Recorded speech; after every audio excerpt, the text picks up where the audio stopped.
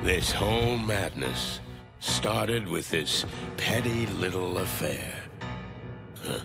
Petty to the one who reads it in the paper. Less petty to the one who's getting shot. Clawville, the city of opportunity, the city of dreams, a bastion of tolerance and equality, a genuine shithole. You know, truth is a weird dame. No matter how loyal you are to her, she'll cheat on you in the end. The question is, are you gonna stay by her side? And if you do, what price are you willing to pay?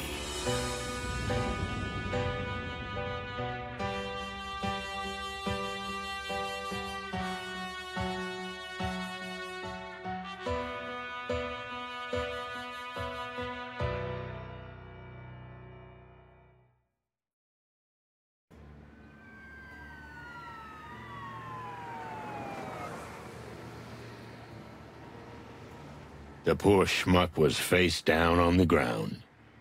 Insects may breathe through holes, but this guy had way more than he needed. Probably escaped from the hive. Was he being chased, or just happened to be in the wrong neighborhood? Who knows? I'm a detective. Those are the questions I should be answering. But I knew there would be no answers in this case. In fact, there would be no case either, simply because the victim was what he was. A fly. Really? Thank goodness you can see in the dark, old owl. Where would we be without you? By the way, what are you doing here? You don't work for us anymore. This is the third time you called me back from my little hole, boys. You must be desperate. May the great wild ones protect us if we've sunk this low. Woohoo! Very funny. So, you want some facts? Sure. Let's get started. His name was Novak, according to his papers. But almost certainly an alias. Pretty likely. Just another fugitive from the hive, huh? Who knows? All right. I'll snoop around a little. Then we'll talk. I can't wait. And no drinking on duty, okay? On duty? Ha! I'm not a cop nor a doctor anymore. If you need me, make peace with how I work. Oh, feathery heavens, Doc. Relax. I can see you're having a bad night. Bad? Why, is there another kind? Clucking furry hell. I don't need this. So, a few sketchy facts about the victim are never enough. I had to snoop around, see if I could find anything useful. Even if I knew there would be no file on the poor bastard, it just seemed like the right thing to do. The car crashed into the post. That was not the cause of death, but it probably helped to make it quicker, and more dramatic, too.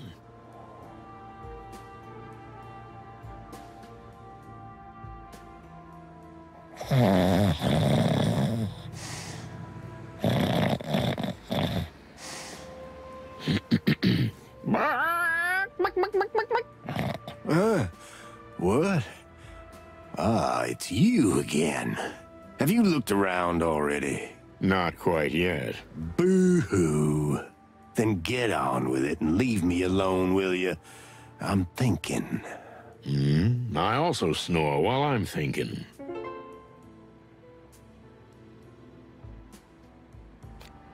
What's up with you nowadays, old owl? Nothing much. I just exist. Alone. Alone? Well, what about dear Nurse Ursula? She moved on. She's with the Furies now, if you must know. The Furies? You mean the, The hooker gang. That's the one. Oh, Cluck. I'm sorry for your loss. Yeah, sonny boy. Life's a jerk. And being an even bigger jerk can help a lot, huh?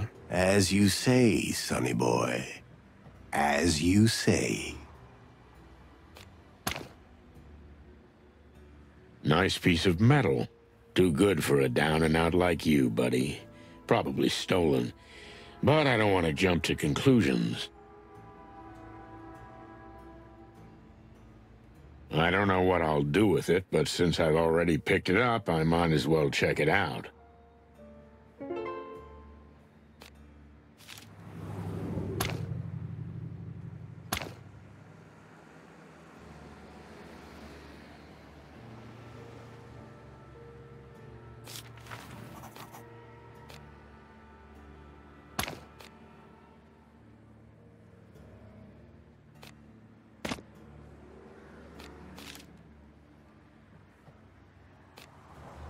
The alleged Novak.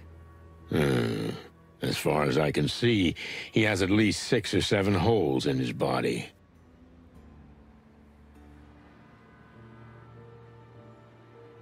.9mm cartridge cases. They can come from either a machine gun or a pistol.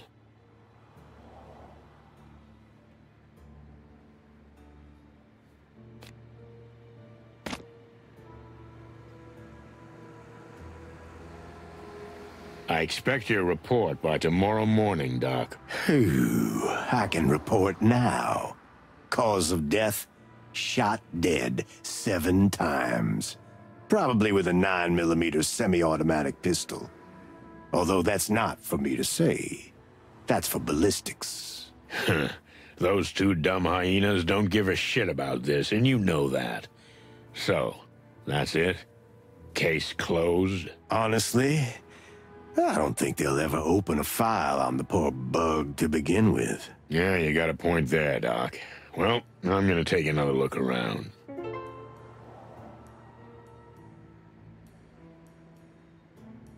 So, what next? When you're done here, I'm going home. They'll let me know if they need a proper autopsy. It's a clucking circus. All the world's a circus. And all the men and women merely clowns. But we have to give the impression that we're on the case. Maybe I'll talk to the boss about it. Ooh, the hell you will. Yeah, you're probably right.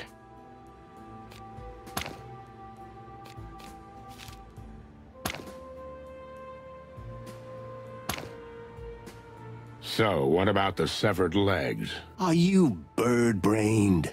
Stop waving that thing around. You're a coroner. You're used to this sort of thing, aren't you? Everything has its time and place, boy. Can you tell me anything useful about it or not? The arms were carefully and individually plucked out. But only after death. Ugh. You think so? I'm sure of it. No sign of a struggle. Even his suit was barely wrinkled. Tearing off an insect's limbs isn't so easy. He would have struggled if he was still alive. You could have been a detective, Doc. Not a good one, but a detective. Thanks. I got enough misery of my own. Well, I guess I won't see you at the station. That's right. You won't. I'm only going there if they take me in handcuffs. I can help with that. Phew, I'm scared. So, that's our cue? Adieu, Mr. Novak. Or whatever your name is. I didn't know you spoke insect. Just a few words. I had a ladybug girlfriend before the HIVE closed. I don't want to know about that. Oh, but it's such a juicy story. There's a lot of bang and some kiss in it. Enough, okay? Okay.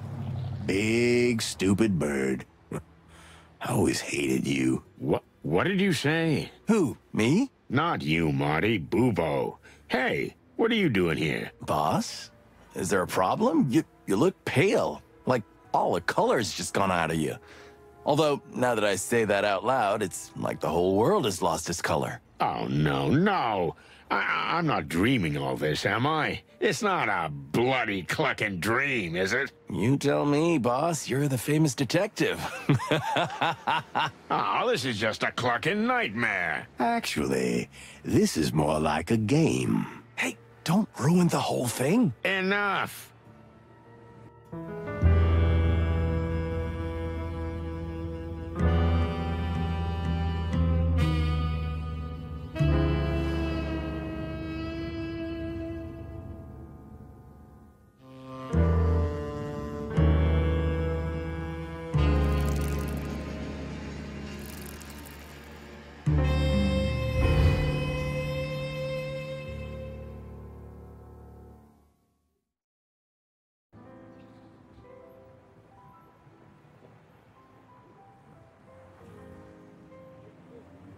That old case with Bubo. And then Marty showing up. What the hell was that supposed to mean? Yeah, relax, old bird. You were dreaming. But she's not a dream. Who the heck is she? Oh, cluck. I've got a terrible headache. And even worse, deja vu. Well, I hope she's not hiding a revolver under that pretty little cloak of hers. Because if she is, I won't be able to stop her. Oh, cluck. Is my doorbell broken again? I'm sorry. I had to sneak in unnoticed. So you're the sneaky type, huh? I'll make a note of that. But feel free to sneak back out. I can't do that. Here we go again. I need to make sure you're gonna help me. Lady, listen. I don't even know who you are or what this is about. Promise me. Okay, I promise I'll listen to you. Just calm down. Good. I believe you. Splendid. Now, let's start at the beginning. You know I just installed the new lock on my door. How did you get in? What do you mean, how? The door was wide open. Is that so? Jeez. In that case, of course, make yourself at home. Do you always go through any open door you see? I didn't intend to. Look, ma'am, I can't stress this enough. I don't do private cases. I'm not your average gumshoe detective. Yeah, it's about time I wrote that on the door. You have to understand, no one can help me but you. Only the chicken police. I heard about your last case, and... You can't imagine how many times I've heard this, and I'm getting really tired of it. All I'm asking is that you listen to me, nothing else. After that, if you still feel you're not interested, I'll leave, and you'll never see me again. Well, that's a bargain, but before we start, can I see your face? I don't like talking to dark silhouettes. Oh, of course. Forgive me. And don't worry, I won't bite your head off.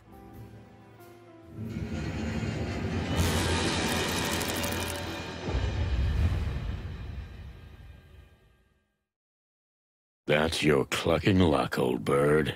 A woman from the darkest depths of the city. From the Hive with love. If we're gonna start, let's start with a kick in the gut, right? Sure, why not? You know it was very dangerous for you to come here. For, you know, someone like you. Because I'm an insect? Yes, I know. So what has brought you all the way from the Hive, Miss, Melandra Mantidea. And yes, I am indeed from the Hive. I see that doesn't surprise you. Let's just say we don't really see your people outside the Hive these days, sweetheart. You have no idea what it's like to live there. I've been to the Hive more than once. Although I admit the last time wasn't yesterday. Things are getting worse every day. But that's not why I'm here. I guessed as much. Well, I'm going to get to the point. My husband is missing. Oh, yeah, I know that one. No offense, but have you looked at the local bars and joints? You know, most of the time... No, you don't understand. He's... dead. You mean he's missing and declared dead? No, he was already dead when he disappeared. I'm afraid I'm losing the thread, and I haven't even picked it up yet. It must be my age. So, how was this again? You might want to sit down for this. Listen, sweetheart, let's not drag this out, because the curiosity is killing me. And my lower back, too.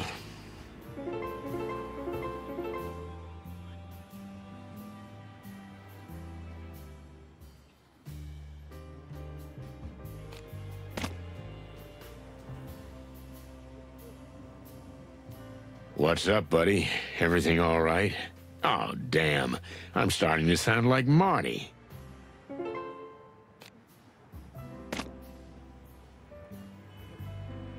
Why in the middle of the night, sweetheart? Don't you think it's a little, unsafe? Unsafe? Believe me, Mr. Featherland, as it is now, if anyone sees an insect outside the Hive in broad daylight... Yeah, I guess that's worse. Now you can see how important this is to me. You must be very desperate. So, are you ready? I'd like to dig a little deeper. It's not too painful, most of the time. Go on. That's why I'm here, Mr. Featherland. Melandra dared to come here alone, so she's a strong and upright gal. Breaking her certainly won't be easy, but maybe she'll open up to me if I approach her gently. Break or open. Either way could lead to success, as long as I don't fall flat on my face. Let's start at the beginning. With your husband. Milo Masterson. Yeah. Wait a minute. Masterson?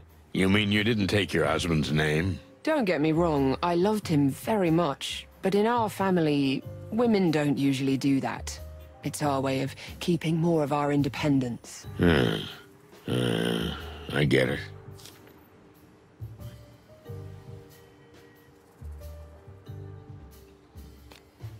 When exactly did your husband die? A week and a half ago.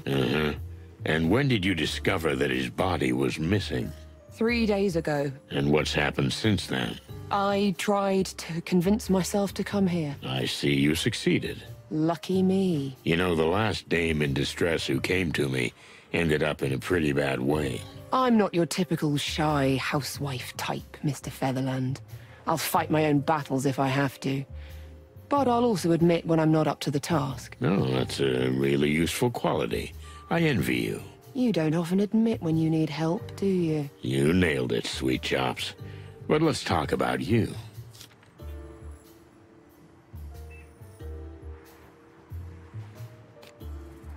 Can you tell me what your husband died of? Poisoning.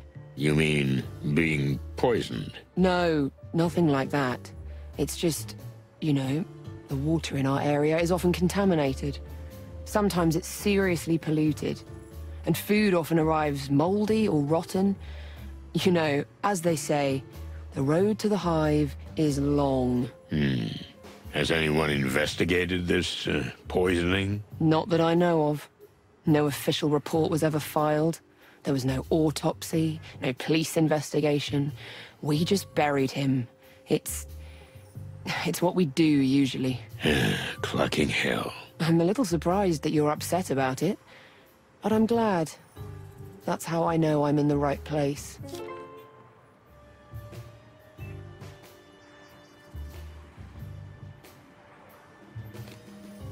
Can you tell me what a typical day was like for your husband? He worked in a textile factory.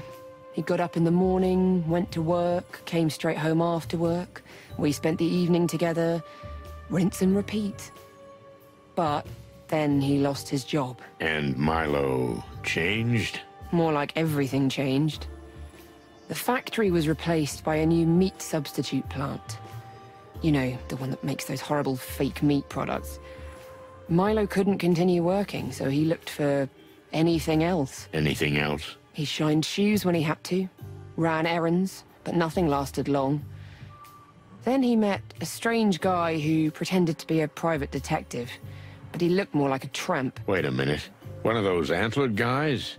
I mean, a stag beetle? You know him? Frank Half-Armed Castellini. Oh, yeah. I know him. He was the only insect in the academy. Then, not long before the Segregation Act, he got bounced from the force. Milo helped him out for a while. All kinds of courier work. But he soon left him. He always said Frankie's a troublemaker. Well, I can back you up on that. Well, wait a minute. Why didn't you go to Frank instead of me? This Frank was a strange, creepy guy. Scattered, dirty, like a bum. I knew Frank a long time ago. He's a strange one, all right. But he's an exceptional detective. I'm sure he is, Mr. Featherland, but I still wasn't happy about Milo hanging around him. Afraid he'd be dragged into some murky business? I was almost sure of it. I felt it in my antennae. I often sense things like that. Is that why you came to me? You want me to look into Frank? I want you to find out what happened to my husband's body. That's all I want. Nothing more, nothing less.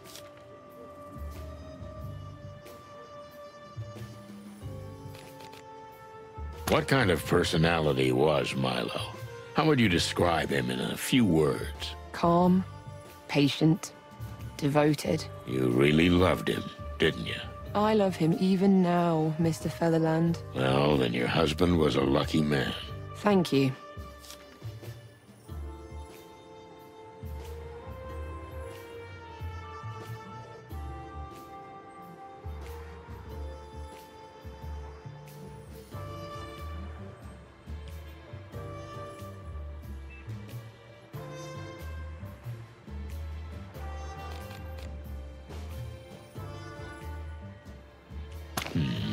Did he tell you exactly what he did for Frank? Never in detail, just that he was a kind of errand boy. He got things from A to B. Nothing more unusual than that? One night, he came home really upset. After that, he never went to Frank's again. But he didn't tell me what happened, and I didn't probe. Well, that's a pity. It could easily have had something to do with his disappearance, and maybe even his death.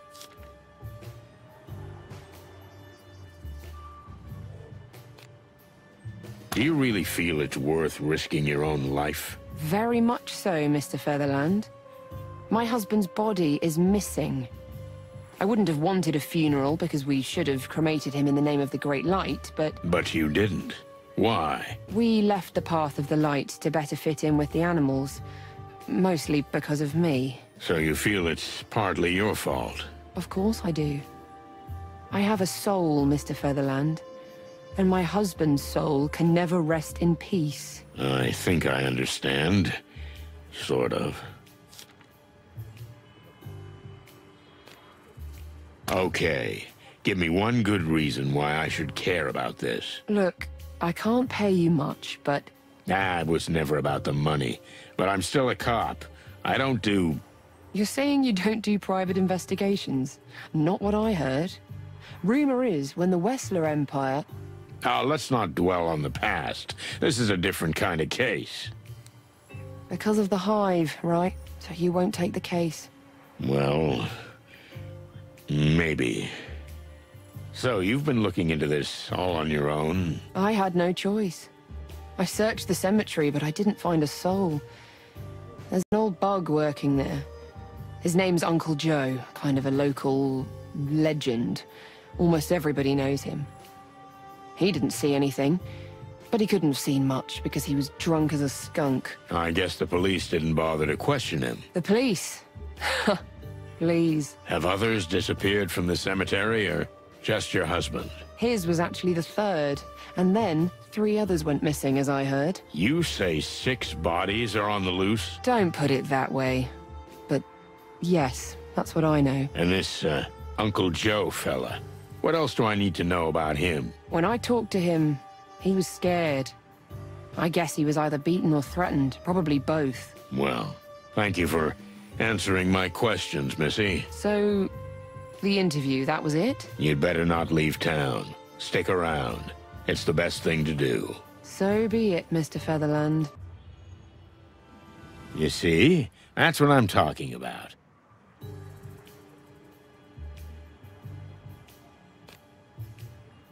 Does this mean you'll take the case? Well, if I don't do it, no one will, right? Not likely. First, I need to talk to Marty, my partner. It seems everything they say about you is true. I hope not. But please don't go anywhere until I get back. I'll look into it, but it'd be extremely dangerous for you to be out there. I don't want to be a burden, Mr. Featherland. It would be a much bigger burden if I had to go out and look for you. Maybe... All right. You're right. Good. Make yourself, comfortable. Clocking hell. What am I doing? The Hive? I swore to myself I'd never go back to that place. Well, that's me in a nutshell. I stood there like a crumbling old statue. Meanwhile, my doom crept in through the crack beneath the door, like cigarette smoke.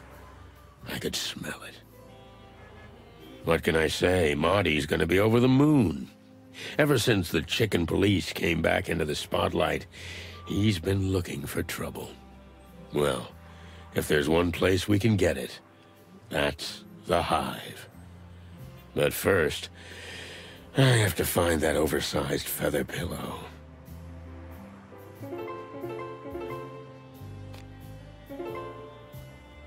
Then, are you about to start now? I need to talk to my partner, but essentially, yes. The clock is already ticking. That's reassuring to hear.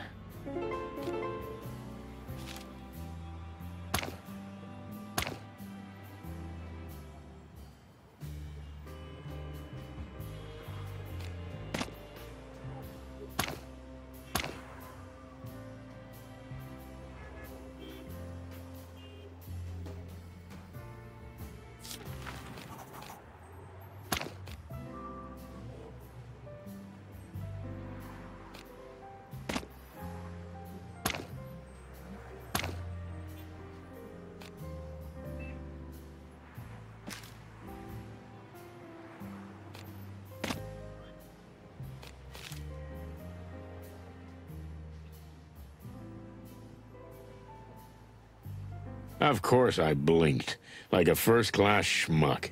Marty, on the other hand, looks like someone from the front page of the Weekly Copper.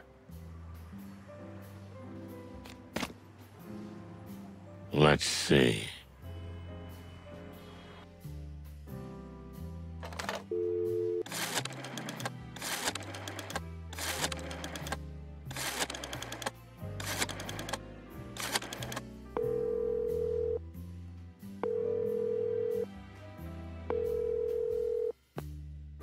Nothing. Strange. Marty always answers the phone, no matter how late I call. Maybe he's at the station.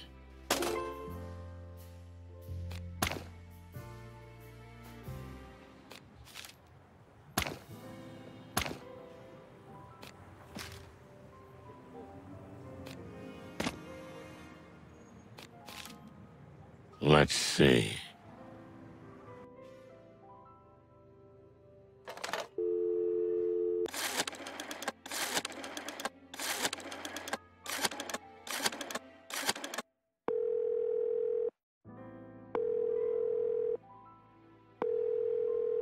Clawville Police Department, how can I help you? Hey, Mon. Is that you, Sonny? What's up, Chief? Is Marty in there? He's left already. Why? Nothing. I'll go look for him at home, I guess. Okay, Boss Bird. But tell me, is everything all right? You sound kind of strange. Oh, come on, Mon. You know it's never all right. Just the usual. Well, take care of yourself, okay? Later, sweetheart. Bye, Sonny.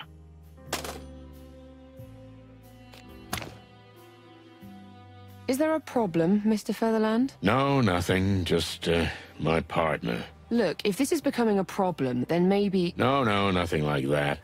I'll have to look for him. I'd probably better go see him at home. I see. Well, then I hope you're successful. Yeah, me too. I was ready for the big journey around the wilderness. But a mysterious woman in a hood came to ruin everything. Sound familiar? And she came straight from the Hive, fellas, with a case that looked like straight suicide. Did I take it? Clock, yes, because that's me. The perfect schmuck.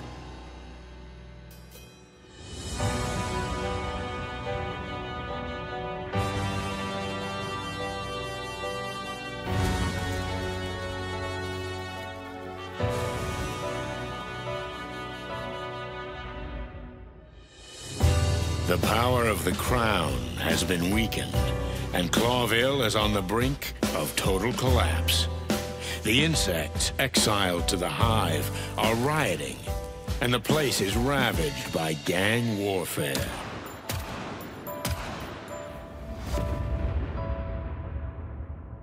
The city has always crawled with crime and filth, but now it's worse than ever. And what do? I jump right in. Now all I had to do was get Marty, my partner, to back me up. But he strangely refused to pick up the phone.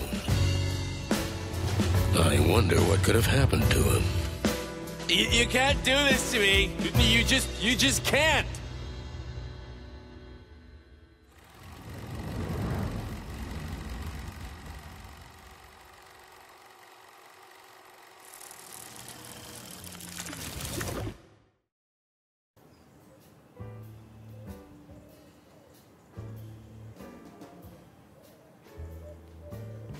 What the fluffy, feathery, scaly clucking hell's going on here?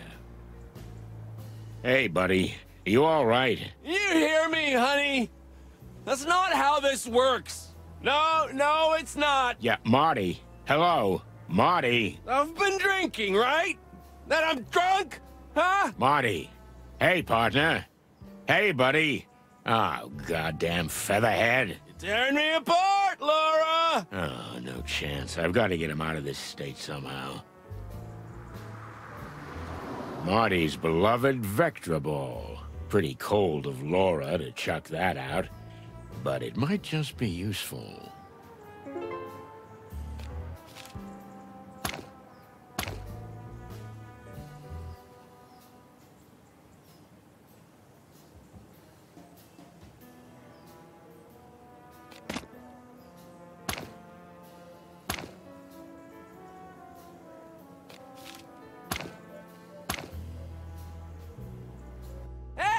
You can hear me! Everyone is listening to us! Don't you care?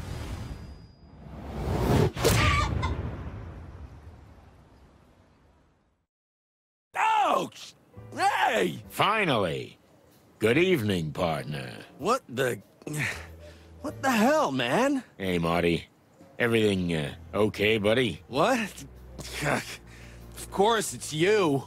Who else would it be? Are you, by any chance, a little tipsy, Marty? You just don't cluck at me about drinking here, okay? I didn't say anything. Well, don't. Because... Listen, Marty. All this stuff here. Yeah, Laura didn't, she didn't throw you out, did she? What? Me? Ha! I can't be thrown out. I'm Marty Clucking McChicken. Do you hear me, honey? I can't be thrown out. Take it easy, Marty. Actually, I threw her out. Yeah? Yeah, sure. Let's get your stuff and get out of here, okay? Okay, Boss Bird, but promise us we're gonna do something stupid. Huh, that I'm sure of. Wait a minute. Just one tiny minute? Yeah, Marty, no. Laura! Come on! Laura! Ah, for cluck's sake. Look, I got something in the car that'll help you. Here it is, my beloved flask. Contains a killer cocktail handed down to me by good old Dr. Bubo.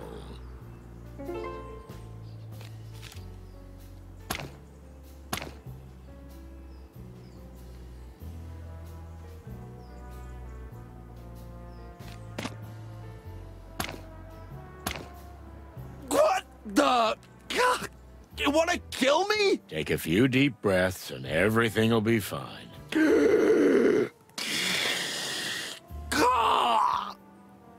Crazy clucking son of a chicken. Well... Better? Yes. Lucky you. Well, there you go. But never again. Agreed. Shall we go? Yeah, I guess. Oh, and if you puke in my car, I'll pluck you and cook you alive. Yeah, let's just get out of here. That's my boy.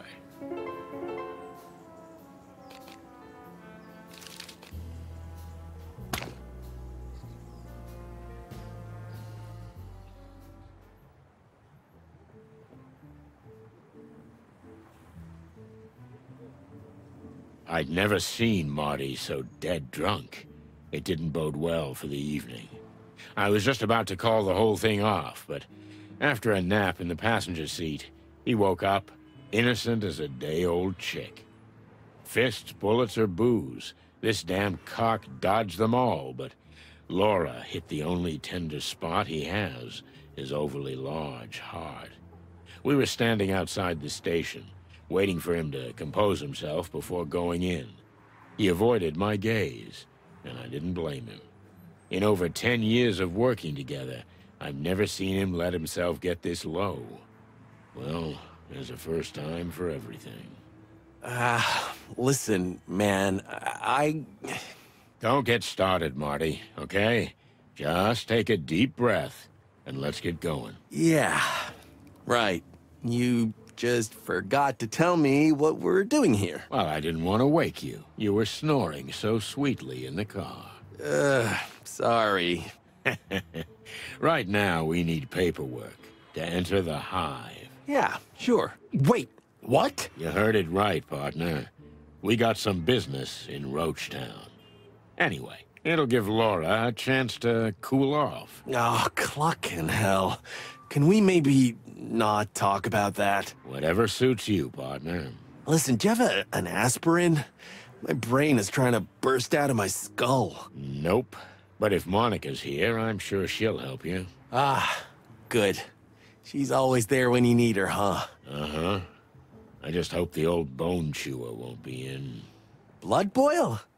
You know the dog that barks doesn't bite. Yeah, right. Just sends you on unpaid leave.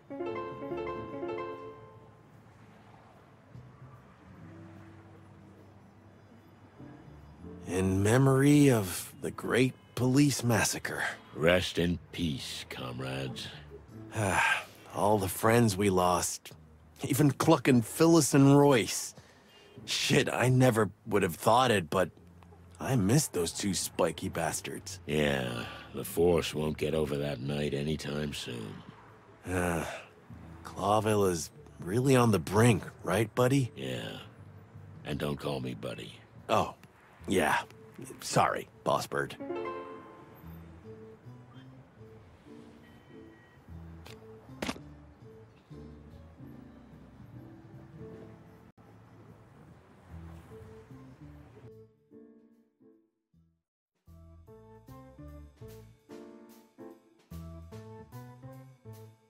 Well, well. If it isn't the chicken police in the flesh. The hens that lay the golden eggs, huh? Moses, Plato. Evening, gentlemen. Now get lost. Marty's having a rough night. Everything all right, Marty, my boy? You look like you've been swimming in the Times. Or are you just juiced up? Aw, are you mewling at me, tiny tiger? I'm sorry, it's hard to hear you from up here. Tiny what? What did you say? Please, don't do this, Plato. We're so much better than that.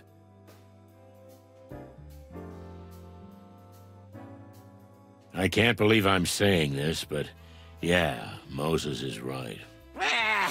Okay. Whatever. Moses, Plato, the later the better. Indeed. Sorry to bother you guys, but have you seen Monica? Uh-huh. And can you tell us where we can find her? Oh, of course. You just have to ask. She went down to the shooting range. The shooting range? Monica? Are we talking about the same person? To be honest, I was surprised too. Strange. Quite. Yeah, thanks anyway, guys. Have a nice standing around and doing nothing. While we're on the subject, why are you here this time of night? That's, classified. Oh, classified. Correct. Inspector Bloodboil has asked us not to tell anyone anything. Wow, must be important if you got the third and fourth best detectives in town on the case. What did you say? Just the truth, cutie kitten. Hold me down, Moses, or I swear. Damn it, Marty, stop pulling his tail. Look at him. His head's gonna explode. But he's so cute when he's angry. I mean, look at his fur standing on end. Calm down, Plato. We've got work to do. We have real business to do. Yeah, you're right, Moses. They're not worth it. No, we're not. So long, boys. Meow.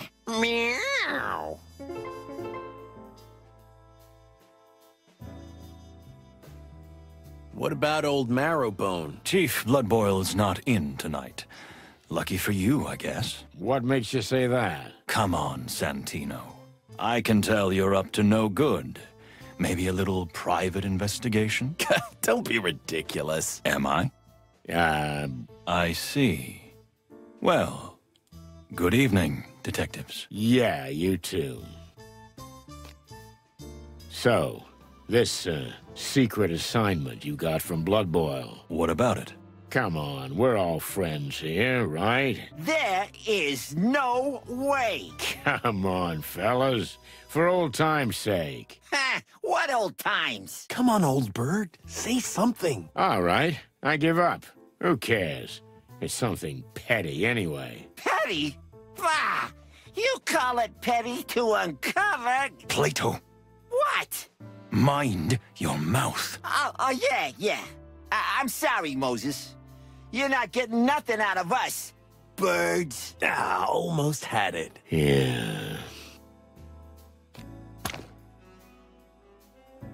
Who's that guy?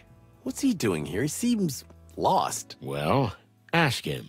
No clucking way. Just look at him. Well, maybe he's looking for you. An old friend of yours. A classmate from the Moron Academy. Ha!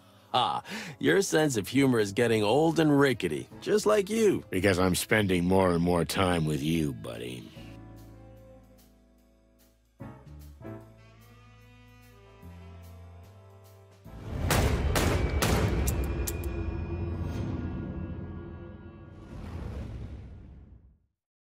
Monica Rosen.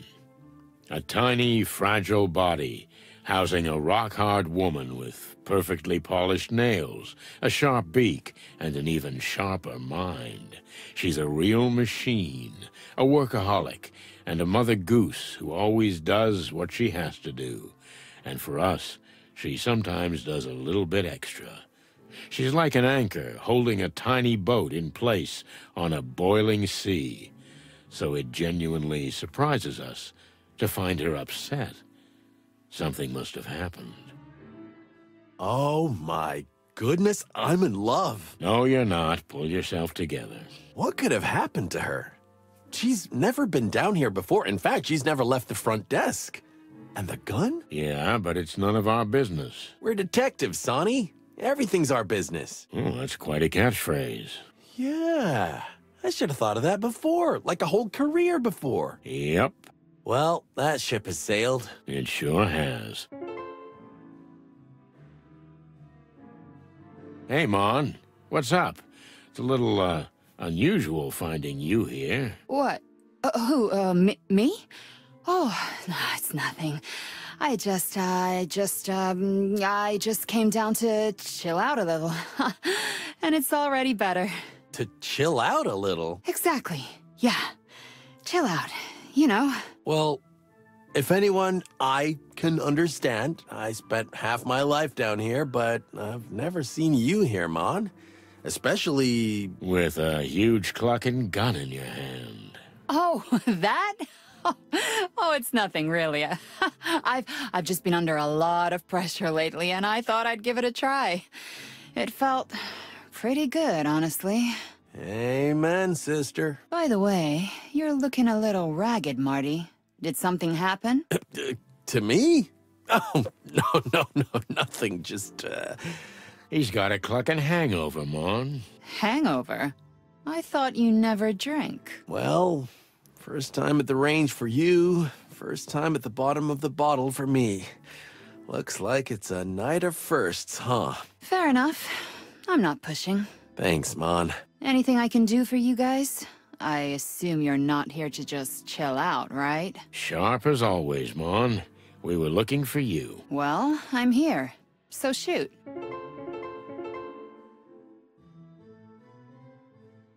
So what's up? What are you doing here at this hour? We could use your help, sweetheart. I'm at your service, boys. Ask away. Hey, Mon. Listen to this. Sonny is going on a trip around the globe. Oh, really? That's nice. Huh? He never told you? But I thought you two were pretty close. Yeah, me too.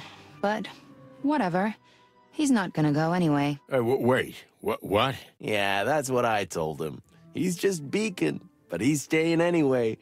He and Clawville are in a long and bad marriage. Exactly. Hey. I'm standing right here, okay? Yeah, okay. Oh, hello, Sonny. How are you? Do you happen to have an aspirin? Marty's pretty useless right now. Yeah, I've got a jazz band in my skull. I think a trumpet solo is playing right now. I have some in the medical kit at my desk. Come by whenever. Oh, thanks, Mon. So, we need the papers to enter Roachtown, Mon. Furry heavens, Boss Bird. I knew this day would come, but so soon? What day would come? The day you finally get yourself killed. But why do you have to drag poor Marty into it? He's still so... well, he's not so young anymore, but he's still full of hope. Thanks, I guess. Sweetheart, we just have a case there, that's all. We can't do it from the outside. Why don't you ask that bug friend of yours, Frank? He's helped you out more than once, hasn't he? I think part of this is about him. He might have gotten himself into trouble. Again. And you think you're the ones the poor residents of the Hive need? This is important, Mon. I mean, this time, it really is. Mon? Wild heavens. Okay. But you owe me one. Again. You're an angel. Oh yeah, I am. I'll add it to the list. How does it work? I'll give you the permit at the front desk. But you'll need another detective to sign it as a witness, because you can't count on the boss's support. No problem. I got Marty. No. You're partners, so I need someone from the station who's not Marty, but equal in rank to you. Oh, okay. Maybe Boscarelli, the shaggy bone chewer. He had a tough case in the Calavera Hills. Some serious cat fight. You know he's got cat allergies, so he's on forced rest. Well then, There is no one left but... Moses. And Plato. You're like 2 eggs, boys, you know that? But, yeah, you're right. They're the only ones you can count on right now. Chicken shit. Thanks anyway, sweetheart. Yeah, no worries.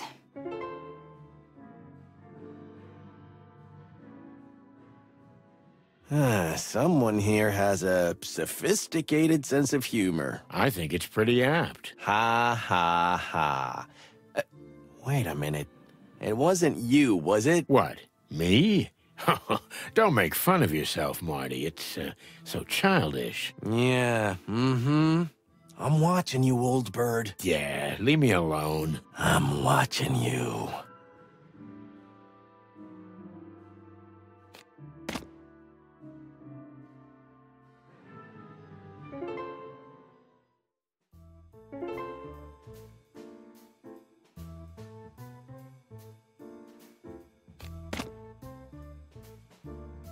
Hey, fellas. Glad you're still here. Well, well. I never heard that from you before, Santino. Make a note, because it won't happen again. What can we do for you, chickens? Oh, it's, just a little favor.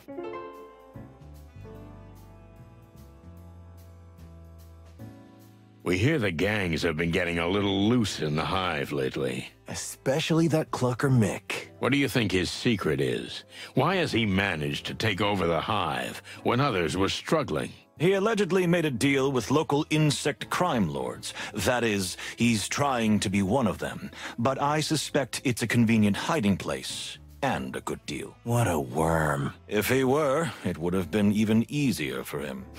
Good one. I wasn't joking, Martin. So, he plays the enemy of my enemy as my friend game, huh? Ooh, indeed.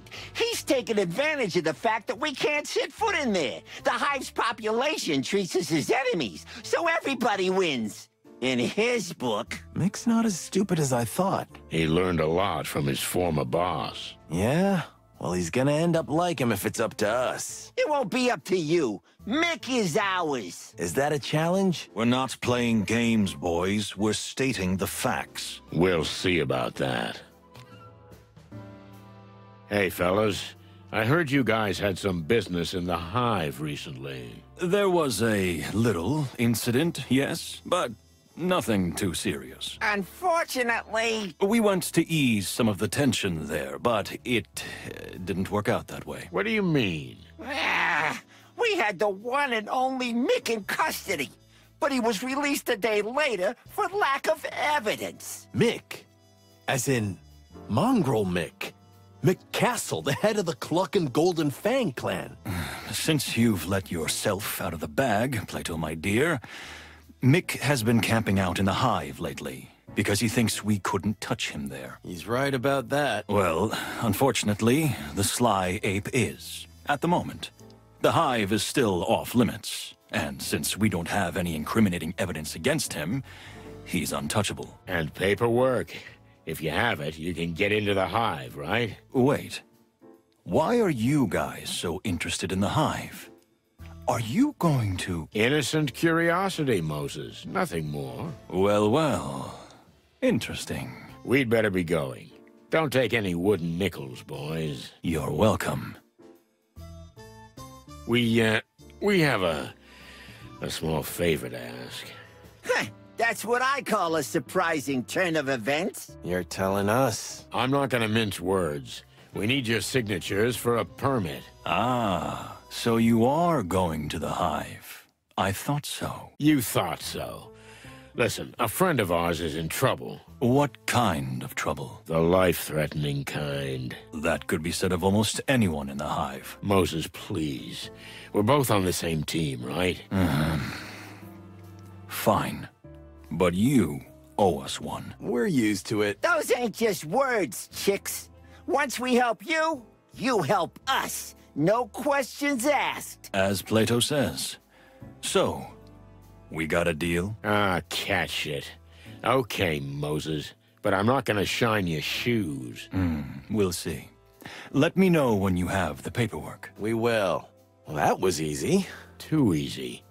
We'll regret this, believe me. They're gonna ask for something humiliating, right? Well, those two are competitive. They're not unprofessional. But they could put us in danger. Beyond what we already face. Exactly. Well, what's new? Our lives are a constant, needless, risk-taking roller coaster for which we get nothing but a series of scars and nightmares. Right.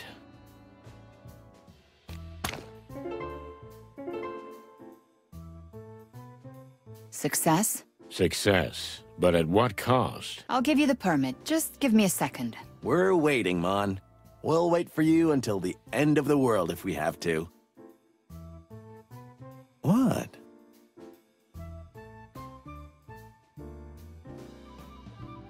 My head's still splitting. Just take this. Thanks, Mon. You'll be all right in a minute, you big chicken. Yeah, I hope so. Because right now, I've got a feeling this is gonna be my last night. Hey, no cryptic prophecies, Marty. You're proved right too many times. Yeah, okay. What about old Marrowbone? Blood boil? Oh, he's been busy lately. The king is determined to end the gang wars, and Blood Boil is his trump card. You mean his lapdog? Anyway, it's about clucking time we put this place in order. You're not the only one who thinks that.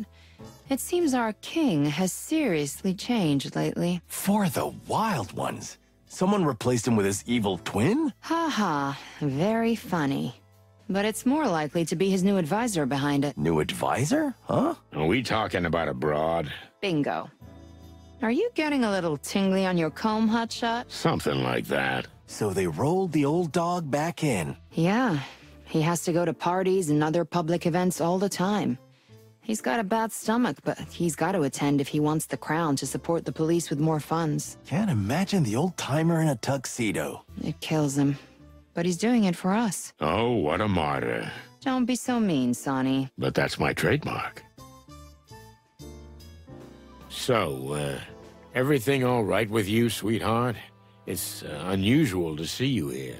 Sonny, guys, it's okay.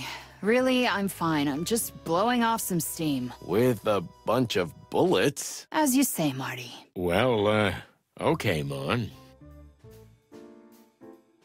What have you heard about the Hive, Mon? I don't know much more than anyone else, Boss Bird. But there's big trouble in there. You mean the riots? Mostly, but not just that. After he brought the Westler Empire down, smaller gangs have targeted the place. And if I'm not wrong, Mick's mob has already settled in there. Yeah, we heard about that. The Golden Fang Clan. You think they're more dangerous than their silly name? It's hard to say yet. But Roachtown ain't our jurisdiction. You got it. The Hive remains off-limits, and Blood Boil is adamant. Actually, that's part of why we're here, Mon. The Hive? Oh, you're not... Yes, my dear, we're going into the Hive. And we need your help. Here, just get Moses and Plato to sign it, and you're done. We can jive with this anywhere in the Hive, Jive in the Hive. It's just a piece of paper, Marty.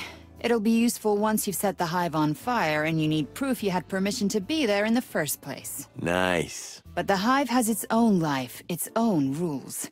Its residents won't be impressed that you have a piece of paper issued by the Clawville PD. In fact, I wouldn't wave it in public if I were you.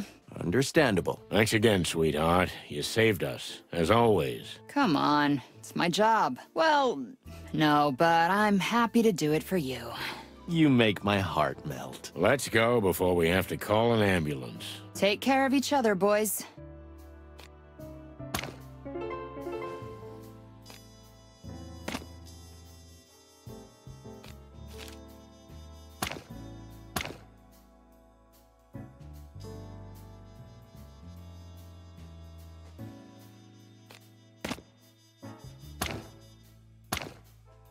Here you go, fellas.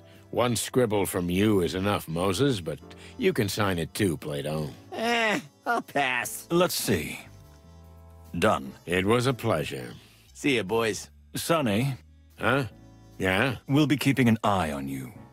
And don't forget, you're in our debt. Yeah, okay. Anything else? Nothing. Right now. Well, bye, fellas. Okay, so what exactly are we talking about? I get that we're snooping around the Hive, but what about Frank? And where does Mick come into it? Just relax. We'll go up to my place and I'll show you. That's what she said. Stop clucking around. This is big. You're about to see how big. That's what she said. Never mind. Ah, moron. Okay, but all joking aside, I'm getting tired of being the last to know what case we're working on. Well, someone's got to be last, right? Don't be a jerk, Sonny. All right. But you know, an hour ago, you weren't in any state for details. I know, but are you gonna keep bringing that up? I hope that was a rhetorical question. Kinda. Okay. Speaking of things left unsaid, what's the deal with Laura? She dumped you because you got drunk? And you got drunk because she dumped you? You know what, Sonny? You're totally right. Let's just keep our little secrets to ourselves. Suits me. Sometimes I feel like I have a boil in my brain named Sonny, bursting with macho pride, smothered emotions, and dangerous secrets. Because you read too much chicken shit. Yeah, right.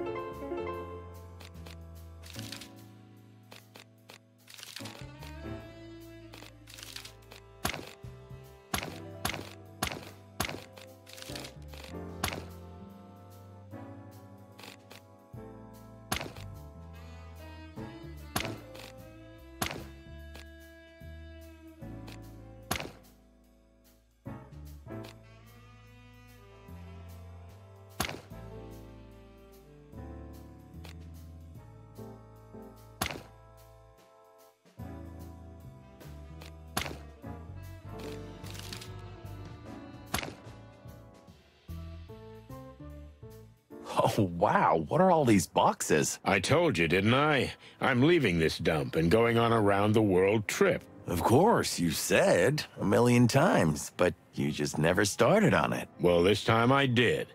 About a week ago, I think. You've come this far in a week? Man, I can see you're really determined. Good work takes time, okay? I've got a lot of stuff to pack. Who knows when I'll be back? Maybe never. Until then, Lewis is renting the place out. Oh yeah, what's the deal with the good old carrot shredder? Well, he's doing pretty well since he breathed life back into the hotel. He started renting out apartments to some pretty shady characters, but still, it's a start. Shady characters? Like you? Maybe even worse. Oh my. So it's not just him and me living here anymore. That's great. You can finally socialize a bit, which you love so much. Ha ha, very funny. I guess that's one of the reasons I had to leave. Can't stand change, huh? No wonder, at your age. Ha ha again. Anyway, now that Laura's kicked you out, I'm sure Lewis will be happy to give you a room. Or a closet. Just don't be too close to me. Oh, sour rusty cock. I didn't even hear that. Yeah, because your hearing is already gone, old parrot. What? Oh, Marty. Okay, I'm done. But didn't you say there was someone here you could introduce me to? Oh, Cluck, I almost forgot. But she's gone. Aw, man, you must have been hallucinating. Must be one of those old age things. Shut the Cluck up.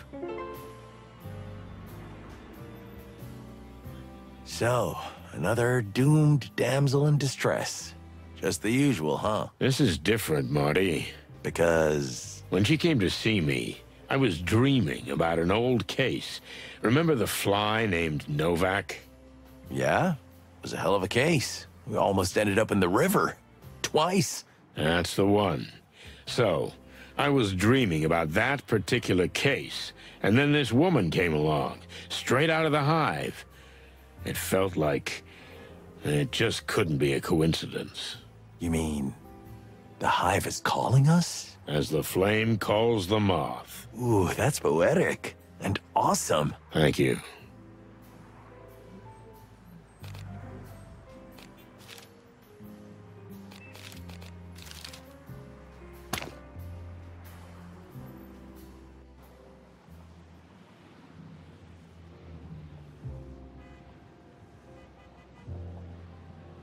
Here we are. Formerly known as Hop Dog, now called Zip's Cafe. Everything changes, huh? Zip, an ex-con raccoon, runs the place. It's become something of a hangout for us. The last garrison between Clawville and the Hive, and maybe the last refuge of sanity. But more importantly, your last chance to get a good cup of joe. It's been a long time since we spoke to Zip. We haven't even visited the place since its reopening. Here's our chance to see what's changed. Zip will know what's going on around here. Time to say hello to the old trash panda. I heard that Zip renovated the place, but I didn't expect this. Like an amusement park, huh? I like it, but how did he afford this? I don't know, and I don't care. Do you think he knows what's going on in his neighborhood? This is the only place that serves animals and insects alike, Marty. The few bugs that still dare to leave the hive will surely swarm here. And where you can get a cup of coffee, you'll talk, too. Maybe. But the question is, will Zip talk with us? With us? Why not? We're loved by everyone.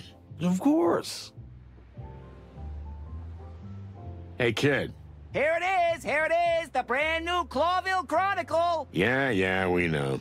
Tell me, do you stand here often? I stand in a lot of places, sir. The news has to go everywhere. Here's the Clawville Chronicle! Feathers, stop yelling, kid. Listen to me. Yes, sir. Excuse me, sir. Do you also take a newspaper to the hive? No, sir. I mean, not since the last time, sir. Last time? The last time I took a paper to the hive, sir, an ugly fella made me eat it. All of it. It was quite a lot, and hot off the press. Made you eat it? What ugly fellow? An ugly monkey, sir. I don't know what kind, but it was a monkey for sure. I should know. I'm always being taken for a monkey. Well, I'm not.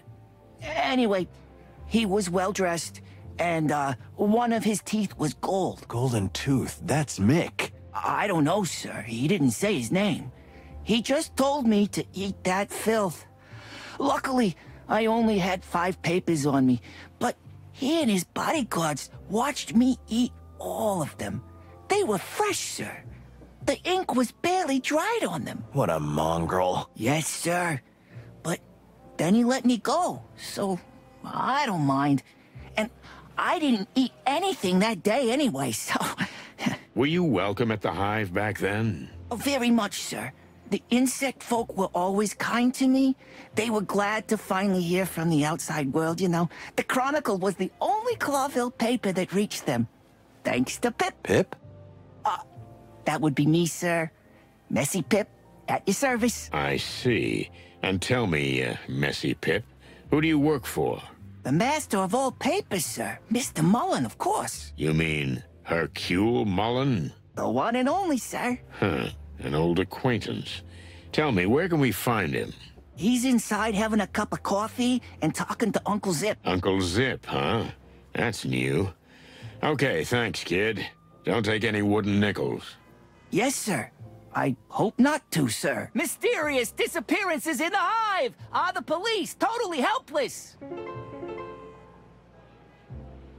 Hey, Pip, tell me, are you cold? Cold, sir? You look a little underdressed for this time of year. I'm not cold, sir. All that shouting keeps me warm enough. Well, I guess. And Mr. Mullen always brings me a hot chocolate from the cafe. Oh, that's, nice of him. Indeed it is, sir. Here's the latest Chronicle. Don't leave it out. Hey, what have we here? Moses and Plato, the last train to Clawville? What? Looks like Meredith isn't writing novels about us anymore. Well, thanks to the wild ones.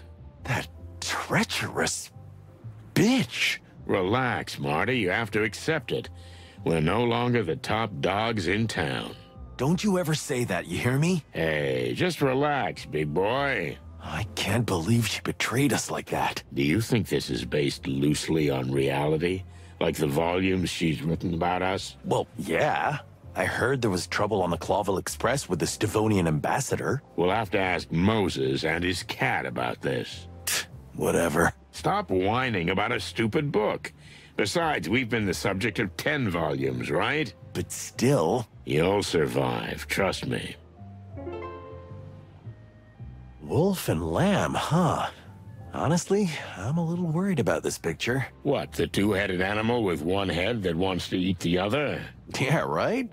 The new Unity Church. Crazy cannibal cultists. Don't rejoice in advance. They're probably just deluded fools making their last stand. You're no fun at all, Boss Bird. Yeah, I know.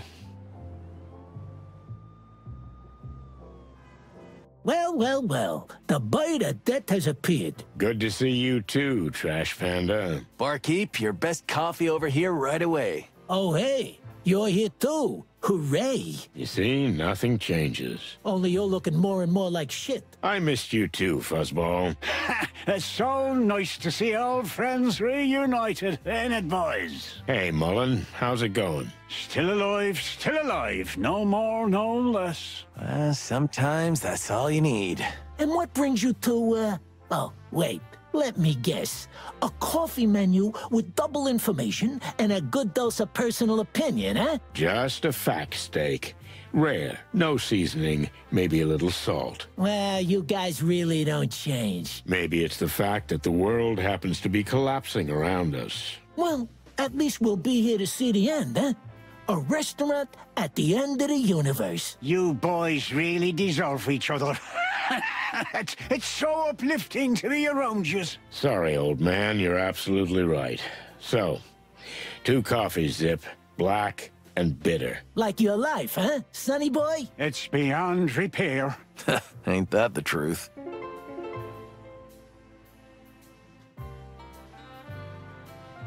So, what's this new church thing? You live in a cave or what, Sonny? Kinda. It's the new Unity Church, a fairly new organization led by a holy woman. Holy woman, huh? I know. There are plenty of crazy cults these days, but these ones seem to be different. For real. They collect a lot of money for the poor, free food, shelter for the homeless and the like. I still don't like. Maybe you should go to their mass sometimes, old cock. It would certainly do your manners good. I second that. Ugh.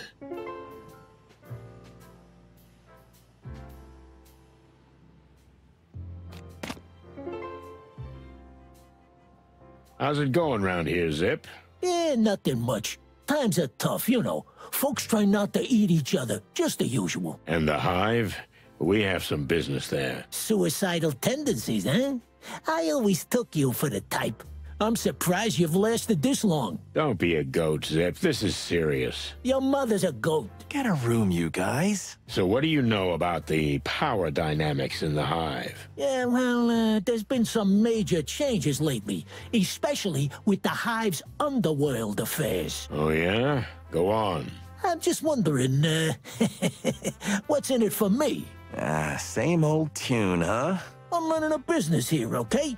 And in a miserable place like this, a simple favor is worth more than a bar of gold. And you already know what you want, don't you? You always saw right through me, Sonny. It's like we're brothers. Feathery gods, please don't say that. So? It's about my tail. Someone stole it. What? Cluck in hell. We need a coffee for this. Or two. Here they come. Is Frank still a regular here? Funny you ask. Frank comes by every day, no exceptions. But I haven't seen him today. Quite a coincidence. We suspect he knows something about what we're investigating. And I thought you were asking out of the goodness of your heart. We just don't want you to lose a regular customer. Yeah, neither would I, especially since he's got a hefty tab. Well, we'll do something about it. Thanks for the info, Zip. Yeah, whatever. Tell me, are you still doing shady business? What, me? I'm different now, Sonny. I'm not the same raccoon I used to be. I'm an ex-con raccoon. Yeah, I'll believe it when I see it, trash lurker. Look around, old bird. This is the new me, shiny and all. Yeah, sure. We'll see. So, new place, new Zip, huh? You know, buddy, there was something that opened my eyes. Or a someone, to be more precise. A someone, huh? A lady, someone, maybe?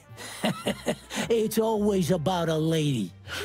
Tell me about it. So, you got your head messed up? More like my heart, but it's gone now. Still, it helped me realize the past is past. We must move on. I had you thinking, huh? I was just thinking about what kind of coffee to have. I'm wasting my breath here, ain't I? Yep. Did you become a member of this cult? I wouldn't say that. I'm nobody's sheep, you know. But I see what they do in the Hive, and honestly, I like it. And what do you see? Simple things, really. Handing out food, clothing, and shelter, stuff like that. While the city and the crown turn away from the Hive, the church are there, right in the thick of it. Are you getting sentimental? Try it sometime, Sonny. It could do you wonders. No, thanks. I'm fine. And what do you think is the purpose of the organization? What's the purpose? Well, everyone has a motivator. What drives them? They just want to help, Sonny. There isn't a secret conspiracy behind everything. Don't be so paranoid. Sadly, if there's one thing I learned in Clawville, Zip, it's that no one acts out of pure kindness. Except me. Except Marty. But anyway, it's the ugly truth, like it or not. I feel sorry for you, pal. A little faith, huh? That's what you need. Not even a religious kind, but any kind. Believe in Marty, for example. That's good. Believe in me, Boss Bird. Or find something or someone you can believe in. Yeah, that would be nice, Zip. That would be nice. Where'd you get the new name for the place? You mean Zip's Cafe? Is it that hard to figure it out? I mean, what was wrong with the old one? You know, Sonny, I took this place over as Hop Dog. But as long as it had that name, it never felt my own. Now it's all yours. It may seem funny, but it meant a lot to me. It helped me change. You know what? I'm happy for you. I really am. In fact, I almost envy you. You should do the same too, rusty old cock. A nice little change. As a matter of fact, I'm going on a round-the-world trip soon. Here we go again. Somehow, I can't picture you in a straw hat. But you know what? I'm rooting for you. You see, Marty? Somebody believes in me. That's not what I said. And the slogan, we serve everyone. What exactly do you mean? I mean, really, we serve anyone. So, even insects. Well done, detective. Of course, I can't write "we serve insects" because some crazy anti-bug activist will burn the place down. But anyone who needs gets the point. Very clever. And commendable. And brave. Or naive. Thanks. Not you, Sonny. So, somebody stole your tail? Really? It's a tough world out here, Sonny. Uh-huh. What did you do this time? I think I got into a fight with the worst kind of gangster. Mongrel Mick? The head of the Golden Fang clan? No other, my feathery friend. So you managed to get in a beef with him, of all people? Yep. And my only tail took the hit. I hear he's been wearing it as a tie sometimes. I don't know if it's true, but it makes me sick.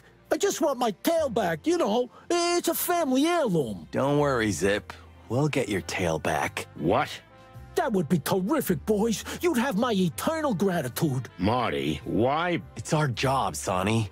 We investigate, search, and protect. Nobody ever said that. I'm saying it now. Just bring it back to me, and I'll tell you all about the gang's undercover business.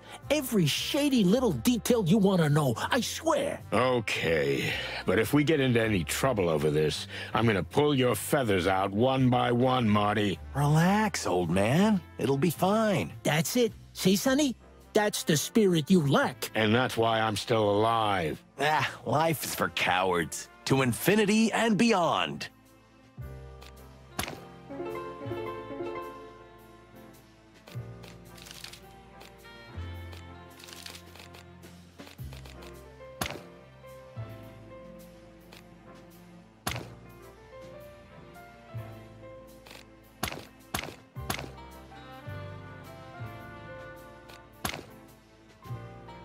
Hey, Uncle Mullen, how you doing?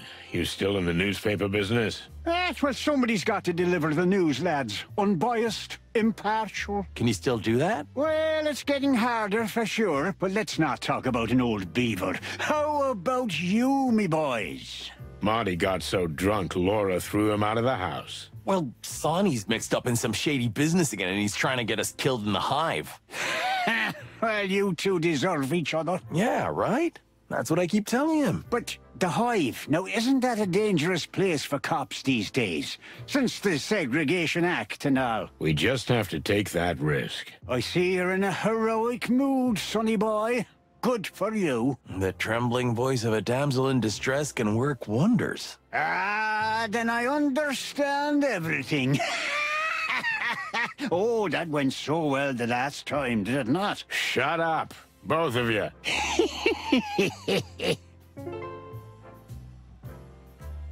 So, you and the missus have had a little spat, eh, Martin? Nothing. Just a minor family squabble. You still got a place to stay?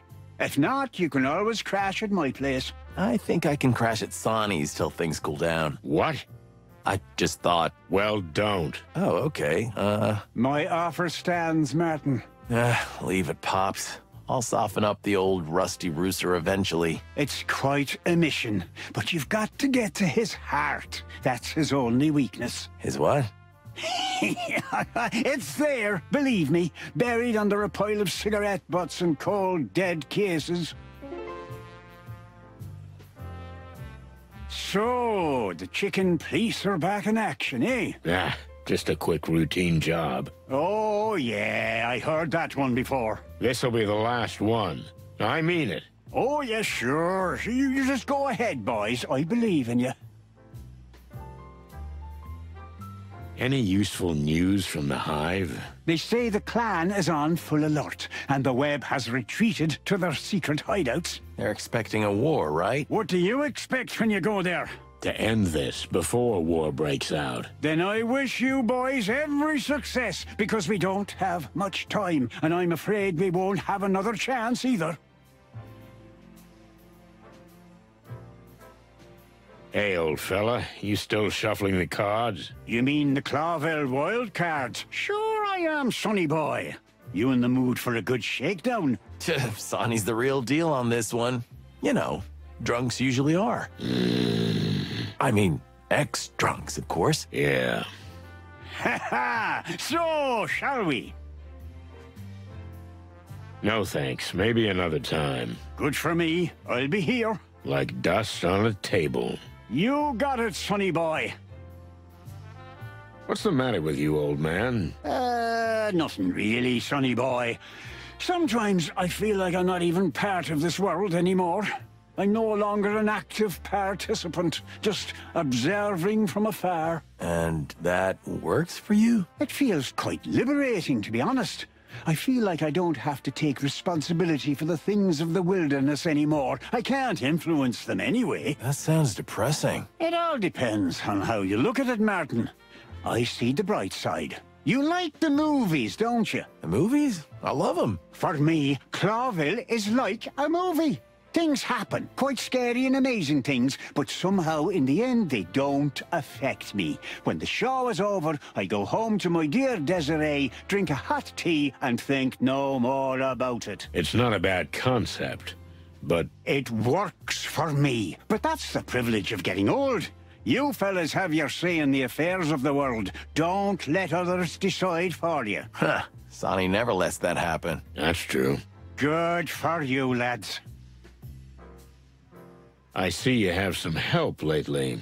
Ah, you mean Pip. Yes, he's the son of a close friend of mine who I'm, how shall I say, helping out a bit. That's nice of you. But don't you think it's a bit of a rough job at his age? That's what I told him too. But the kid's adamant. If he gets a grip on something, he won't let go. With the trauma he's been through, no wonder he wants to distract himself with something. Trauma? His mother died about a year ago of grass-moor fever. His father followed just a few months later. He asked me to take care of the kid and not let him end up in an orphanage. And here I am with another kid. Who'd have thought I'd be a father again?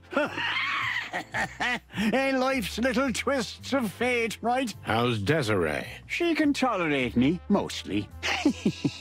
And as you know, Sonny, this Pip boy, no matter how strange the poor thing is, has breathed new life into her.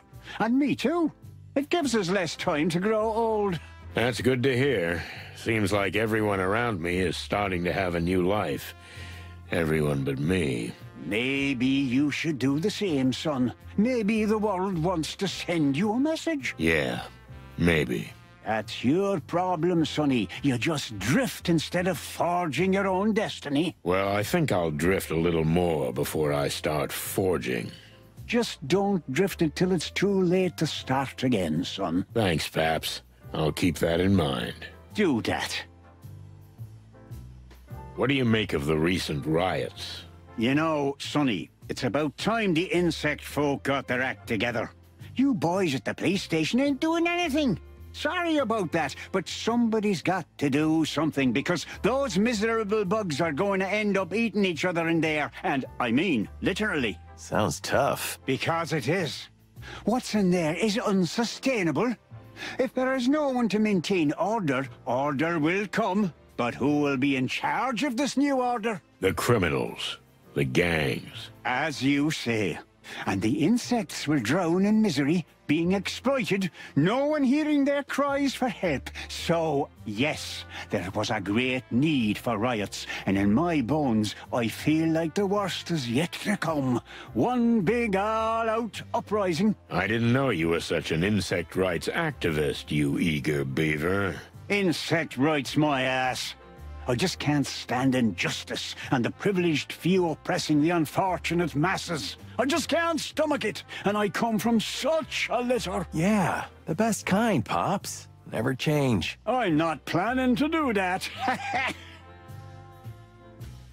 What do you think of the Segregation Act? What do I think? Ah, well, the law spits in the very face of what the whole city was supposed to stand for. Diversity. Coexistence, tolerance. You know the story. So? You know, boys. Clawville's been at war with Stavonia for centuries. A silent war, spy war, in fact, a ghost war. A Cold War. Cold War? Yeah, because, you know, Stavonia's a cold country. Oh yes, that's true. But where do the Stavonians enter the picture? What do you think the big peace negotiations are for? I guess they got tired of war, huh? Even you're not that stupid, Martin, my son. Stavonia's perfectly happy with this whole scandal with the insects. If there are riots, even better. The peace talks are just a cover to put the enemy to sleep, so when the system completely rots from within... Boom. Yeah, boom! They can attack. The king is fighting internal strife. Half the city is in flames, and no one will be prepared for an invasion by an enemy we're supposed to be making peace with. Isn't it wonderful? No, I don't know, Uncle. It's a bit like... a conspiracy theory. Exactly. Pluck me. It's clean as your snow-white feathers, you big goose. And that's the problem. Meaning? It's so clear, so simple, so obvious that nobody wants to believe it, you see? And that's going to be our undoing. So you think the king is being influenced from outside, and that's why he enacted the Segregation Act? And while he's distracted by the peace talks, they'll invade the city? Exactly. See, you still got your bird brain in place, sonny boy. Well, thanks for the warning, old beaver. I'm not even joking.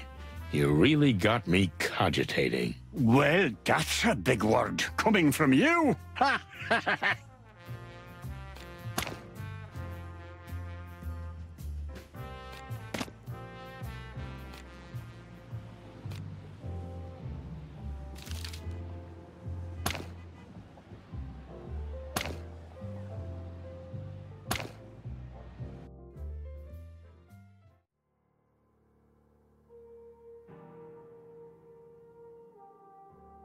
Here we are. Do you think the old bug will welcome us? He'll hug you or shoot you. I don't know which is worse. Well? Nothing. Nobody's home. Is Frank on a hot lead right now? Frank's always on a hot lead. At least he thinks he is. So? We'll come back later. He has to come home sometime, right? You're saying something.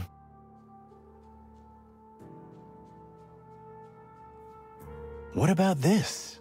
Someone left his home? Very funny. I'm not joking. That's a shame, Marty. That's a shame.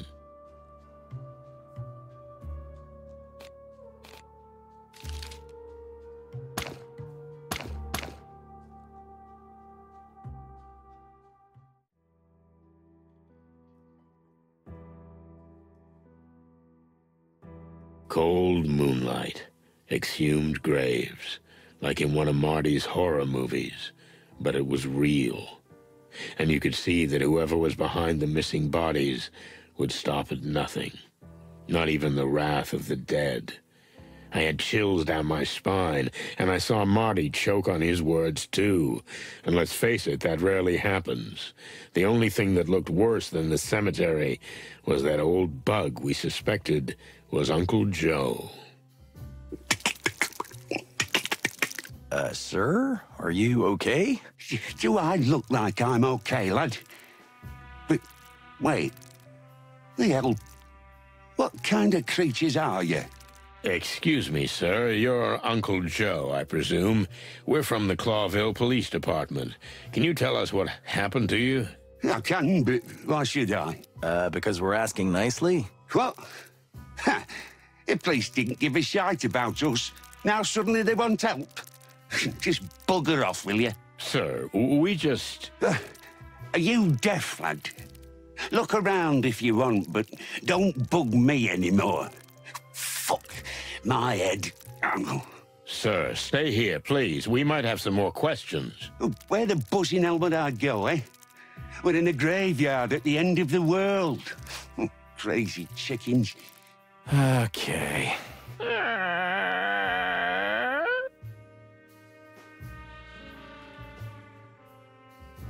This is fresh. The ground is still wet. For the wild ones, creepy to think that this happened so recently. Yeah, the old man might have something useful to tell us about it. What's this?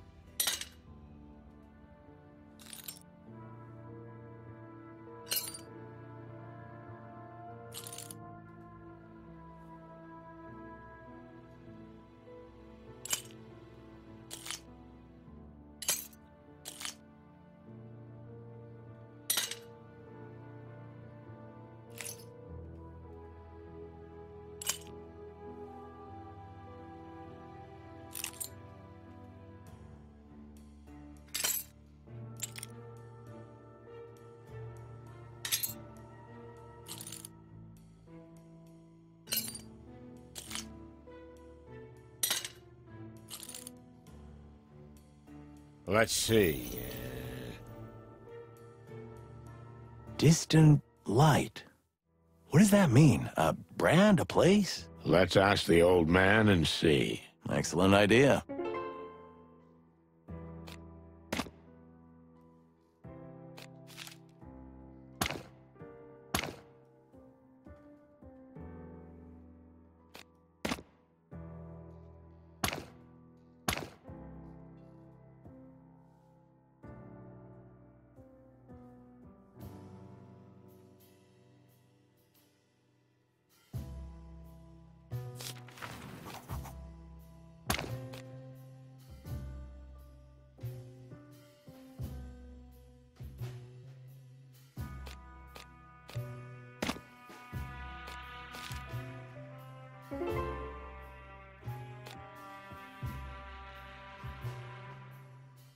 I think we should show him something. The bodies that were taken. You said they were just buried? I buried them myself, yes. They were fresh as yesterday's snow. Goodness, hairy, feathery, scaly skies. Why would anyone need 2 fresh corpses? I don't know. Maybe they'll eat them. Don't be ridiculous, Joe. Well, I was just saying what came to me mind. How many bodies have gone missing recently? Including those? 8, if I'm counting right. Melandra said 6. Since then, there's 2 more. That's 8? That's 8, yes. Thanks, Marty. You're welcome. Thanks to you too, Uncle Joe. You're welcome, lads.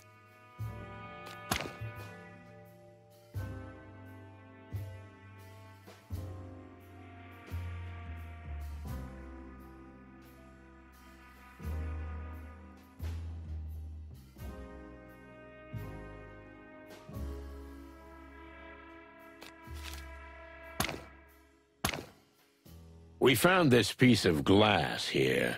Can you tell us anything about it? The last time I saw it, it was part of a huge bottle I got it on the head with. So they hit you with a bottle which shattered. You must be some kind of super cop to put that picture together. You know, bugs' heads are pretty hard. Mine especially. Oh, yeah, we put it together. Literally. What do you want me to say?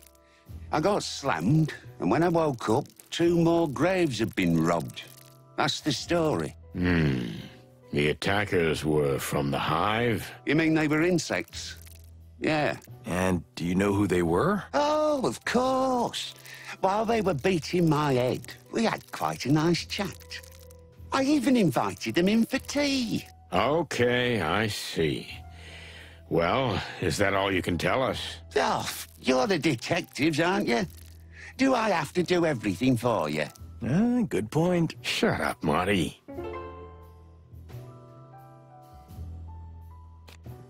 On the bottle, it said, distant light. What does that mean? Oh, good heavens, Lord of eternal light, help me. A little more specific? You know what? Forget the whole thing. This little injury is nothing. And the dead, well, they're dead anyway, aren't they? They don't care. Why bother? Excuse me? Look, forget it. Go back to town. Tomorrow is a new day and everything will go on, am I right? You lost me, pal. Just leave me alone, okay? Just relax, my friend, relax. Tell me, what's the distant light? And why does it bother you so much? No, just please leave me. Go back to where you came from. Look, we need your help. Someone's in a lot of trouble, and we fear the entire Hive may be in danger. What do you know of danger, huh? The distant light. There. That's where you'll find the danger you seek. So it is a place. Not a place, the place. The Hive's darkest lair where evil lies. A place where a reputable bug like me would never set foot. Yes, we can see that you're a decent bug. That's why we need your help. What do we need to know about this place? I'm gonna get killed for this, okay? We're not gonna let that happen. That's easy for you to say.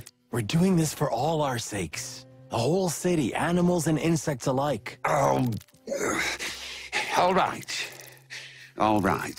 I'll show you where to find the place. But there's something else you should know. What's that?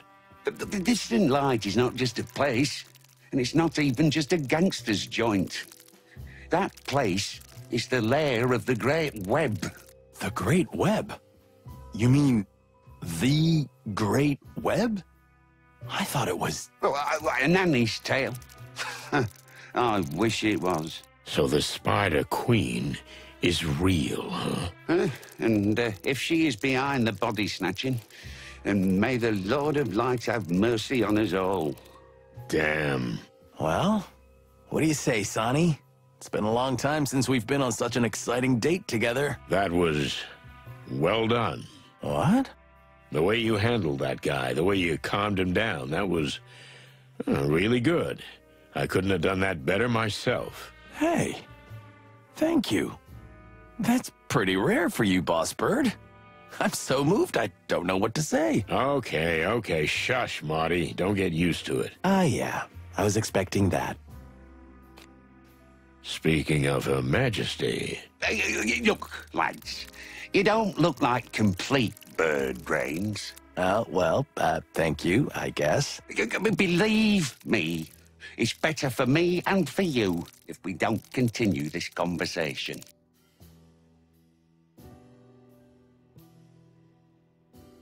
Look, I understand you're scared, but fear has no place here. You need to help us. I need to help. You animals are just rushing in here and we need to jump when you whistle, right? Well, you locked us up behind these walls, so bugger off. Hey! You misunderstand us, pal. I mean, you have to help us because it's for the good of the city. What's more, it's for the good of the Hive and all the insects. We're investigating missing insects for the love of the wild ones. Okay. Well, chickens. There's a little rhyme or reason to that. Finally. Thank you. But if you want to poke around the Queen, you can already rent yourselves a grave here. I can show you a nice plot if you like. Look, old man, we've dealt with all sorts of shady lowlifes before. What makes this person so special? Oh, she's not a person, son.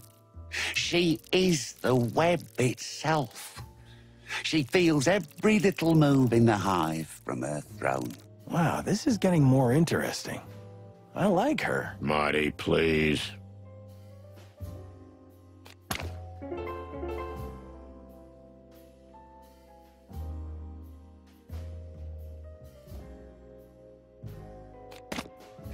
Okay, just one more thing, lads. Yeah? Cremation or burial? I'm sorry, what? If they kill you here in the Hive, what would you like? Cremation or burial? Well, Marty's bulletproof, and I'll probably just turn to dust on the spot, but thanks for thinking of us, Joe. Means a lot. Oh, come on, you big eggs. It's no big deal. Have a good one, old bug. So, head to the Distant Light? Or we just go home and call it a day while we still can.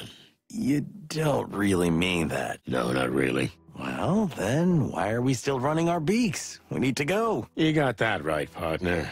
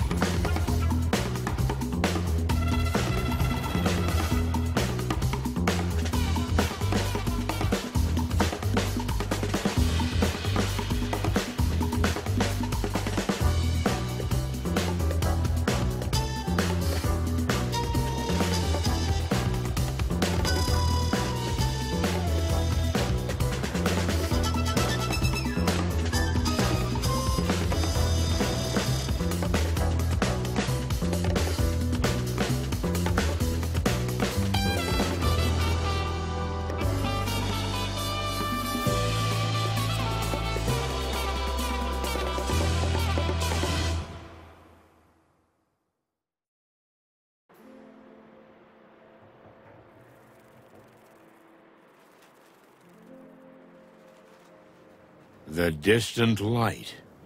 Inviting for the locals, I'm sure. But it makes my comb crawl, just to look at that collapsing neon sign. Could this be the last light we'll see?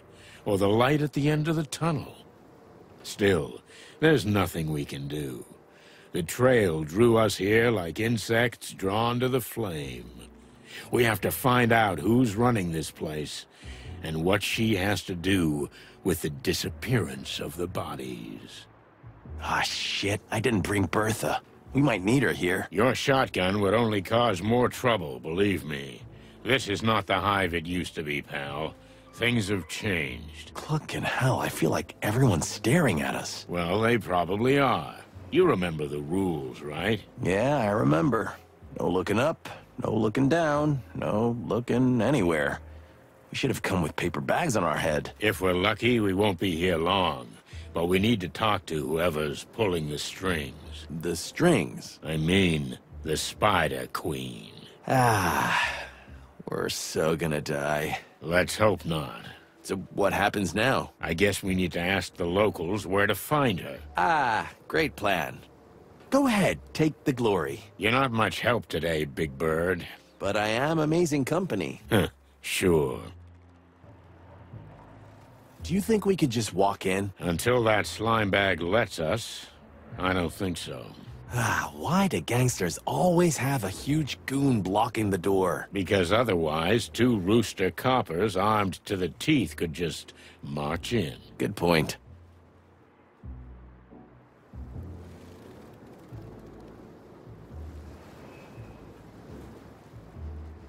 Hey, big guy. Yeah? Tell me, what's your name? Hank. Hank Hardshell. Are you an athlete, Hank? What? Well, that's a vector ball bat in your hand. Oh, that? What about it? If you're not playing Vectra Ball, you shouldn't be waving that around.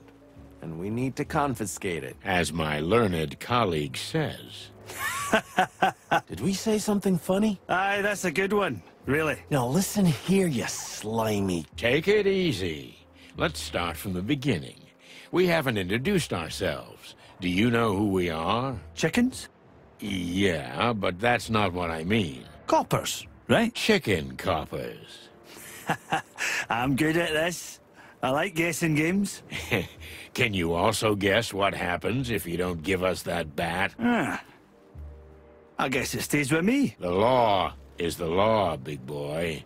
I don't make the rules. But if you don't give us the bat, we have to take you in. Okay. So listen here, chicken coppers. This is the Hive, in case you didn't notice. You don't have anywhere to drag me. There's no PD here. Or are we going to drive all the way to the centre of town so you can stick me in a cell and hunch over paperwork till dawn for a wee bat? I didn't think so. What? How dare you? Okay, big boy. Fair enough. Take this as a warning. Oops. I just shit my pants, cluckers. Watch it.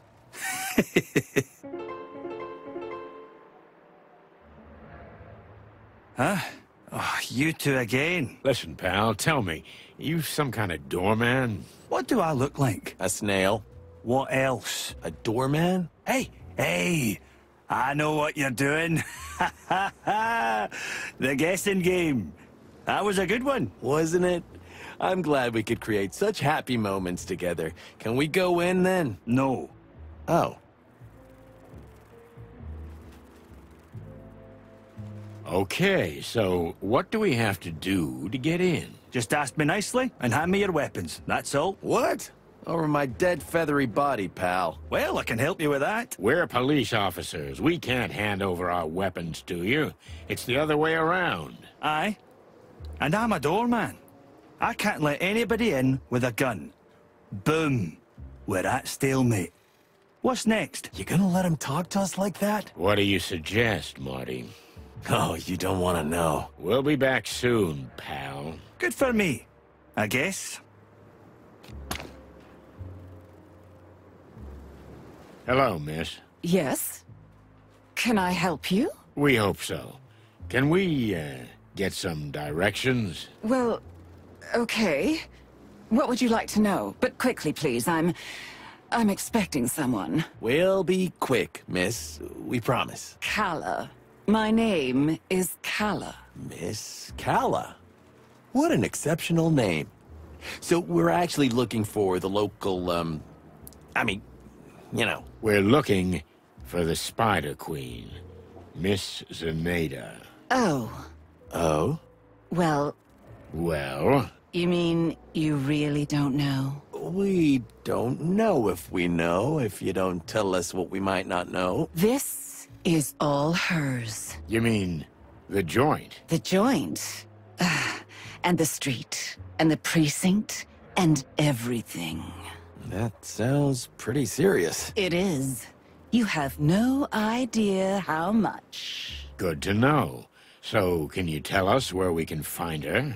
You can find out everything in here, in the distant light. That's all I can say. Although, if I were you, I would avoid the place. In fact, the entire hive, for that matter.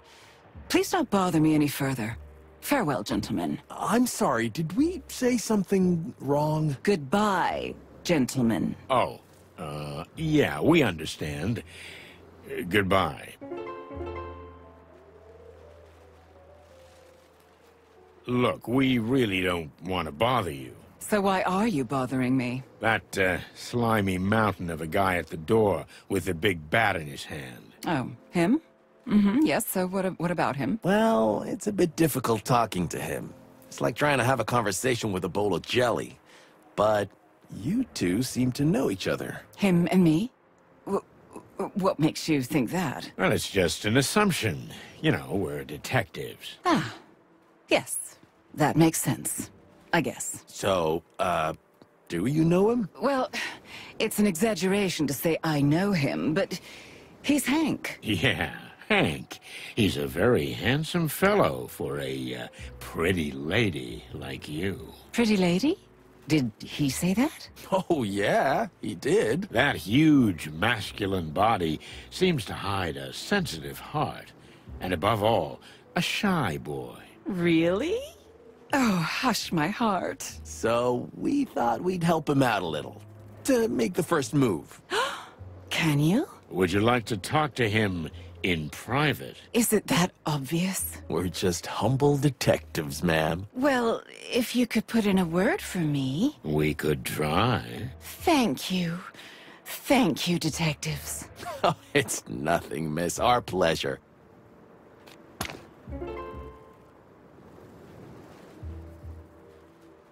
Hey, Mushface.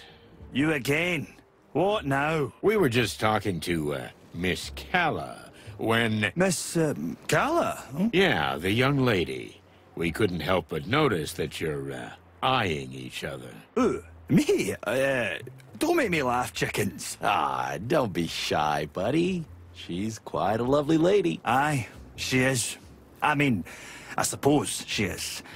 We've, never spoken. What? Why, that's terrible. It really is. Something must be done about it. By all means. You think so? Of course. The air is throbbing with chemistry. Don't overdo it. Listen, Hank, old bud. You need to strike while the iron's hot. Who knows if you'll get another chance? Well, I don't know. Maybe. Maybe you're right. Of course we are. Okay. I'll try to speak to her. Whew. You can do it, Hanky boy. You can do it. That's the spirit. Get on it, you stud. I like it when things go well. You mean when we manipulate invertebrates? I just like to look at the bright side of things. Well, be happy in your little world of pink. Ha! At least mine has colors. So, are you ready? Or should I say, are you chicken enough? Well, my head is still pounding, I'm nauseous, and I feel like this place is gonna kill us. Now that you put it that way... Come on, old bird. It'll be fun. Maybe the adventure of a lifetime. And besides, you started the whole thing, didn't you? True enough. Okay, Marty. Let's cluck and do this.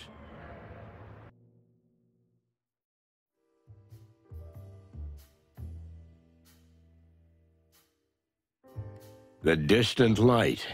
We've entered another world. Ruined, run down, alien, yet strangely buzzing with life. Everything's different here. The smells, the sounds, the colors. As if the walls themselves were alive. I felt like a stranger, and yet it felt like home. There was something comforting about the place, even though I knew that the deeper we went into the hive, the harder it would be to get out. Was there poison in the air? Some intoxicating aroma that lured unsuspecting victims into its web? Well, it's time to find out. Ugh, it stinks in here. Clucking hell, Marty. Pipe down, would you? Can't you smell it? There's something in the air. Honey and poison. Just try to be quiet, okay? We're strangers here.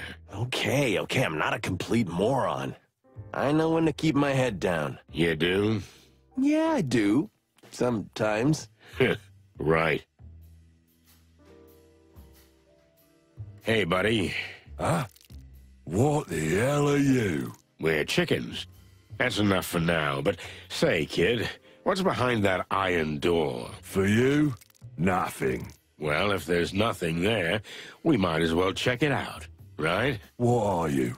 Some kind of suicide chickens? Now that you mention it... No way you're gonna let us in, right? That's your first sensible sentence, bird. No, not a chance. So fuck off. Why don't we just mention Zenaita's name? Maybe then he'll let us in. You think so?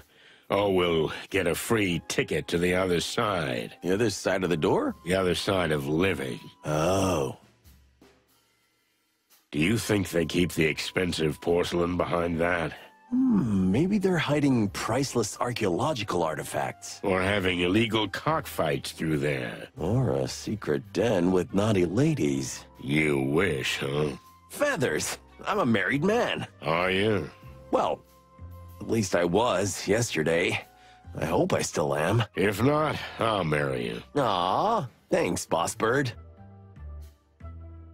Where do you stand on bribery, pal? I don't know.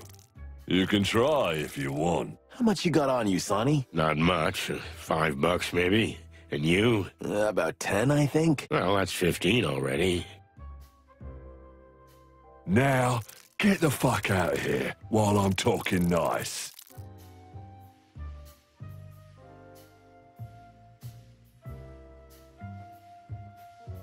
A clean glass of tap water, my good man. I see I'm dealing with real gentlemen here. There are two things I can't offer you, I'm afraid. One is clean, the other is water. And what would you recommend on this fine evening, Mr... Ender. Bartender. Well, we have mead, and whiskey. But I wouldn't recommend that, so mostly mead. Well, that's quite a selection. What'll it be, Marty? On second thought, I'll give this one a miss. My friend is teetotal today, and, well, mead isn't my cup of tea. But since we're here, maybe we'll have something else. And what would that be, amigo? Information. Oh, bloody hell. So you are cops, after all? We never said we weren't. You want to get yourselves killed? You know who owns this place? You mean the Spider Queen.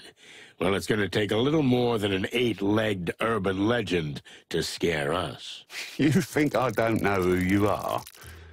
Pretty much everybody knows, even if they'd rather deny it. But star cops or not, this isn't your league, boys. Sorry to disappoint. So what do you suggest, amigo? Honestly?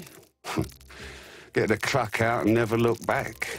But knowing your reputation, that won't happen, right? We're the kind who need to be thrown out. It happens almost every day. I thought as much. So, for the fun of it, maybe I can help you out. But no promises. Then I'll take that as a promise. You're that ever-sour, obnoxious, loud-mouthed, insufferable, but still weirdly charming kind of character, huh? Exactly. All right. Ask me anything you want, but make it quick. I don't want to be indiscreet, but doesn't a spider have 8 limbs? Because if I'm counting right, you have 4 arms and 2 legs. Yeah, that's 6. Your maths is exceptional, Detective. Did you, fight in the war? No, but that's what I usually say when I'm asked. Then what happened? If you really want to know, I sold them. But I've still got 2 little stumps in the middle of my back. Ouch. I was broke, you know. There were some crooks from Clawville who paid top dollar for insect limbs. It's just the way it is these days. You sold them to be eaten? Yeah, exactly. Thanks for saying it out loud. It makes it so much easier for me. Ugh, Cluck, sorry. I'm used to it. Any more anatomy questions, boys? No, thank you. I'm fine. Neato. How do we get down to the Queen? I guess that big metal door would be the way. There's a casino down there, but it's for VIP members only. For the big dogs, you know. I mean, not literally. There aren't any dogs here. What do we have to do to get down there? You just have to be interesting or significant enough. Simple as that. Clawville's most famous cops aren't enough? Here? In the Hive? No, not really. That hurts. Sorry, boys. Any other ideas? Maybe ask Douglas, the pianist. He was a regular down there until he was banned for stirring up some shit big time. I don't know. You'll find a way. Use your bird brains. Don't be birdist. Don't be a hypocrite. He's not wrong. Shut up, Marty. What about that nice little cockroach at the door? One of the Queen's guards. Quite intransigent fella. When I open the place, he's usually there. When I close, he's still there. It's like he never eats or sleeps. Could he be a robot? Oh, what now? I read it in Tomorrow's World science fiction magazine. You know, a machine being that lives forever. Please stop filling your already tiny brain with so much chicken shit, Marty. You're not my mom. Lucky me. This Douglas fella, what else can you tell us about him? He's a bit of a loner and a drunkard, of course. He says he's a bar pianist, but no one's seen him play the piano in ages. He usually just stares at the thing and sighs. Ah, poor guy. Don't feel sorry for him. He's supposed to be a real scumbag. I don't know him personally, but I know he used to move in quite influential circles before he got this low. I see. Well, thanks, Bart.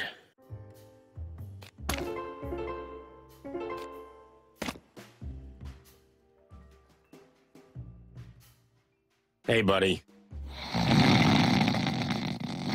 Oh. Hello?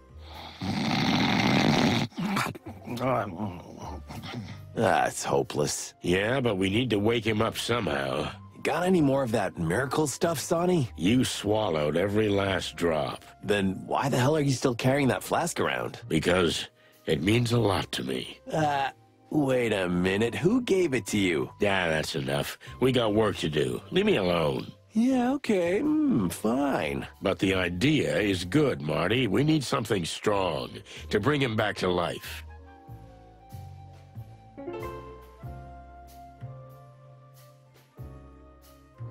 This Douglas fella is quite a drinker, eh? You guys are detectives or something? Well, you can see we're professionals. So, what does he drink? A flaming ginger honey spit, usually. What now? But, if you really want to wake him up, I recommend an extra double pepper slap.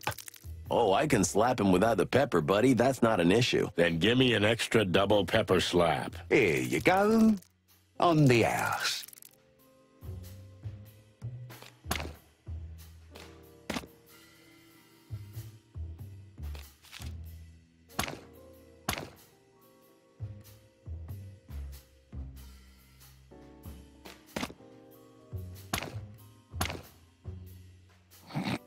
What? I'm awake. What's that smell? That smell? Is that a... An extra pepper double slap, I think. Are you trying to kill me? If we really have to. Keep that nasty stuff if you want. I'm sobered up from the smell of it. Okay, then we'll put it back. Wait, I mean, if you already have it, then maybe just a sip. Sure. Go ahead. Everything all right, pal? Oh! Is his head gonna explode? Huh, I'd like to see that. Oh, that felt good. So, what the flappy hell do you want from me? And who are you anyway? You're not even insects. Eagle eyes. You know you're not an insect either, right? Of course, but that's different. I live here. I was born here. I'm an honorary insect. Or, at least, I was one. Okay, Mr. Honorary Insect. Are you Douglas? Douglas A. Fry, at your service.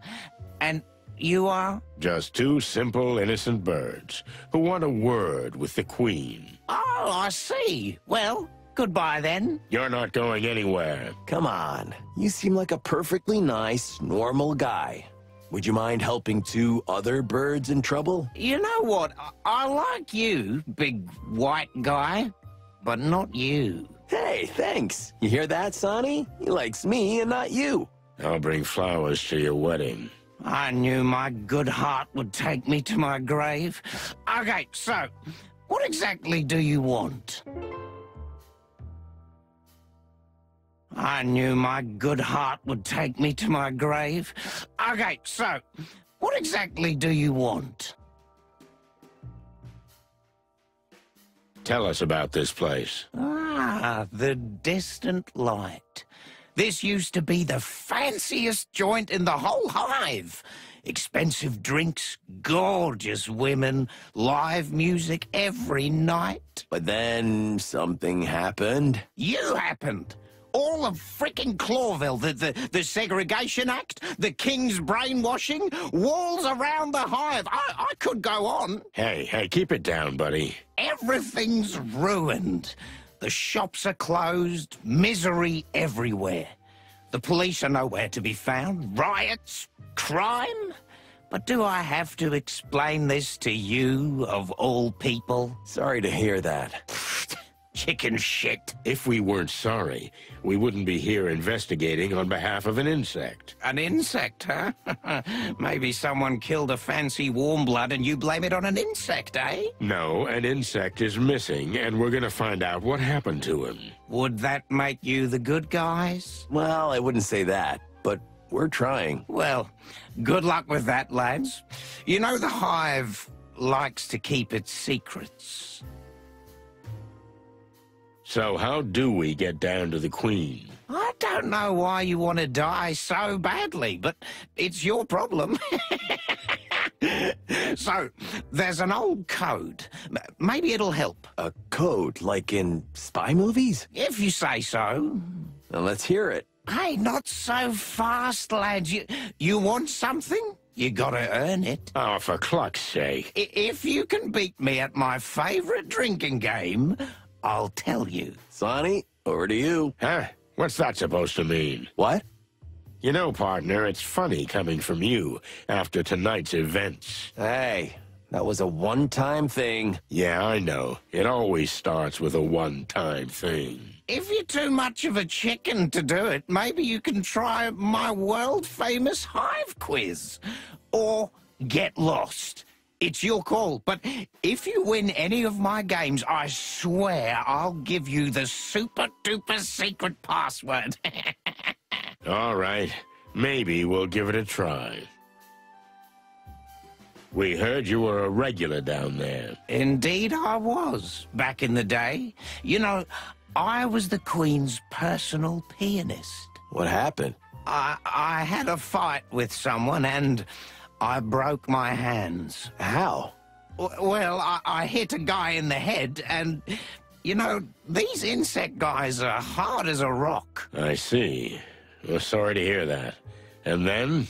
the Queen threw me out. Since then, I can't go down anymore. I'm done. All my prestige is gone. And is there anything we can do for you? Can you get me a new hand? I mean, we can try. Oh, don't bother. I'm getting used to it. I just miss the music. Soon I'll drink myself to death. We'll see what we can do, buddy, but in the meantime... Sure, ask away, do your thing. I don't care anymore. So, what's it gonna be, lads? Now you're talking. So, are you ready? Dexterity and guts. That's the secret of this game. All right, let's do this.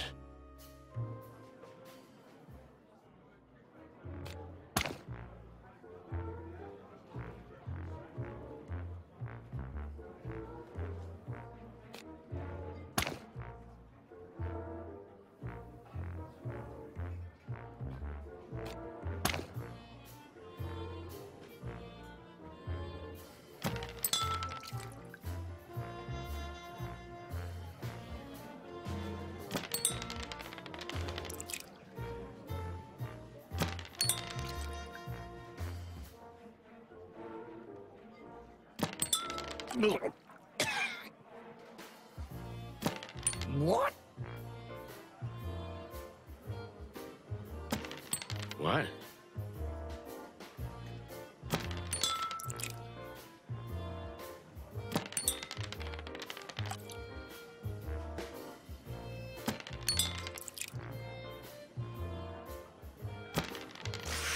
Chicken shit.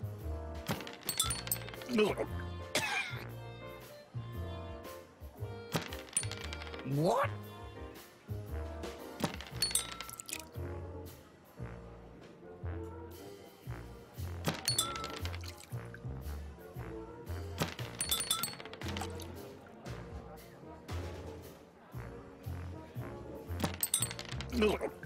That's my boy.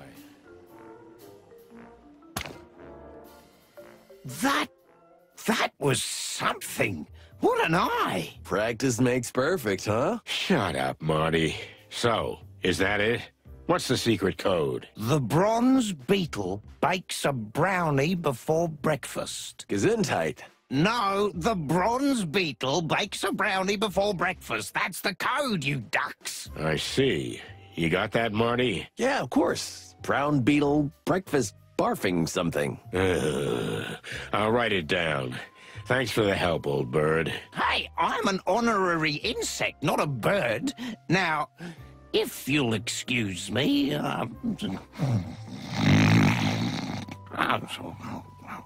Good night, my sweet prince. Let's get the clock out of here.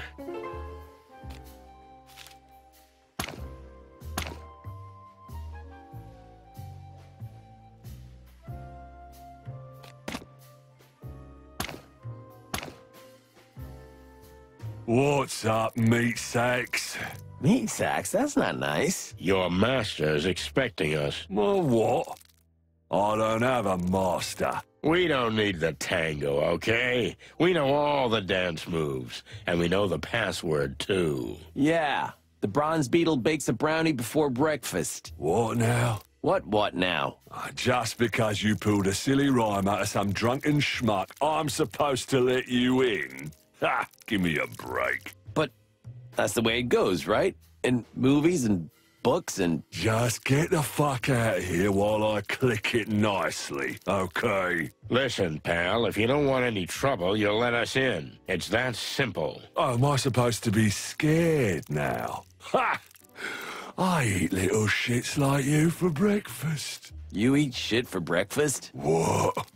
Okay, come on. Let's do this. I'm gonna kill you, meat sack. Enough! That was... the Queen. Castor, send them down. Yes, Your Highness. Okay, you got lucky, boys.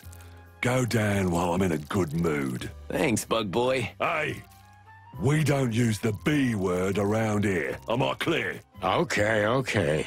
Let's go, Marty.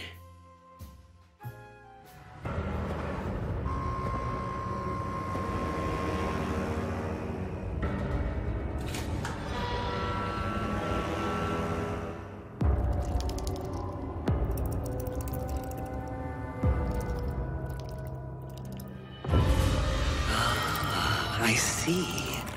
Welcome, detectives. Shall we begin?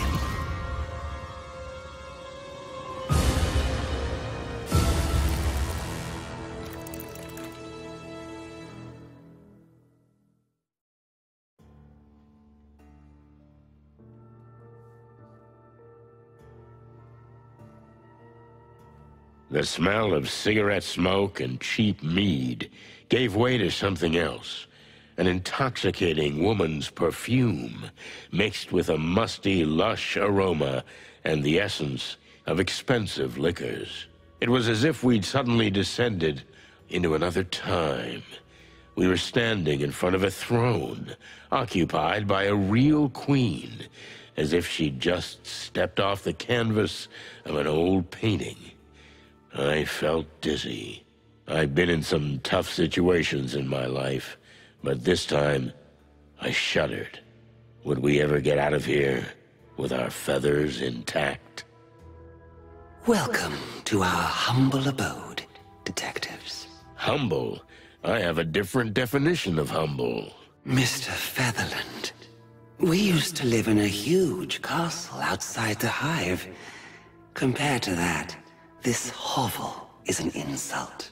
Well, an underpaid cop like me would kill for an insult like this. Come on, Mr. McChicken. Don't be so modest.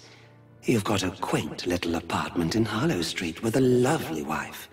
You should be proud. Wait, what? But how do you know that? Oh, no need to be frightened, gentlemen. But they call us the Great Web for a reason. We can feel even the smallest vibration of the city from our throne. Our silk threads are everywhere. Now we can sleep peacefully. It's the plain truth. And you, dear detectives, are in the truth business, are you not? According to the book. And to what do we owe the pleasure of your visit, gentle birds? We're looking for an insect that died, then disappeared. Ah, I see. Well, make yourselves comfortable. Look around. Snoop. I can sense your hearts beat a little fast. Calm down first, and then we can talk. You can sense our... But... We'll do just that. Thank you. It's like they're looking at me. Ugh. They have too many eyes for my taste.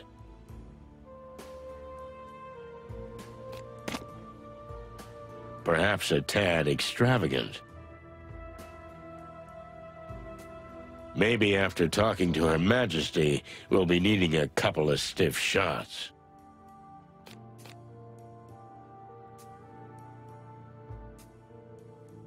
So, can we ask you a few questions? First, you have to answer us.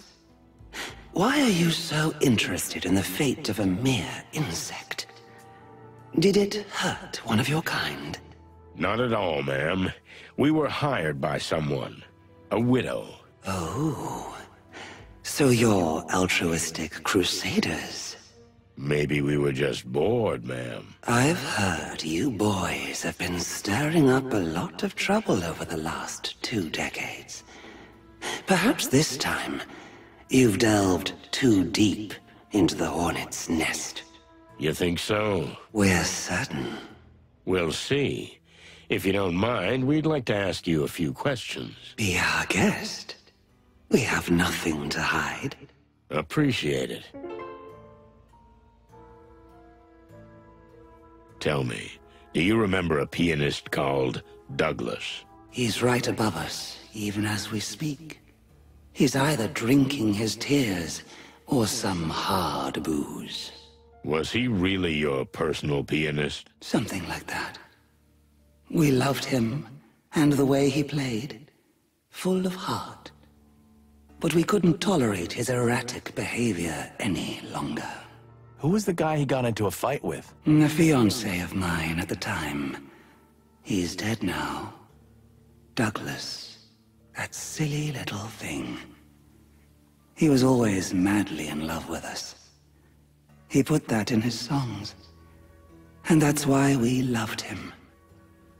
But he was jealous. Jealousy is a terrible demon. It is, Detective. It is. There's no hope of letting him back in? You pity him, right? I can understand that. It happened to us, too. We let him back, but he can't play or stay sober. If we could help you with those two things, would you take him back? Perhaps. But why would you do that? What did he promise you? Nothing in the world. We're just trying to be good birds, that's all. So the tales are true after all. Well, we're talking to a living legend too, so tales can be true. It's a deal, then. If you can find a cure for his hand and his heart, we'll welcome his return. Thank you, Your Majesty. What can you tell us about the current state of the Hive? Did you come here with paper bags on your heads? Have you not seen with your eyes? Well, we'd like to hear it in your words. As you wish. Since the Segregation Act, our people are suffering more than ever. We are eating ourselves alive.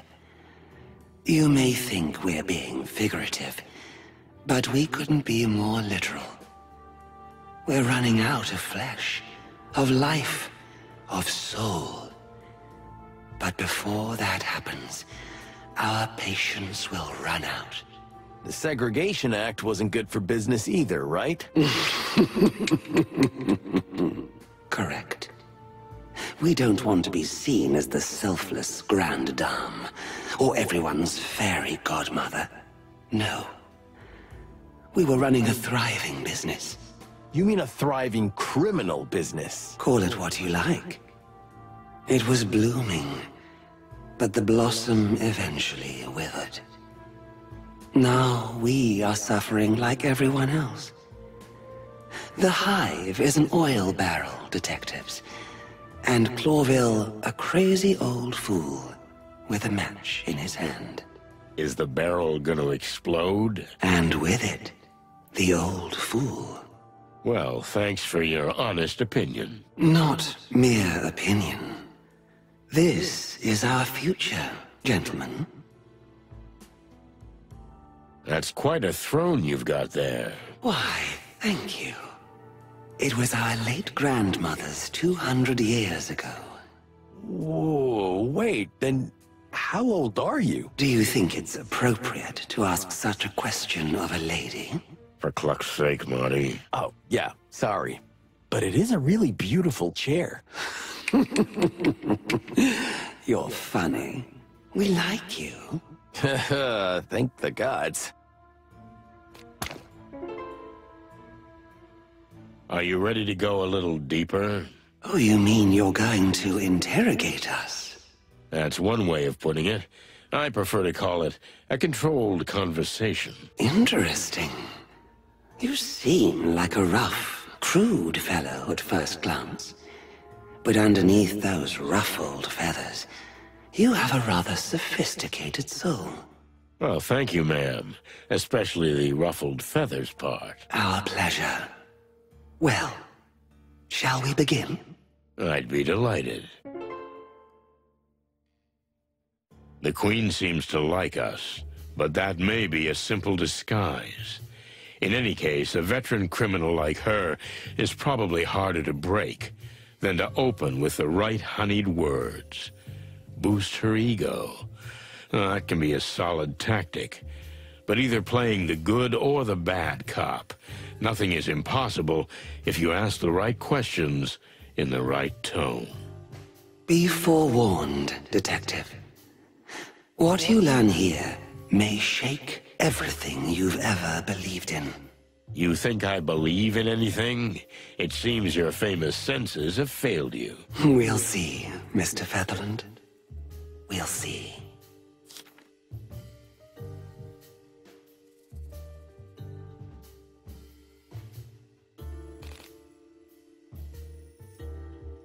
Please tell us about yourself, Your Majesty. How did you become who you are? You'd be surprised how little awareness there was in it.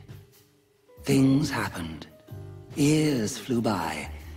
And suddenly we found ourselves on this throne. Lucky coincidences? There are no coincidences, dear Inspector. We just did what we thought was right. Right. We rarely hear that from the heads of criminal organizations, if I don't offend you. What is right for someone, and in what situation, is subjective. We've lived our whole lives by a code of what we thought was right. Isn't that convenient? Sometimes it is. Sometimes the opposite. Let's get to the point.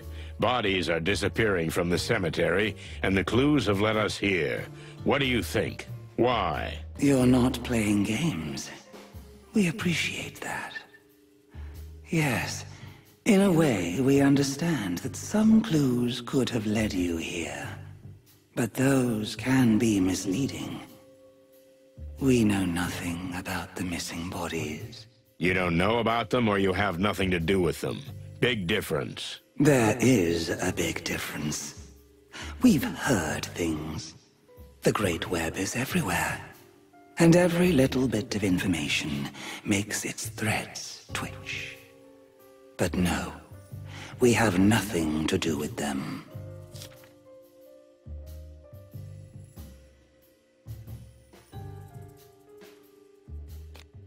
A cemetery caretaker named Joe was knocked down. He barely made it out alive. You know anything about that? Oh, we know the graveyard beetle. The old stubborn fool. But he's a good insect nonetheless. We won't hurt him if he doesn't cross us. Has he ever done anything like that? Not that we know of. So you have no idea who could have attacked Uncle Joe, and why? Oh, we never said that. Merely that we didn't do it. Oh, you're a smart player, Your Majesty.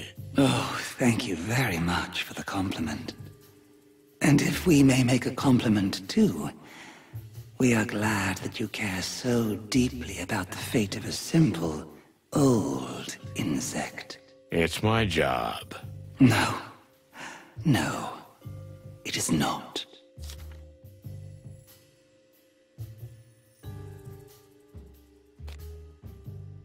Let's say I believe you.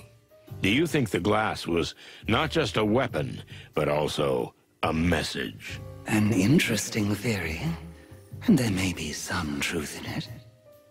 As the place is well known and has been ours for decades, yes, we can see why you might think that. So you agree that the clues lead logically here? If it is a message, we did not send it. It would be foolish to leave a clue like that, unless it leads to a trap. Am I right? Well, forgive the assumption, but for a spider queen sitting in the middle of the Great Web, setting a trap seems quite apt. If so, you would be in big trouble. And? Is that the case? No. Not yet. I like you. You're sharp and respectful, most of the time. At least, for a chicken. You're great at insulting and complimenting at the same time. Thank you.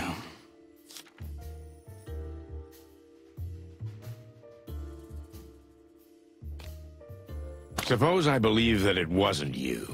Why didn't you take action against it? You still think we're the feared and dreaded vigilantes of the Hive. Unfortunately, those days are over, Inspector.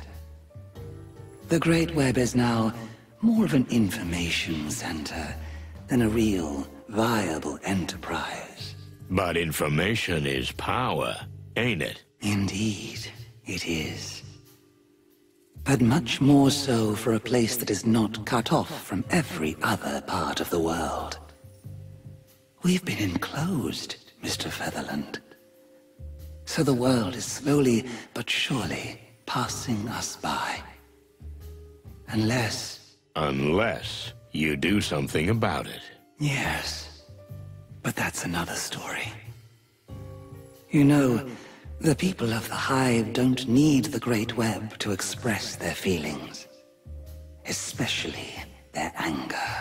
A Hive-sized rebellion, for example. Of course, neither the city nor the Crown wants that. In fact, we don't want it. But sadly, we are no longer the most powerful in the Hive. There are others who say how things are done. Okay, if it wasn't you, then who was it? Who has the reason and the power to do such a thing? The Golden Fang clan is well entrenched in the Hive. Thanks in part to them, much of our business is no longer, how shall we say, profitable. The clan, huh?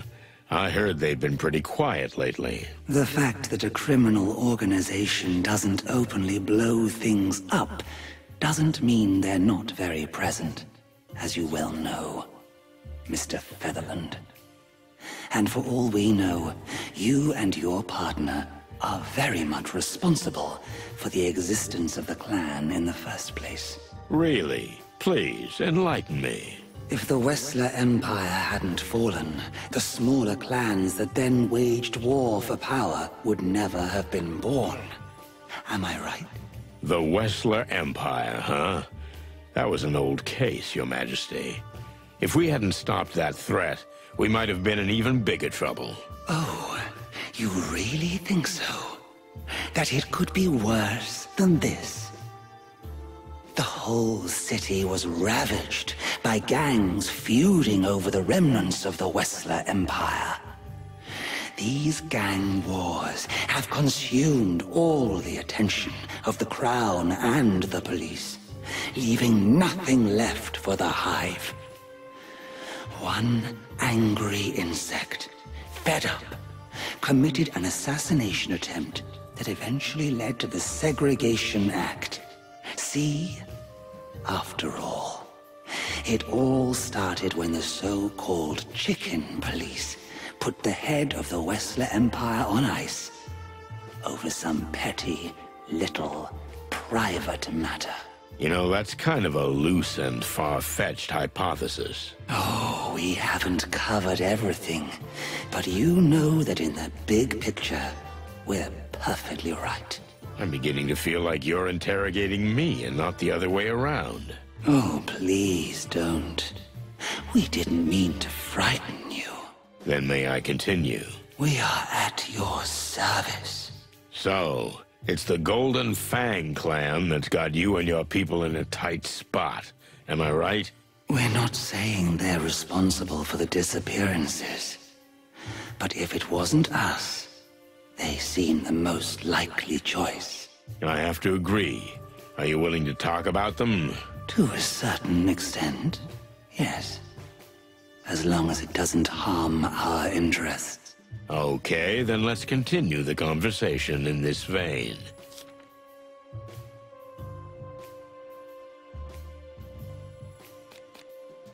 Why would the clan need a fresh corpse? What can they do with it?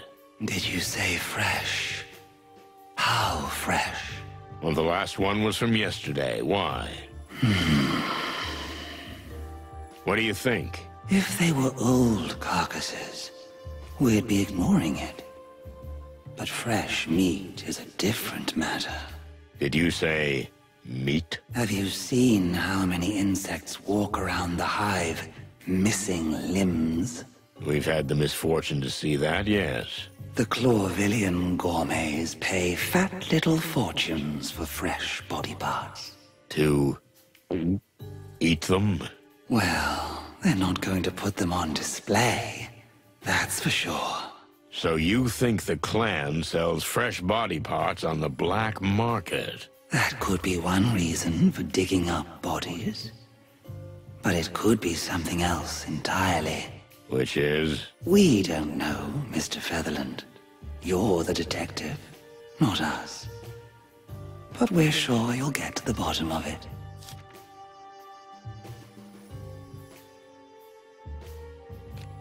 You really do see everything. What do you think the clan is playing for? And where do they get their resources? For the clan, hiding in the hive was a great idea.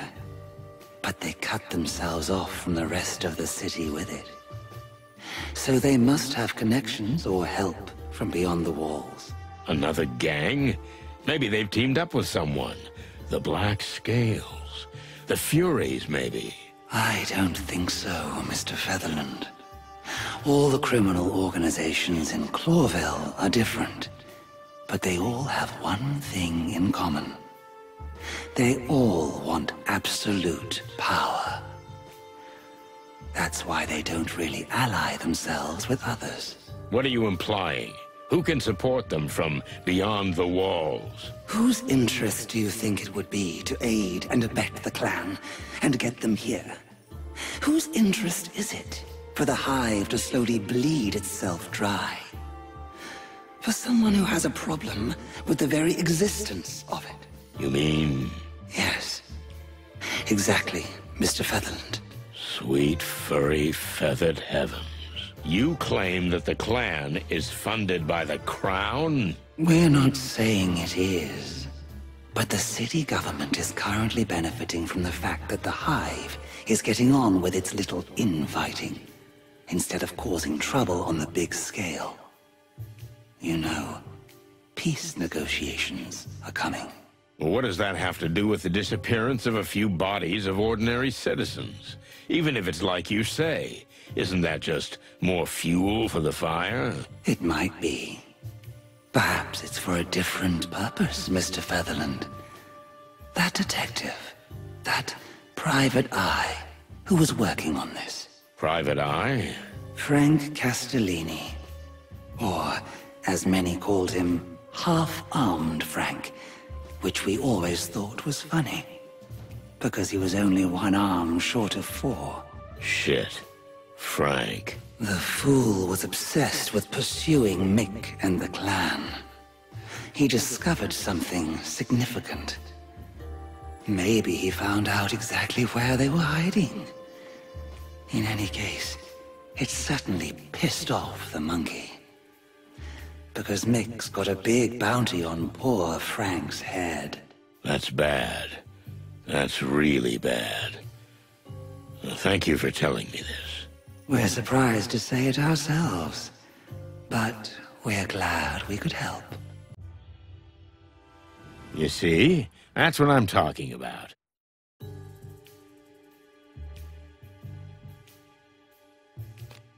So Frank Castellini, right? We know him. In fact, I'd say we're friends. We thought cops didn't like private eyes. Frank's helped us out with a lot in the past. And in return, we'd turn a blind eye when he snooped where he shouldn't have. There was a time when cooperation between animals and insects was commonplace. I was just a chick then, Your Majesty.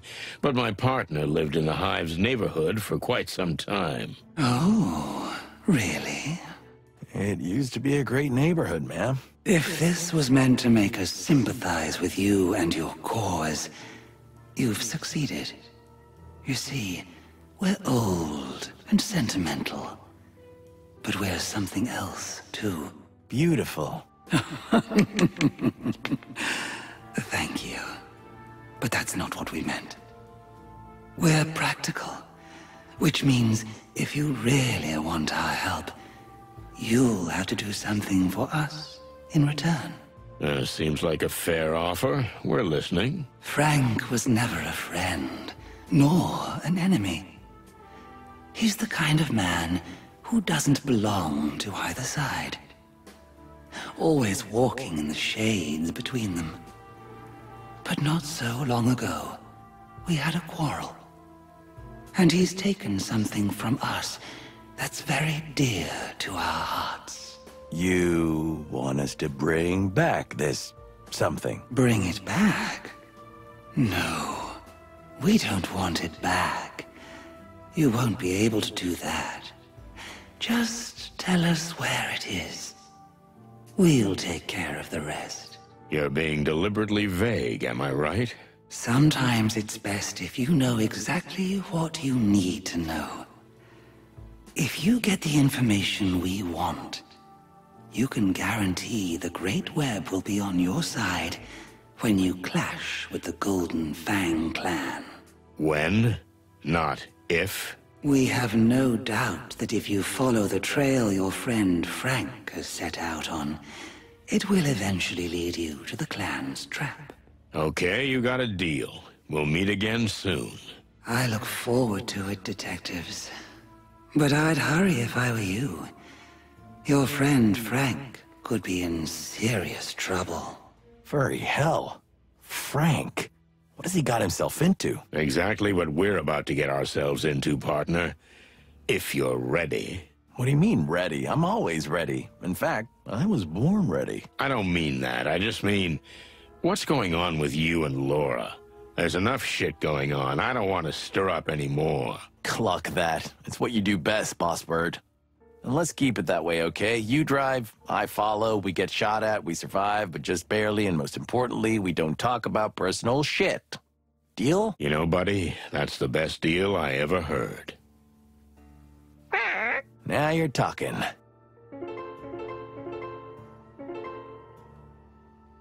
You know, it's ironic that you're here snooping around, investigating the clan. Because... A few years ago, when you brought down the Wessler Empire, everything that has happened is on you. Sorry, but I don't quite get it.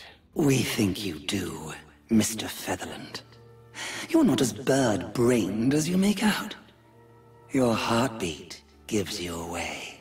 Look, Your Majesty, I have nothing to be ashamed of. We did what we had to do.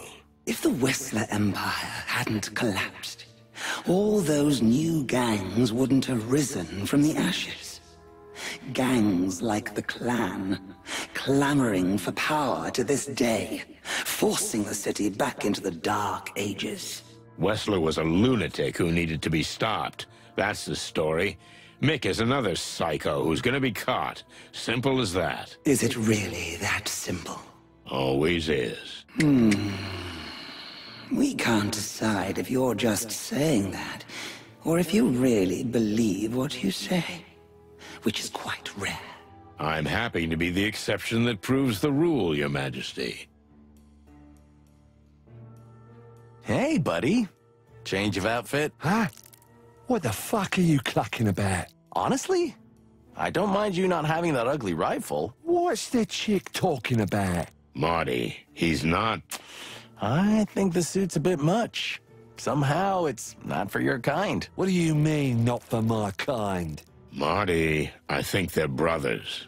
Oh, so he and the guy upstairs are twins? Well done, Marty. You deserve a cookie. Sorry, good sir. We didn't mean to offend. Will you get the cluck out of here? On our way. So, you are two brothers, right? Huh? What? Nah. Well, then? We are not two brothers.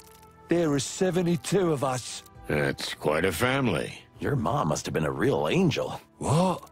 And tell me, big boy, do you all work in this, line of work? What line of work? Well, you know, how can I say this? He means, are you all criminals? Do you really want to get beaten up that badly?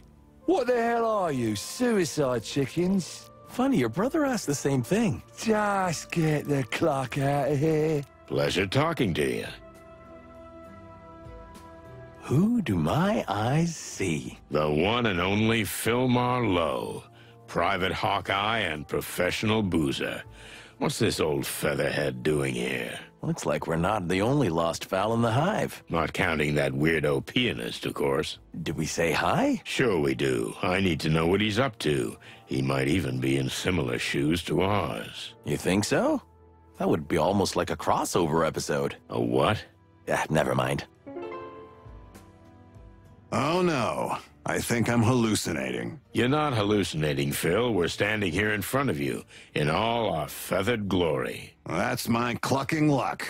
Even in the Hive, I can't get away from you two. We're your living conscience, pal. And what does my conscience tell me? To stop drinking. The pot calling the kettle black? Fair enough. Shut up, Marty. Not today. I'll zip it. So, are you on a little investigation? What else would I be doing in the Hive? Do I look like I belong here? No. Actually, almost hurts to say it out loud, but you look pretty good. Thanks, sweetheart.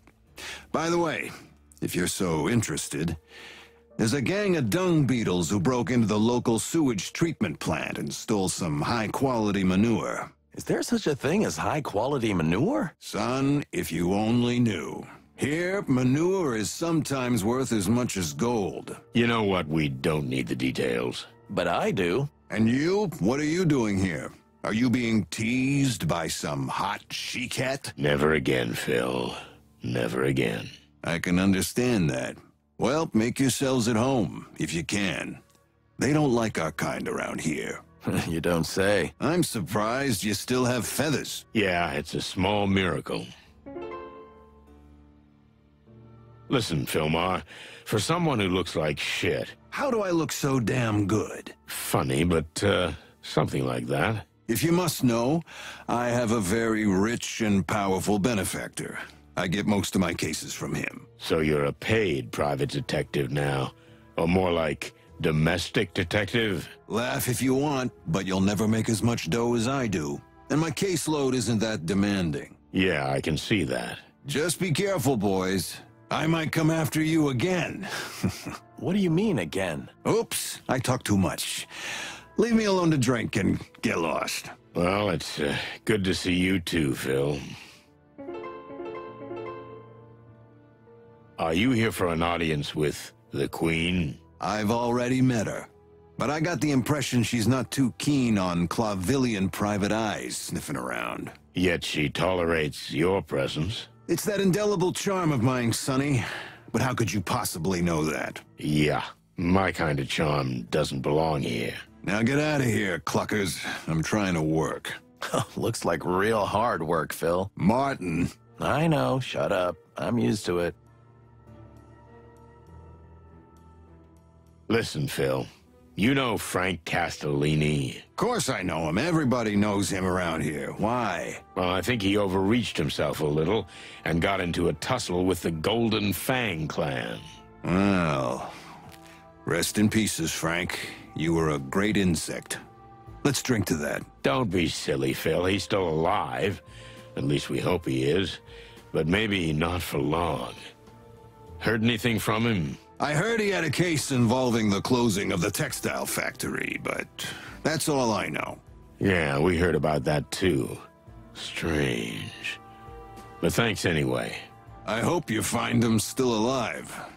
He's a good guy. How come you're drinking so casually in the middle of the Hive? We almost got hanged on the first lamppost when we got here. Me too. But my client has pretty good connections here, so I've had a sort of license to fly. Speaking of licenses, do you even have one? I mean, real, proper permission to enter the Hive. What? No, of course not. What do you take me for, an idiot? Well, he's got a point. I hope you didn't have too much of a struggle getting one. Shut up, both of you. Sorry, Phil, but what's that thing on your neck? This? It's called a scarf. In high society, it's worn wrapped around the neck or just thrown over the shoulder. It's great for keeping the neck warm, but it's also used as a fashion accessory. I know what a scarf is, jackass. What's it doing on you? That's way too, delicate for you. Huh. It was given to me by someone very important to me. Let that be enough. Ah, so there's a girl involved. I never said that. Well, what then? Will you get the cluck out of here already? Okay, okay, don't be so jumpy. I think it's a nice scarf. Really? Fuck off. Zip has lost something very dear to him. Have you heard anything about it? Actually, it's a pretty rough story. Mick Goldfang ripped it off with his own hand. That's what Zip was referring to, though he wouldn't go into details. I don't blame him. Any idea where we can find it? You guys really want to get that thing back? The old trash panda got us out of a lot of trouble over the years, and we did the same for him.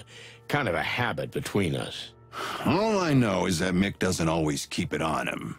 But he does have a secret headquarters somewhere in the Hive. So there's a good chance that's where the stray body part's gonna be. Thanks, Phil. That sounds like an exceptionally useful tip. Well, I'm glad I could help. Now you might as well cluck off. Good evening to you too. One more thing, Sonny.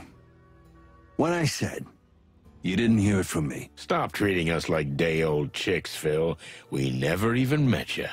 That's the spirit. Good bird.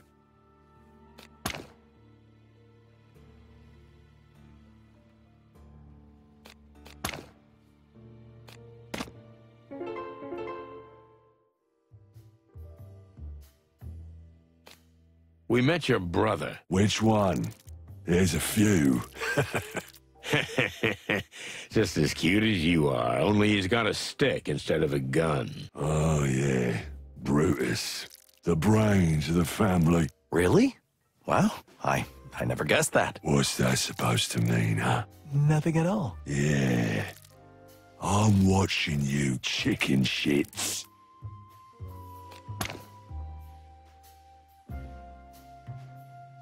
Hey, old bird. We spoke to the Queen. Ah, good for you. She'll welcome you back if you stop drinking and heal your hands somehow. Well, easy for you to say. Nice outlook, but it would take a miracle doctor to do that. Someone who knows bones and medicine almost like some ancient shaman or something. Someone who's not even afraid of the other side. The occult, even. Someone who... Who? I think we're on the same page here, Boss Bird. Yeah. Bubo. Who? Exactly. You'll find out soon enough, pal. Just hang on tight. We'll be back. So be it, Boss Bird. Hey, only this meat wagon can call me that, okay? Okay, whatever.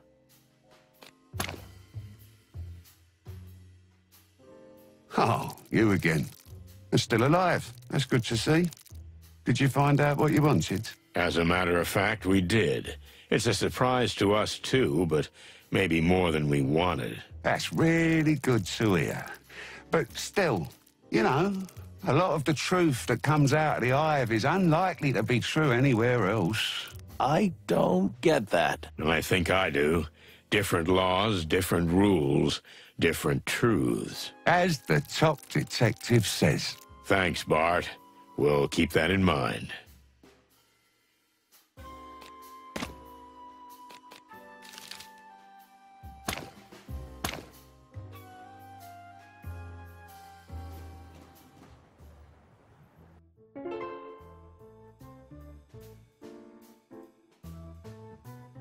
Good luck, guys. Whatever it is you're doing. We do what we do best. May the big wild ones protect us. Hey, Mon. What are sleuths number 3 and 4 doing here? You mean Moses and Plato? Don't be so negative, Sonny. They're professionals, and they're pretty decent guys, too. Okay. So what's the deal? What's this super-secret assignment from Blood Boil? Are we jealous? Don't make me laugh. Well, I am. A little. Well, I don't know exactly what it is, but it's something really secret. I mean, it's not an official investigation. Wait, I thought shit like this was our thing. It is. I really don't know what it's about, but if you want my advice, forget about it. I'm afraid that's impossible, Mon. You're only making it more tempting for us. Well, at least try to be discreet, okay? We've got enough problems without having to deal with your shenanigans. We'll be quiet and discreet as always. Like the wind. Yeah, more like a hurricane. May the big wild ones protect us. Listen, Mon, we just came from the Hive, straight from the Queen, Miss Zenaida. You're serious? Well, I sincerely admire you boys for making it out alive. Actually, it wasn't that big of a deal. Well, we did fill our pants a little. Just a little. My condolences. You know something about her, Mon. We must have a file on her or something. Zenaida is a truly mysterious woman. Truth is, we're not even sure that's her real name. And there's no mention of any family name, of course. Some believe that she is descended from an old noble family. She did have some old paintings of classy bugs in her lair. But others say it's all just theatrical powder, and that the queen, on the contrary, has fought her way to the top out of poverty. Like in a fairy tale. Exactly. It's all fairy tales, and myths and legends, no facts. Thanks, Mon. That helped. You're welcome, Boss Bird. Just let me know if you need anything. I will, sweetheart.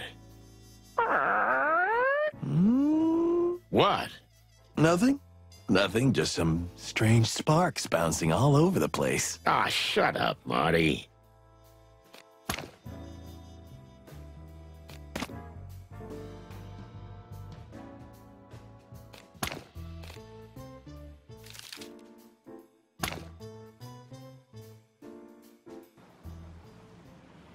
Hey, Pip, you got any news? Does the king have a new mistress? The crown denies it. Furry hell, Marty. Don't encourage him. He'll blow my head off.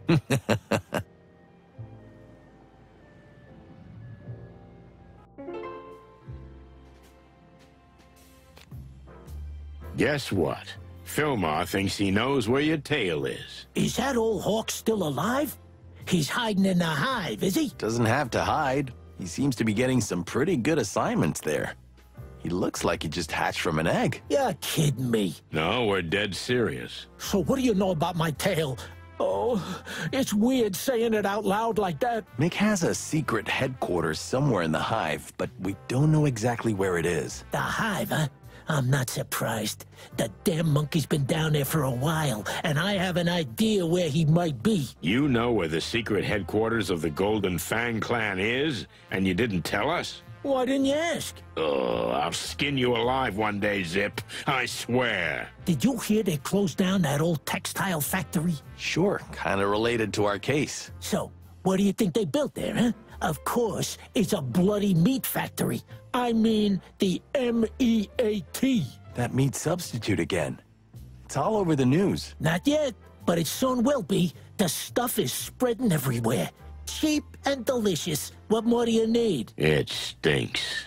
I don't know. I like the smell of it. No, I mean, there's something stinky about it. Your nose holes don't lie, old bird. That very place has become the Golden Fang's super secret headquarters. A meat plant? Funny, ain't it? Amazing. If what you say is true, that's where your tail will be. And we'll bring it to you. You'd break into a high-security gangster HQ just for me? I'm not gonna lie. I'm quite touched by what I'm hearing, boys. No, Trash Panda. We got serious business there. Oh. But while we're there, we'll get your family heirloom. Well, that's all my good mother left me. What about your famous optimism and love of life? Ah, shut up, Marty. We visited the famous Queen of the Hive, Zip. What do you know about her?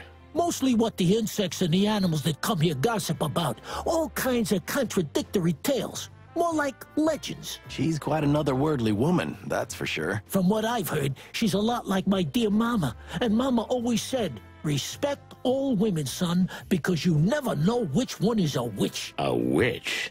You're serious? Yeah, I'm serious. Wicked spellcasters and potion makers.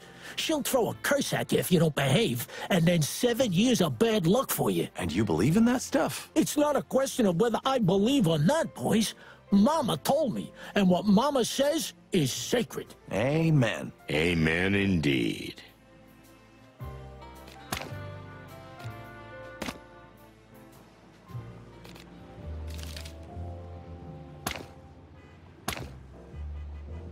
Cluck, I have a bad feeling about this. Yeah, me too. What now? We're going in. We're gonna find Frank alive and well. Great plan. Can I bring Bertha? What? I swear I won't shoot you with it. Again? Oh, thanks, partner. That's real nice of you. At least not on purpose. What? What? Nothing. Are you ready? No, but who cares, right? Right. Let's go.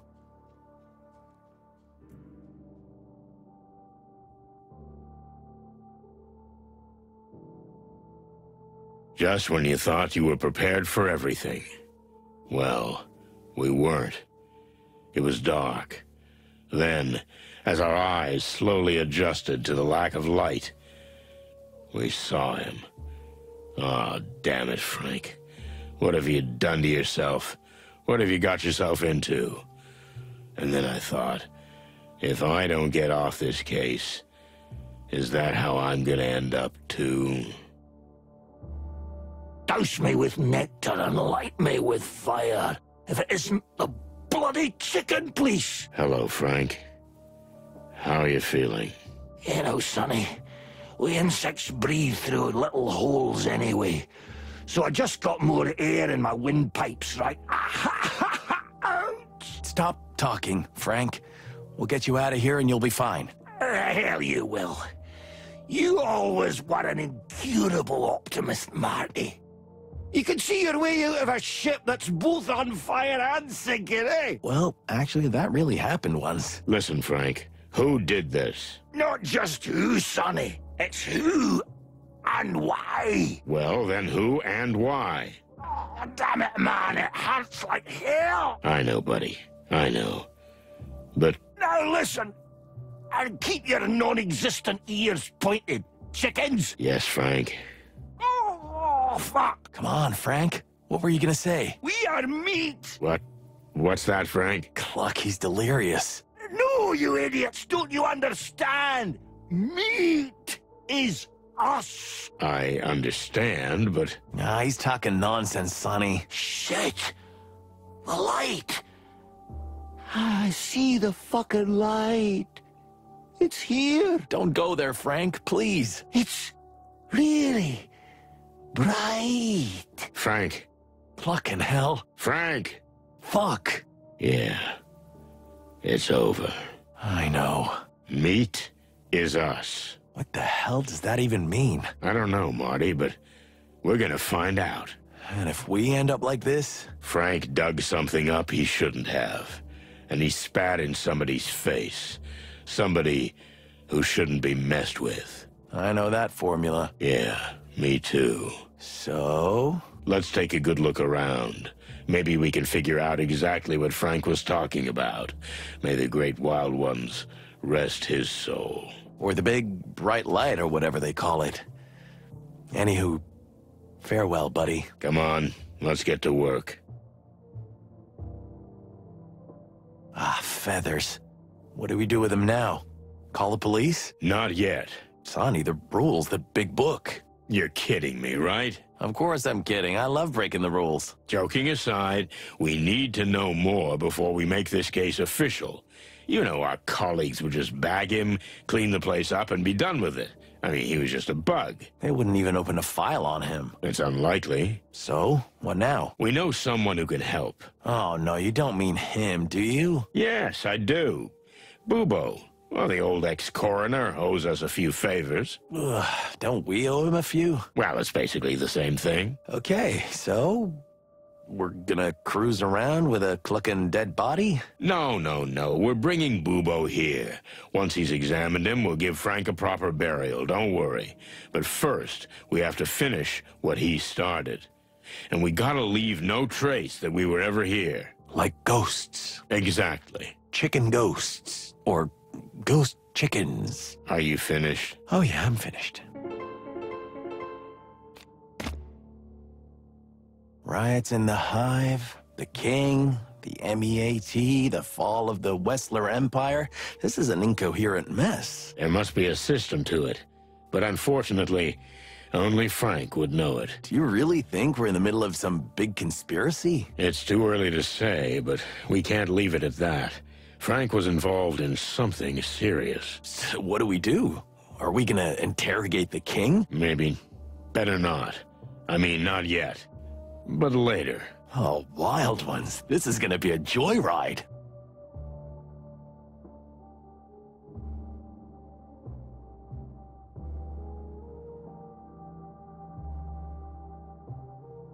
Look, there's something interesting here. A letter. Shall we read it? Can't hurt Frank now, can it? And anyway, it's been opened already. Perfect argument. Now, let's see.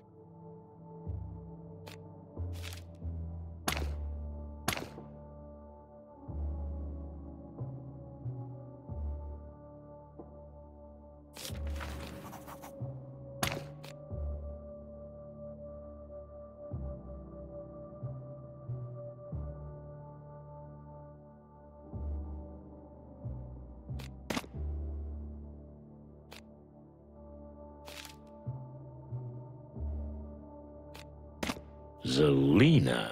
That must be the Spider Queen's daughter. So... Frank helped her escape the Hive and Clawville. Seems like it. Wait. For the Great Wild Ones, if the Queen finds out about this, she'll have us hanged. Well, she can't hurt Frank now, but she can hurt us. Who knows how she'll react to this news? And we made her a promise. So, what do we do? We have two options. We tell her the truth, or we lie to her. Simple as that. I don't like either. Welcome to the real world, buddy boy. All tough decisions, no reward.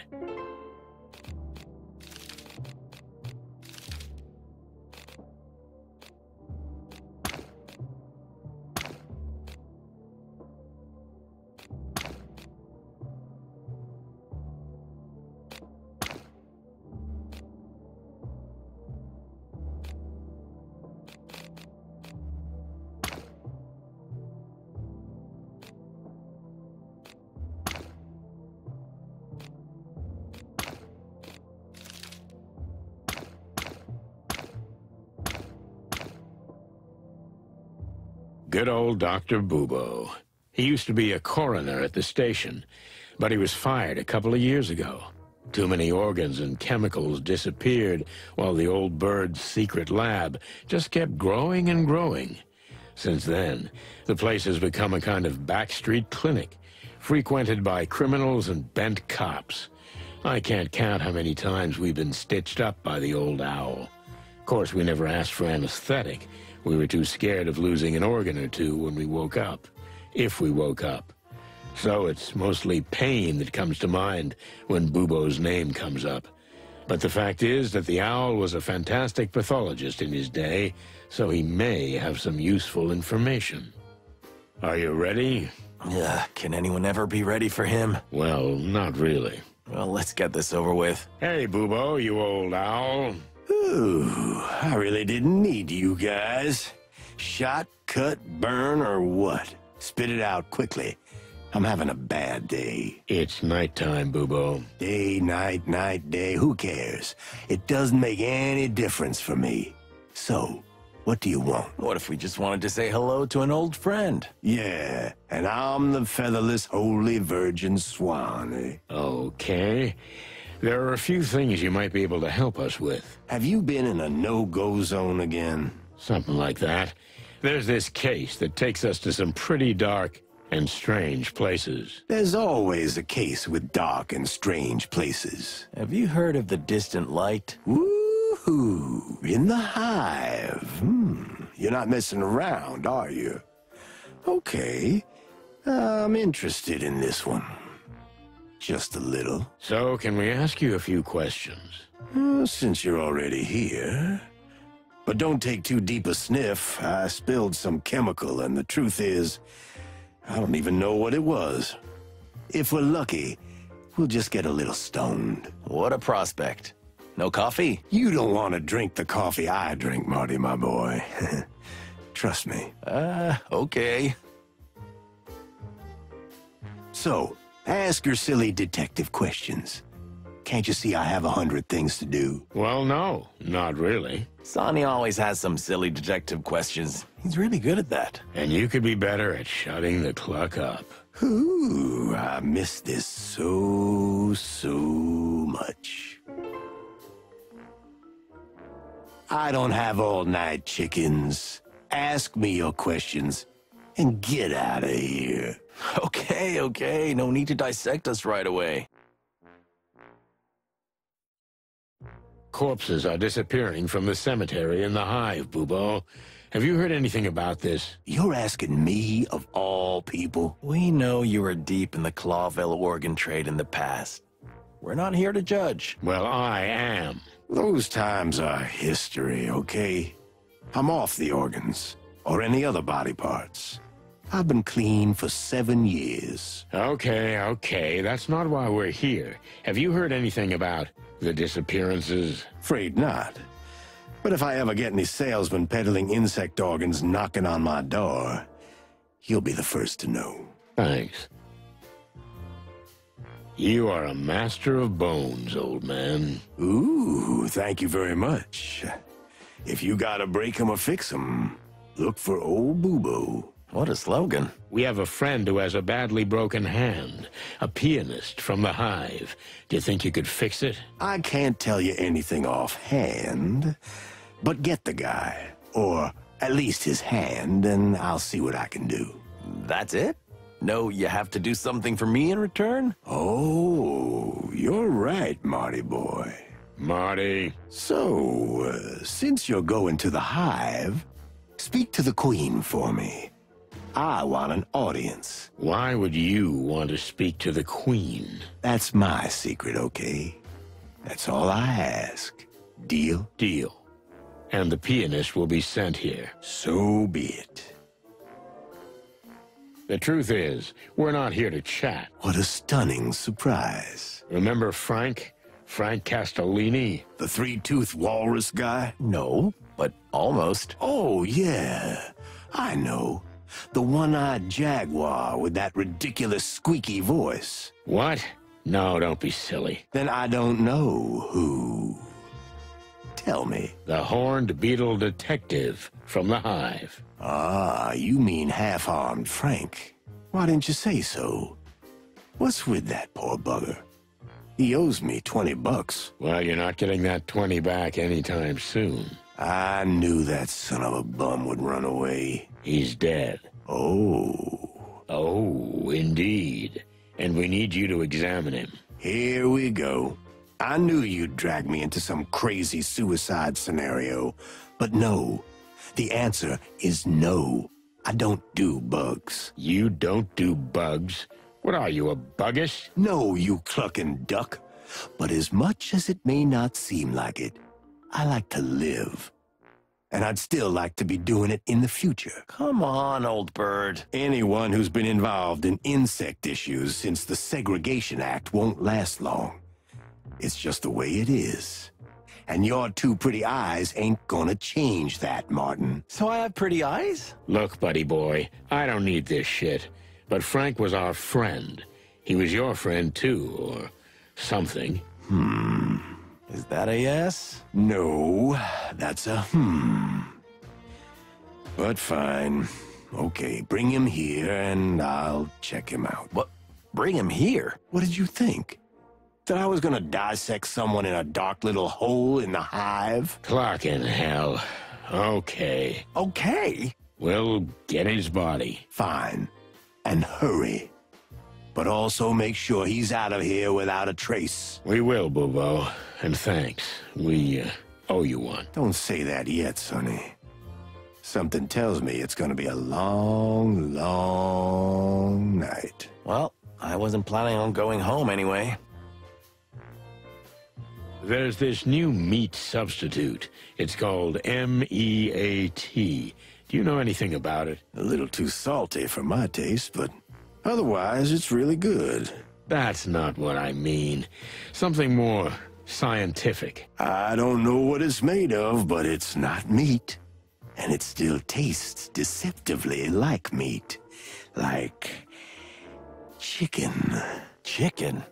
How do you know what chicken tastes like? Don't ask questions you don't want to know the answer to, Marty boy. Have you ever had it tested? I mean, under laboratory conditions. Why would I do that?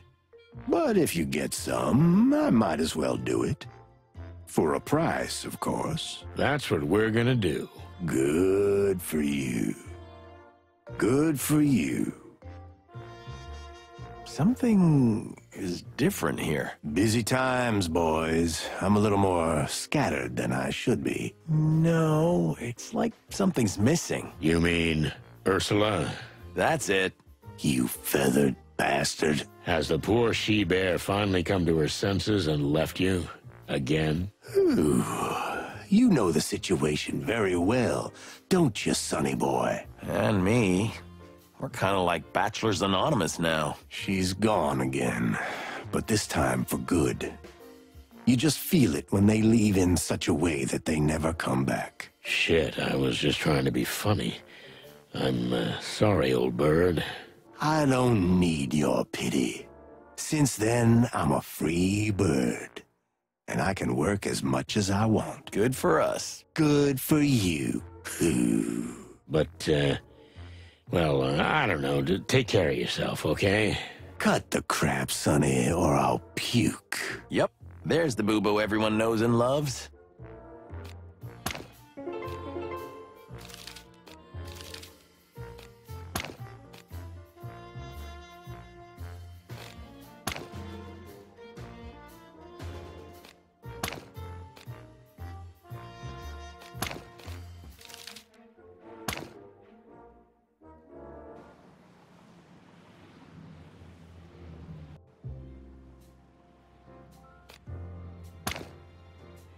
Tell me, are you still doing shady business? What, me?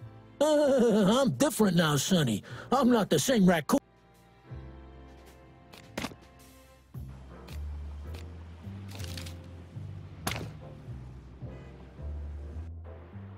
Let's go.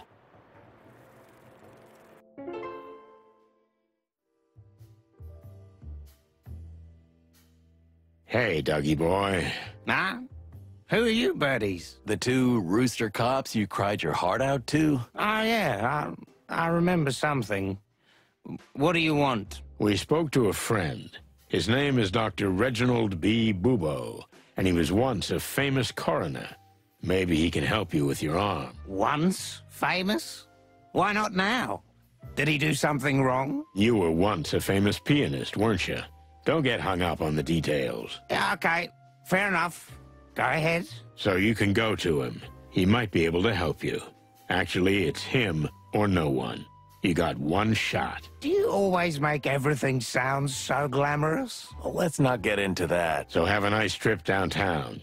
Let's hope he pulls it off. I mean, keeps it on. Yeah, me too. Well, so long. But hold on, guys. I thank you. Yeah. What my dear colleague Sonny means to say is, you're welcome and it's our pleasure. Right, Sonny? Yeah, sort of. See? It wasn't that hard. Down to the hole we go.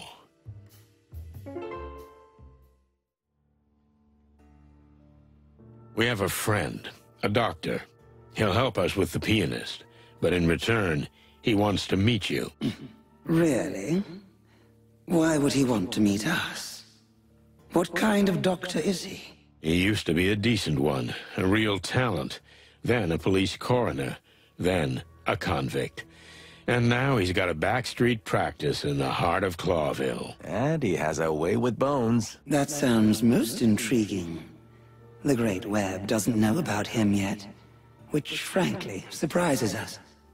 But yes, we'll allow him to see us. You can tell him he's free to enter the Hive. He won't be harmed. Will do. Thank you, ma'am.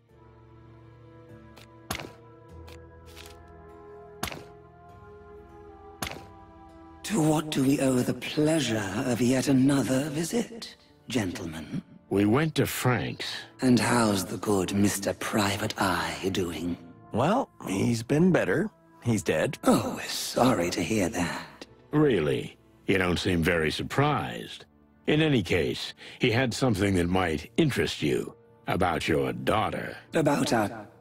We beg your pardon. Is this true? Tell us what you know. Immediately.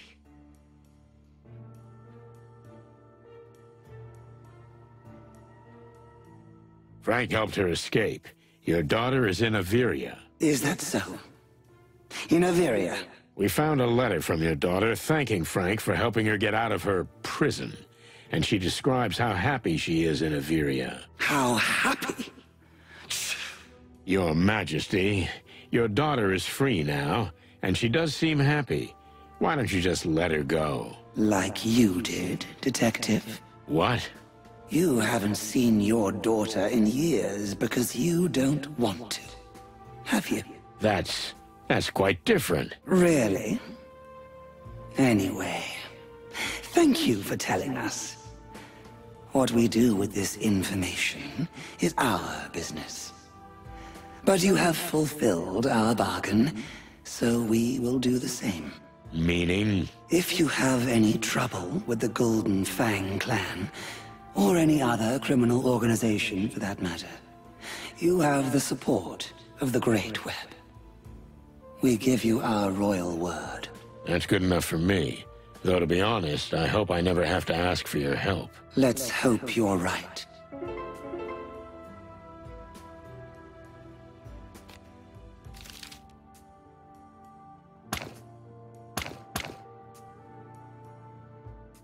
Let's go. Feathers, Frank's gone. Someone else got to him first. What do you mean, someone else? Who the cluck needs a dead bug? The same clucker who digs up the bodies in the graveyard. Oh, yeah, you've got a point. We need to take a good look around. The culprits must have left some kind of clue. How the hell can you be so calm? Rest assured, Marty, I'm not. Whoever did this, I'm gonna finish him off. This is now personal. Good, make it personal. That's always the best way. I think the big book says the exact opposite. You see, son, that's why I don't read. Damn, Frank. Look, there's something in there. What do you see?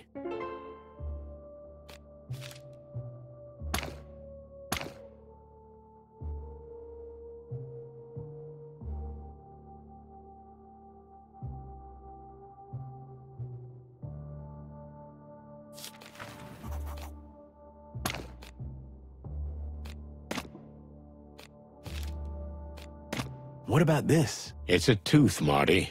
Or a fang, to be more precise. Made of gold. It doesn't get much more on the nose than that, does it? Just confirms our suspicions. The Golden Fang clan collects dead bugs? And murder is probably also on their agenda. But why did they leave it here? Is it some kind of message? Or Frank knocked it out before he was killed. I don't get this, Boss Bird. Well, I have a hunch. But it's getting late. Let's figure this out in my office. You mean in that dark little hole you call home? If I remember correctly, you don't have any place better at the moment. You're right. I'll zip it. Good. Let's make like chickens and get the cluck out of here.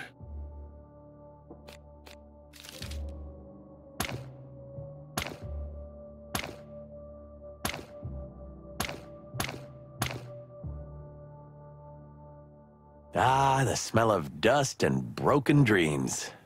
But what's with all these boxes? I'm leaving soon, Marty. For good. Soon as we get this case out of the way. Ah, yes. You're around the wilderness trip, right? But really, you'll just leave everything and never come back? I mean, you're friends? Friends? Yeah, friends. Like me. Or Monica, or... There's nothing to tie me here, Marty. Since Molly left. Ah, Molly, Molly, Molly. What? Always Molly. How many years has it been? Do you even remember? Yeah, I remember. Every single miserable day. Jeez, old bird, can you even hear yourself? Shouldn't you be... What, Marty? Moving on.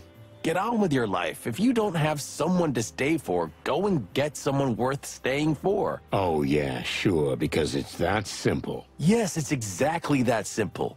It would be, if you wanted to. Marty, please. Don't cluck about things you don't understand. You're right. I'm not in your shoes. That's fair. But to leave everything and just go off into the wilds? Sure, it sounds romantic, but do you even know where you're going? I have no clucking idea, and I don't care. But I do. Look, let's just finish this, okay? That's all I ask. Yeah, okay.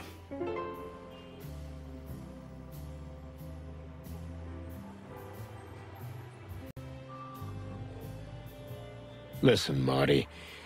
I've got something I've been trying to tell you all night. Well, go ahead, boss. You can always be honest with me. You look like shit. Thanks, man. Jerk. What was that? I said jerk. Oh, yeah. I got that right.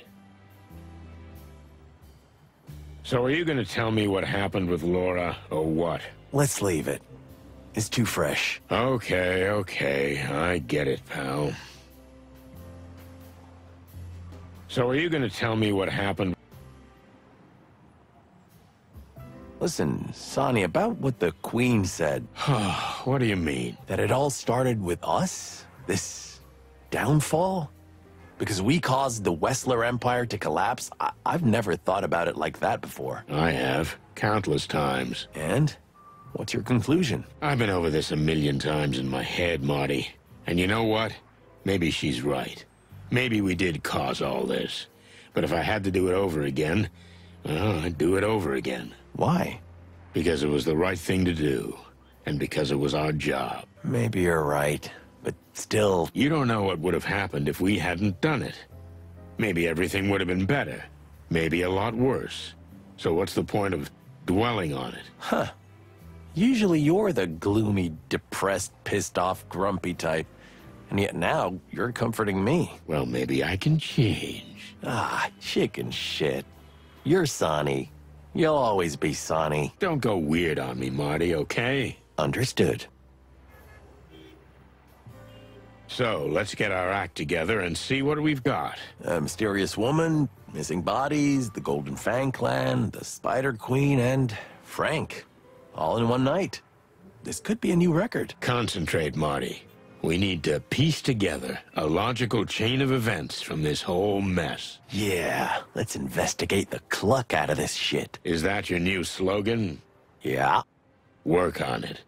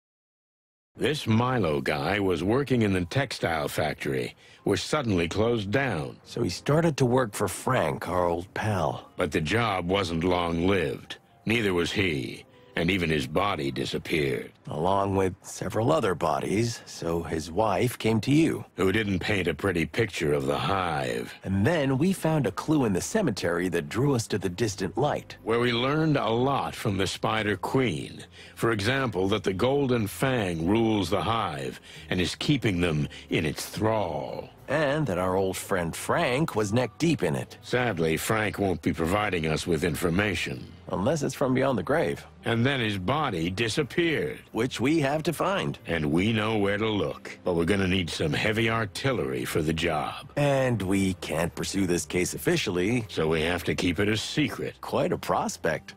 The chicken police are back in action. Shut up, Marty.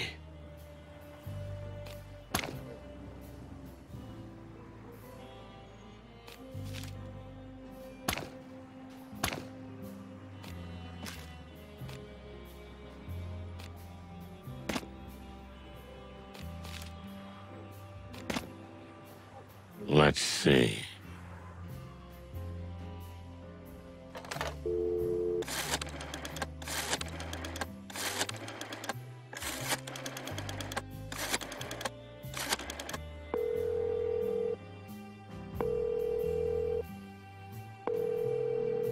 Hey, you old carrot chewer. Hello, Sonny, my dear friend. It's been a long time since I heard your voice. How can I help you tonight? Sorry to call you at this hour, but could you get Marty a room, just for tonight? Well, I was just leaving, but sure. Will manage. Thanks, Lewis.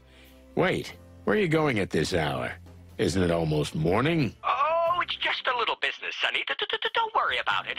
I'm opening the apartment for Marty. Thanks again, buddy boy.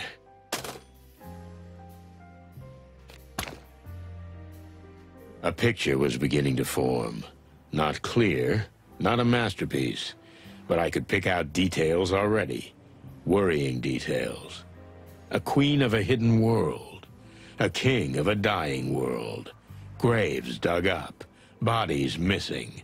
A golden fang. And a dead friend. Quite a night. Marty's here, and he's confident as ever. But I can see the skin on the corner of his beak twitching a little. He's holding on tight as he rides along with me on yet another crazy, dangerous, and overly mysterious case. But he should be at home to save his crumbling marriage. I should be somewhere else, too, on that round-the-world trip I've been planning for so long. But, yeah, this is me. This is us. Chicken police till the end. Well, that end may be close. What is it, Sonny? What's worrying you? I was just thinking that maybe this is the very case that really is gonna end the chicken police. Eesh. It must be depressing being Sonny Featherland 24 hours a day. It is, Marty. It really is.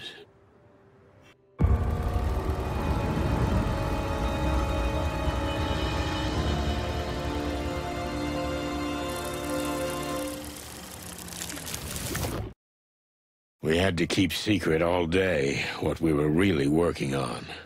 The boss wouldn't approve the case of a dead insect, not to mention the lost bodies. So, with a few packs of cigarettes and a couple of pots of coffee, we waited out the end of the shift to finally go into the hive again. Because we never learn. The shift is over, Marty. Can we get to the real work? Thanks to the wild ones. This day almost killed me. Don't tell me. Even the paperwork was scarce. Don't animals want to eat each other anymore? See? Everything used to be better. Meanwhile, in homicide, life goes on. Everybody's just shooting and beating each other to death. What are we coming to? I hear you, young fella. What? Why are you looking like that? Don't look behind you. Oh, no. Don't tell me it's... Santino Featherland and Martin McChicken. Ah, Feathers. I knew it. I'm sure he just wants to say goodnight. Santino!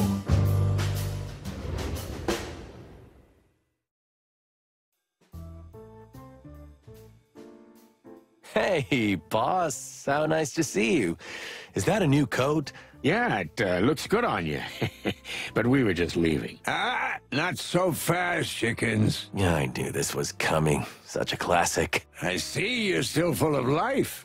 How about a little overtime? I don't know, boss. My back's a little stiff. Yeah, it's been a busy day. All that paperwork. And target practice. And paperwork. We said that already. Yeah, but today was twice as much, so... Enough. Yep. Someone's waiting for you in your office.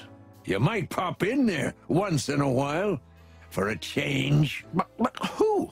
At this hour? Is nothing sacred anymore? I don't mean to be disrespectful, boss, but whatever it is, if it's not an urgent predatory case, then... Featherland, do I need to remind you that you're only still here because I graciously allow it? No, sir.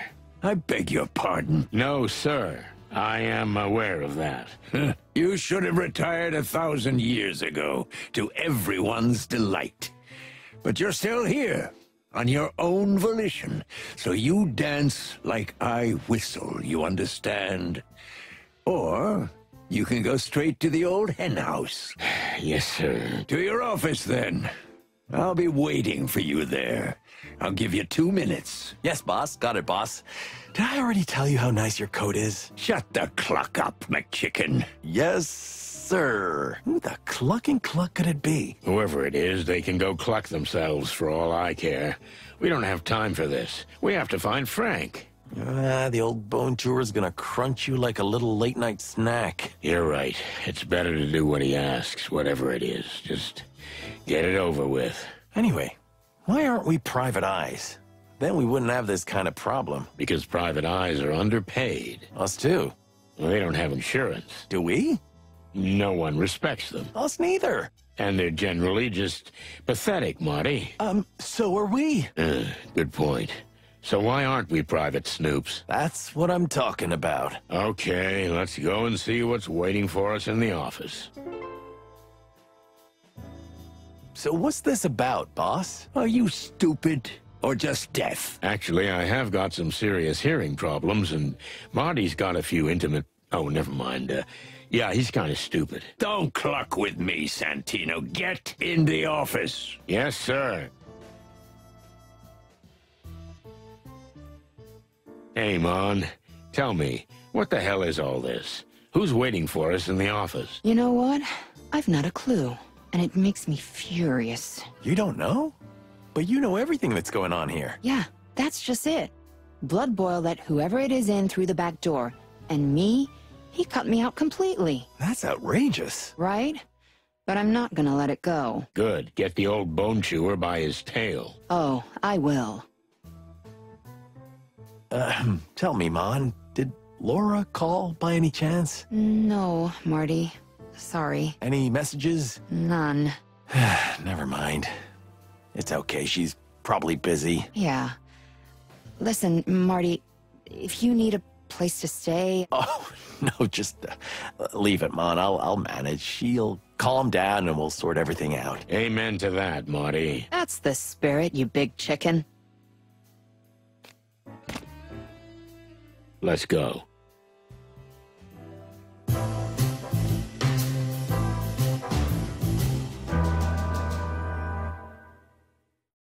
What can I say? Home away from home. The familiar smell of thousand-year-old files, an unopenable window, an unlockable door, familiar scratches on ancient wooden chairs, the mark of a fallen cigarette butt forever burned into the desk, the haunting memory of 1,000 empty bottles. If I die tonight, bury me here, under the cold, dead cases. But first, let's talk to this clown. This gentleman here is... Cassidy Lupus, the Silent Wolf. The who? I see my reputation precedes me again. Exactly as my white-feathered friend said. I'm Cassidy Lupus, actor, artist, and idol to some. Wow. Cassidy Lupus is speaking to us. Well, that's just fantastic. Mr. Lupus has a problem and asked for our help. We don't usually get involved in such personal matters. Mr. Lupus is a well-beloved movie star and close friend of our great king. Just what we needed. Excuse me, Detective Featherland? I said we're honored. You know, they say wonderful things about you boys. Epic adventures, bloody affairs, crime gang shootings, arson. Just an average Monday morning. Oh, sadly, my Monday mornings are not exactly cloudless these days either. And especially not average. Oh my, are you out of caviar, perhaps? Oh, please, don't be so base. I understand I'm from a different circle. I'm not as tanned and wild as you, but I'm coming to you for help. Don't listen to him, Mr. Lupus. He's always like that. But otherwise, he's a great detective, I can assure you. So, what can we do for you? Well, it's a complex and delicate matter, but I've been threatened. I need your protection. Protection? Excuse me, but we're detectives. We're not here to prevent trouble. We're here to find the cause, if it's already happened. Oh, there's plenty of detective work in this case, believe me. I'm afraid I don't follow. But okay, fine. How about if I ask you some pointed questions first? Like an interrogation? Like in a movie? That's fantastic.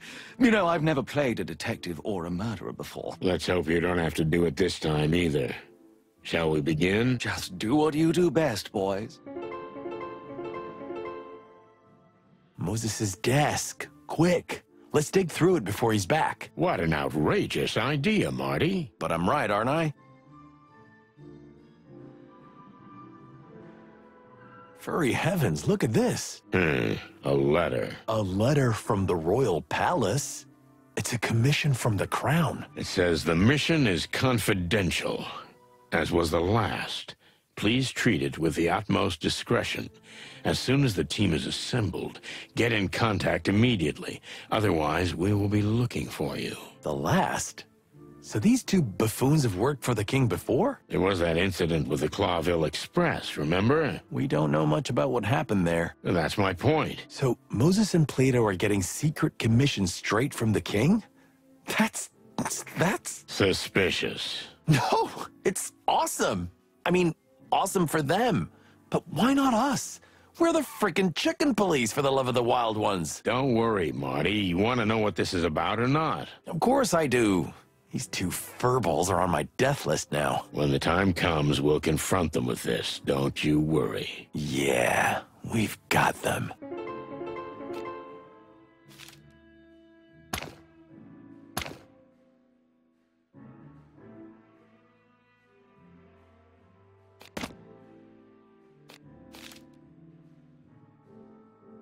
Don't hesitate, gentlemen.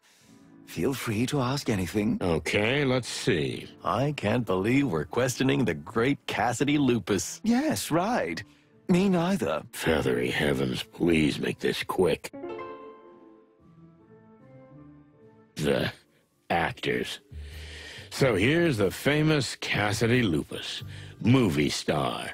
Arrogant, self-righteous, anxious type. He's visibly nervous, though he clumsily tries to hide it. He's not that good an actor. Playing on his vanity might be a good direction. I don't think the bad cop routine would work for him. But then again, I might just have to squeeze him to succeed. I'm not in the mood to patronize him, but if I have to, I'm sure I can get more out of him than he's willing to say with a little charm and finesse.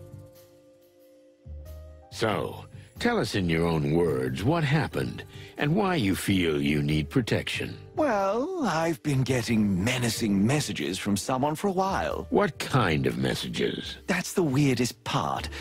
We actors get involved in this kind of thing all the time, but it's always about money or some kind of personal item. Yes, go on. I once had a crazy fan come at me with a knife because I refused to ask her out. Can you imagine? Hardly. But please, let's stick to the point. So this is somebody... What did they ask you to do? That's the strangest thing.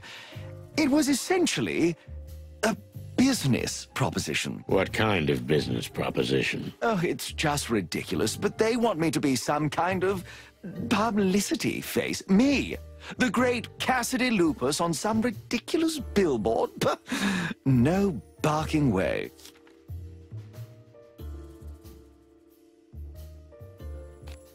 But it would really suit you. How about a dog food commercial, for example? You think your sarcasm can affect me?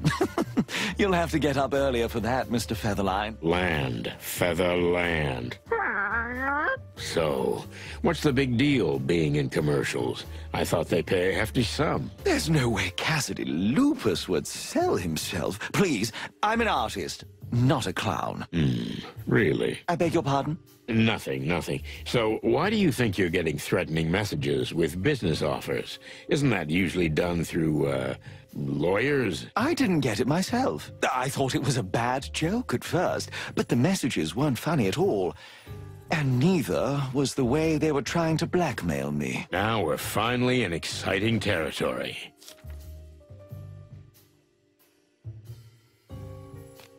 Who do you think might want to blackmail you? Who are your enemies? But everybody loves me. An ex-lover? I don't think so. Maybe a rival star? Have you pushed anyone out of a role lately? They write roles for me, detective. I don't go to auditions. Lucky boy. You don't have a single idea? If I did, would we be talking now? I wasn't planning on talking to you anyway. Well, pull yourself together and get in the mood, because this is serious. I am serious. Let's just get on with this. What exactly is in these messages? And how did they reach you in the first place? We had just finished shooting my latest picture when my stunt double, Percy, handed me a letter. He said they thought he was Lupus, and someone, a dark figure in a dark suit, had pushed it into his hand and run away. He swore he hadn't read it. but he was pale as the moon. So this someone simply confused you two? Percy looks exactly like me. That's why he's my double, silly. But to tell you the truth, his profile is a little less chiseled and his stance could do with some work. Do you think someone who knows you well can tell the difference? Not from afar, but if that someone knew me really intimately, they should have seen he wasn't the real me. Didn't you ever think that your double was just making it all up? And he's the one behind it? Percy? Oh, no, that's impossible. He idolizes me. I wouldn't dismiss the possibility, though. As you wish. But I assure you that Percy is a man of impeccable character. You should have seen how frightened he was. And you? Are you a man without blemish? Oh, I wouldn't say that. So, what was in that first message? That I'd find a contract on my desk that I'd sign if I wanted to do right by myself. Written in red, but not in blood, before you ask. However, the tone was very rude and threatening. Then, when I got back to my office, there was indeed the contract, but to be honest, I could only laugh at the contents. What did it say? An exclusive contract with some advertising agency I'd never heard of. Some kind of snake something. A new product line was to be advertised mainly on billboards. Snake something? You don't remember? I only remember the important things. Oh, I'm so sorry.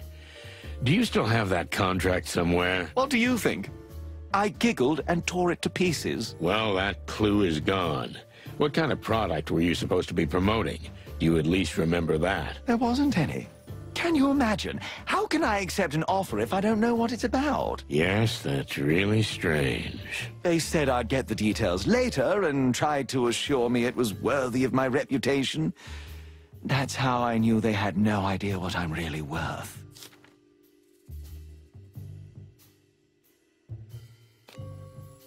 So you star in these romantic flops, do you? Your sarcasm is bouncing off me, Mr. Featherbird. Land. As you wish. So your answer is no? I shouldn't even have to answer that. Anyway, I've made a few films like that in the past, but I'm mostly seen in historical epics or heroic dramas and artistic adventure films. Of course, no doubt about it. And your latest feature? El Wolf. We've only just finished that dreadful shoot. Dreadful shoot, you say? With a terrible director and a terrible script. So you're expecting a flop? What? Of course not. This picture will be a true classic. Thank goodness I managed to sneak a lot of myself into the final product. Oh, you mean your genius is saving the movie? It was a war of attrition before we could come to terms with that monster of a director. Charles Rufus Vidor. You must have heard of him. No, but don't let that bother you. Yes, he's a real monster. A savage. So can we say you didn't get along? Vidor is an animal, in the worst possible sense. No, I didn't get along with him. Neither did anyone else. Thank you. Maybe we can start with that.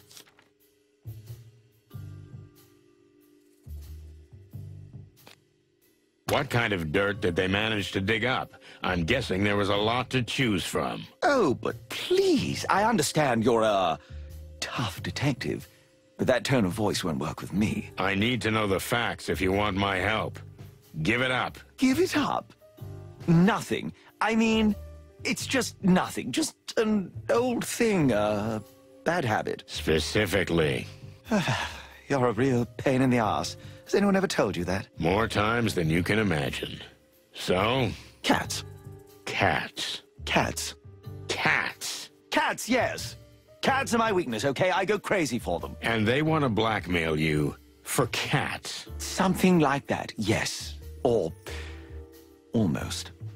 Happy now? No, it doesn't add up. That's your job, detective. Put it together. All right, enough of the dog shit. Start talking straight. If you're lying to me, how can I help you? But you... How dare you? Don't give me the dramatic death scene, or I'll leave you high and dry. It's... You know... All right. You're right. What? You're right. It's all a big lie, or at least half a lie. I really was blackmailed. And it really has something to do with my cat obsession. But that's not the whole story. It's about a certain cat. A woman I had an affair with. Had? Still have. Just as I thought. They have a picture of us in an unmistakable position. Now we're getting somewhere. Look, I love my wife. In fact, I worship her. Oh, I know you do. Don't patronize me. I hear your personal life isn't exactly a bed of roses either. If you say one more word about my personal life, I'll not only take your case, I'll break your nose. Okay, I get it. So, are you telling me the complete truth? Indeed. Ask away. What do you want to know? I'm sorry, but I have to ask. Who is the lucky cat lady who's put your privacy and reputation at jeopardy? You know, it's almost humorous, but you know her. Really? I wasn't expecting that. Meredith H. Marble. What? Huh! Cluck me. You mean the writer? The creator of the Chicken Police book series? None other. A real predator, am I right? Oh, yeah. Our lives have been taken and torn apart by her, that's for sure. But I see, in some ways, yours has too. You need to understand, that woman is a nobody. I mean, no disrespect, but she means nothing to me. It's just, you know, she's a cat. And sometimes that's enough for me. Then why did you marry a rabbit? Because Faye is the love of my life, that's why. This cat thing is, you know, physical and nothing else. But it's incredibly strong. Okay, big fella, calm down. Now, why do you think they're trying to kill you? Isn't it enough that they leak the picture and you're done? Maybe it would be enough, but I didn't let it go. You may think I'm a big fraud, a rip-off, but Cassidy Lupus is not to be intimidated. I made it clear to them that I wouldn't give in, not even if they leaked the picture. Oh, maybe you do have some nerve. I'm genuinely surprised. Thank you. Or maybe you're just too stupid to realize how serious this is. Ouch. So then they threatened you? Mortally. The last letter was just a poster folded up. It's a poster from an old movie I did. And you took that as a threat? It's called The Last Howl. The last part of a series in which the protagonist I play dies. That's a little on the nose. Right. I knew right away I had to get help. That's why I came to you. So that's it? Can you tell me any more? You can't get more out of me. Not even with a beating. It wasn't that difficult, just like pulling teeth. But in the end, you told me exactly what I needed to know. You're quite a detective, I must admit. You didn't go easy on me. Aw, did I hurt your feelings? On the contrary. What doesn't kill you makes you stronger, right? Yeah, just don't mention that to Blood Boil. You see? That's what I'm talking about.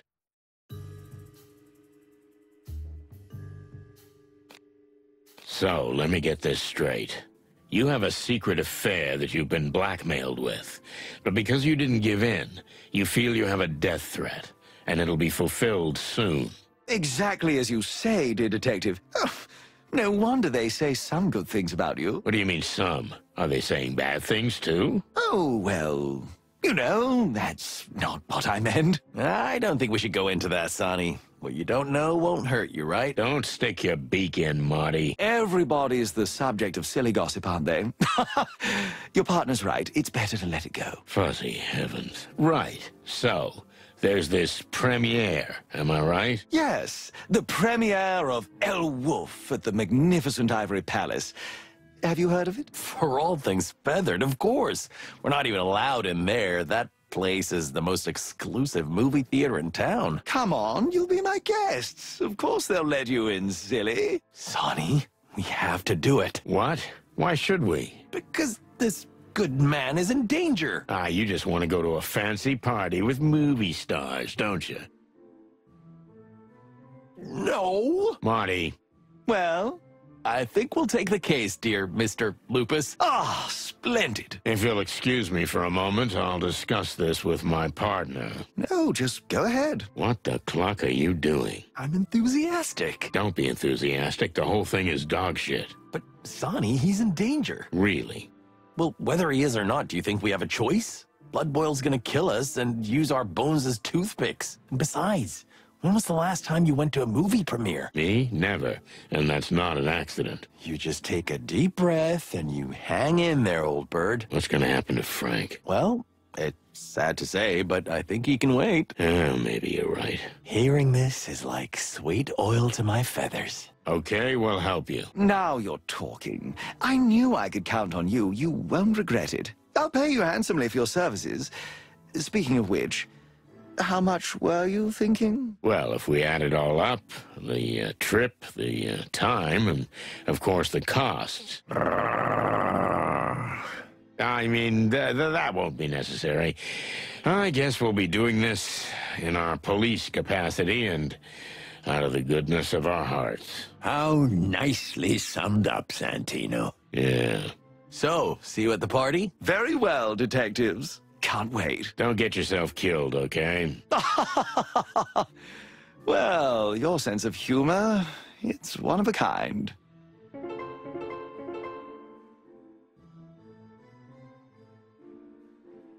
I understand the king himself will be the guest of honor at the premiere. Hector?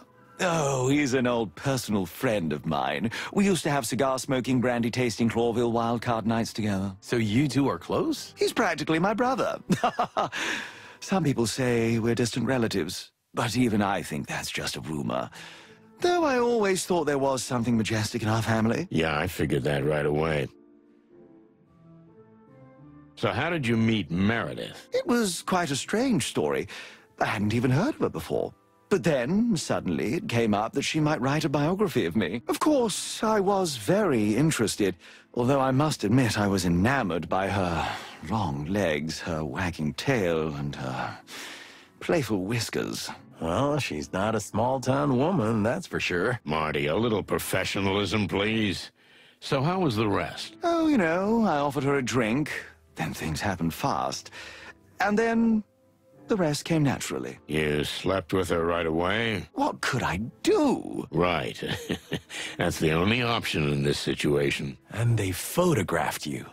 What a coincidence. Yeah, too much of a coincidence for my taste. Tell me, does your wife know about your affair? Of course not. That's one of the main reasons I'm trying to avoid it leaking out. I see.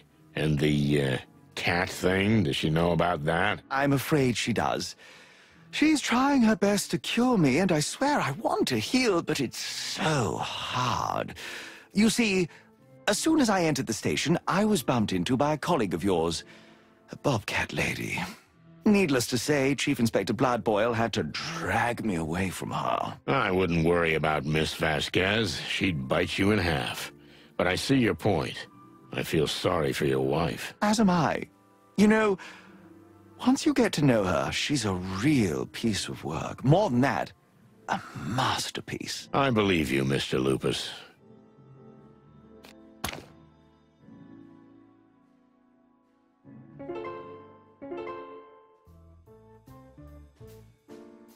Sir, if I may say so. Sonny? Yes, sir? You made the right decision. I'm glad you did. Did I have a choice? No, not really.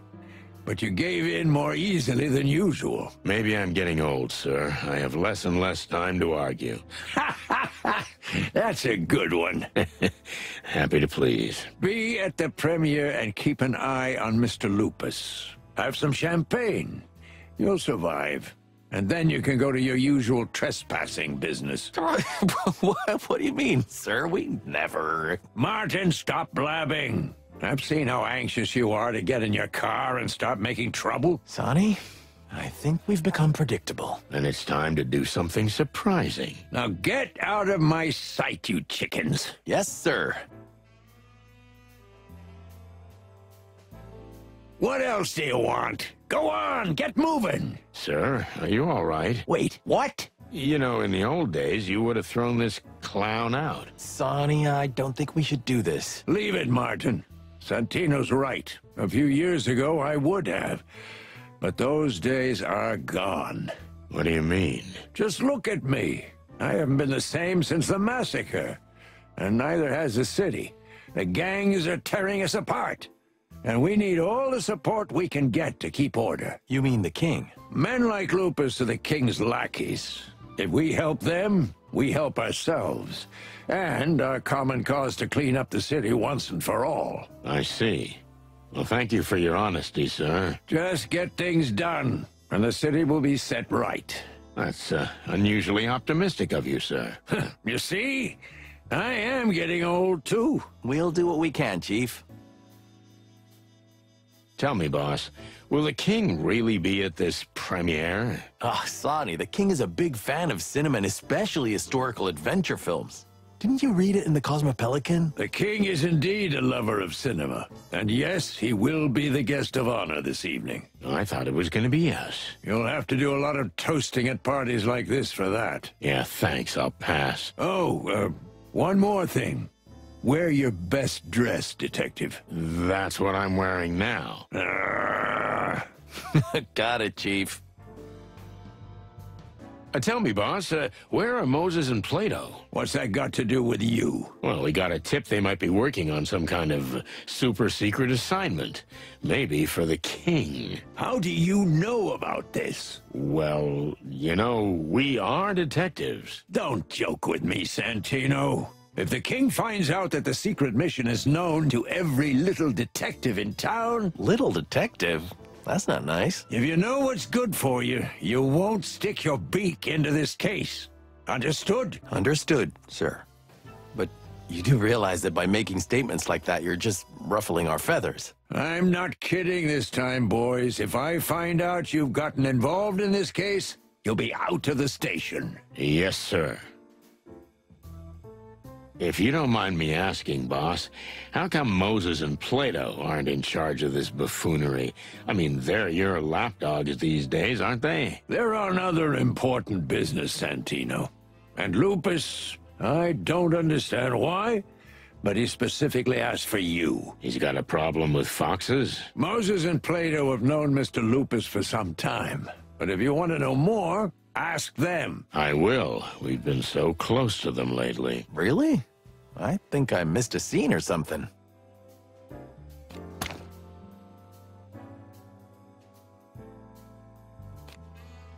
Listen, Mon, what do you know about this Lupus fella?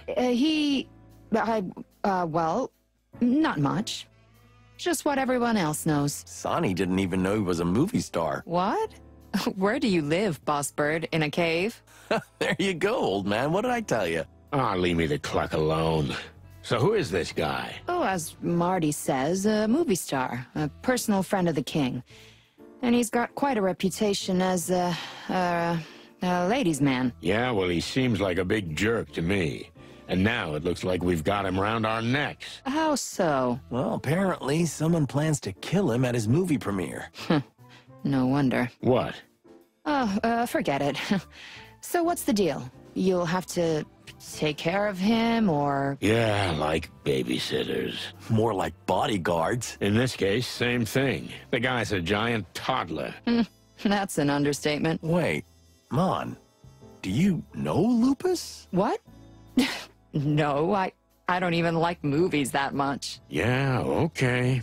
Well, we're ready to go then. But just beware, boys. You know, movie stars like him always have crazy fans. Stalkers who are capable of anything. Oh, come on, Mon. It's a classic case of petty blackmail. Somebody takes a chance because he's a rich buffoon. Most of the time, it doesn't escalate to violence. Yeah, most of the time. But we'll be there to make sure nothing bad happens. Yeah, sure.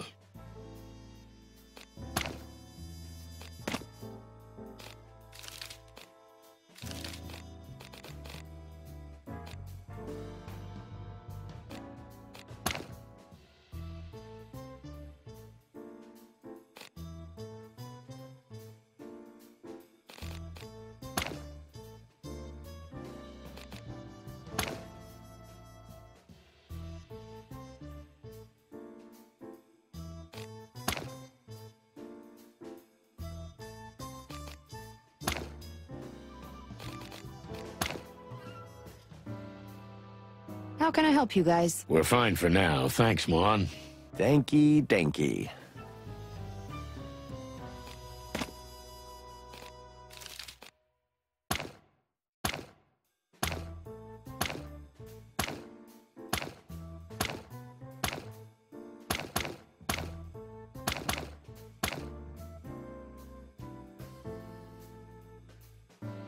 What else do you want? I guess nothing, for now.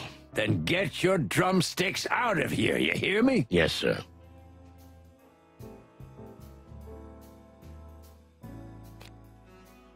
Listen, Marty, can you go get some coffee? What? We had like 5 jugs already today. Your heart's gonna explode, old man. It's the last one. Then I swear I'll stop, but otherwise, I won't make it through the night. Okay. All right. Your funeral. Thanks, young fella. Did you just dump Marty? I need to ask you a favor. Uh-oh. That's a bad start. Blood Boil wants us to go to the movie premiere and watch for Lupus. So far, so good. But we have other things to do, so I'm going to tell Marty to leave the evening discreetly. That's all so clear, so where do I come in? I need you. Ah, you finally said it. No, not like that. Listen, without Marty, I'm lost in the crowd. How so? And I can't stand the crowd. I don't like crowds. I need someone to keep me grounded so I don't freak out. Oh, so I'll be the weight that's pulling you down? Something like that. I'm really honored. But listen, Sonny, I don't really want to go there. Yeah, okay. You're right. I understand. I don't know why I even thought... But I'll do it. What? I'll be there, Sonny. And I'm gonna take care of you. What? No, you don't have to take care of me. Just, I'll be there, okay? Yeah. Thanks, Mon. Really. Eternal gratitude. You'll owe me a coffee for it. A normal coffee, not the PD one. You got a deal, Mon. Hey, I brought the coffee. You know what? You were right. I should take care of my heart. Are you kidding me? Sorry, buddy. Mon? Leave me out of this. Something still smells fishy to me. You think Lupus didn't tell you everything? Of course not. And we don't know enough about him. I know all his movies by heart. Thanks, Marty. That's a big help. You're just saying that. Listen, why don't you go home and try to reconcile with Laura? Oh, so you're gonna dump me again? No, I'm not. I'm gonna go home and get my shit together. And I'll talk to Lewis. What do you want with Mr. Bunny Ears? You know, he used to move in some pretty high circles. As far as I can tell, he's managed to climb back up to the top recently. Maybe he can tell us something useful about the wolf. That's not a bad idea. So I'm gonna... Relax, Marty. You can do it. You're strong. You think so? I think so. You can't run away forever. You also can't take endless advantage of Lewis's kindness. You've been doing it for years. That's beside the point, Marty. You can't end up like me. You have to talk to Laura. It's kind of weird getting relationship advice from you. Shut up.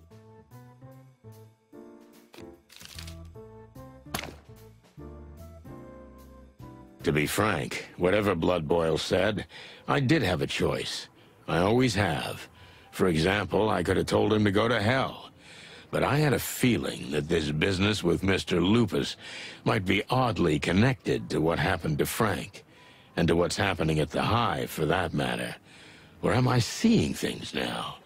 Either way, Lewis was an old friend of mine, and he always moved in pretty high places. I wanted to find out more about the wolf and the upcoming party, so this was the perfect chance to question him. I hoped I'd written his number down in my phone book. Let's see.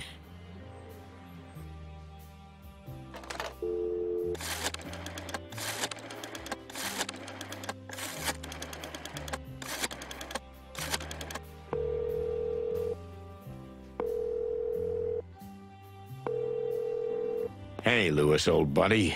It's Sonny. Sonny? How can I help you? I need that clever skull between your huge, fluffy ears. I'm so sorry, but I'm in a hurry. I'm supposed to be at the premiere of a major motion picture. Is that so, El Wolf? Have you heard of it? Have I heard of it? I'm the guest of honor. I mean, next to the king, of course. Well, that's wonderful. So, can we go together? Yeah, that'd be great. Look, just come by when you're ready and we'll go. I'm jumping right away! Thanks, buddy. That went smoothly. I suspected that he was invited to the party. He's never missed one. And if the king is also attending, Louis will take any opportunity to restore his once illustrious family to its former glory. Besides, I was very much hoping that he might have some useful information about Lupus, the king, and the other guests in general. He might even have a clue as to who might want to harm the Silent Wolf. Thanks for jumping in already, Louis. Anytime for you, Sonny, anytime. Tell me, what's this about? And how did you get invited to the party? No offense, but... Do I look out of place? I just know you don't like these kind of fancy events. You got that right. I didn't really have a choice. It's work-related. Is Blood Boil expecting some trouble at the premiere? He's not, but someone is. A certain Cassidy Lupus. Oh, my God. The star of the loudest howl? None other. But don't tell me you get weak at the knees when you hear his name. Oh, come on. Not at all. Thanks to the great wild ones. Seems like everyone's in love with this guy. Well, he is, after all, the biggest movie star of our time. Since we're going together, and since I know you're usually well-informed... Well, my ears must be good. Can you tell me a few things about the soiree? As much as possible. I want to be prepared for the culture shock of my life. Sure, Sonny. Ask away. How are you these days, bunny ears? Even though we live in the same building, I hardly ever see you. The Atlas Hotel is huge, Sonny. And lately, I've been spending a lot of time locked up in my suite. And when I have to go, I have to work abroad. What kind of work? You know, Sonny, ever since my parents' fortune ran out, I've had to work like regular people. But I'm not complaining. Business has been good lately. If I didn't know you so well, I'd think you were avoiding the subject. So what kind of business is it exactly? Oh, it's nothing really. Mostly real estate. You haven't even renovated the Atlas yet. What goes around comes around, Sonny. I'm glad you're doing well. You've suffered a lot, and you deserve it. Oh, come on. That's nothing compared to your everyday life, Mr. Star Detective. You still think it's romantic after all these years, even in today's world? If I had another life, I'd want to be a Clawville detective, too. Damn your taste. Listen, pal, I don't want to be indiscreet, but... Ah! You're asking about my eye. Exactly. What's the deal with it? I've been traveling a lot lately. I've been going to some dangerous places. What do you mean? You know the real estate business. Basically, I buy up abandoned buildings, like this one, the Atlas Hotel. Then I renovate it and sell it for a lot more money. That's understandable. But your eye... Well, yes. Sometimes I have to go to places that are too dangerous for a simple real estate agent. Have you ever been to the Torogo colonies? Oh, they say pretty wild things about them. It's beautiful. And the capital is a wonder to behold. But unfortunately, its jungles are still teeming with animals that are still quite... wild. You're not restoring an ancient pyramid, are you? No, not at all. But let's just say, I'm too far from the safety of the capital. You don't really want to talk about it in detail, do you? If you don't mind, it's still fresh. I understand. So the king will be present, right? Oh, not only will he be present, the whole premiere will be in his honor. How come? For one thing, the king is a big fan of cinema. But there's another reason. Which is? The king's reputation is in tatters. Gangs are ransacking the city, and the crown and the police seem helpless. Thanks. Just the facts, Sonny. Elwolf is about the founding war, when Clawville was torn apart by multiple powers, and the first true king of Clawville brought order. So the situation today is symbolically tied to the founding war. Exactly. And he is the great king who brings order to chaos. It's all political posturing. What isn't these days? But I'd say it's more a kind of self-reflection. The people of the city have less and less sympathy for the king who lives in seclusion in his citadel. He needs to step out among the people. Well, a fancy movie premiere isn't exactly a typical case of going out among the people. True, but it's a start. Kinda. Still, this isn't like our Hector. You got that right. It's his new advisor's doing. She's pretty serious about image building. The new advisor, huh? I thought I'd heard of her, but I'm not sure. You live in a cave, Sonny? Everybody's heard of her. I usually don't care about these things. Until you get involved. Well, I guess I'm a little involved now. Don't worry, Sonny. The king is bread and butter. I know. I worked for him. You worked for him? For the king? I missed that one. Oh, you know, back in the old days, when I was young, the king could use my personal connections and my ability to blend in easily in any environment. Yeah? Well, that's fascinating. Thanks, Lewis. What do you know about Mr. Cassidy Lupus? Do you know him personally? I wouldn't say that, but we've crossed paths. Our acquaintance is rather superficial. Do you go to parties like this often? Oh, more and more, thankfully. Ever since word got out that I've got some serious real estate in the colonies, I'm welcome back in high circles. I'm glad for you. So what do you know about this buffoon? Well, just a few things. He's quite a gambler, likes money and women. Not very good with either of them, though. His father was a serious con man who came out of nowhere and made himself quite a fortune. Oh, really? That's interesting. Oh, but he's mostly harmless. Today, he's the star. Tomorrow, someone else will be. And I think he already feels the rope around his neck. He must feel a rope because he hired me to protect him tonight. Oh, is that what this is about? That's why they invited you to the party. I wouldn't call it an invitation, more like an order. A stinky, dog-mouth-smelling order. Well, it's understandable. Lupus is a great friend of the king. When he asks for a favor, it's only natural that Blood Boil would jump at the chance. You know, my friend, I don't like the idea of us having to go to such lengths to curry favor with the crown. We used to be more independent. No, you weren't, Sonny.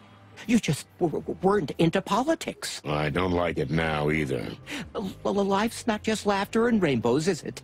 There are no rainbows in Clawville, Lewis. That's for sure. Listen, Lewis, have you seen a strange woman coming and going lately? Are you dating, Sonny? Finally! Are you... No, it's not that. A woman came to see me, in a black robe. Oh, very mysterious. She was. Only then she disappeared, just as mysteriously, like I was dreaming the whole thing. I don't know. I didn't see anything like that. But like I said, most of the time I'm locked up in my suite, or I'm abroad. I rarely walk the halls of the Atlas anymore. Well, thanks anyway, pal. You're welcome, Sonny.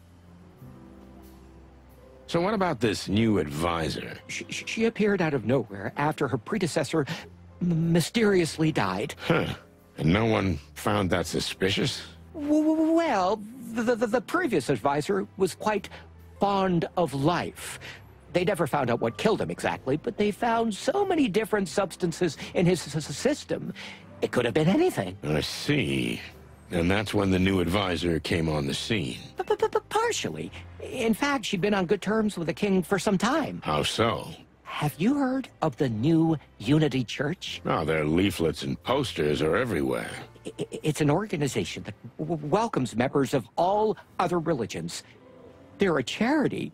They are working for a new, better world to come. Yeah, at least that's the slogan. Yeah, something like that. So they twisted the king's head off with his bullshit. Pretty much. But for now, he's only seen the upside. He's been showing up more and more in public. He's a generous benefactor. He advertises that he's fighting the gangs and the rest. And you believe that? Maybe I do. But that woman, there's something really weird about her. When you meet her in person, you'll understand. Well, I can't wait. Then, shall we go? I think so. Take a deep breath. Hey, Sonny, Everything all right? Yeah, just, You don't really like crowds, do you? What? How do you know that? I used to be like that. You get used to it. Take deep, long breaths slowly. If that doesn't help, spot an object in the room and focus all your attention on it. What is this hocus pocus? Just take my word for it. It'll help you. Okay, thanks, I guess. Now let's get going. After you, Sonny.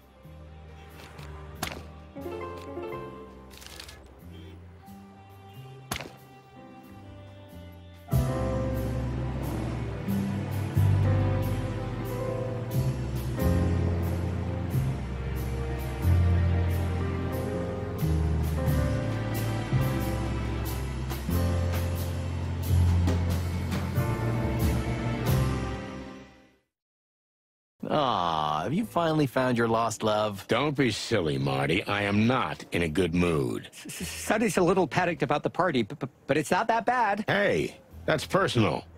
Was. Hi, Lewis. Hey, Martin. Everything all right? Sort of.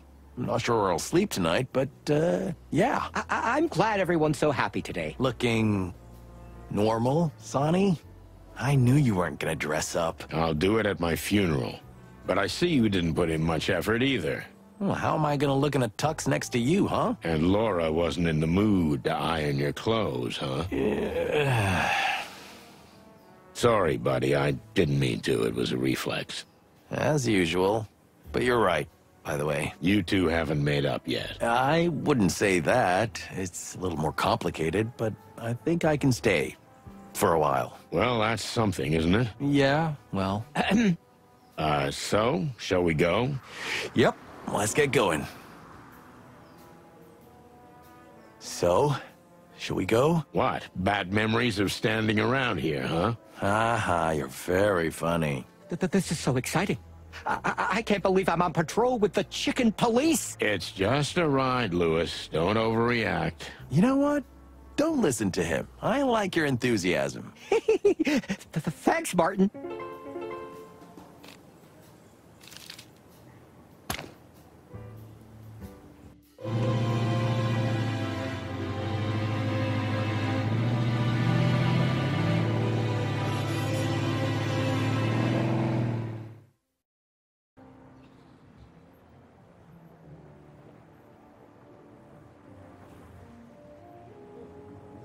So we were standing in front of this huge, shiny building. 3 out-of-place figures, full of doubts and questions. Meanwhile, the guests kept arriving, the cream of Clawville's high society. If I can say one thing, I certainly wasn't expecting this twist. But there was nothing to be done. I knew I had to swallow my distaste and survive the night, somehow. I couldn't wait to see Monica. I hoped she would keep her promise. Well, I'm off to mingle. Thanks for the ride, guys. Have fun, Lewis. We'll be right there. Wow, he bunny hopped out of here fast. He doesn't want to be seen with the likes of us. I can understand that. I wouldn't either. Hey, what's wrong with you? Laura Stern? And Bauer Michaels? Aaron J. Hallenhall? And Ruby Ray Ramone? Everything okay, Marty? These are all the biggest stars, Sonny. Not just in Clawville, but in the whole world. I thought you had a stroke. Don't be an ass. I can't believe we're here. Really? Is it that big of a deal? Yes, it is. Okay. Jeez. So, are we going in? Let's get this over with as quickly as possible. I'm not gonna let you crush my enthusiasm with your negativosity. Oh, really? Is that a new word? Where did you learn that? Fuck you, Sonny. Hey, is this guy everywhere? If we jumped into the car and drove to the police station right now, he'd be there too. You think so? I'm sure of it. Ugh, I've got chicken bumps.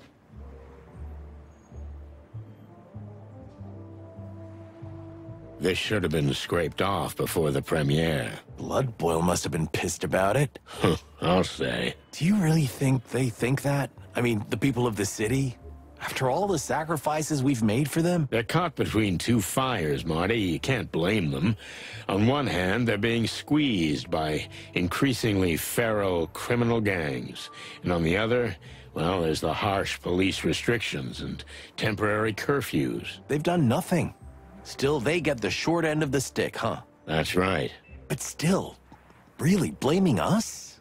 We're literally dying for them. Just think of the Great Massacre. They'll understand one day, when their grandchildren read about these times in history books. Well, that's small comfort to those who get shot in the line of duty. It is indeed. But it's also true the other way around. You mean police brutality? Kind of. Think about the ones who die from a stray bullet instead of a gang member. There's no such thing as black and white, huh? I see you've grown up. No, Marty, and there never was. But don't let that put you off. In fact, when you realize that, it's quite a liberating feeling. Really? Well, I don't feel free yet. You'll get used to it.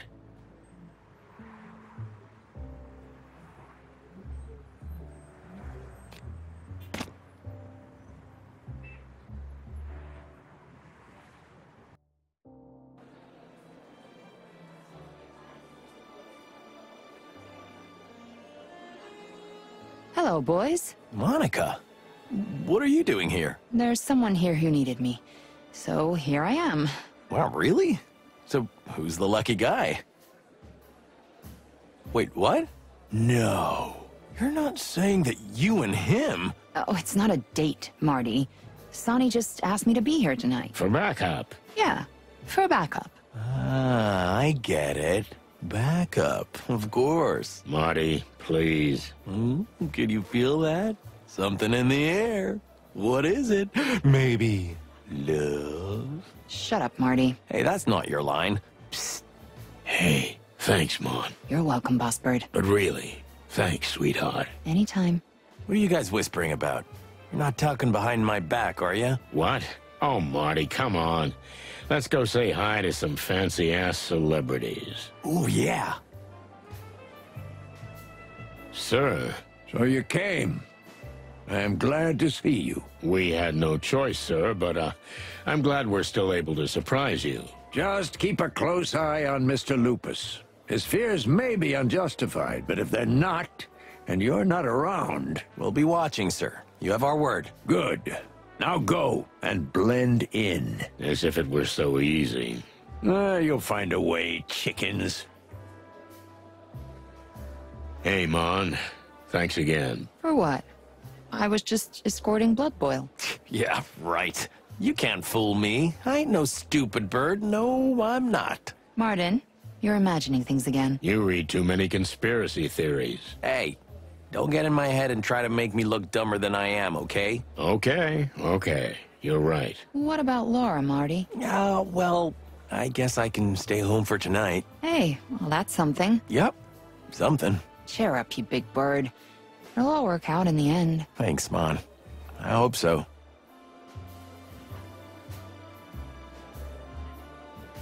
Well, Lewis, everything all right? Couldn't be better, Sonny. They say the film is going to be a masterpiece, and the king is supposed to be arriving soon. I can't wait. Oh, don't be so cynical, Sonny. Being nice to the king can't be all bad. You know, I don't think we're going to find common ground, but, you never know, huh? Now you're talking. Finally something positive from you, old friend. Must be the champagne. But we haven't had any yet. Really, where can I get a drink around here? Haven't you learned anything from last time? I don't want it for myself, but I'm sure it'll loosen you up a bit. You don't want to see me drunk, Marty. I'd like to see you both drunk. Okay, that sounded weird. A little. Just a teeny weeny bit. Listen, Lewis, I always trusted you. Could you keep your eyes open for me? Both of them. Marty. What? Oh, for heaven's sorry. I didn't mean to be so rude. Please turn a blind eye to that. All right, Marty, that's enough. But I'm not doing it on purpose. Come on, it's nothing. And of course, you can count on me, Sonny. Are we on some kind of a secret mission? Just keep an eye out in case you see or hear anything interesting, okay? You can count on me, big guy. I was a real first-class jerk, right? Correct.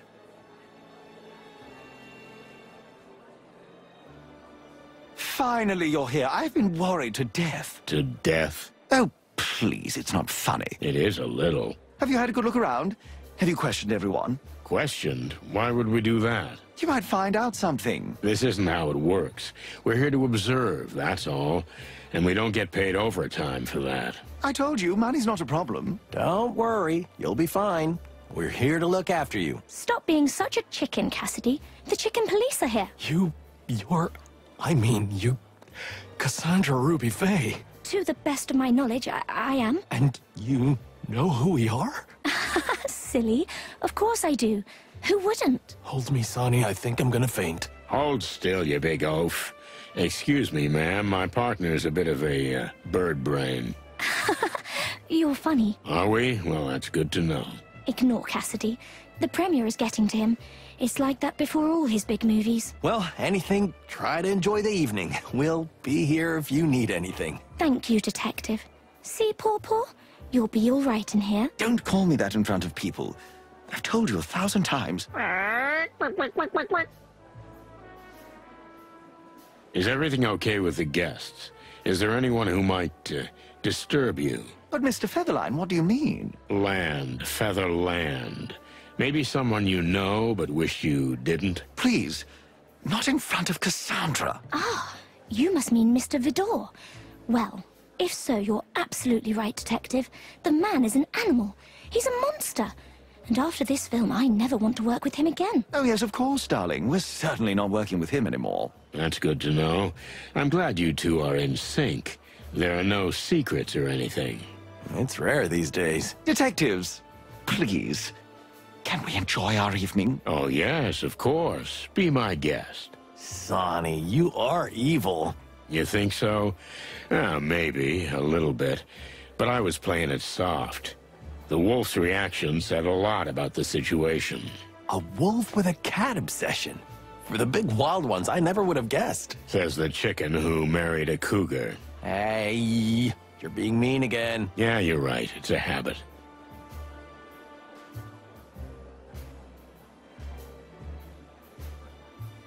Feathery gods, that's Charles Rufus Vidor. They're saying some pretty awful things about him. Every genius is a little loony, right? Oh, he's more than a little loony. He's a real big-time predator. He seems like a fun guy. He's so chubby. Yeah, with poisonous spikes. Sonny. Mr. Featherland? You're both right. I've been looking forward to meeting the famous chicken police in the flesh. You know who we are? You're Charles Rufus Vidor, the director of El Wolf and a myriad of other movie wonders. Looking at his partner, I'm not surprised he knows who we are, Marty. Hello, Meredith. Sonny, Martin, how surprising to see you here. Well, it's a surprise to see you too, believe me. How are you? Looking for inspiration for a new book? As a matter of fact, one of her books will soon be made into one of my movies. One of the Chicken Police stories? No, not at all. You know, at one time, I would have liked to have made a film about you chickens, but it wouldn't have been good for business. You understand, all those nasty rumors. Nasty rumors? They say all kinds of things, am I right? For instance, that you're the reason these horrible criminal gangs are flooding the city. Oh, is that all? It's nothing. And that you may have even planned the assassination of the head of the Westler Empire at the request of a rival gang. But I wouldn't bore you with such nonsense. Animals can be cruel, can't they? That is an understatement. Yeah? Well, that's a little more disturbing indeed, but if you ever want to make a movie about the famous chicken police, we're ready for it. Oh, no, young man, that ship has sailed. But I have heard of 2 other aspiring detectives. Please. No. Not them. Moses and Plato. That's their name. Well, I think it was. Oh, that's it. It's over. Kill me, Sonny, please. It's for the best, Marty. Filmmaking isn't a life insurance policy these days. Well, what do you mean? We're here for a reason, but the rest, unfortunately, is classified information. I see. Interesting. Our life is always like that. All excitement and danger. Now, if you'll excuse me. Tell me, did everything go well with the shooting of El Wolf? Shoot never goes well, Mr. Featherland. And when the stars are so sensitive, like Mr. Lupus and Ms. Fay... And? Scandal is almost inevitable. Scandal? Do you not read the papers? Sonny? No, not really. Look, I had a few run-ins with Mr. Lupus, that's all I can say. But like I said, they're pretty common on set. He's an egotistical actor. I'm a great director. And the two don't always go together. Have you ever threatened him? What? Sonny, are you sure you're... It's an innocent question. You can answer yes or no. No. At least not in the sense of what you're insinuating, sir. And what am I insinuating? That I threatened to kill him. No, it never happened. I see. Thank you. Meredith H. Marble. Sonny Featherland. I am genuinely surprised to see you here. I am always at events like these. I bet. But running into you at Mr. Lupus's movie premiere, of all things. What are you implying, Detective? Are you trying to play cat and mouse with me? I know your methods. I've written 10 books about you. You only write about what you think you know. I honestly do not know what you mean. Why shouldn't I be here, today of all days? Tell me, how well do you know Mr. Lupus? Oh, is that what this is about? I do not know what you know, or what you think you know. But my conscience is clear. Is that so? I hope you're not trying to make a scene. Oh, no, I would never do that. I haven't introduced myself yet. My name is Cassandra Ruby Faye. Nice to meet you all. For the love of the wild ones, is it you? In the flesh? You're even more, you know. I don't really know what you mean, but it's sweet of you. You're beautiful. Oh, my. Please, a little quieter. Sorry. I mean, yes, I said it. You're a knockout, you know? I'm married, and I love her, but you, I mean, I love your movies, and... Okay, Marty, take it easy. Everything's gonna be fine. Take a deep breath. I'm really very honored and pleased to have made such an impression on you, but it's a bit awkward for me. Sometimes I forget how excited he can get. Excuse us. But he'll be all right, won't he? Don't worry, lady. This isn't the first time he's got like this. Have you seen anything strange? Anything interesting happen? Other than everyone being a braggart and me feeling like some village bumpkin who got lost in the royal court, nothing worth mentioning. You're telling me. I feel like a lump of coal in a chest full of diamonds. It's actually the other way round. You know, Sonny, not everything that glitters is gold. Yeah, maybe.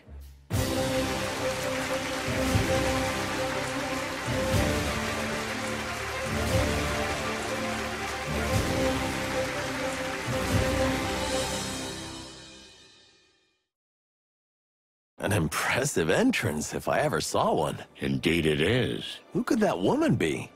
You don't think she's... Yes, I do, Marty. She's the king's new advisor. And from the looks of her, probably a lot more than that. Oh, hush my heart. Why is there always a heartbreaking femme fatale behind everything? Maybe the world is testing you. Yeah, maybe. But if Laura finds out what kind of environment I was in, she'll bite my head off. And I mean that. Come on, Marty. Just take a deep breath and enjoy the evening. So, shall we talk to the king? Well, you don't have to ask me twice. Let's get to it. Your Majesty, dear lady, If it isn't the world-famous chicken police, Sonny Featherland and McMurdoch? McChicken. Milady, Marty McChicken. Ah, yes, exactly. Marty McChicken, silly me. I've always been terrible with names. Ah, don't worry about it. I keep forgetting it myself. Are you investigating even now?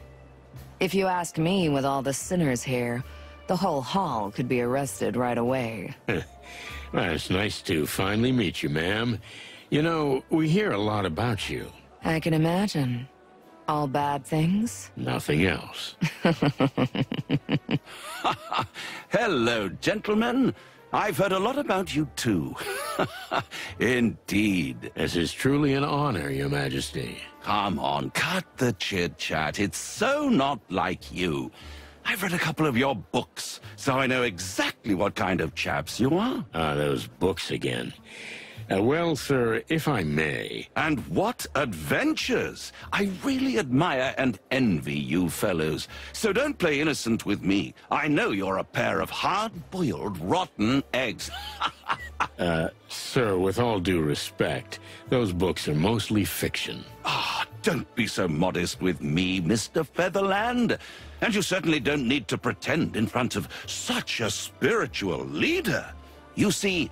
she can see right into your soul. You say, spiritual leader? Hector always exaggerates. There's a small community of souls of which I am indeed the guide.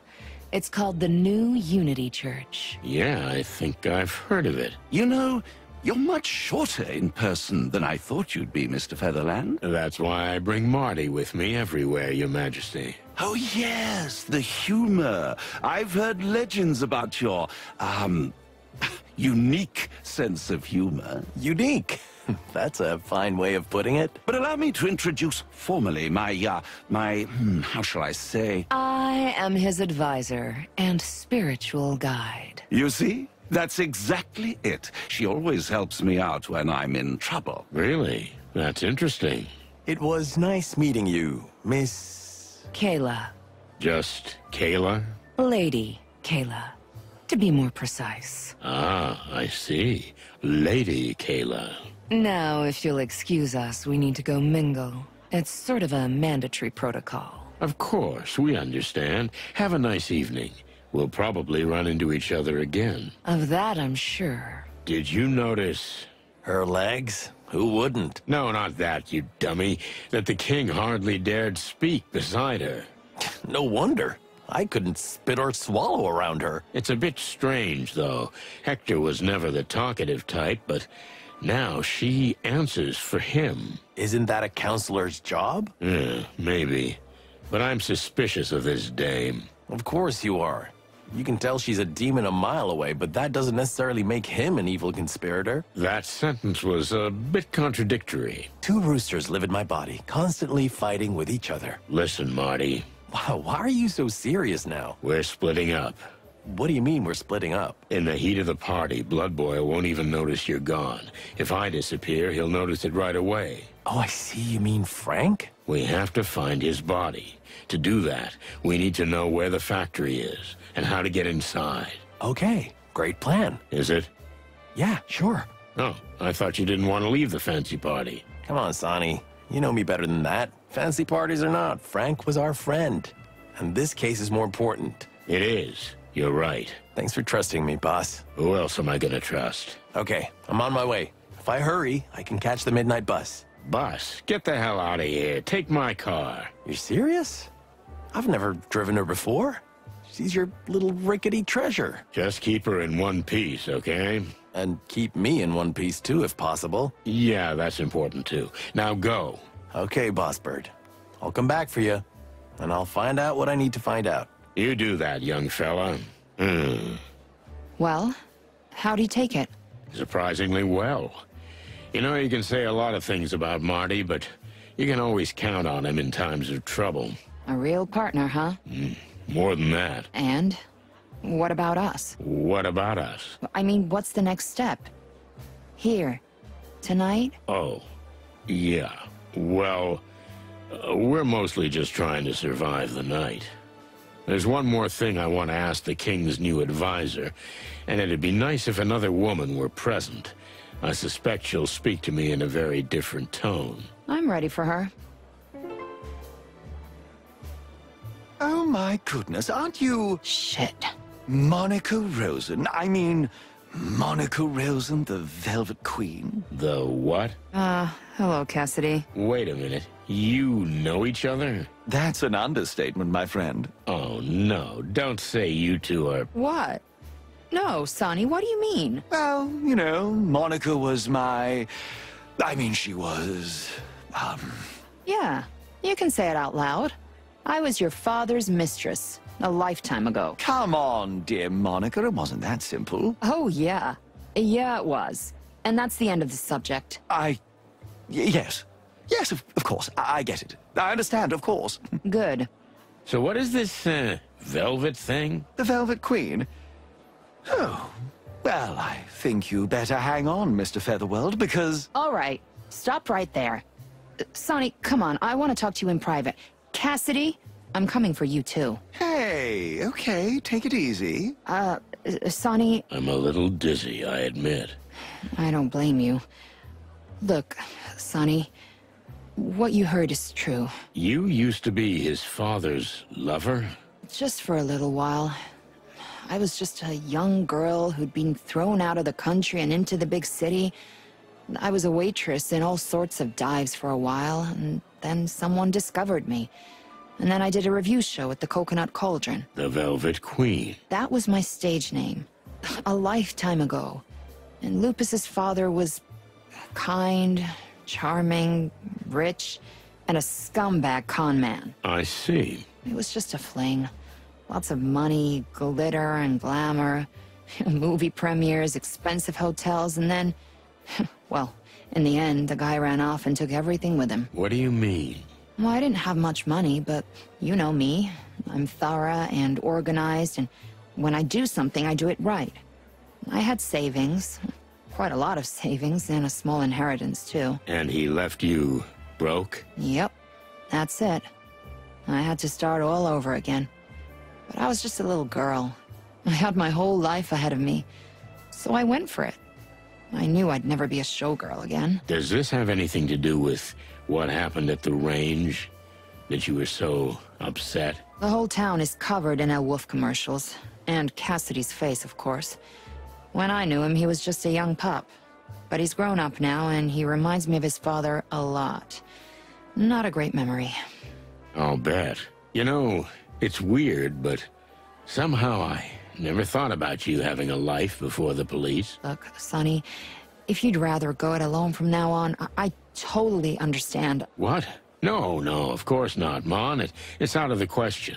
I still appreciate you being here. I really do. Thanks, Boss Bird. And I'm sorry to dump all the dark stains of my past on you. Come on, Mon. I've been doing the same with you since the day we met. Well, that's true. But if Marty finds out... I beg your pardon? What? No, nothing. My beak is sealed. Right. Let's, forget about all this and focus on what we're here for, okay? Okay. What's this? You two together? Where's Martin? Just, powdering his beak, boss. And Monica and I were just talking. You two aren't, how shall I put it? So you know that you... We didn't want to mention this just yet, but, hell, why not? We're getting married. What? Yeah, I'm sorry you have to find out like this. Sonny, stop fooling around. Sir, Sonny was just having fun. He must have had a little too much champagne. All right. Yes, I was kidding. Was I kidding? Stop it. Okay, I'm done. Stop this sweet talk immediately. It makes my stomach turn. Hey, Lewis, you all right? You look a little lost. Sure, Sonny. I'm more of an observer right now. You haven't really settled back into these circles yet, have you? No, not at all. But I'll be honest. I'm a little embarrassed if that woman is here. Which woman? That woman. Lady Kayla, of course. Around her, the king is quite different. She makes my ears itch. That's never a good sign. No, it's not. Do you think she's leading the king astray? It's a strange thing. I wouldn't say that. Like she's doing nothing but charity and helping animals in need. Yet there's an inexplicably sinister aura about her. I feel it too. Because you've always had good instincts, Sonny. And because he thinks everyone in the world is suspicious. Oh, I almost didn't notice you. Hello, dear Monica. It's all right. I'm just an observer myself, Mr. Hayworth. I see. Hey, Phil, what are you doing here? Did you replace Marty? Too bad. Next to a pretty flower like that, you look even worse than before. Oh, thanks for the compliment, Philip. Just film-noir. I no longer use that dusty old name. I understand. Old names are associated with old sins, am I right?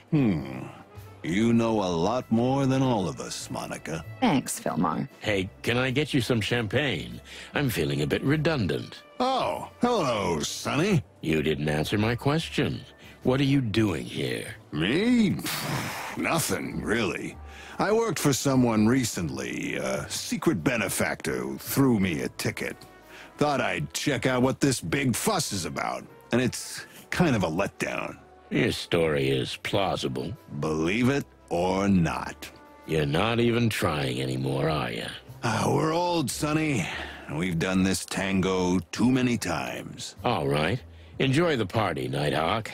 See you later. As long as there's champagne, I'll be here. Just leave some for everyone else. Fuck you, Sonny. Just one more thing. Tell me, my darling. Don't you find it strange that we always end up in the same place? I'm just always one step ahead, aren't I? No, I wouldn't say that. Simple coincidences, Sonny boy. It's a small town. This town is gigantic, Phil. Just as gigantic as your stupidity. Well, I'm not gonna argue with that. And you evaded the subject again. Oh, I'm such a professional, right? Right. And the lady, who is she? Yeah, a bit ordinary, gray, but she has color. Yes, she has. I could definitely see her on the screen. Excuse me. Don't give me that look. I'm not a piece of furniture. And she stings. Ouch. Even better. Let's go, Sonny. This guy's just a simple bubblehead. Maybe you're right, but this bubblehead can make you a very rich lady. Yeah, no thanks. I've had the pleasure of dealing with your kind in the past. Well, this ship has sailed, Mr. Vidor. Bon voyage. I'm sorry. I hope I haven't offended the lady. You know, all these years in showbiz, and you inevitably see products everywhere instead of people. You know, I'd even accept your apology, but you're still talking about me as if I'm not standing here in front of you. Well, how about I try apologizing more? Let's say over dinner. Until you're the one being served, we're not meeting at a table. Ouch. Ouch indeed. Monica Rosen. Are you two together? I couldn't predict this in my books. You know, you've always been a minor character. Miss Marble. Really? Interesting. You've always been, rather minor, too. Huh? Monica's just helping me with a few things. Of course. And what can I help you with? Mr. Lupus has been threatened by someone. Really? Oh, well, I'm not surprised. And you have no idea what these threats were all about? A photograph. Yes, and? You have any idea what kind of picture it was? No point in playing this game. It was a picture of me.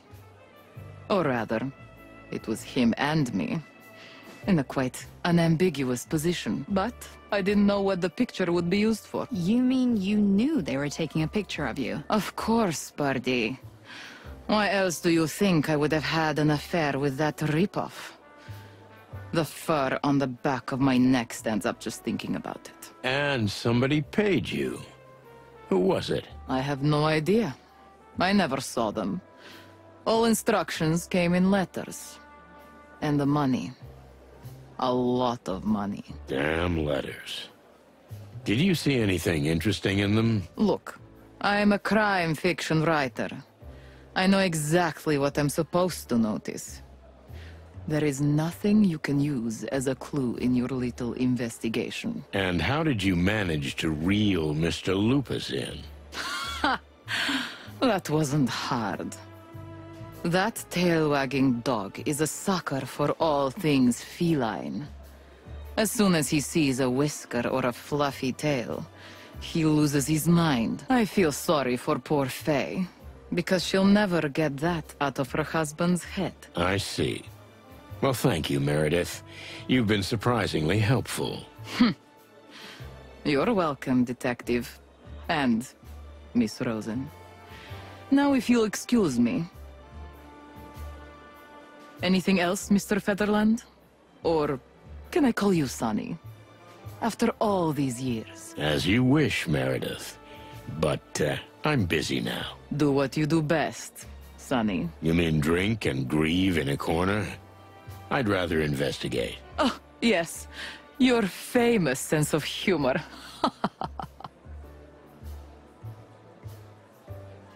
Forgive me for rushing off so quickly last time. Now we have some privacy. But where's your partner? Marty's got a bit of a weak stomach. He couldn't take all that syrupy chit-chat. And who is this fine young lady? Monica Rosen, ma'am. Ah, Monica Rosen. Mother Hen on duty at the police station. I beg your pardon? Please don't take this the wrong way, but I have a personal acquaintance with Chief Inspector Bloodboil. He's told me a lot about you and nothing but good things. I can imagine. Monica's been helping me out while my partner's, indisposed. Oh, I quite understand. But please, I'm at your disposal. Ask me anything you want. I have a feeling that even though you're not here to work today, you have some rather interesting questions. I always have, sweetheart. Sonny, this woman makes my feathers stand on end. Oh, come on. She's perfectly normal. Did you hear the way she talked to me, or to you? She looks down on everybody. Don't judge, Mon. She may be gold on the inside. Yeah. Then open your eyes and shake your head a little. You think I'm gonna be charmed by a babe like her? I don't know. Are you? Never mind. Let's ask her while we still can. Fine. Kayla. Or rather, Lady Kayla. She has an almost otherworldly superiority, with the king as her lapdog. It'd be easy to appeal to her vanity, but it could backfire. This woman is smart, very smart. And she's cunning, too. Not just because she's a fox. So I'll have to be careful. I need to soften her up first, work on her ego, and when she's vulnerable, hit her with the hard questions. I may never get the chance to question an animal of her class again, so I better do this right. Are you here in a private or an official capacity? You mean, am I the king's companion or his advisor? You could put it that way. Foggy phrasing, foggy answer. Both. And maybe neither. I'm gonna be in trouble here. I'm just kidding, Detective. And how about you? Are you here as a police officer or as a simple citizen? As a simple citizen, I'd be snoring in an armchair with a half-empty bottle in my hand. You can't be that cliched. Unfortunately, I am. Well then, ask me anything you like. In your official capacity. How can I refuse that offer? Let's see.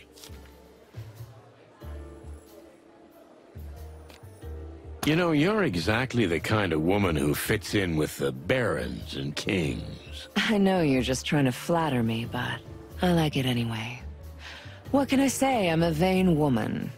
But you forgot to ask me your question. Yes, I did. So, how did you get in touch with the king? How many fancy parties did you have to attend before you, accidentally bumped into him? It was quite different, Mr. Featherland. You see, I just happened to be in the right place at the right time. Please don't take this the wrong way, sweetheart, but you're the type of woman around whom coincidences just don't happen. You don't really believe in them, do you? Let's just say coincidences don't fit into my line of work. Believe it or not, my church was still very small when the king found out about it. At that time, I was still giving spiritual support to ordinary individuals. Spiritual support, huh? And that's what the king needed? Oh, yes. You have no idea what a burden the weight of the crown is. And I like to help where I can. What kind of church are we talking about? Beyond what the slogans say. The new Unity Church offers unity in a world where everything is about separation and hostility. Which means... You're a very objective animal. Am I right? Let's just say I'm a bird who'll let pretty words roll right off him if they don't have any real meaning. Our organization is here to help. Mental comfort, but also financial aid. We clothe, we shelter, we feed those in need. You see, in the Hive, we have already set up 4 homeless shelters and 2 orphanages. Really? That sounds nice. But isn't the Hive dangerous for the poor and needy these days? And that is why we operate there, Mr. Featherland, to ease tension. But shouldn't those who are in danger be evacuated? We don't believe in running away from trouble, Detective. We face it. Ah, so you're warriors, too. Only if it's necessary, Mr. Featherland. Would you say your organization is the cure for the city's illness? We are not naive, Mr. Featherland. The city's problems are so deep-rooted that they cannot be fixed in just a few years. But we're not afraid to take responsibility. If it takes a decade, it takes a decade, but eventually, Clawville will be something different. Different? How exactly? We can go back to our old values, to the dream Clawville was built on. Equality, fellowship, shared fulfillment. That does sound good. How's it going? Because all I see from here is flames. Don't be so cynical, Mr. Featherland. Believe me, the signs are there. You just have to look for them. I'll try, once I've wiped the ashes from my eyes. How's your great healing crusade going? Unfortunately, we're only treating the symptoms for now, Mr. Featherland. But that's changing. What do you mean? We're radically changing the way the animals of this city think. And we've started in the Hive. Because the desperate are easily radicalized? Because the desperate need help and guidance the most. But they don't have much choice, do they? The city doesn't have a choice, Mr. Featherland. Either let it be overrun by filth, or look to the glory of the past. Brace itself and confront the evil. Confront? Well, you're just a charity, right? Or you mean the riots? Violence is not always the answer to violence. Not always. Is it sometimes? You, Mr. Featherland, like twisting words beyond recognition, don't you? Busted, baby. It's my favorite hobby. Have you always been religious? You mean in my past, as a child? Exactly. I was born into a religious family, yes. Although I always found the Clawville common religion rather old-fashioned and shabby. I thought so as a child. I could see that it was not keeping up with the crazy changes in the world. What are you driving at? Our religion is a religion of extremes. Destruction and creation. I've always believed that these two extremes do exist and need each other. There is a real middle ground, paved with gold. Hence the sheep and wolf on your posters. One body with 2 heads. The lamb and the wolf living together in the same body is the perfect example of who we are. We are animals. We are savages. But if we recognize and accept ourselves and stop trying to be something we're not, we could become enlightened. Everyone equal. Wouldn't that be wonderful? This city was built on that dream, sweetheart. And as I see it, it's rapidly falling apart. That's exactly why we're here. We want to change that.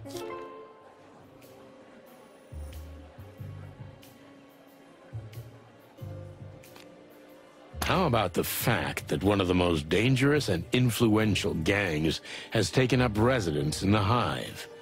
Doesn't this harm your ambitions? You mean the Golden Fang clan? Their leader, Mick, is an old acquaintance. We took out his boss. And you should be proud of what you've accomplished. Although your actions have set off an avalanche that's accelerated the process. You think it's our fault the city's run by criminal gangs? No, not at all. I simply said you accelerated it.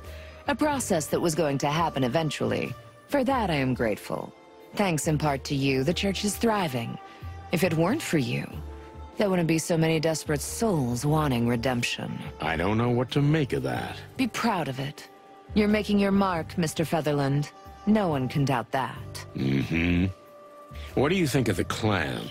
Whilst the clan and the Great Web are busy fighting their petty battles, they're not bothering the common folk. That's a dashingly optimistic statement. Perhaps. Or maybe it's just practical. Why do I get the feeling that you're not only King Hector's advisor, but something a little bit more? Now you're turning tabloid journalist. But yes, as the press have been gossiping for a while now, Hector and I are closely connected, spiritually speaking. Oh, that's quite an elegant way of putting it. So you're his mistress. Perhaps one day I'll be his wife. That would look pretty good on your resume. 2 years leader of a small church, then queen. Quite a career. Tell me, Mr. Featherland, based on what we just talked about, do you think I'm such a simple, gold-digging harlot? Simple? No, I wouldn't say that. What is surprising about a man and a woman who've worked together closely for a long time, slowly starting to feel something for each other? You've never been in that situation? Or are you in it right now? Get out of my head. That's exactly what I'm talking about. So, are we done here? I think we are. I think we're done here, although I admit I have more questions than answers. But you said yourself, this isn't a real interrogation. It isn't. Basically, we were just having a nice chat. Whatever you say, Mr. Featherland. And I'm pleasantly surprised. That's delightful. Don't you feel the same way? Oh, I don't judge so hastily, sweetheart. But it was a valuable conversation, that's for sure. You seem so stiff on the outside. But I think, no, I feel that inside the opposite is true. You're very emotional and vulnerable. Good to know. You see, that's what I'm talking about. This was fun. I mean that, honestly. No offense, sweetheart, but you're not easy to figure out. I'll take that as a compliment. Thank you, Mr. Featherland. But I must ask you this. Do you really think the city needs to be reborn? Absolutely. And rebirth must always come with sacrifice. That sounds, kind of ominous. There's little reason for optimism, is there? I think we should look forward and strive for a better future. But if we sit and wait, life will pass us by. We have to do something about it. Yeah, we can agree on that. Glad to hear it, Mr. Featherland.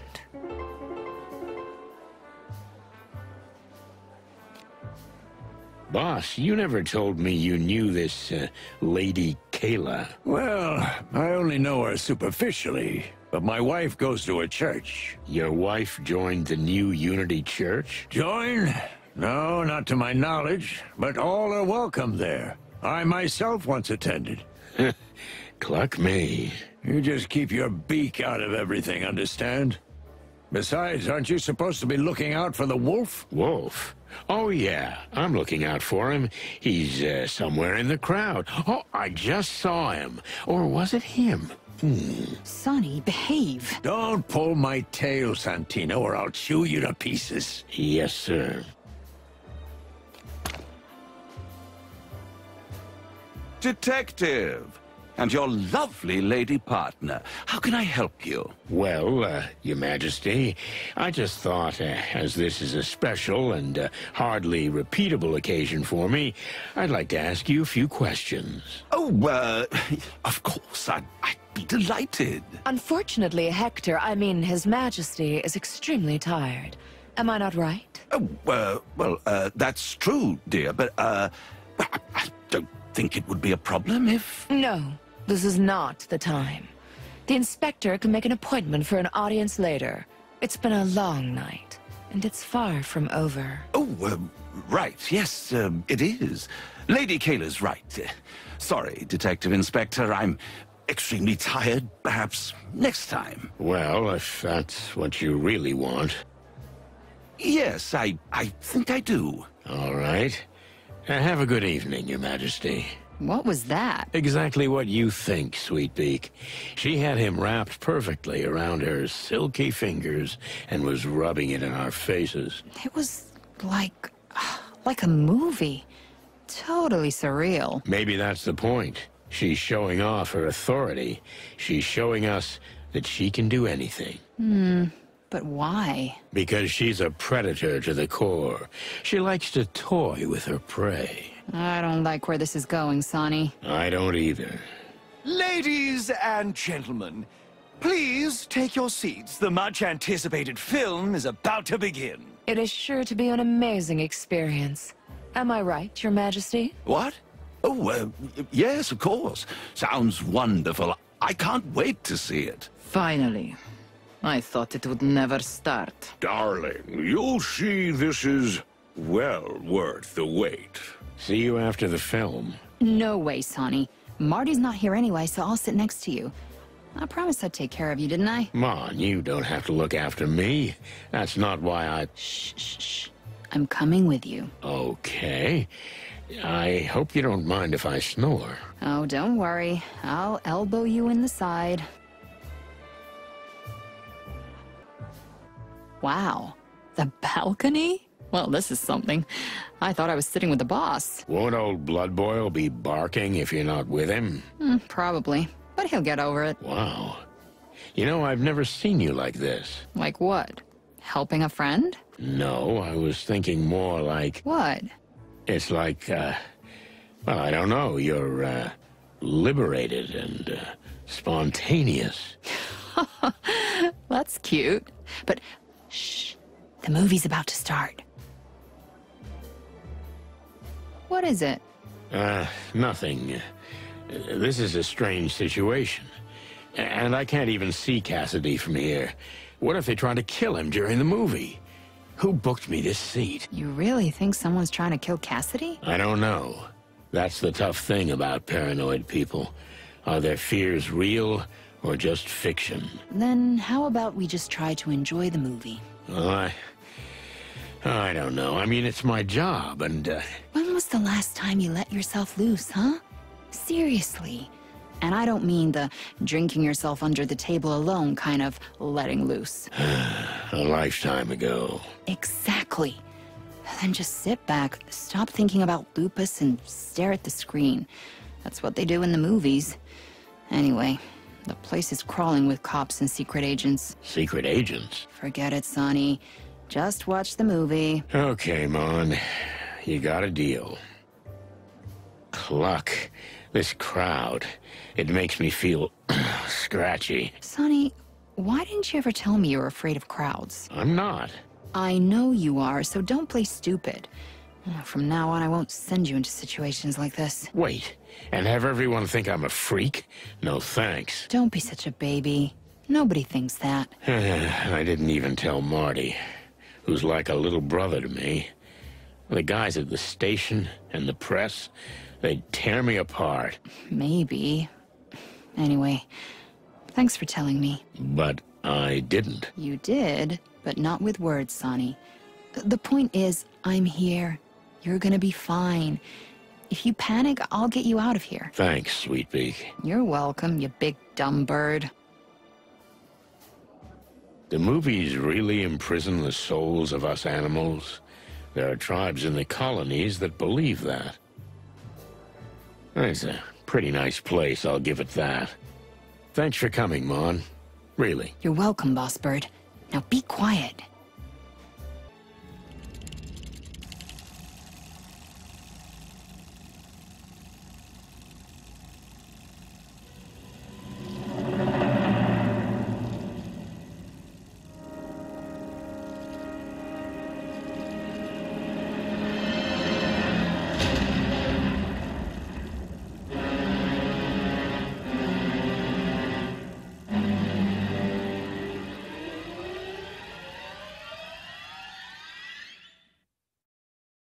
That was... awful.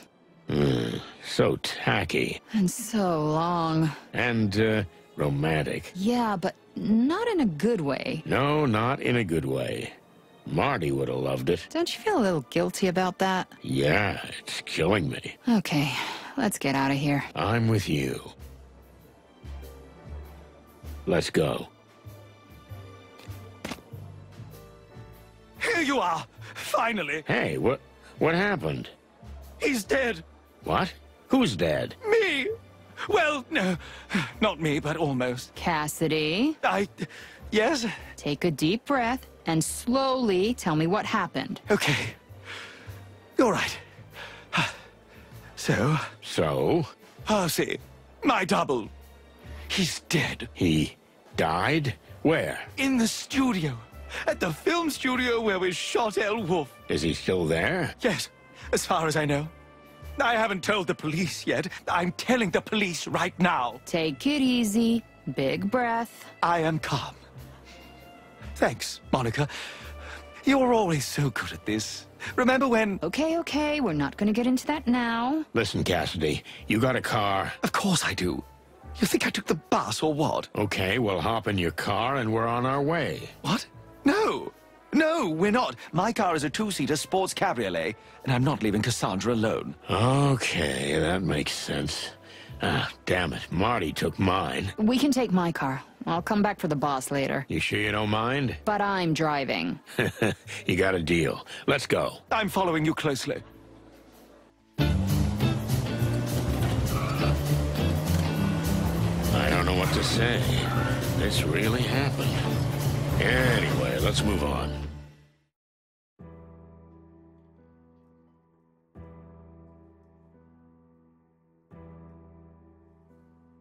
El Wolf was filmed here. I recognize this set. You do? You're a better detective than me. Well, if you didn't snore through the movie, you'd recognize it too. Who, me? I didn't fall asleep. Oh, come on. You don't have to act in front of me, Boss Bird. Although the location is perfect for it. Okay, you got me.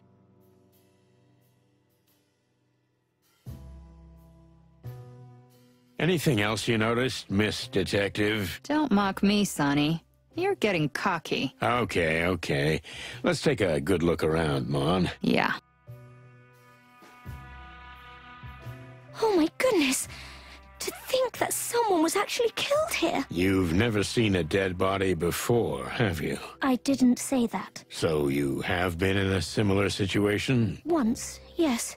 They made us sign a paper saying we couldn't talk about it, and I'm doing that. I don't like to reminisce about that horrible train ride anyway. Oh no, I've slipped up. That's all right, miss. I think I know what train journey you mean. It's like death is on our trail these days, although it's a terrible thing to say. Calm yourself, Miss Fay. With Sunny Featherland on the case, it won't happen again. Really? Oh, that's good to hear. Although that's what they said about the other two detectives. But I can't talk about this anymore. Okay, I get it. And, I respect that. Thank you. Is that blood? Or ketchup.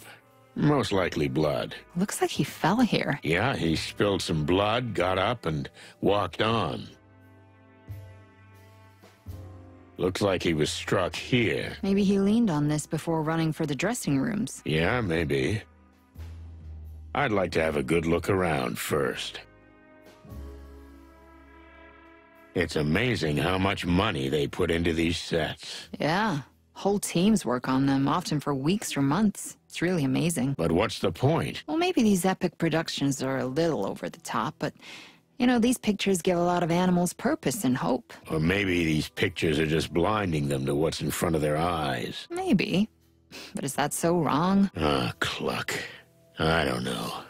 Sometimes I guess it's better to numb reality. The truth is somewhere between the two extremes, Chief. Yeah, you're right.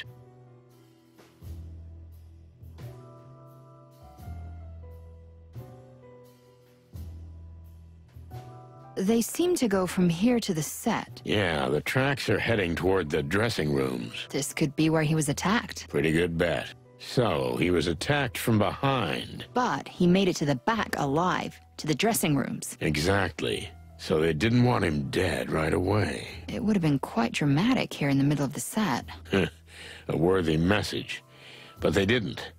There has to be a reason. Oh, dear Percy. So, what's next? Well, there's nothing left to do but look at the body. May the great wild ones have mercy on us. Let's go. Everything all right, big guy? Now do you believe me? Now you can swallow your cynical remarks. I hope they're stuck in your throat. Okay, I deserved that. Just calm down. We need a clear head and your help. Really? You mean my help? Help with what? You may know a lot of things that are insignificant to you, but they're important to us, Cassidy. So please, don't panic and help us out. Okay, Monica, of course. I'll do what I can. Your voice always calmed me down. Stop that. Right.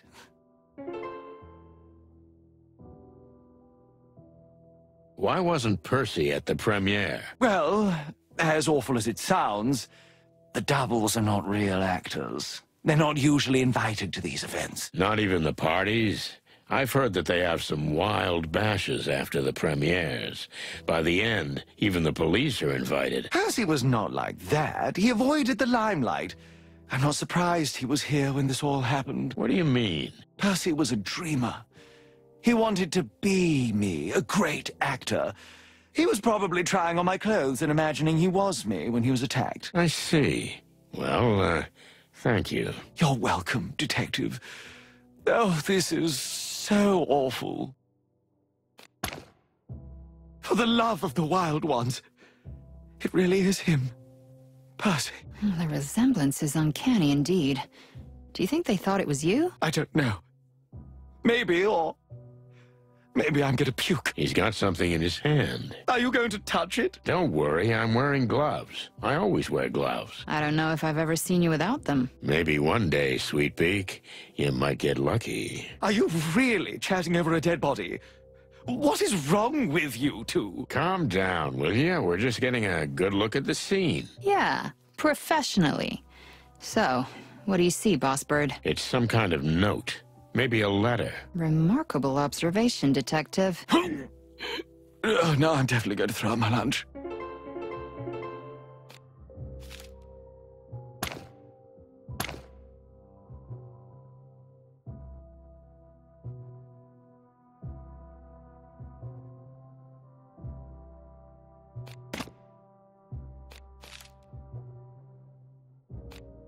Farewell message. I told you they were going to kill me. Sincerely, M. Mongrel Mick. That son of a... That's exactly what I was thinking. Well, it's obvious. Mick. Mongrel Mick. Can't be anything else. Son of a bitch won't even hide it. What makes you think it's him? Film-noir, what the cluck are you doing here? Yeah, I just saw you two running away. Of course, I followed you. This is a police matter. Sorry, you can't be at the crime scene. Aw, come on, cut the crap, Sonny. Just let me help you. So what's up? What do you got? Another bird brain might actually do some good. All right. Mick is the head of the Golden Fang. Am I right? Everyone knows that. Even me. They've been camped out in the middle of the Hive lately. I knew that too. Do you know where? Nobody knows that. Nobody so far. But I've got a hunch. And? What's that got to do with anything? Mr. Lupus was going to have his face on a product in which the Golden Fang has a big stake, a product owned by Mick's former boss. Feathery hell. M-E-A-T? Exactly. I'm beginning to understand why it was so important to have this cheap meat substitute promoted by a face everyone knows. And who's a loyal friend of the king. That's the elephant in the room. Or rather, Wolf. Furry heavens, don't get me involved. It's a good theory, but still just a theory, right? This bloody letter with the monograms. Very little to go on. Indeed, but it's a start. I'm gonna need Marty for this.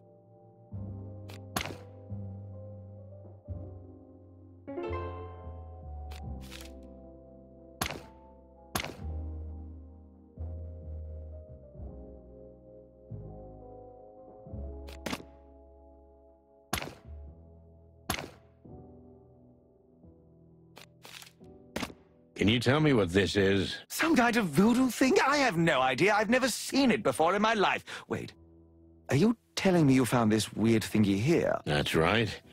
So are you absolutely sure you've never seen it before? Do I look like the kind of man who'd play with something like this? Well, then the killer left it here. It's a message. What does the box itself say? I don't think the box itself is the message. Or maybe just part of it. But this box is also a toy.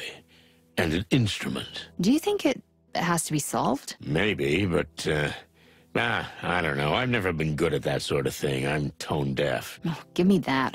I'll take a look. Okay, Mon. The glory's all yours.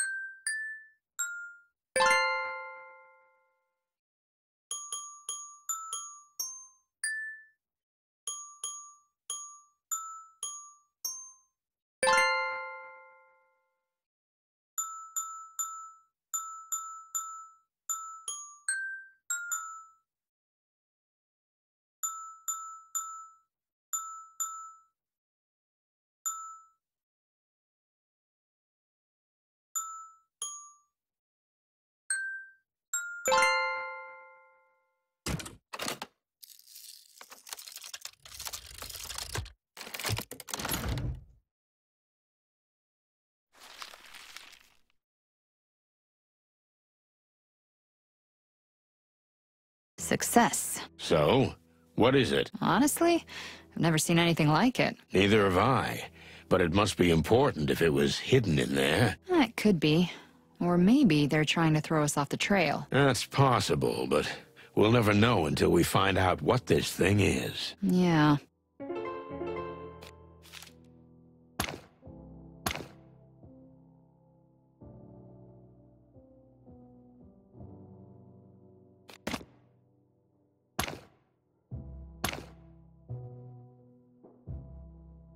Have you ever seen something like this? I certainly haven't. Is this some kind of scribbling? I've never seen anything like it. What do you think, Boss Bird? I didn't take the threat seriously, and now look. We got a dead body. Blood Boil's gonna chew my drumsticks. It's not your fault. Don't beat yourself up over it. Everyone was focused on the premiere. And this poor guy was in the wrong place at the wrong time. It's no coincidence he was here. The guy was set up. That's part of the message. Well, it's pretty drastic for a message. But why do I get the feeling that this is all just a diversion? Because it probably is. But what are they trying to distract us from? Good question.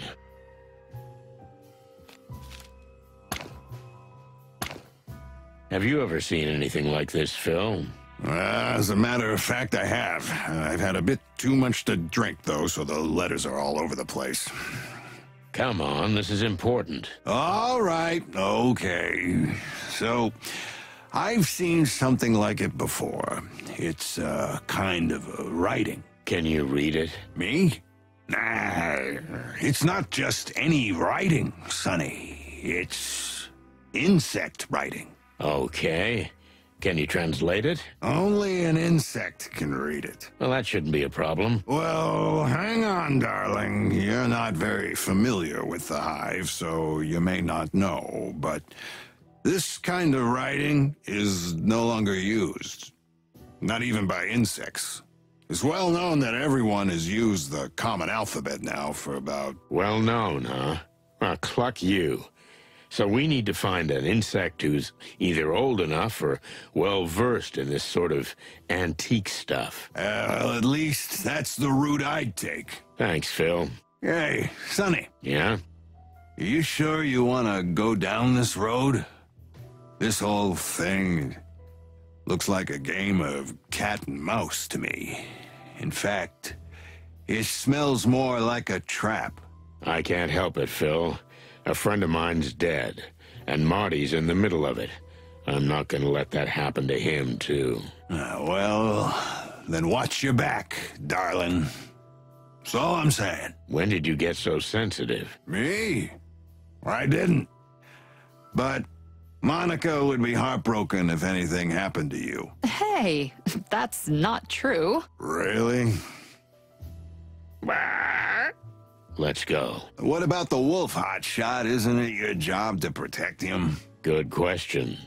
But I don't think he's in danger anymore. They just killed his double. That's just it. If they wanted him dead, they could have killed him too. But if you're so worried about it, you look after him until Blood Boil and the others arrive. What do you take me for? A babysitter? A good-hearted hawk. Deep inside. Oh, and by the way, are you following me? Okay, I get it. You convinced me. I'll take care of it if you stop asking questions. Sometimes I think it's just boredom that makes you act so mysteriously. Maybe it is, but maybe I'm hiding some secrets. Sure. See you around, darling. Will do, chicken lips. Now what? So, what's our next step? Now I take you home. How? On your back? No. I mean, you're gonna take me to Marty's, and then you're gonna go to your home. Are you kidding me, Sonny? That's not how it works. I want to help you, and I will. And I adore you for it, Mon, but you can't. I gotta do this alone. I mean, me and Marty. You think you can just whistle and I'll jump anytime? And then when you don't need me anymore, you drop me? What? No, Mon. I just don't want you to get hurt. That's all. Just trust me. I'll take you to Marty. But promise me you'll come down to the station and tell me what you've got when you're done with all this. Okay? I will, Mon. Good.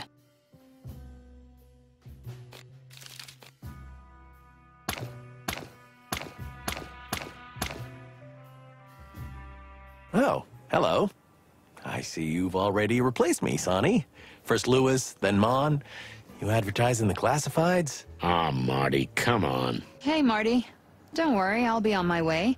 That's all the rooster ever needed me for. Geez, Mon, you're not mad at me, are you? Hey, what's the matter? What's happened? What's the gossip? I'll tell you in the car.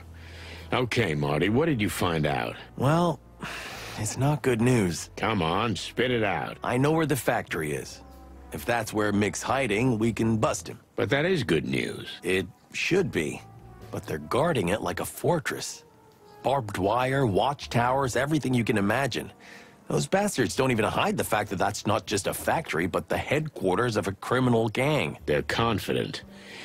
It's our fault. We shouldn't have left them alone. You mean the insects or the gang? The whole segregation act.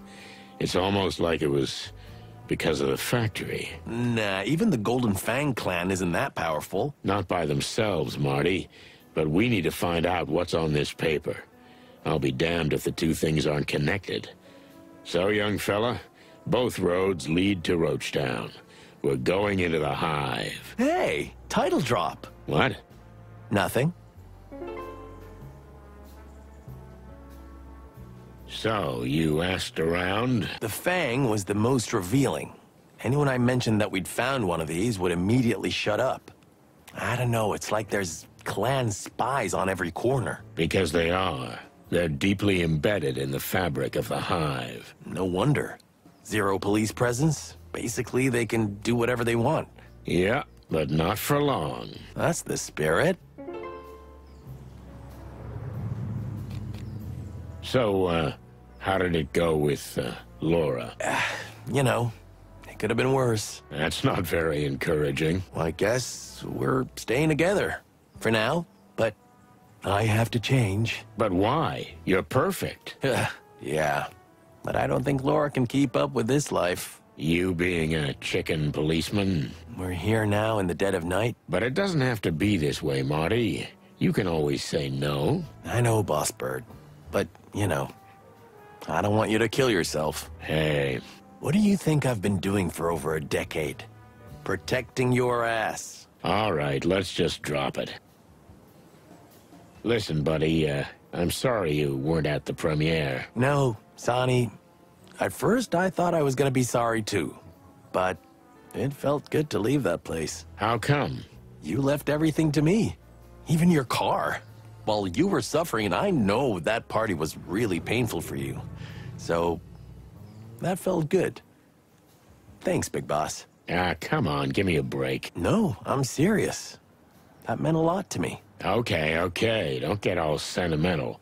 We got work to do. Yeah, right. By the way, the movie sucked. What? No, you're just saying that. Hope you took care of the car. I've never been so careful of anything in my life, Sonny. Good. Although I'm surprised I made it here alive. Well, a lady like that, you gotta know how to handle her. Well, speaking of handling ladies, I'll be going. Glad I could help, boys. Take care of yourselves. Thanks, Mon. You know, we're in your debt for life. I mean that. Well, maybe you can buy me a cup of coffee someday. If you make it through the night. I'll try. Ooh, that's cute. Shut up, Marty. So what's up? Where to next? We need to get back to the Hive. But first, we need to gather our thoughts. Well, there's much to unravel, that's for sure.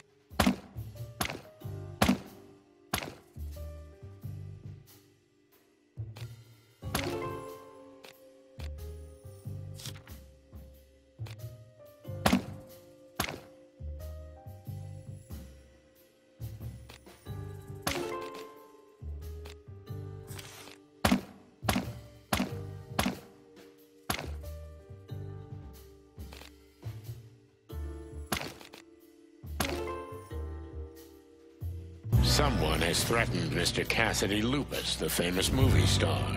The threat was based on photographic evidence of the wolf having a romp with a famous writer. Film-noir says the message was written in some kind of ancient insect writing, which could have something to do with the disappearance of the bodies, and Frank.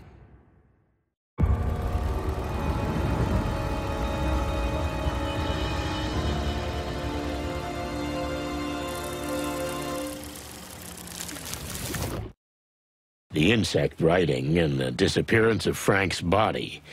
Are these two things really connected, or am I chasing ghosts? Either way, all roads lead to the Hive. As we slowly left downtown Clawville, and the ominous outlines of the Hive's buildings began to appear, a kind of panic took over. "Turn back," screamed a voice in my skull. I knew I was going to need an insanely strong cup of coffee before we crossed the border into Roachtown. Luckily, Zip's coffee shop was right on the border, like a last beacon on a raging sea. I gotta have a coffee, otherwise I won't survive the night. Rough one, huh? It must be awful mingling with so many rich and famous people. Guess what? It really was. And that movie. Ah, was it really that bad? But I still want to see it. Trust me, you don't want to do that. There's no justice in the wilds. There sure ain't. El Wolf premieres tonight. But what are the chicken police doing at the event? Here's the new Clawville Chronicle. Wait, what? Here's the new issue, sirs. What do you mean, what are the chicken police doing at the event? This just happened. Or it's still happening. I don't write the news, sir. I just deliver it. This is the Clawville Chronicle! Stop shouting, will ya? We're standing right here. You hear that, Sonny? News travels fast around here. And there's a mole at the station.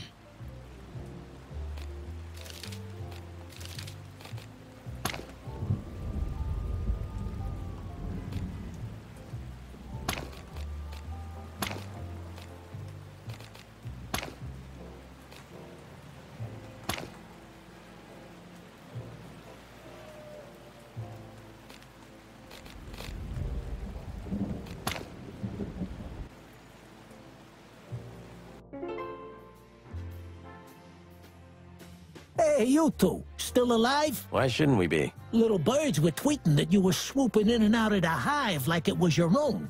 It's a wonder your heads are still on your shoulders. Maybe it's our charm. And because we're fearless police detectives. Yeah, sure. I don't need the goat shit. So what do you need? I don't want to get involved in any of the hive stuff. I got enough problems as it is. What kind of hive stuff? Oh, give me that, Sonny. I'm not buying your detective mind tricks. You know what I'm talking about. The place is a big pile of TNT that's been lit a long time ago. Maybe it was you two. Why is everyone bringing that up? Listen, Zip, this is important. There are some things we'd like to ask you. You've got a perfect view of the hive, and you seem to have the right contacts inside. Don't flatter me, Sonny. I'm not that easy, but, I've made some useful friends over the years, that's for sure. Well, this is the perfect time to serve the public good, buddy. Public good my ass. Well, okay. Spill your guts.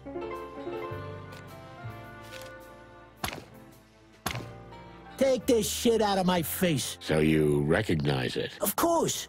It's mixed tooth. I mean, I'm not sure if it's his tooth specifically, but he leaves these everywhere as kind of a message. But it's gold. That's quite an expensive message. That's the point, Marty boy.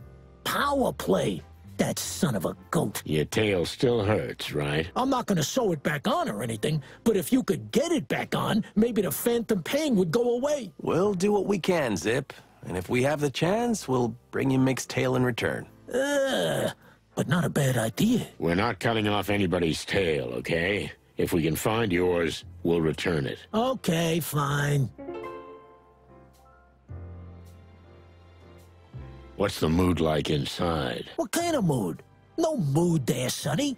Just misery and anger in their purest form. How the hell did we get here? I suppose it was a rhetorical question, but the answer is simple. Our beloved king made some stupid decisions. Putting the insects behind walls was just fuel for an already blazing fire. Now these flames threaten the entire city. When will they reach us? Today? Tomorrow? Who knows? Any moment now. And the closure of the textile factory has made matters worse. And the MEAT plant. Doesn't it provide more jobs? Fuck that. They're moving the animals by bus through the hive. In and out, in and out. Not a single insect works there. But why? Why risk it? They could end up having the place burnt down by furious, starving insects. I don't know, Sonny. You'd need a detective for that. Are they hiding something? Well, ask them. You know, Zip, that's exactly what we're gonna do. What? Go into that fortress? Good luck, Roosters. It was nice knowing you. Look, I'm having deja vu. It's like this conversation has already happened once. More than once. But we always survived, didn't we? A rooster walks into a meat market until he ends up on the counter. What kind of saying is that? I just made it up. Clever, huh? Don't you worry about us, Zip. We're not gonna barge in unprepared. Maybe ask old Blood Boil for a tank. The posters say he's got one. Ha ha. Very funny, Zip. Not a bad idea. We're not asking anybody for a tank, Marty. So what do you know about this MEAT? It's a meat substitute. The cheapest and yet the best one. It crushed the competition like it wasn't even there. And the new factory? The old textile factory was converted into this new plant. And it's huge. So big, you can be sure it's not just producing for the city. They're going for world domination? With a product like this, they'd be stupid not to.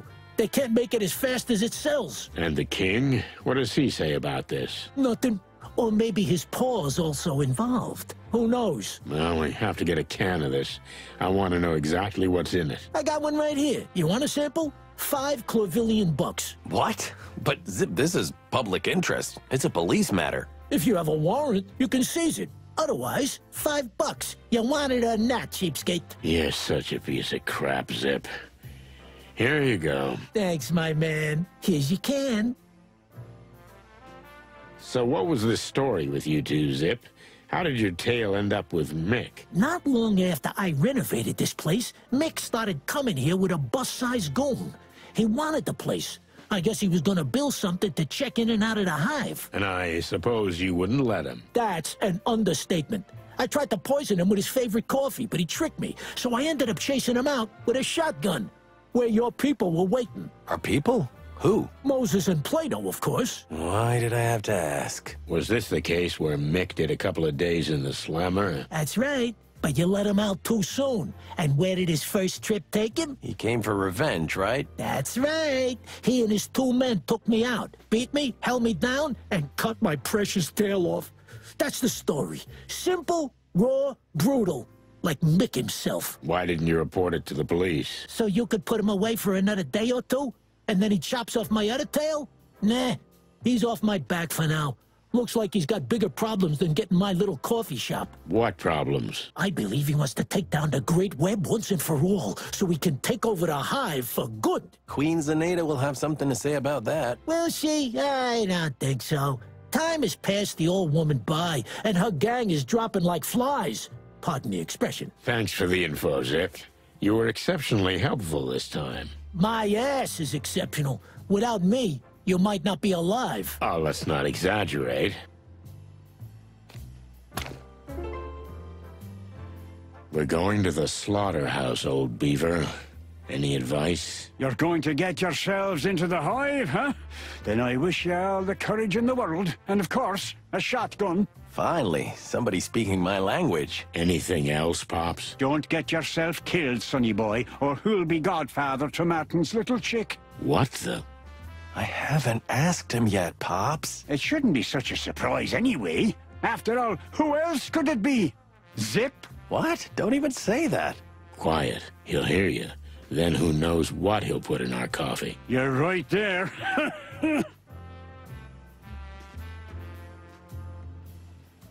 We visited Queen Zenaida.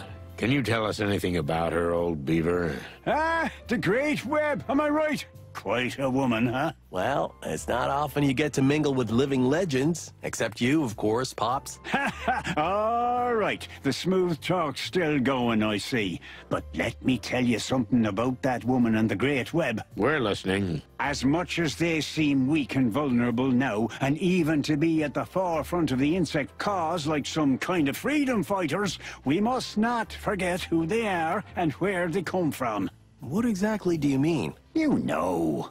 Until the Segregation Act was passed, before the insects were isolated from the outside world, the Great Web preyed on them, just as the clan does now. You mean all that we're reformed rhetoric is just a cover? I'm sure they mean it sincerely now. After all, if insects are suffering, there's nothing to take from them. But once things improve, they'll be back to being the predatory tyrants they used to be. Oh, thanks for your honest thoughts, Pops. Don't mention it. That's all you get from me, sonny boy. Honesty and bad beaver jokes, of course. Oh, yes, the famous beaver jokes. You got one up your sleeve right now, don't you? Of course I do. So, I went to Nautica last time, but I didn't stay long. How come? There's something fishy about that place.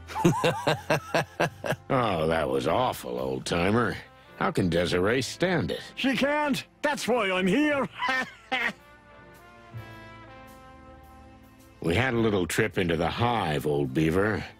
how can I say? Not a heartwarming experience, am I right? I remember when it was a real buzzing, lively place. Wonderful people, fantastic food. Wasp-wasted women. That too, Martin. I know you spent half your teenage years there. I used to love hanging around the Honeyfall Tower and getting into trouble with the boys. Well, these are different times now. We've spoiled everything for the future generations. Hey, you're not supposed to be so ominous, Pops. In fact, you're usually the one who pours the spirit into us. All is not lost, even I know that. But there's less and less hope. We'll make sure there's still some hope, old beaver. Yeah, I know, sonny boy. You were always a hopeless dreamer deep inside, despite your grim and pragmatic exterior. See? That's what I always tell him.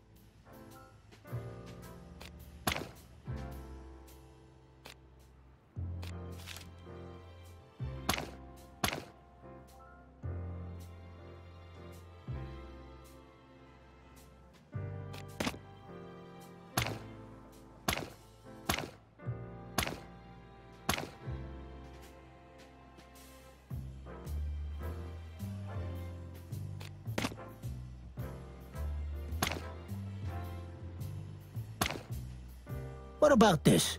What's with the chicken scratches? So you've never seen one of these? Actually, I have. It's some old insect writing, I think. Someone used to scribble these on my wall. It didn't make much sense because most insects don't even know that language anymore. Do you know anyone who can read it? Nah, I don't think so. But I have a guess who you should show it to. Who?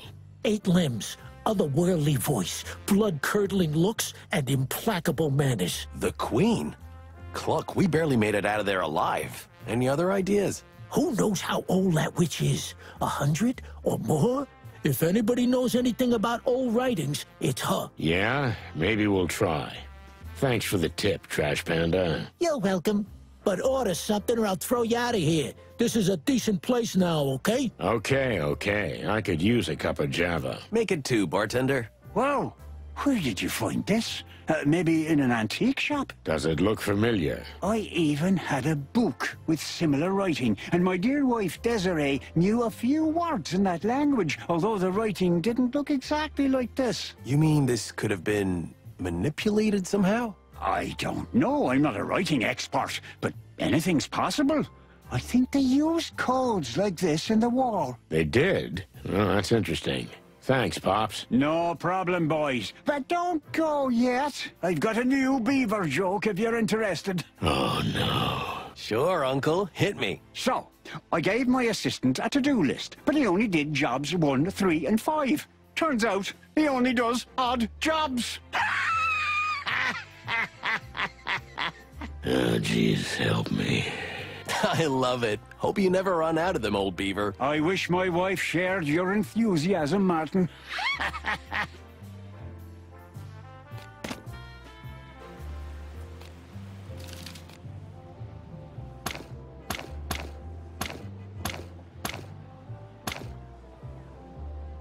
Well, did you bring his body? The truth is... He's gone. Gone? Oh, great. Did he run away or someone take him? They took him, and I think we know where. Disposing of evidence, huh? Pulped. Pulped. That sounds interesting. You know what? We didn't say anything, old creep. If you find him, let me know. I might be able to help you out. You got it. But no funny business. You're not gonna eat Frank, okay? Ooh, what are you thinking, The very suggestion is offensive. Let's go.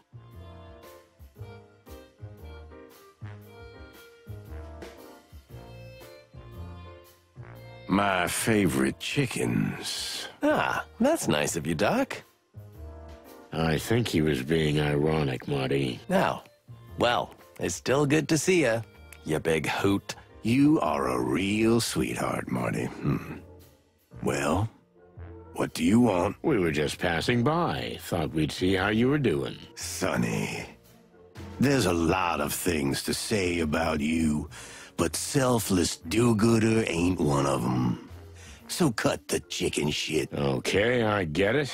Actually, yeah, we do want something from you. Ooh, what a surprise. So spit it out while I rest my eyes. What do you think about the current situation in the city?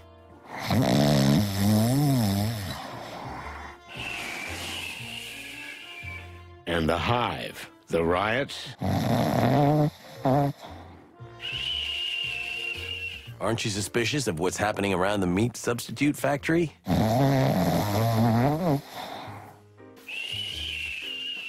The king's been acting pretty strange lately, don't you think, old owl?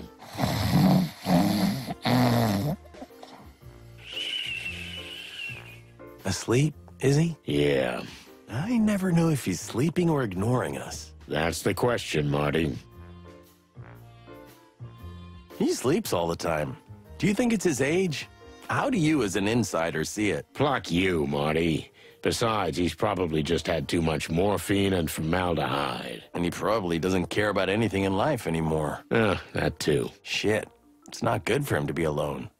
Everybody needs someone. Oh, I didn't mean to offend you. You've got me anyway. Yeah, you're right. Hey, buddy. How's it hanging? That bird is crazy. Who, Bubo? He tried to cut my arm off. He said he'd replace it with another one, but I'm sure he wanted to eat it. What, Bubo? Oh, no, he's not like that. Don't get cute with me. You wanted me dead, right? So he didn't even treat you? Actually, yes. After I told him that I wouldn't let him cut my arm off, or anything else for that matter, he finally just set the bone straight, and voila!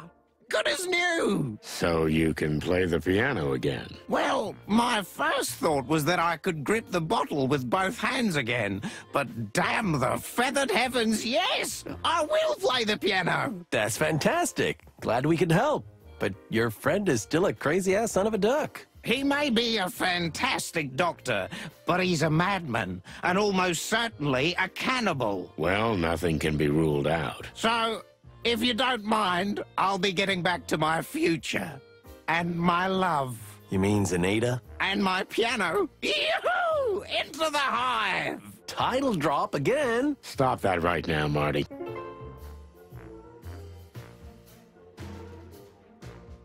Thanks for fixing the Kakapo's hand, Doc. It was an interesting procedure.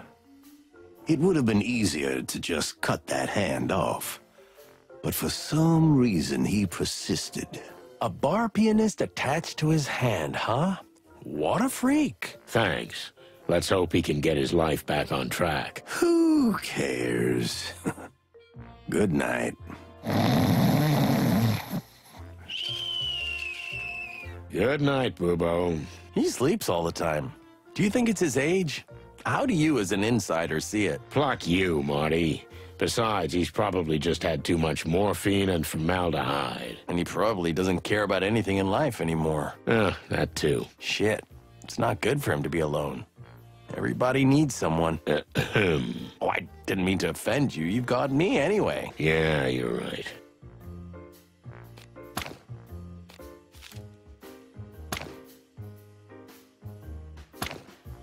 Here's an opened can of original MEAT. Can you test it for us? Sure. Come back later and I'll tell you what I've got. Yeah, don't eat the whole thing. Save it for the test. What do you take me for? I know you, old owl. We'll come back later. I can't wait.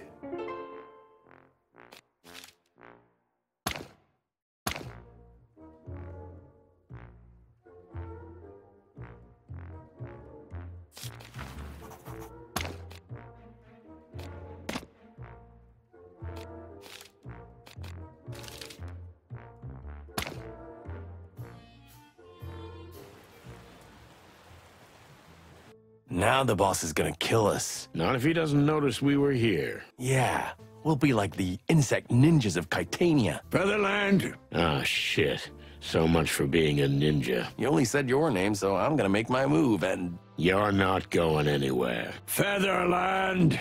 What the hell are you doing here? Where the fuck did you go from the crime scene?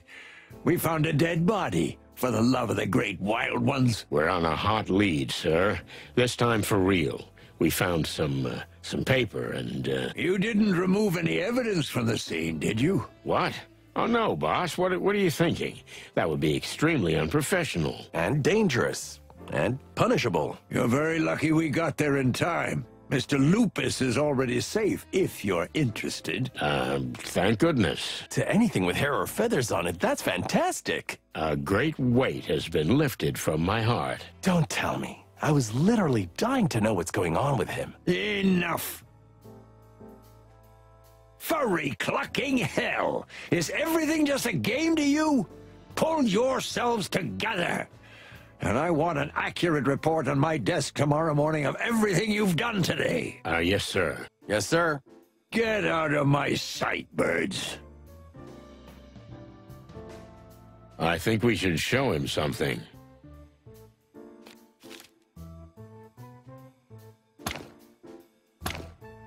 Hey, the top detectives are finally back. Were you guys on the secret mission? What? Don't talk nonsense again. Just because we met the king. The king?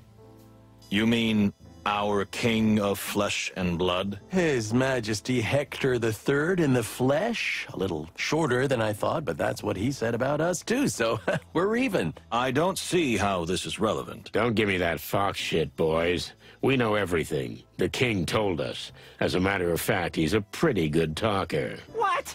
He told you everything? And then some, kitty. So, all right, after all, there's no point in hiding it. No point in hiding the fact that... The king is organizing a secret strike force against the gangs, and he's asked us to recruit volunteers. Us and Detective Boscarelli, who's recruiting abroad right now. Plato. What? What have I done? I think Sonny and Marty were only bluffing, and you've laid it out for them. Wait, what? Thanks a lot, kitty. Now we know what we need to know. Secret strike team, huh? That sounds interesting. I hope Blood Boil never finds out you told us. Otherwise... Okay.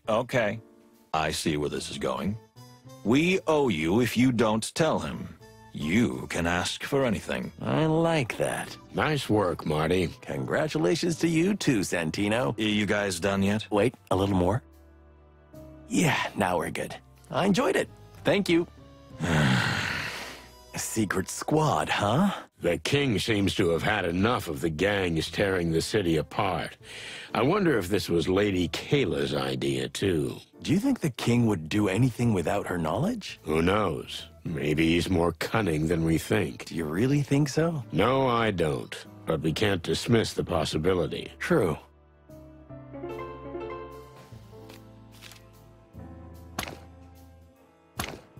Listen up, Super Cops. Have you ever seen anything like this? No. But I've read about ancient insect writings that depict sounds, not letters, and so displays the vibrations of the message. You can tell that just by looking at it. It looked like a chicken scratch to me at first. That doesn't surprise me. Have you tried sniffing it? What? I'm not a dog. Obviously. Allow me. Whoever wrote this came from a place that uses a lot of incense.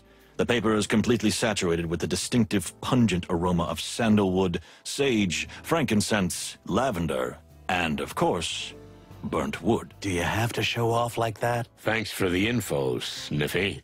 We'll go knock on the door of every local fortune teller. You know, real detectives use all their senses. Thanks for the tip. I'll, try to grow a nose. What do you want? What do you think of the situation, sir? The situation? Yeah, I mean the situation in the whole city. Well, I'm surprised you'd ask that. Is this a trap? Are you trying to make a fool out of me? No, sir. I'm genuinely interested in your opinion. Well, the city is in a crisis. Like never before since its founding. And we are partly responsible. Chicken shit. What? Sir? There are rumors that you and your affair with the Wessler Empire caused this whole situation with the gangs. But nothing could be further from the truth. You think so? Look, boys, I never liked you. And I always looked up to you for your honesty. But as long as I live, I'll defend what you did. You will? If you hadn't gotten rid of Wessler, things would probably be a lot worse. And instead of a bunch of gangs fighting each other, there'd be just one. One that's all-powerful with no competition. I hadn't thought of it that way. Thank you, sir. You were just doing your job, and so was I. And now, would you please continue doing your jobs for God's sake? Of course. Yes, sir. Wow. Well, that was... Yeah, I think so, too.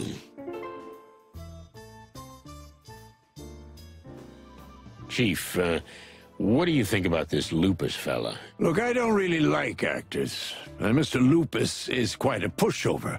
But he's a personal friend of the king, and as such, is a very important citizen. A very important citizen? I thought we were all equals. I'm not joking. Come on, don't be naive, Martin. We're police officers. Cops make a living like everyone else. We get our funding from wherever we can. Why the hell do you think I was parading around at that fancy movie premiere? Since the gangs are trying to tear this city apart, we need support more than ever. We need money and animals.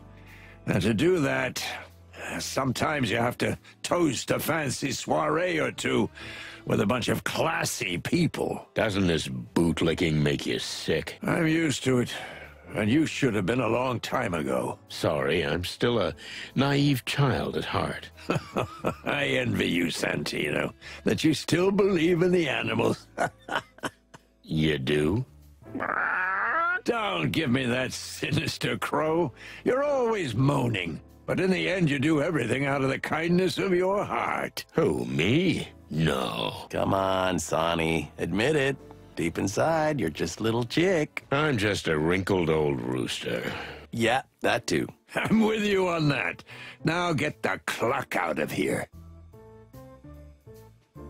Hey, boss. You heard the news? Huh? What news? Those two good guys, Moses and Plato, are organizing a secret strike force for the king. What? Didn't you know? We thought you were in the loop. How did you find out about this? And don't fuck with me this time, Santino. I don't want to give up my source, sir. I'm not a snitch. You'd rather take a forced leave forever? Okay, with great difficulty and hesitation, but Moses and Plato told us. Those two goddamn furballs! Aw, come on, sir. Don't be so hard on them. I'm sure it just slipped out. I'll kill him. That was evil. It was, but it felt good. Yep, it did. The detective genius and his pussycat. Hey, Mon. Hey, Birds. You're pretty bold coming back here already. Blood Boil is out of his mind. We need some information, Mon. Plus, we like to live dangerously. Yeah, well, I got a dose of that today. Oh, yes. What was it like investigating with the boss bird? Pretty deadly. Come on, it's a typical Monday for us. And you, Mon? How come you're still here? You should be home by now. Oh, first time we go somewhere together and you're already giving me orders? What? No, I didn't mean... Relax. I was just kidding, Sonny. Don't do this to me. It's been a crazy night already. So, need some info? Want me to dig out some ancient files? Yep, we might have something here. This is Lady Kayla. Do we have any information on her here at the station? When I got back here, I started asking around. And I found out a few things, but not much. She's a bit of a mystery. That's Sonny's type. Marty, not now. Her real name isn't Kayla. It's Gloria Jane Gardner. She grew up in a small village. Her family was neither poor nor wealthy. Pretty average so far. Too average. She went to school, not good and not bad results. Then she went to a small, not very prestigious college, and then she got engaged to a small-time melon trader. And she ended up back in Clawville, right? No, she didn't. And that's the weird thing. She had an endlessly boring and empty life, and then she just disappeared. Disappeared? You mean she just left? Maybe she did.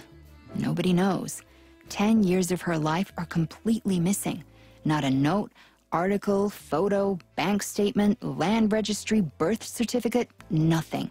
She disappeared before her wedding, and there's nothing for 10 years. Then she came back. Yeah, she did. With a bang. She was a completely different person. From then on, she's Lady Kayla, posing as a spiritual guide, a healer, a psychic, and a mentor. I could use a good physiotherapist. This is all before the church was founded, right? Yeah, but not long. She attracts animals like a magnet. Couple of years and she'll have a congregation and a registered denomination. The rest of it, well, you pretty much know. Quite a life. But that 10-year gap worries me. Me too. Thanks, Mon. That was very helpful. Glad I could help. And to tell you the truth, this woman gives me the creeps. You're not alone. What do we know about the meat factory? Owners? Anything useful? Your old friend Ibn Wessler was the owner of the enterprise. It was actually the business he wanted to eventually bleach himself with and end his involvement in organized crime. Well, we prevented that. Actually, his brother stopped him, but whatever. That's another story. But what happened after that, Mon? Well, as the Wessler Empire collapsed, the gangs that formed as a result started a war with each other. In essence, we're still living in the aftermath. And it's partly our fault. Let it go, Marty. We had no choice. Really? The meat company eventually ended up with the Golden Fang. At least, that's the rumor. Nobody really knows because the hive was closed and, well, you know the rest. We have to go there. No, you don't necessarily have to get yourselves killed. I always say that. And I always adore you for it, but that's not how it works. I know. But really, try not to end up like fried chicken, okay? Listen up, guys. I've got a job for you.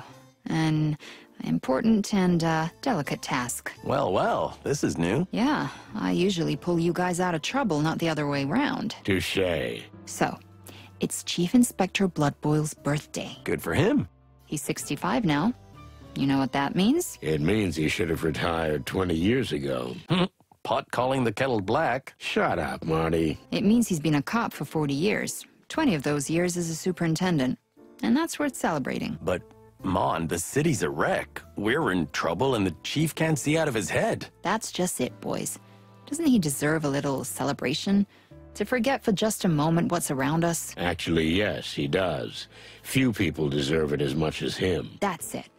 And I need you to help me make that happen. What do you want us to do? We need 3 things. First, get word to his friends. Does he have any? Well, not real friends, but acquaintances, at least. Moses and Plato, Zip, Mullen, and Bubo will do. Wow, what a bunch. And we need a present. Something that means a lot to the old dog. Okay, we'll think of something. What's the third one? Just be here. Tomorrow night, get it all sorted and get back here before you hit the clam for good. Afraid we won't make it out alive, huh? And you'll have to get through the party alone. No, don't be tacky, Sonny. I just want everybody here. So we got a deal? Well, no promises, but we'll try. Good. I'm counting on you guys. And the old dog, too.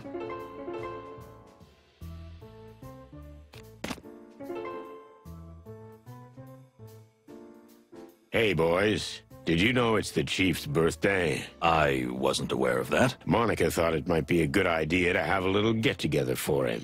Nothing fancy, but could you be here when the time comes? It's a trap, eh? You're not trying to set us up with the boss, are you? Come on, Kitty, don't get so paranoid. It's nothing like that. Although, I kind of understand why you thought that. Moses? All right, we'll attend. The boss really deserves to be celebrated for the extraordinary work he does. Oh, so you're gonna give the big speech? You can forget that, Santino. Okay, just be here.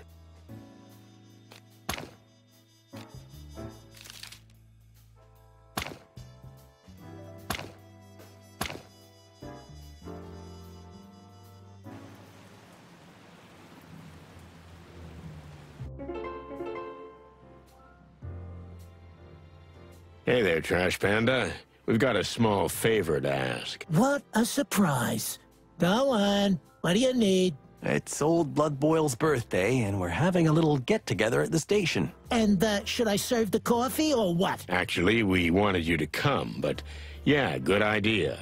Bring some of that fine Java of yours. Life's too short for bad coffee. Like my mother said. Okay. I actually like the old man. He's a rude bastard. Never had a kind word to say to me, but still. Yeah, right? He's so huggable. Let's not go overboard. Okay.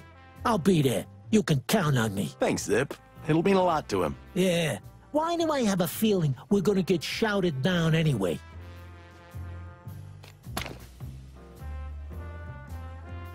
Listen, old fella. It's the Chief's birthday. 65, if I'm not wrong, right? You know these things off the top of your head? I know the birth dates of almost everyone I ever knew. I also know how old you are, Sonny. Yeah, let's drop the subject. We're having a little get-together at the station.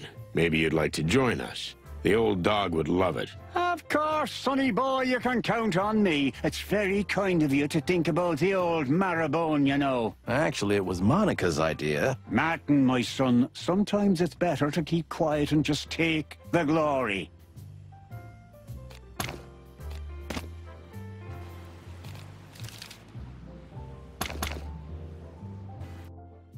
Let's go.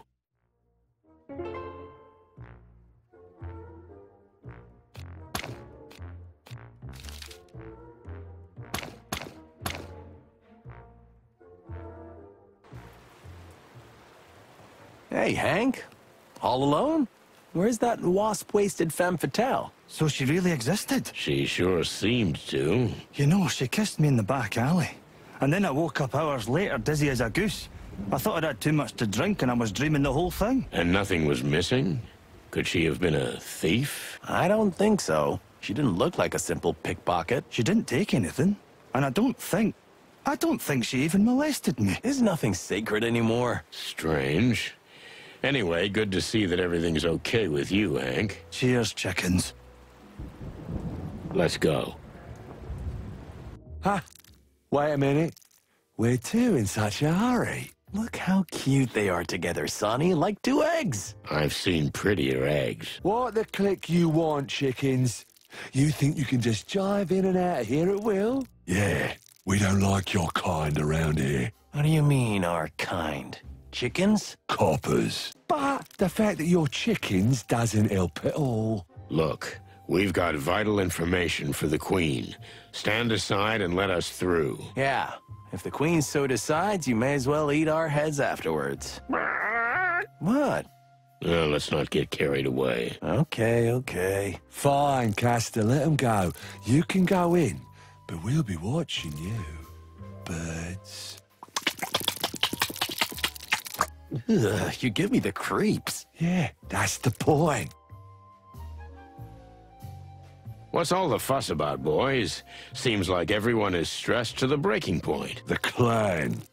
More specifically? The Golden Fang captured a few of our lads. Again, including 7 of our brothers. The bastards. The Queen has ordered everyone to regroup at the shelters. Do you think they're gonna finish off the web for good? Ha! Fat chance of that.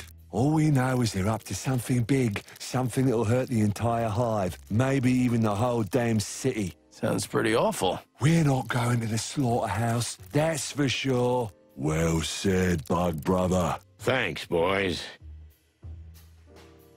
Down to the hole we go. We can't help but notice the tension that pervades the entire hive, but especially this place. Unfortunately, we suffered heavy losses yesterday. The clan has taken a number of our most useful and hard-working people, and we have not yet been able to find out what happened to them. Any idea where they might be holding them? It's an open secret, Mr. Featherland. The MEAT factory is a fortress, and clearly a clan hideout. We're pretty sure that's where they took them. Why and what they're doing with them there, we have no idea. You know, we were planning to visit that place. Maybe we can help you. if you'll just put some of your men at our disposal. I'm afraid that's impossible, Mr. Featherland. You see, there are only a handful of us left. We must protect what little we have. This is not the time to take risks. I see.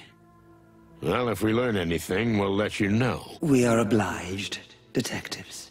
Hey, Sonny, are you sure it's a good idea to ally with a criminal organization? It's not an alliance, Marty. Just a common interest. The Great Web may be a criminal organization, but they're weak, vulnerable, and currently helping us eliminate a problem far more threatening than themselves. How did our goal go from a small missing insect case to taking down the most powerful criminal gang in the city in just 2 days? Good question, Marty.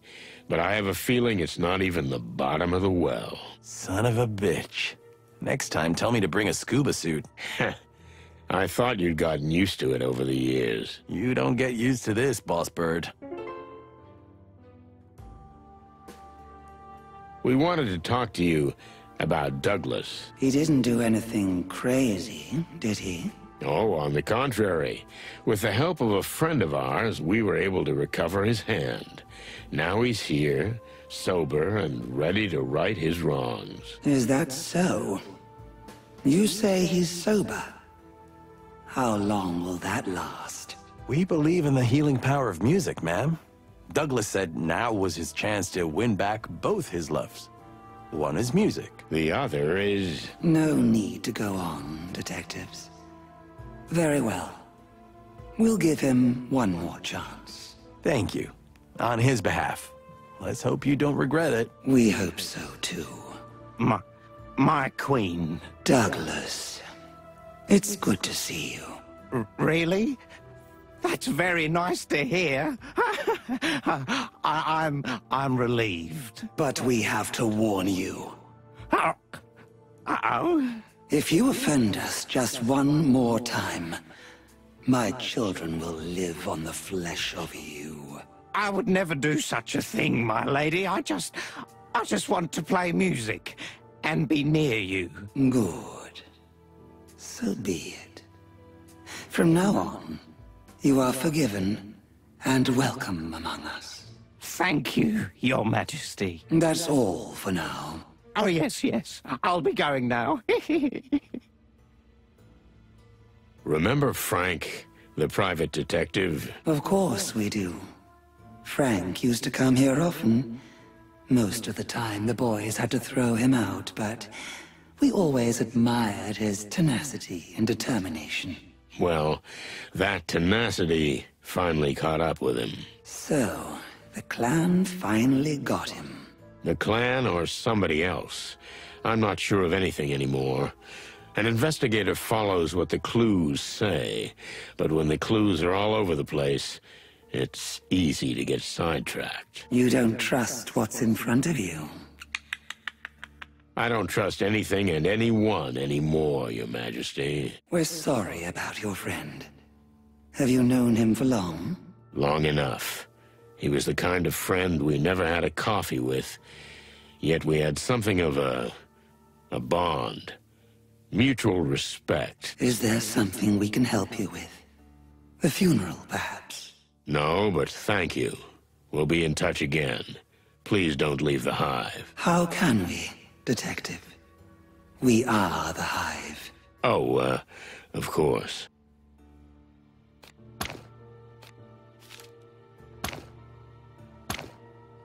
We found something we need your help with.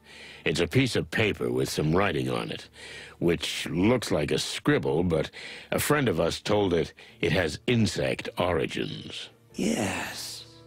We've actually seen this before. It's a very old writing. In fact, it's a distorted version of it. Distorted? Altered. Someone has used the ancient insect language, the Clawville dialect of it, and altered it to form a sort of cipher. It's a riddle. Of course it is. What else could it be? We are honored to be approached with this. Although I hope it's not because of our age. No, never. Bad news, detectives. We can't read this. The sound waveforms have been altered. We need a key word for it. You'll have to find someone who knows something about military intelligence. Military intelligence? Someone who worked for, say, the Clawville Crown. We're pretty much in the dark here, but codes like this are usually used by secret agents to communicate classified information. It's how the allied parties in the Meat Wars sent secret messages to one another. It's a dead end, Sonny. You know anyone in the intelligence services? I don't think so. Maybe someone acting mysteriously. Not much of a past. Travels a lot. Seems almost invisible. Insignificant. Yet he knows so much about everything. Good gravy and everything that's furry. Something on your mind? You, madam, are a real player. You know perfectly well that there's someone in our circle who fits that description, and you already know I figured out who it is. They don't call us the Queen of Information for no reason. We're in your debt, Your Majesty. Wait, so we have a spy in our inner circle? If I'm right, he was under our noses the whole time. You could say he lived next door. We are glad to be of assistance. And we hope we can count on yours when the need arises. Nothing's free, am I right? Let's just say that's the decent thing to do. You do something for us, and we'll do something for you. We wish you the best, Miss Zenaida. Likewise. So what are you thinking, boss? Oh, cluck. I should have figured it out years ago. A spy? Really? We have a spy in our midst? That's awesome. Well, sort of. If my hunch is right, someone who was right in front of us the whole time, but we didn't see it. Someone who always knew more than he was letting on. You stop teasing me. I'm dying of curiosity. Take it easy, pal. You're about to find out.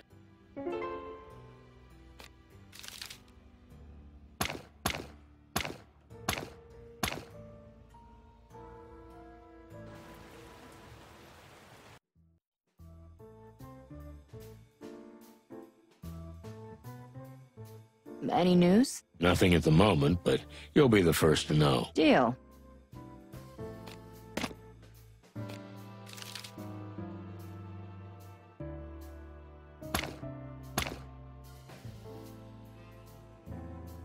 So?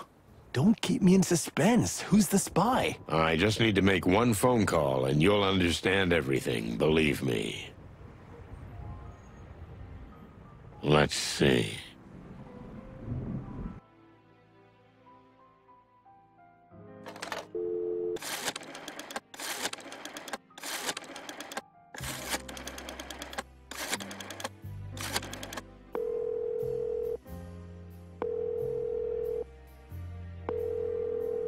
Hey, Lewis, can you come over here for a minute? I've got something I'd like your opinion on.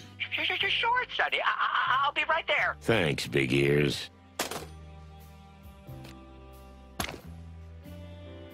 What do you want from Bunny Ears? You think he knows who the spy is? Just watch and learn, Spring Chicken. No shit. Hey, Big Ears. Thanks for stopping by. No problem, Sonny. Say, what can I help you with? So... Oh, the chicken police back together, hey? I always love to see that. We've gotten into some deep shit, Lewis. Yeah, listen. I want to show you something.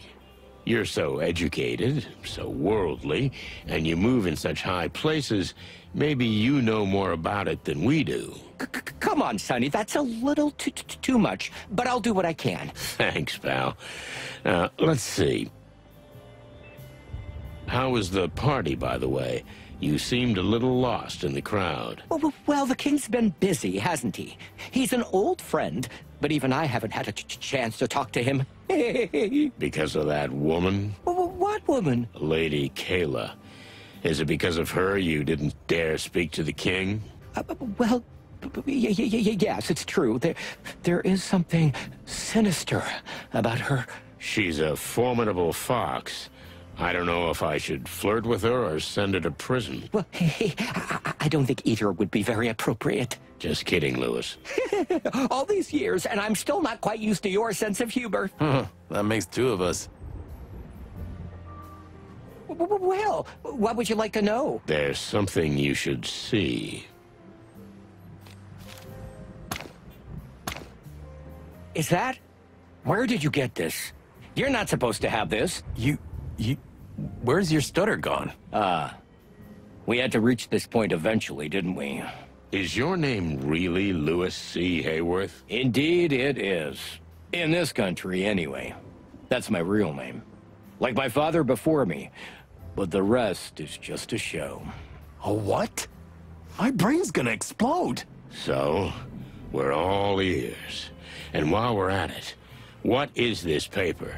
And why is it so important? What you need to understand is that if I tell you everything now, and I suspect you won't leave me alone until I do, there's no turning back.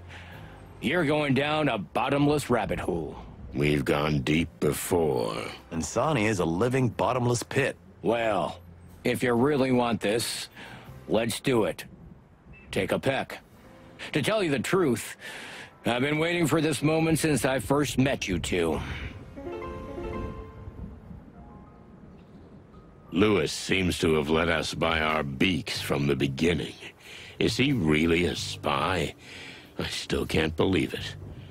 But the way he transformed before our eyes makes it clear. He's a master of deception. Even I was fooled. I just have to ask the best questions at the best time. It's the only way to open or break him.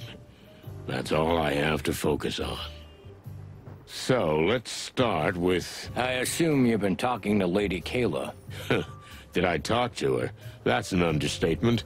She told me everything, but I didn't believe a word she said. As I knew you would. That woman has been in the king's life for longer than you think. And unfortunately, we were too late to realize she meant trouble. We?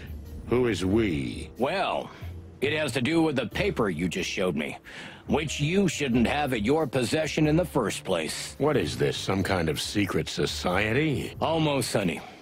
I work for the CCI, the Clawville Crown Intelligence. I've been with them for as long as I can remember, even before Hector took the throne. A king's spy, huh? What about a con man? What do you think? Just look inside yourself, Sonny. What am I supposed to think? Everything I've ever thought about you is a lie. Not everything. And when I needed to lie to you, there was always some truth in it. Foreign trips and real estate deals, huh? I was on missions for the king all over the wilderness. And yes, my cover says I bought property for myself and the crown. And sometimes I did just that. What about the Atlas Hotel? Is it really a family inheritance? Uh-huh. But it also came in handy as a base for operations. And it was a good way to keep you in my sights. Oh, Lewis. You know how I feel about that? You were clucking spying on me in my own home. Spying on you? No, not at all. But we had to be certain about you from the beginning. Why is that? The same reason we're here today. Because you and Marty are always sticking your beaks in everything. Things you shouldn't have anything to do with. Well, I can't deny that. Will you please tell us who you really are? Sure. I was a rich kid from a rich family. But I was aimless. A nobody. And what changed? I found purpose. Well, that's it? It wasn't that simple. Unfortunately, it was quite a hard road getting there. But I was finally reborn. Oh, that sounds fabulous. Fabulous? Maybe. It may look like it from the outside, but it was pretty miserable. Until I found a higher purpose. I swore an oath to the king, and have served the crown ever since. With my family gone and no real friends, it was easy to fabricate a new identity for myself. Even if I kept my true name here in Clawville. And the nervous bunny thing? It helped. No one ever thought of me as anything other than a fallen, sad, irrelevant eccentric. And the story of your impoverishment. Did it work? It worked for me. Well, there you go. Oh, clucking hell, Lewis. I still can't believe it.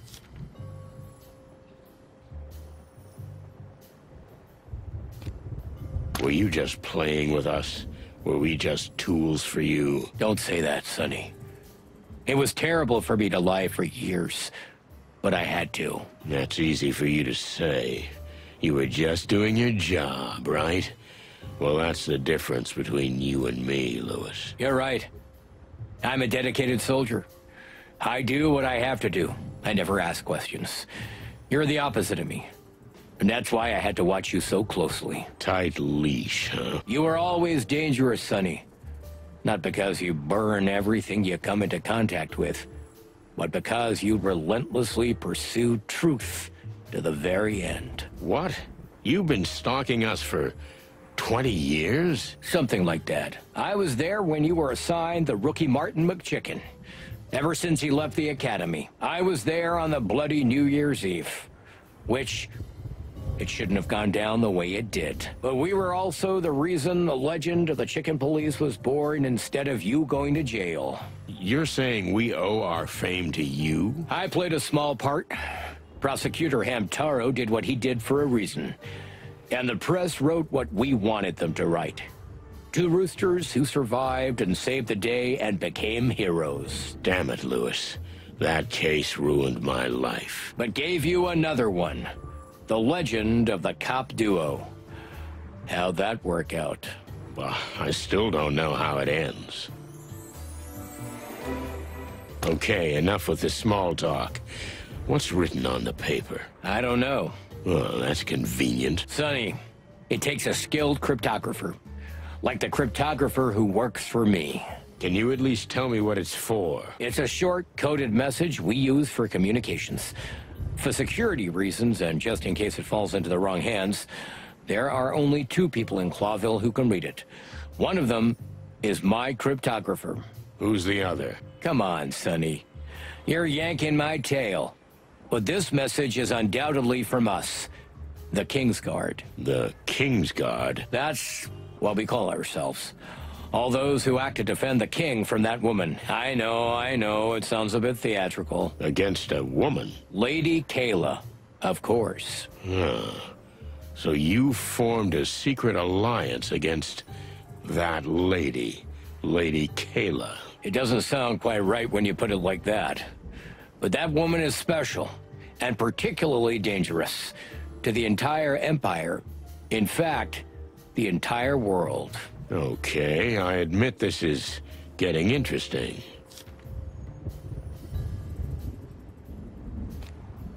Are you really so scared of a single woman? Don't be such a kid, Sonny. This woman is not just a woman. She's an institution. And what if she gets a crown on her head? That's no joke, Sonny. Don't even say that. Okay. So, what's the big deal? What makes her so damn dangerous? We should have kept a close eye on her when the cult first reared its head. The cult? You mean the New Unity Church? I thought that was a serious religious denomination that was involved in charity. It is. But the purpose for what it does, is another matter. Do you think Lady Kayla is trying to get animals to support her for her own ends? The church has been quick to get the poor on her side. The Hive is essentially hers. But Lady Kayla, being as appealing as she is, many of the upper classes attend her seances. So she essentially has her paws on everyone. Even the king himself? Even the king. That's right. And what do you think she's gonna do with that power? That's what we don't know yet. So, here we are. But we can be sure she doesn't want world peace. If our suspicions are correct, the Church and the Golden Fang Clan are somehow connected. Is that so? That's an interesting theory. It's not a theory, Sonny. We'll soon prove it. Why is this woman so dangerous? What are you really afraid of? We should have kept a close eye on her when the cult first reared its head. The cult? You mean the New Unity Church? I thought that was a serious religious denomination that was involved in charity. It is, but the purpose for what it does, is another matter. Do you think Lady Kayla is trying to get animals to support her for her own ends? The church has been quick to get the poor on her side. The Hive is essentially hers, but Lady Kayla, being as appealing as she is, many of the upper classes attend her seances, so she essentially has her paws on everyone. Even the king himself? Even the king. That's right. And what do you think she's gonna do with that power? That's what we don't know yet. So, here we are. But we can be sure she doesn't want world peace. If our suspicions are correct, the church and the Golden Fang clan are somehow connected. Is that so? That's an interesting theory. You lied to me all this time. Why should I believe you now? You know the answer. You see the clues. You see the signs. Hey, you saw it on me. Maybe for longer than you dare admit it to yourself. Thanks. But you're not answering my question by preying on my vanity. Stop being such a hard egg, Sonny. Believe your eyes. Believe your instincts. Cluck. So? You believe me? What's in it for you? Why are you risking your life? Are you really such a patriot? I don't have a family, Sonny. And neither do you anymore. While you chose booze and self-destruction, I chose a higher purpose. So, you're an incurable idealist. I swore an oath to the king of the city. You know, it's good to belong to someone or something, Sonny. Where do you belong? Oh, shit, I don't know. Maybe just the bottom of the bottle. You see, that's what I'm talking about. So, here's this woman, and she's completely messed with the king's head. Is that the problem? One problem. The other is the registered church. Her organization is essentially inviolable. The police can't touch her with a finger. The whole scheme seems pretty well thought out. You said it. So there's this woman. First, she charms the upper crust with her special little seances until word eventually gets to the king. The king then asks for private sessions. And of course, he falls madly in love with her. Just as written in the big book. So, what comes next? The king's former advisor dies mysteriously. Many suspect poisoning, but the investigation is quickly closed. And the king appoints Lady Kayla, his personal spiritual guide, as his primary advisor. And as such, she becomes an honorary member of the Council of 12. The most influential animal after the king. See? See the dark and dangerous path she is slowly leading us down? And what's next? Would she kill the king, too? We don't think he'd be much use to her dead. We're more afraid that she's somehow trying to gain even more influence over him. More than this? I mean, the king wouldn't fart without her permission. And that's the first point you're wrong about, my friend. What do you mean? The king is socially rather awkward. In company, he seems powerless and confused. That is true. But that's the surface. So you're saying he got wind of her plan? Would he be so cunning? No one's ever dared to speak openly to him about the things I've just told you. But Hector himself came to me and asked me to check his mistress thoroughly. Find out all about her past and do a little digging around the church. Well, well. The royal fox is not as lost as he seems. No, he's not. All the while being head over heels in love. She's got him by the tail. But even so, Hector retained the sense that helped put him on the throne in the first place. So the king suspects something. We suspect something. How do we proceed? That, my friend, is a very good question. So what's your big plan, King's Guards? We definitely need to find out what the connection is between Lady Kayla and her church and the rise of the gangs. Especially the Golden Fang.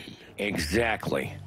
I know Mick's in your sights. That's an understatement. He killed a friend of mine. I hope you know this isn't about revenge. I'm not the vengeful type, but when I catch him, I'll pull out all his hairs one by one. Just find out what the link is first.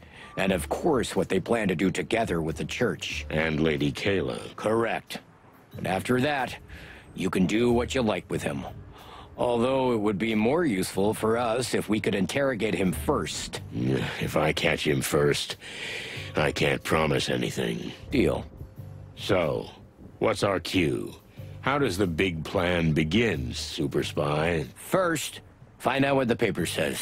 Yeah, but at this point, I admit I'm stuck. Calla will help us. She's the best spy in the Hive. In fact, in the entire Empire. Wait a minute. Don't I know her? You might have met her. She's our agent reporting on the situation between the Great Web and the Clan. Damn. Do you guys really have your hands everywhere? I don't want to be modest. So yeah, all over the wilderness. If you must know, you have two longtime lady friends who worked for us. One in Stavonia, and one in the exotic southern swamplands. The she-cat and the crocodile? You know what, though? I'd prefer not to know. As you wish, Sonny. Film-noir works for you too, doesn't he? How did you know? Look at you, stuttering again. Come on, he's been acting suspicious for years. Like I always knew. Yeah, well, Filmer's been watching you since the Wessler case. Explains a lot. Damn it. Sorry, I didn't mean to confuse you, old bird. I hope you get over it, though. Although I know at your age, it is not easy. You know what, Lewis? I liked your old persona better. Sadly, you'll have to get used to the new one. Yeah, damn it. I'll call Calla. You stay here. We'll figure this out. Just don't turn my apartment into a spy headquarters, okay? All right, all right. No need to bite my head off. You see? That's what I'm talking about.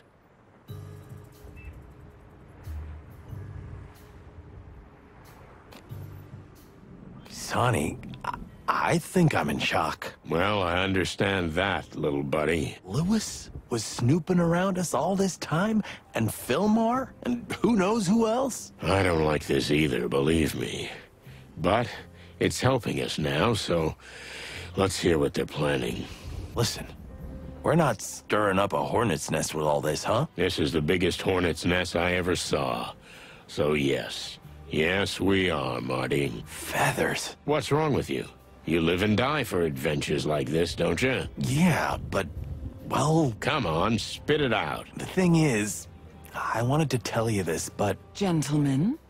Dear lady. Furry gods, that was fast. Frighteningly fast. Calla was nearby. Was she following us? Oh, don't be paranoid, Sonny. After what I found out today, it's hard not to be. Let me see that paper. Here. We got that far, too. Can you be a little more specific? This came from my contact in the Hive. Its contents are a little troubling. But what's more troubling is that it's come from you. We found it in a strange little monkey music box. Someone put it there for you to find. What does it mean? What does it say? It says, I hid it where no one will ever dare to search for it. Only through my cold body. That doesn't mean much. But who's the writer? Mr. Hayworth? You can tell them, sweetheart. They'll find out eventually. Frank Castellini. Half-armed Frank? Was he one of you people? Well, no, not exactly. But he did help us with a few things. And he kept in touch with Calla. And through him, with me. What the hell does that mean? That's for you to figure out. But as I said, the mere fact that the message was taken from him and planted as bait for you is concerning. So we're busted.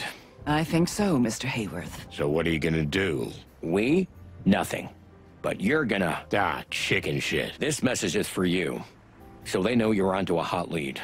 You can lay low, but whatever they're planning, they'll go through with it. But if we all work together... So you want us to do your dirty work for you? The King's Guard will do our best to help you. And your service will be a great help to the Crown. No offense, madam, but the fate of the Crown is of little concern to us. A friend of ours was killed. Frank. If you don't find out what else they're after, they might kill more of your friends. Listen to us, Sonny.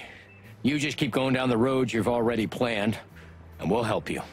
It's a win-win situation, right? It's just that I've just found out that this road is full of spies and global conspiracies. That's true. Sonny, think of our friendship.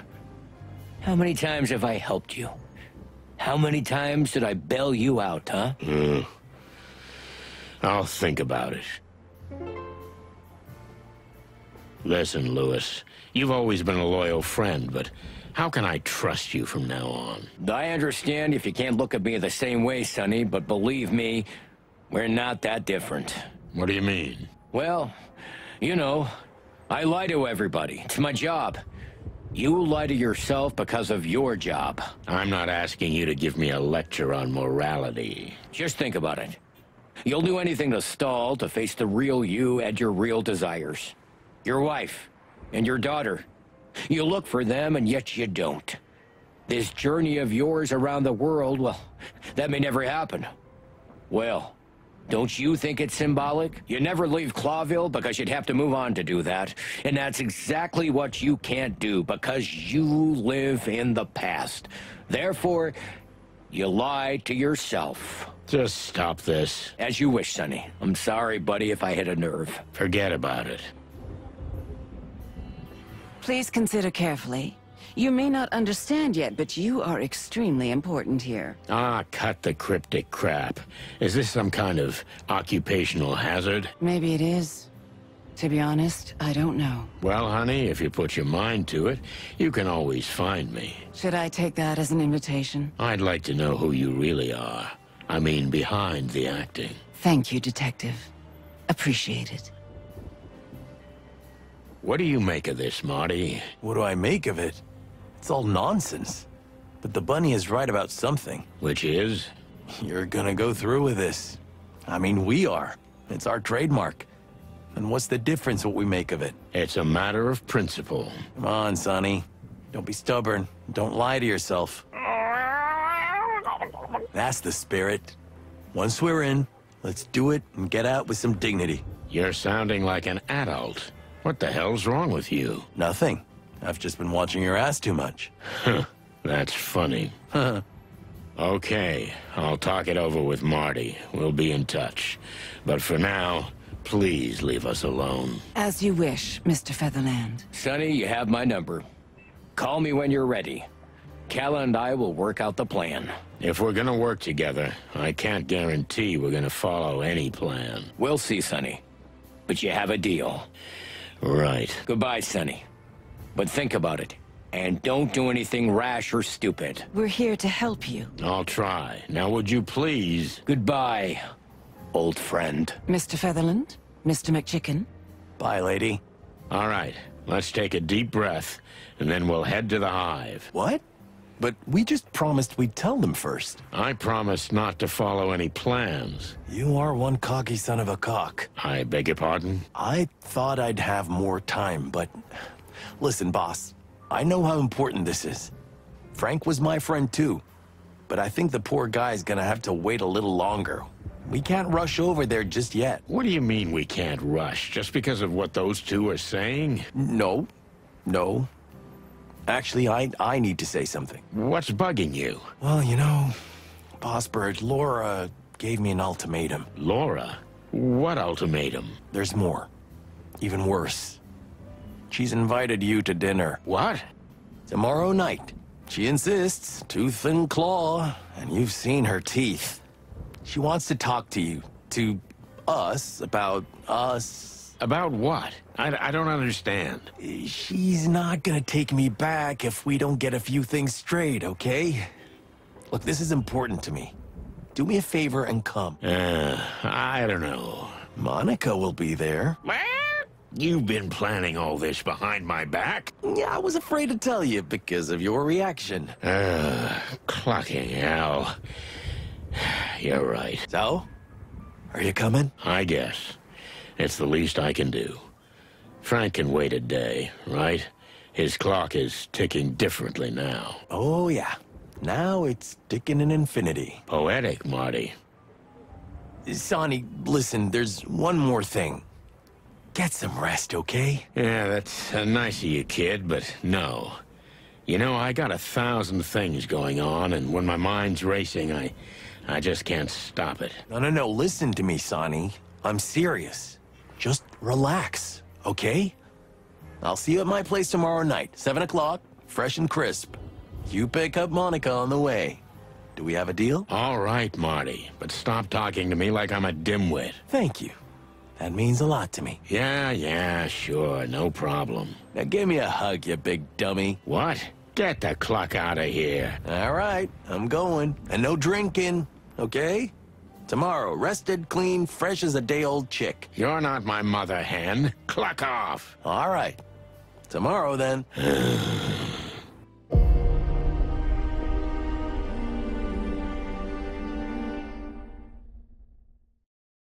Molly? You're too late. Again. I don't know. I'm not even surprised. Just... I was so scared. Why weren't you here? Why aren't you ever here? What happened? Where's Tessa? She's fine. She slept through the whole thing. But that man, he was just standing there. He stood there in complete silence. And then he just disappeared. I saw his eyes. They were yellow, so bright and yellow. They burned. Listen to me, baby. You have to concentrate.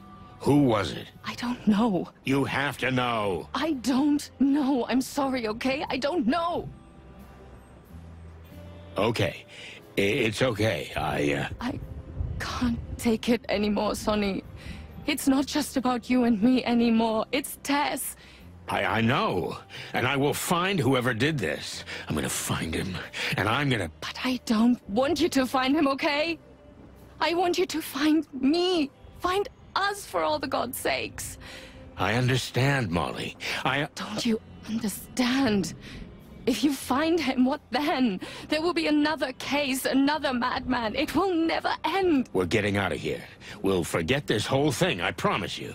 It'll end. Believe me. But we won't be here then. Molly, you can't be serious. I'm not gonna watch you destroy yourself and everything around you. You can burn the city for all I care, but we're not gonna burn in it. Your family or Clawville. Choose. It's not that simple. Of course it's not. It never is. I was surprised, but Marty was right. I had a terrible nightmare about that old case, but I slept like a log afterward. And I woke up a brand new rooster. Sometimes you need a break, that's all. Even if it's just for one day.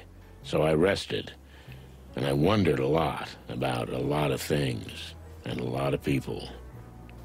And then the day was gone, just like that. I got myself together and went to pick up Monica. I knew I was in for more than a friendly chat at Marty's. I was more afraid of Laura than I was of the Golden Fang clan, or this crazy conspiracy that was beginning to form in my head. I was afraid that what she was going to talk about would change everything. Here we are. Here we are. Then, shall we go in? Listen, Mon, can I ask you something? Sure. Go ahead. Is this, I mean, is this a date? Well, what's so funny? You're right. It was stupid to even ask. No. It's just... Sonny, do you want it to be a date? It's not polite to answer a question with a question. Do you? Did you just answer my question with a question? Mon, please, I'm dying here. Yeah. This could be a date. If you want it to be. And only if you promise to make it even better. Well, I can try. I know a good place we could go after. You don't mean Zip's Cafe, do you? How did you know? Oh, I'm not good at this. Cluck in hell. Okay, then I'll take you somewhere. Let's just get this over with, okay? Deal. Hey, What's going on here? What's going on? Nothing. Nothing at all. Absolutely nothing. Why? Right. Come on. Laura's waiting. Okay, let's go.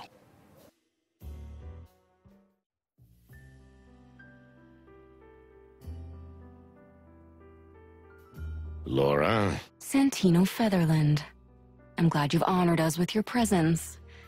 When was the last time you were here? Oh, about a lifetime ago. Kind of. Monica, darling, it's so good to see you. You too, Laura.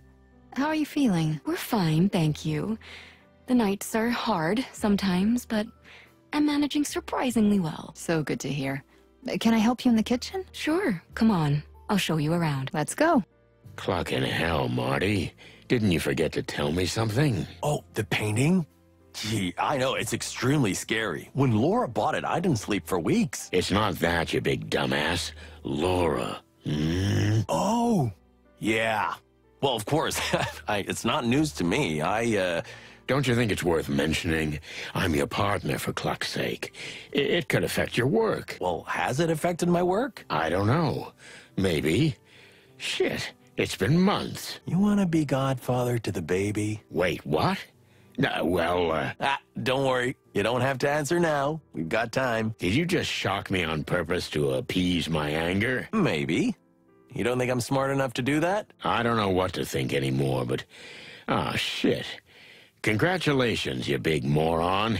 I guess that's the right thing to say. Without the moron part, but yeah, something like that.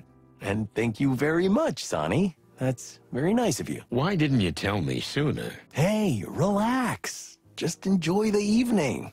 The best is yet to come. Oh, Cluck. Will there be more surprises? Well, maybe. You got any bourbon? Don't worry. We got you. You're a pal. I know. I know.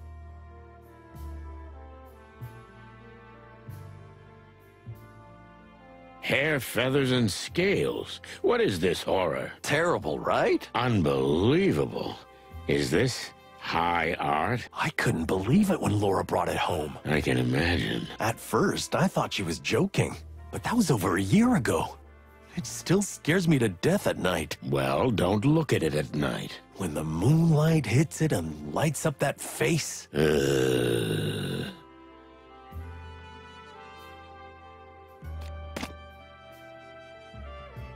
Everything okay, Mon? Of course. I feel fantastic. And Laura is so beautiful. Thanks for inviting me, Sonny. It wasn't me, but thanks for coming. You're welcome. This could be a regular thing, right? Maybe we shouldn't get ahead of ourselves. You two have a beautiful apartment. Sonny, you're cute. But I don't need the small talk. Just try to relax and have a good time. I'm glad you came. I'm glad, too. I guess, yeah... Anyway, I was kind of surprised to hear the big news, but congratulations. Thank you, Sonny. It really is a miracle. Yeah. I remember when Tessa was... yeah, never mind. Silly stuff.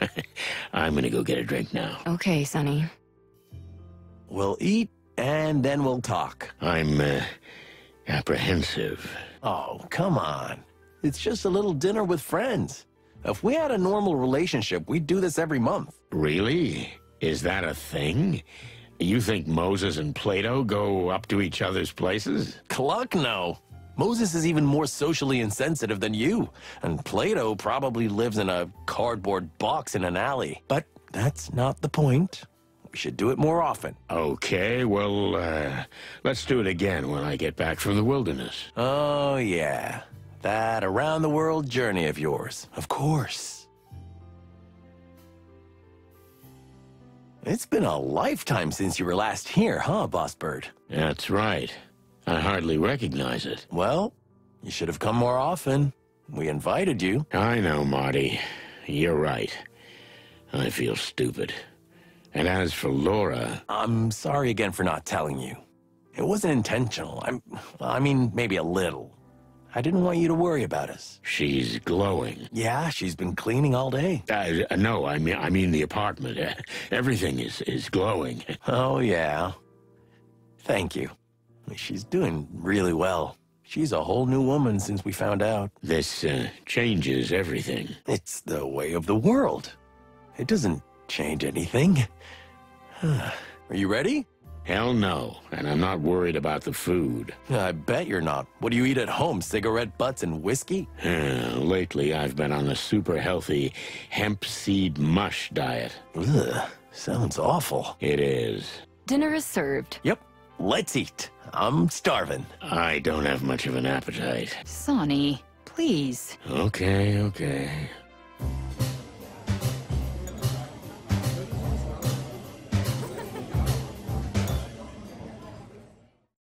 And then the rhino says, if you gotta go, you gotta go. Oh, stop it, Martin. Classic. Ah, yeah, that was good. Yeah. Martin, how about giving Monica a hand in the kitchen? I'd like to have a word with Sonny. Sure, darling. Mon? Yeah, let's go. So, here we are. What did you want to say? I think you know exactly, Sonny. Ever since you walked into the apartment and saw me. You're right. Well, it was hard not to notice. By the way, you knew I didn't know? I wouldn't say I knew, but I had a hunch. Anyway, Marty's a good kid. In fact, he's not a kid anymore. I'm sure he'll be a good father. Martin has always been a very devoted husband. But when it comes to work, I'm out of the picture. It's like I don't exist. Yeah, I know. And it's my fault. Now that I'm in this condition, it's time for him to decide. His job or me. Effectively, you, Sonny, or me. I tried to shake him off more than once.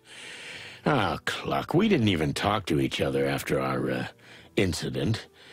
And yet, somehow we always found each other again. As the bullet makes the wound. Yeah. I know. And that's why I'm asking you in person, please. Let him go, Sonny. Send him away. Even if it means breaking his heart. Because he'll never leave you on his own. Okay, Laura. I'll do it. Promise me, Sonny. Not the usual way, but for real. No more someday, no more soon. Will you do it? Now. I think so. I mean, yes, I'll do it. Thank you, Sonny. You don't know how much this means to me. No, I don't, but I understand, and you're right. Hey, what's with the dark mood? You didn't bite his head off, did you, darling? We were just talking, and besides, it's getting late. Yeah, I got work tomorrow. Well, thank you for your hospitality. It was wonderful. As Sonny says. Thank you, Laura. Dinner was fantastic, and you are beautiful. Oh, come on. I hope you'll come back more often. You mean together? Well, I don't know. I'm sure there'll be an opportunity, Laura. I'll lock you out. Yeah, thanks, buddy. Could you please get in the car, Mon? I'd like a word with Marty. Sure, Sonny. Whoa, that sounded serious. Listen, I know Laura's cooking, well, it looks better than it tastes, but... Shut up for a second. Oh, okay. Listen, Marty. Laura and I have been talking, and although I had a hard time admitting it at first, she's right. This is starting off bad. Listen, I'm not going to stall. I'm just going to say it. You're having a baby, and I'm old. It's time for you to go right and me to go left. The Chicken Police was a great ride, but it's over. Wow. Shit, that's a lot, huh? Yeah, it is. I knew this day would come, but I always hoped we'd die first. Cluck in hell, don't say that. I'm just kidding, Sonny. Well, we both have a new life to start, don't we? You and your adventure into the wild, and you've got an even bigger adventure into the wild waiting for you. Yeah. I'm scared to death. You should be. Nothing can prepare you for it. Hey, you're supposed to be encouraging me. Yeah, you're right. Well, I survived it. So can you. I'm not sure you're the best example, Sonny. I know I'm not. So that's what all the drinking and shouting was about? Yeah. Laura gave me an ultimatum. The job or her. I wanted to tell you, but I couldn't. Then I stumbled across a bottle of whiskey, and it was easier than facing you. Oh, shit, kid. Don't be like me. Yeah, I guess I figured that out the hard way. So, are we okay? I asked you to do something, you did it. Now it's my turn to do you a favor. We'll go get Frank back, and then it's over. We shake hands, you go on your around-the-world trip, and I go raise a kid. That, sounds pretty good. There you go. So stop whining and step on the gas. Let's finish what we started. You're right. Let's do it, Marty. One last time. Okay, don't say that. It's as if we're gonna die. Oh, just shut the clock up, and let's go. That's better. That was tough. Furry hell. So, the date's off, right? Oh, hey, Mon. Yeah, I guess so. Are you at least gonna drop me off at the station before you go kill yourself? Well, I'm going there anyway. Okay. I'm a little angry. No, look, I promise I'll make it up to you. You will? Just take care of Marty, okay? I will. As soon as we entered the station, I got a strange, gloomy feeling. Or maybe I still hadn't recovered from the shock of the dinner. No. I had the feeling that something bad was going to happen. That we were heading straight to our doom. I haven't had that feeling in my stomach since I was a rookie cop. My feathers were fluffing up. My chest was tight. My crest was tingling. Should I hit the road? Just grab a bottle of bourbon, get on the first train, and never look back? I'm so glad we're over that, big guy. No more surprises today, okay? I'm a little dizzy. Come on, don't be such an egghead. Let's get this over with tonight and finish the whole thing, huh? The whole thing. I mean, the chicken police. Oh, no way, man. Don't take it like that. We may not be working together anymore, but the chicken police will never end as long as we're alive. I needed that. Ah, come on, you big old bird. Give me a hug. Get the clock off me.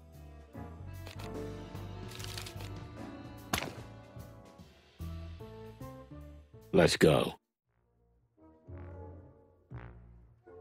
So, did you find out anything about MEAT? I'm afraid I have some bad news, boys. Don't be a tease, man. Say it. MEAT is made of meat. And a special kind of meat that many tests don't even recognize as such. Insect meat. Exactly. So, you already knew? All the clues pointed to it. I just, well, I wanted you to say something else. Well, unfortunately, fellas, it's the ugly truth. Not a single word to anyone. If this gets out, it'll start a panic. Do I look like the kind of owl who'd run out and shout the news to the big wild world, Come on. I'm gonna get a good night's sleep. Thanks, Doc. We owe you one. Again and again and again. Good night. Hey, Doc. Look. What? Who? Why? You again? What do you want? Who died? We just want to ask you a favor, old owl. Who could have guessed?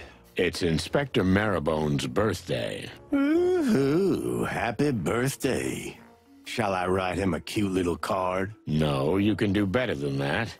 Think of what he's done for you over the years. What? Get me fired? Yeah, but then you can still practice here in secret because of him. And besides, how many times has he saved your ugly feathers in the 30 years you've known him? More like 40. Well, okay. What do you want me to do? There's gonna be a surprise party down at the station. Will they even let me in there? We'll take care of that. All right. But just for the old dog's sake.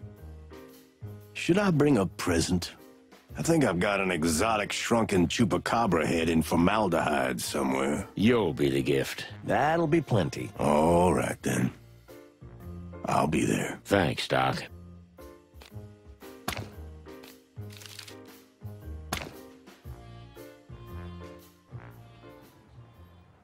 All set, boys? I think so. You got the present? Well, we've got something I'm sure the boss would like. Okay, let's have a look.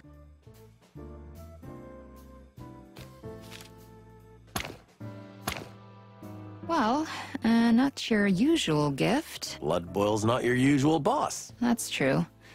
Okay, I guess that'll do.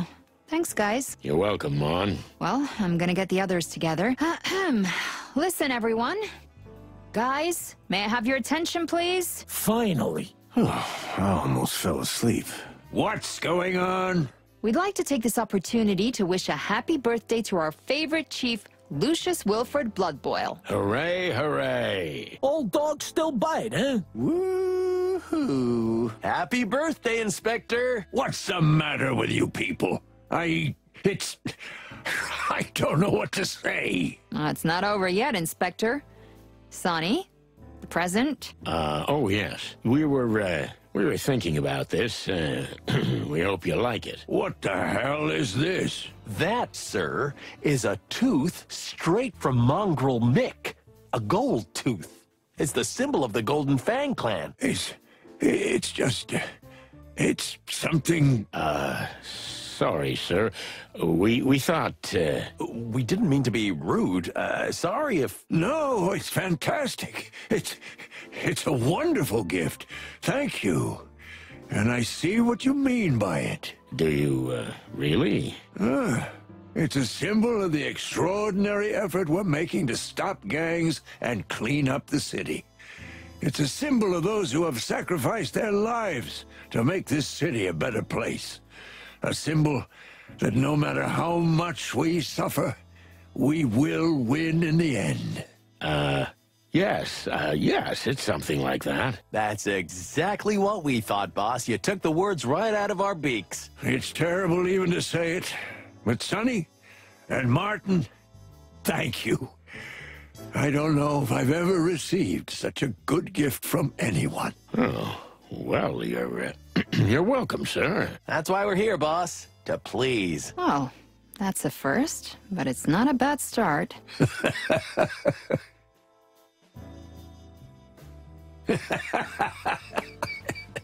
All right, let's not get sentimental here. Everybody, to work. Ah, good one, sir. I wasn't joking, Martin. Party's over. Everybody to your places. Get to it. Yes, sir. Well, it was really just a moment, as Monica said. It was good while it lasted. You speak the truth, brother. Still, it was nice to see the old man almost get emotional. He did. You know, he almost touched something in me, too. You know what, Sonny? You two deserve each other. I hope someday you end up in the same old folks' nursing home where you can play Clawville wildcards and bitch at each other for the rest of your lives. And I hope you'll come visit me and sneak me some bourbon. You can count on me, old cock. Hey, Phil. Why am I not surprised to see you here? Just flying with the wind, darling. You wouldn't happen to be watching us on Lewis's orders, huh? What? What and who? No need to look so dumb. We know everything. Lewis told us. Keep it down, you mother cluckers. Even the walls have ears here. You think the clan's got a mole in the station? They buy off anybody they can. That's just the way it is. Nothing new. Nobody ever tried to buy me off. What about you, Sonny? No, me neither. Why? Well, I wouldn't accept it, but it's a matter of principle. Ha ha, you're a funny kid, Marty. But you're lucky you didn't get approached. These bastards get everybody at their most vulnerable, and you're especially vulnerable right now. Because of the little one? Exactly. Hey, even you knew about that? What do you mean? Everybody knows. Oh, clucking hell, Marty. I swear I'll kill you. Hey, don't hurt me. I'm about to be a daddy. Listen, Phil. If you're following us and you get lost in traffic or something, here's the address where we're headed. Thanks, Sonny. Wait, is this a joke? No, if you're gonna follow us anyway, I don't want you to lose our track halfway. Oh, okay. So, since when? Am I standing here? Since when are you a member of the King's Guard, you buffoon? Ah, so you even know our lame name. I didn't make that up, believe me. Phil, get to the point. A few years ago, Lewis recruited me. It was good money, and I agree with what they're doing. Plus, I was tired of chasing sad dames' husbands around in smoky joints. I wanted more. Didn't we meet in a smoky joint? Yeah, but now I'm chasing kings and queens in smoky joints. Makes my beak taste a little different. I'll bet. And you were watching us. Who do you think called for help when you broke into the Wessler estate? Or who softened up the queen before you got to the distant light? Oh, wow. So, a big thank you is in order. At the very least, you pluckers. Well, thanks, I guess. It was hard to say, wasn't it? I see it's killing you. Leave me alone.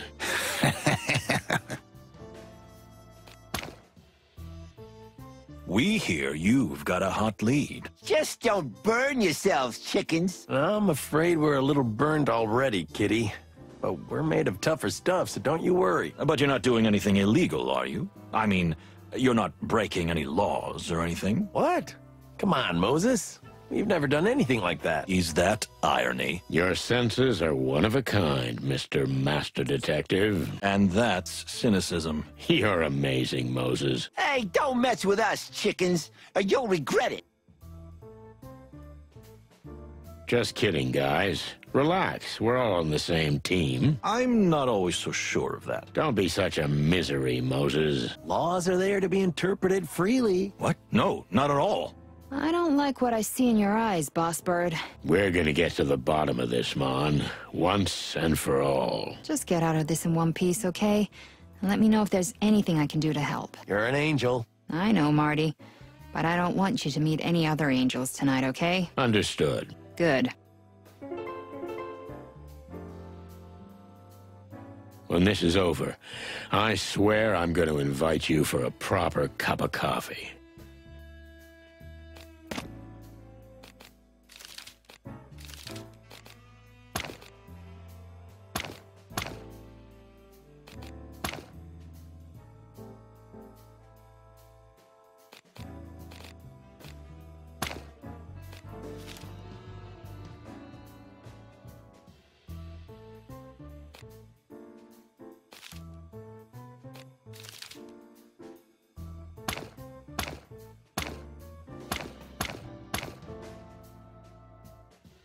All done. It was time to put an end to the matter.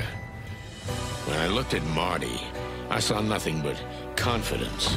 Perhaps naive, but determined and brave. Like some demigod from ancient mythology. An indestructible rooster. And then it occurred to me, I wanted to be like him. Slowly, the outline of the factory began to appear. The sky was even darker here. Was it the smoke, or was it some ominous cloud? Either way, I had to summon all my strength. Marty was counting on me, and so was the city. One last run, old cock. One last run.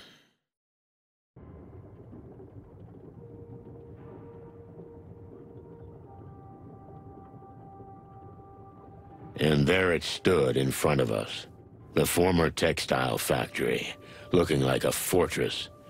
While black smoke rose from its chimneys, beams of light from its towers searched for anyone foolish enough to trespass. Well, here are two dumb cluckers doing just that. It really is a fortress. Barbed wire, searchlights. They don't make it easy. Hiding in plain sight. No sane animal would set foot in the hive. We're nuts. I still want to get these guys. And if everything goes to plan, they'll be behind bars soon, Marty. Amen to that. But no heroics, okay? All we have to do is get proof of what we suspect. And of course, get Frank's body out of there. Well, the main entrance is impossible. Unless we come in with a tank. If only Blood Boil's poster tank was real. A tank is never a good solution, Marty. Wow. What am I saying?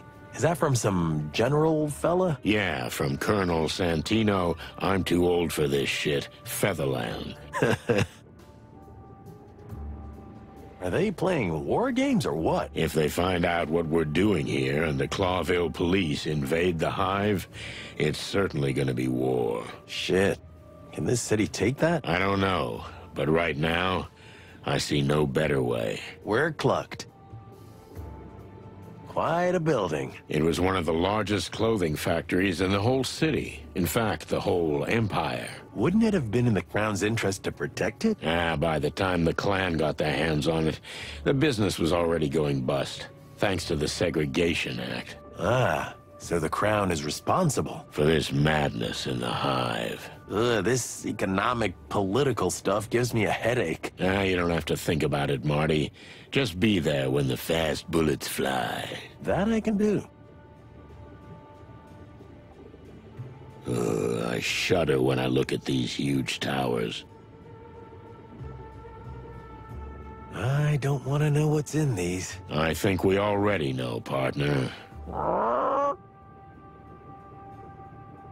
They have a whole fleet. They've already swamped Clawville with the stuff, but I'm afraid they won't stop here. The colonies? Best case. But worst case, the whole wilderness. Unless they're stopped by the legendary chicken police. Let's just get this done, okay? With you, Boss Bird. Hey, there seems to be a light on the side. Looks like a back entrance. If we can get down that hill, this looks like a better place to get in than the front. I agree with you there, Marty. Look at this, Marty. A back door. Away from everything. All lit up. Isn't that a wonderful coincidence? They could have written in big red letters, crap. Yep, kinda on the nose. We're just going in anyway, right? That's what we do, young fella. You ready? Always ready, partner. I wish I shared your enthusiasm.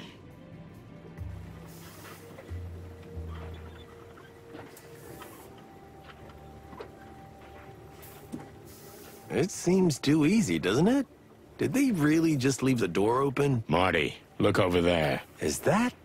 Oh, no. Frank.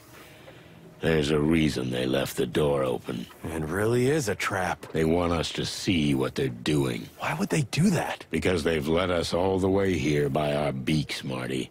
Strange little clues in strange places. The gold tooth, the secret message, you name it.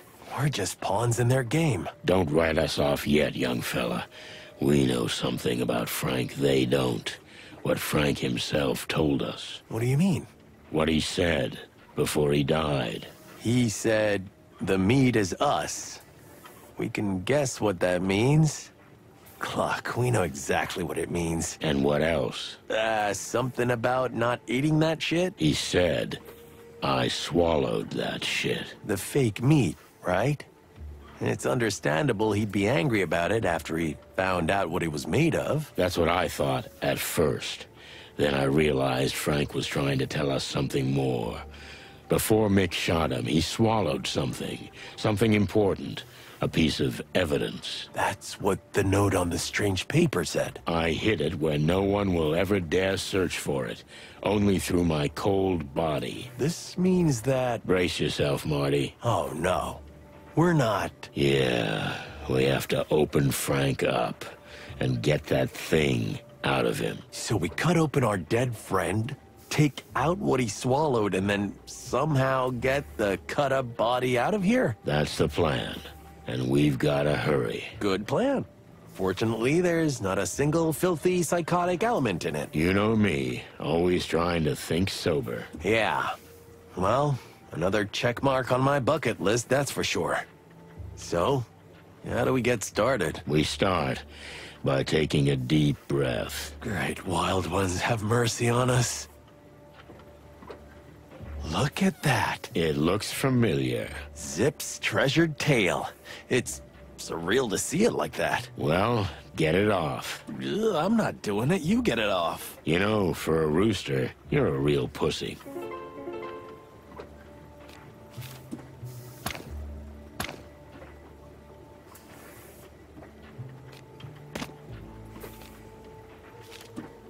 Oh, shit.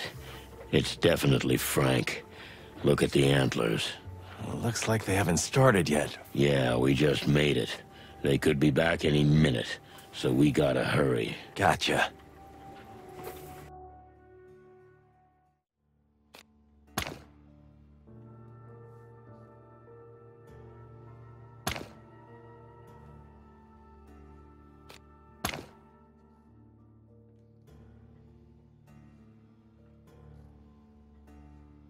Don't lose your head.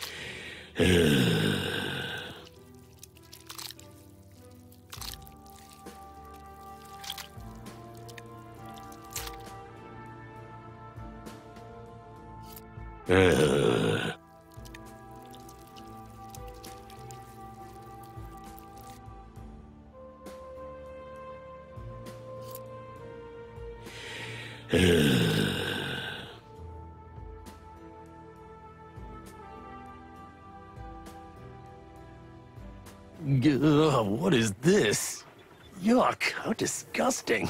It's covered with some kind of tough, sticky slime. We should get it off. But how? This is where they did the autopsies, right? More like brutal dismemberment. Whatever you want to call it, there must be something we can use. Did you find anything? There must be something here that might be of use. What about this? Some kind of acid. Or maybe it's good for the goo ball. Maybe.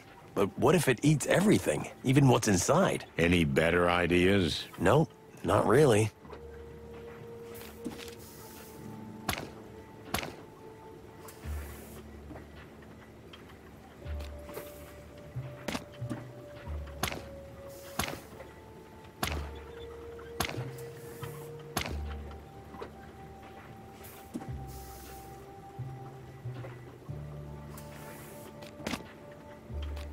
Look.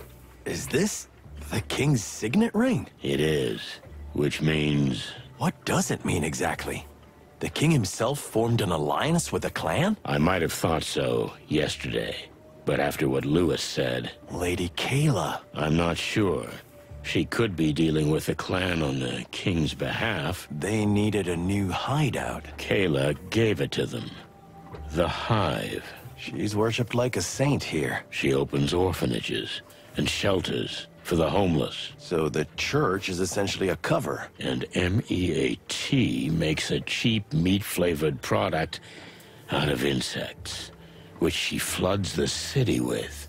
I think I'm getting dizzy. She must have run out of the homeless. Is that why they had to dig up graves?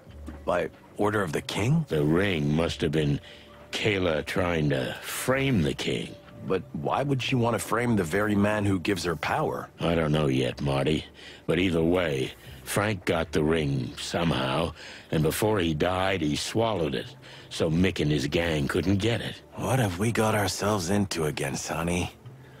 Well, we got what we came for. We got even more. Let's get the clock out of here. That's the spirit.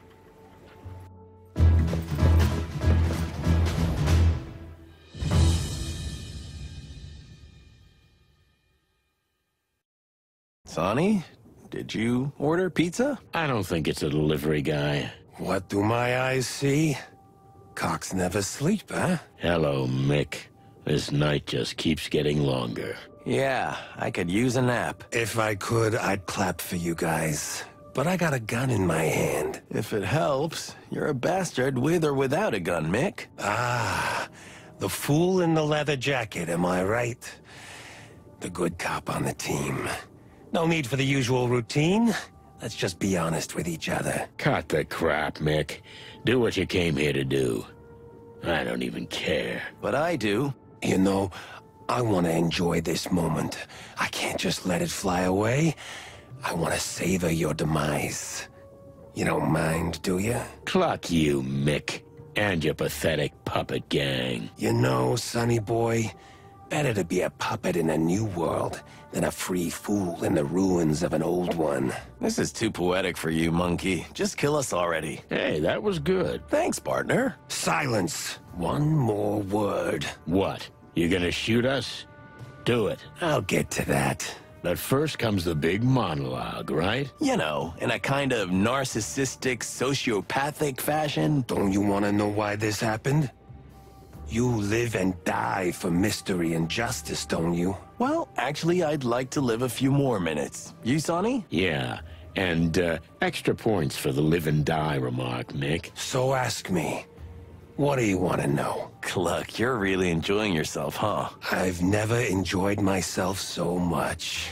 Wow, that sounds really sad. Okay, enough with the chit-chat. We're gonna play your game, Mick. Let's get this monkey business over with.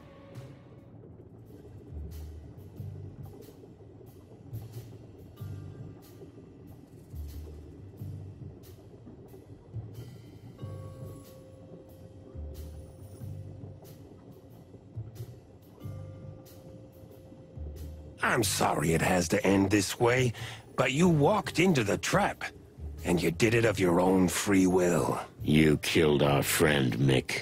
You probably don't understand this, but people matter. So much so that you'd put your own skin on the line? No, I really don't understand, Sonny. You know, where I come from, the strong stays on top. The weak gets left behind. Come on, Mick. Before we killed your boss, you were just a little monkey on his shoulder. Oh, yeah.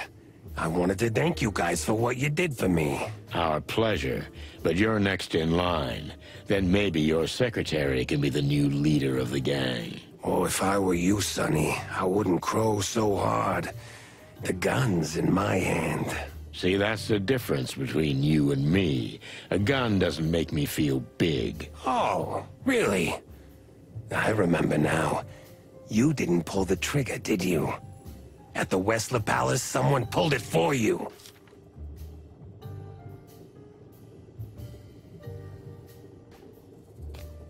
So, why did you lure us here?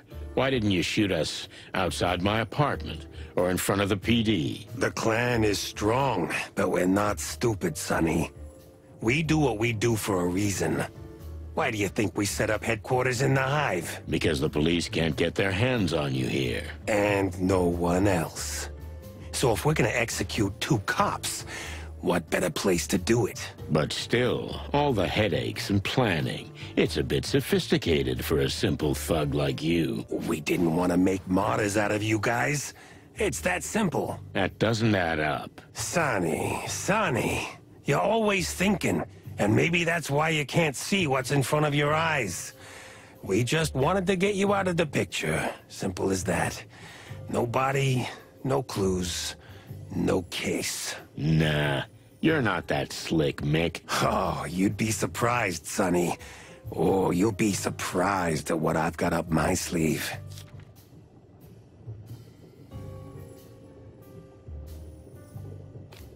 Why Frank? What could he possibly know that he had to die for? Why, that's a very clever question, Sonny. Pulling the motivation out of me and our plan too. You are such a greedy boy. I'll settle for you answering just one of them. That miserable insect got obsessed. It amused me at first, but then he really got his antlers into everything. And finally, he took a thing that belonged to me. Some valuable trinket? I have a feeling you know the answer to that question very well. We have the King's ring, Mick. But why is it so important to you? I thought you were smarter than that, Sonny. If Frank had leaked that we're operating in the Hive with the King's blessing, and the meat is in the hands of the clan, it would unleash chaos too soon. Your house of cards is collapsing, Mick. No matter how hard you try to hold it together. Even if you kill us, the animals will find out. The animals? Come on, bird brains. If they wanted to, they'd have found out by now.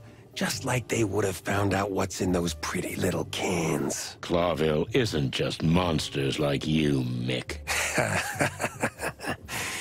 Clawville is made up of sheep. Greedy, shy little sheep. It doesn't matter what you shove in their faces. What are you getting at? We like chaos, Sonny. Chaos got us where we are. But even in chaos, you need someone to guide you or take control. And that's why we've arranged everything the way we have. And in that plan, you've played your parts perfectly. Don't get too cocky. This isn't over yet. The way I see it, it's up to me how long we drag this out. Tick-tock, tick-tock.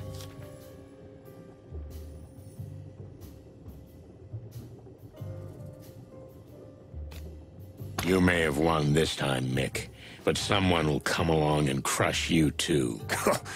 Maybe. But you know what, Sonny? I'm gonna enjoy this while I can.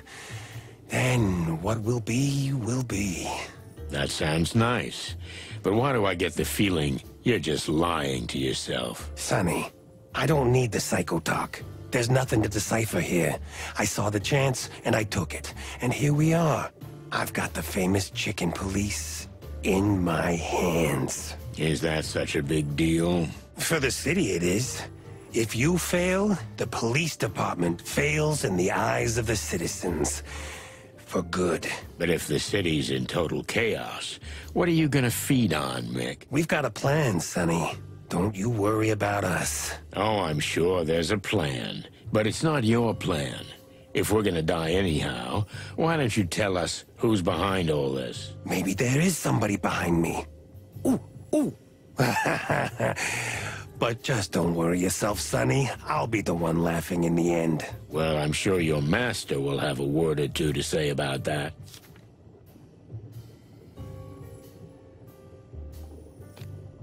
Is there no one who matters to you, Mick? Somebody who's gonna get hurt if everything goes to hell. What do you mean? You may be a lowlife, but even you have a family, right? What's that got to do with anything? You trying to make a fool out of me? It's a simple question, Mick. Is there really no one who matters to you? You know what, chicken? Why not? Why can't I tell you? Yes, there was someone who mattered. She was my everything. What happened? She's dead. Shot dead in a raid. They thought I was there, but it was just her. By us? The police? Yeah, Sonny. It was you. So you blame us for the loss of your loved one? No, Sonny. I'm more intelligent than that. I know she's dead because of me. She was there because of me, and she died because of what I do. You were just a tool of fate. And I should have been there instead of her. So you're gonna keep chasing this madness until you end up like her? No. I'm not the suicidal type. I just have nothing to lose. Maybe Maybe you can understand that. I have something to lose, Mick. I've got friends. I got a partner. Good for you, Sonny boy. Good for you! But unfortunately, the plan can't be stopped, and one of the cornerstones of that plan is you. The chicken police and the legend you represent. You can still get out, Mick. Whoever's behind this will crush you too, when they don't need you anymore. If they do, at least it was my choice. You still have a choice, Mick. Choose life. You fucking numpty. We're two of a kind, Sonny. Two animals who lost everything. Maybe, but you chose the path of destruction. I didn't. Didn't you? Don't you destroy everything and everyone around you? You know, Mick, a few days ago I might have said yes. But now, I don't feel that way. To be honest, if I'm gonna die, I'm gonna die in peace.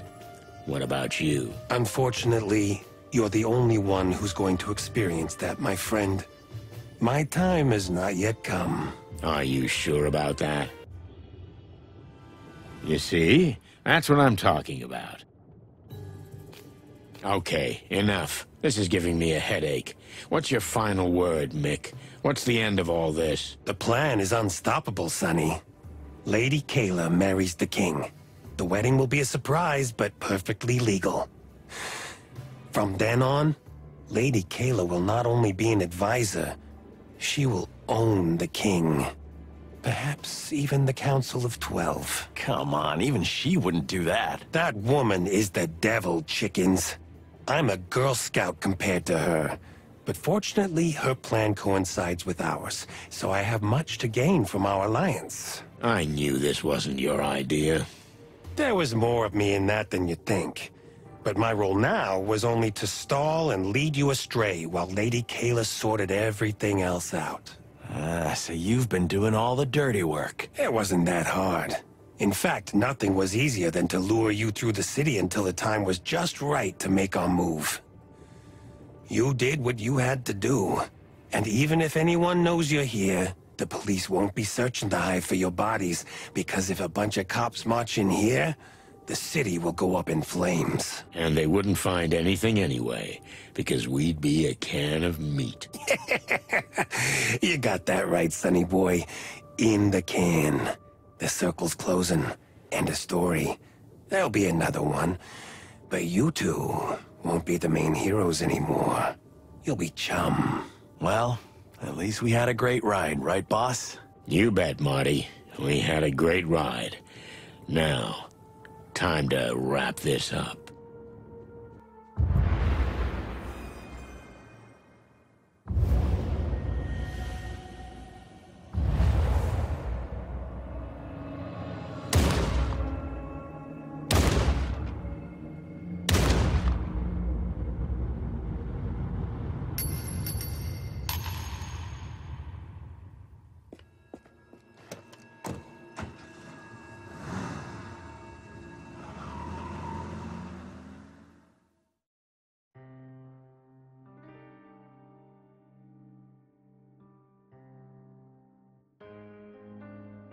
Marty, where are we? Don't you remember, Sonny?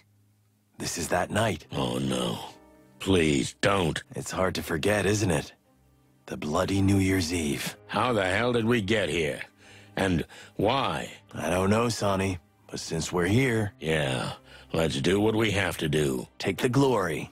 You go first. You know, I was pretty green at the time. Yeah, you were.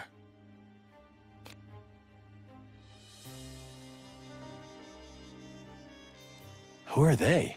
That's Mercedes Rivera in the middle. A very good friend of mine. I shouldn't ask you any more questions, should I? She founded this place.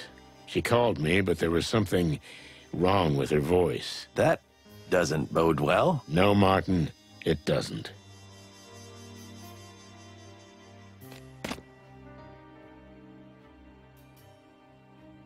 Holy feathers, these are... Eggs, Martin. We're in a hatchery. Looks more like a slaughterhouse. Oh, I'm gonna be sick. You do that, but keep your gun in your hand. Yep, I got it, Chief. Blood. It's fresh. Shit. It's everywhere. Should we call for backup? I checked before we came in. The police phone down the street was disconnected. Wild ones. These guys are pros. And you thought of that? Always the first thing I look for. Slick work, Chief. Don't call me Chief. Okay. Boss? Boss Bird? Whatever you like. Blood trail here, too. Whoever it was, they tried to escape in the elevator. Looks that way.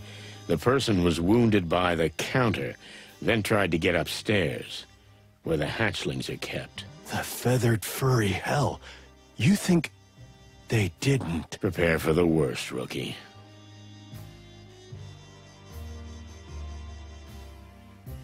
This is blood. Great work, Detective. It is indeed. That was irony, right? You'll get used to it.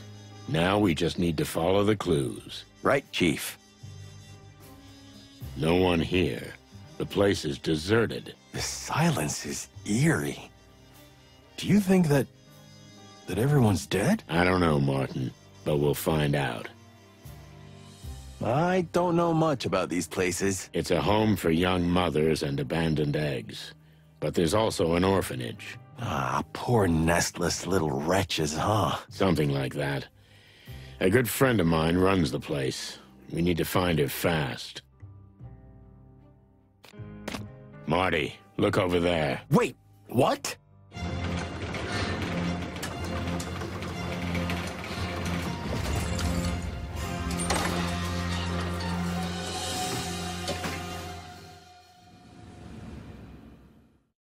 What happened, Mercy? Who did this? I didn't call you, honey, but you came anyway. Well, I am glad. And I hate you so much. No, please don't talk. Just hang in there. Hang in there. It'll be okay. Did I love you? Yes, I loved you mucho, very much. Before that, before the hate. I know, but... Be with your wife, Sonny. And watch out for Kayla. She's a good girl, but she needs help. She needs your help. Who? I don't know who that is. What girl? Mercy, don't leave me. Don't leave me, you hear? Mercy! Say hello to Molly, and be good. Mercy, please don't.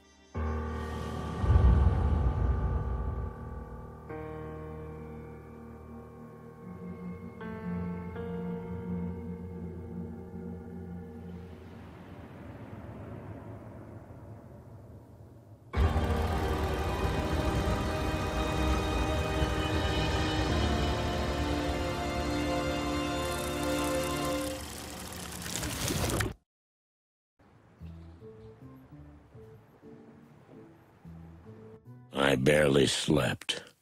Nightmares tormented me. Old memories of old cases, old voices, and reality blended with the dream. I thought I was dreaming those shots, but when I woke up, reality was more real than ever. Clucking hell, Marty. I was greeted at the station by dead silence. I never had a harder time crossing that threshold. Hey, Boss Bird. Morning, Mon. How'd you sleep? Did you get any rest? Honestly, no. Any news? They say, damn, that's a horrible thing to say, but, he'll live. But he's not in good shape. Can I see him? They won't let anyone near him. Not even Laura. Oh, damn it. It's my fault. What's that, Chief? No, nothing. Nothing important. Listen, Sonny. I think you'd better go home and get some rest. There's nothing to be done now. I've just come from there, Mon. I don't know what I'm gonna do. But I think I'm done. What do you mean? Marty's where he is because of me. Laura begged me. I failed. Marty made his own decision. You're not helping anybody by feeling sorry for yourself. I guess you're right. Get your shit together, okay? We're with you. We're all with you, even old Blood Boil. The old bone? Well, that's a miracle. I'm sorry it had to be like this. Yeah, me too. Sonny. Guys? Listen, despite all our differences, we're sorry about Martin. That rooster's gonna be all right. He's indestructible. Yeah, I hope you're right. If there's anything we can do, just let us know. We're at your service. Damn, do you guys really have to be this nice? Believe me, Sonny, this is hard for us too. It sure is. Thanks, boys. Santino, I don't know what to say. No need, sir. I know how you feel. And I know you barely survived a shootout, too. If anyone can make it, it's Martin. I'm sure he will. Thank you, sir. That's very kind of you. And the case you were working on? Look, boss, officially we're not. Cut that crap, Santino. I'm well aware that you've been investigating off the books. I've known from the beginning. But tell me, did you find out anything? Well, I think so, sir, but the last piece of the puzzle is still missing. If you need help, just crow, okay? How's that, boss? Don't make me repeat myself, Santino. Just do your job. And if you need backup, you know where to find me. Well, yes, sir. Thanks, boss.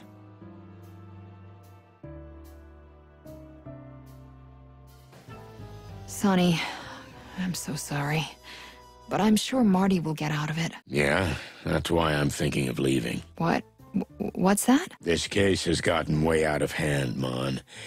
Time to face it. I'm old and tired. I was slow, and Marty took the hits. Where would you go? What are you gonna do? I don't know what I'm gonna do. I have to think things through. But there's nothing more I can do here. Shit, Sonny. Well, it's your choice, but I hope you know we're here for you. We all are, so we'll come if you need us. Thanks, Mon. I appreciate that. You're welcome, Bossbird. Yeah? What's up, Bossbird? Nothing, Mon. Just, I don't know. Well, I'm here if you need anything. You just let me know. Thanks, sweetheart. That means a lot.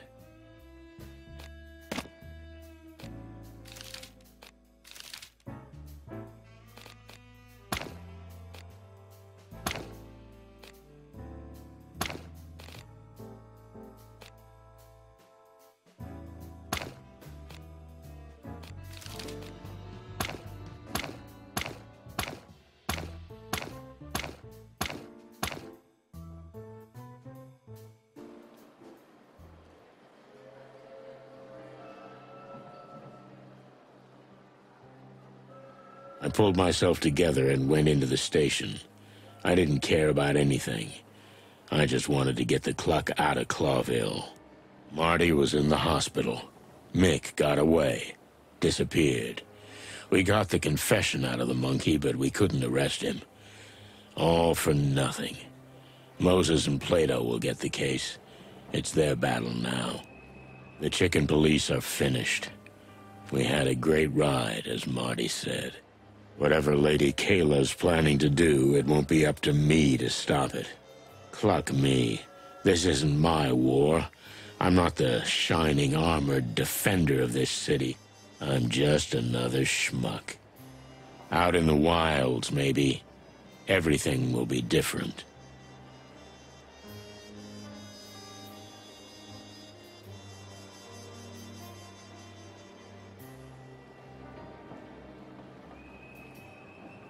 Leaving Clawville. For others, it's easy. Why does it make me weak in the knees? You don't often see a cargo train on this platform.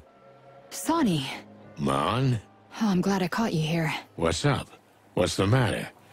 Did something happen? Listen, I know you want to leave, and I totally get it. I started my life from scratch once too, you know? The Velvet Queen, eh? You've had enough. You want to move on, and what happened to Marty? I don't want to talk about it. Maybe you feel like he doesn't need you anymore. He has Laura and the baby. I'm just a pain in the waddle. And I did this to him. And don't you think someone else might need you? Oh, Mon, I have to move on. This city, it suffocated me. I know, Sonny.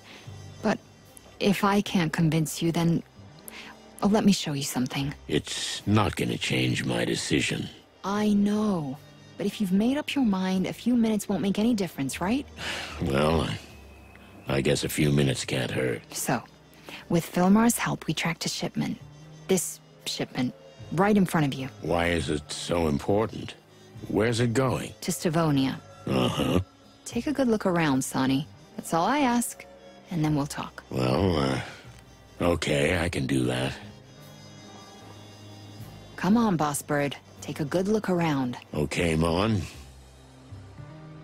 First of all, destination Stavonia. Well, of course. A royal seal. Why doesn't that surprise me? What else is there? Content of delivery. Meat-like supplementary food ration. Finally, type of shipment, aid donation. And they also scribbled something. Issued by the new Unity.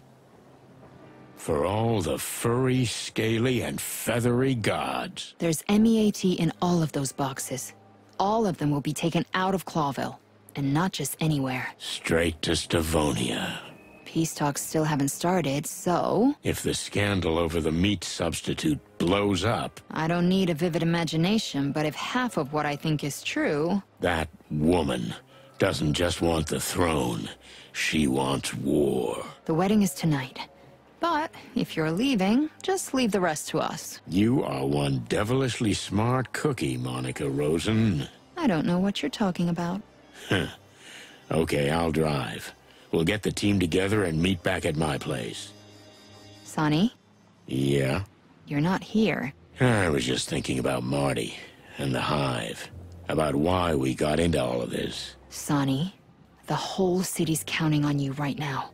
Marty knows that, and that's what he wanted. Maybe, but if I'd done it alone, I'd be the one in hospital, not him. This is not helping.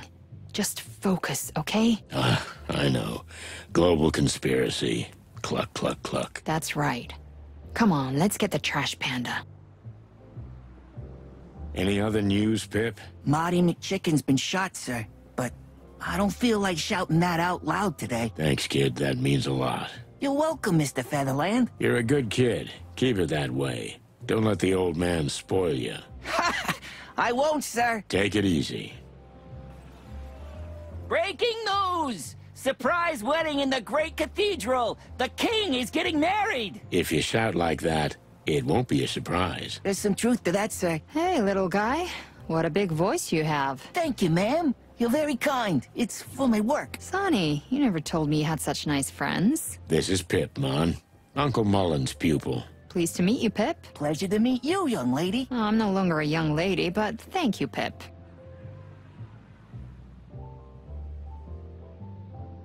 Hey, Boss Bird. And dear Monica. Good to see you guys. Hello, boys. Listen, we need your help. We heard about Martin, Sonny. You can count on us, whatever you need. Thanks, Pop. I'll tell you everything. But not here. It's not safe. But my place is. So meet us at the Atlas Hotel. Say no more, old cock. I'm closing up shop right now. Should I get the shotgun from under the bar? If it's not just a fantasy. And my eternal gratitude, guys.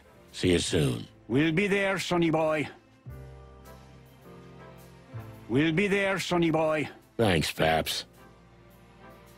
How's it hanging, old cock?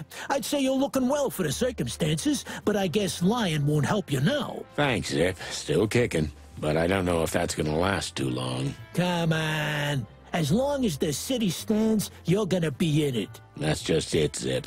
As long as the city stands. Wait, you're not gonna blow up the whole dump, are you? It's not part of the plan yet, but we can't rule it out. Couldn't have said it better myself. I would say you two belong together, but instead, run away, dear Monica. Run while you can. Stop it, Zip.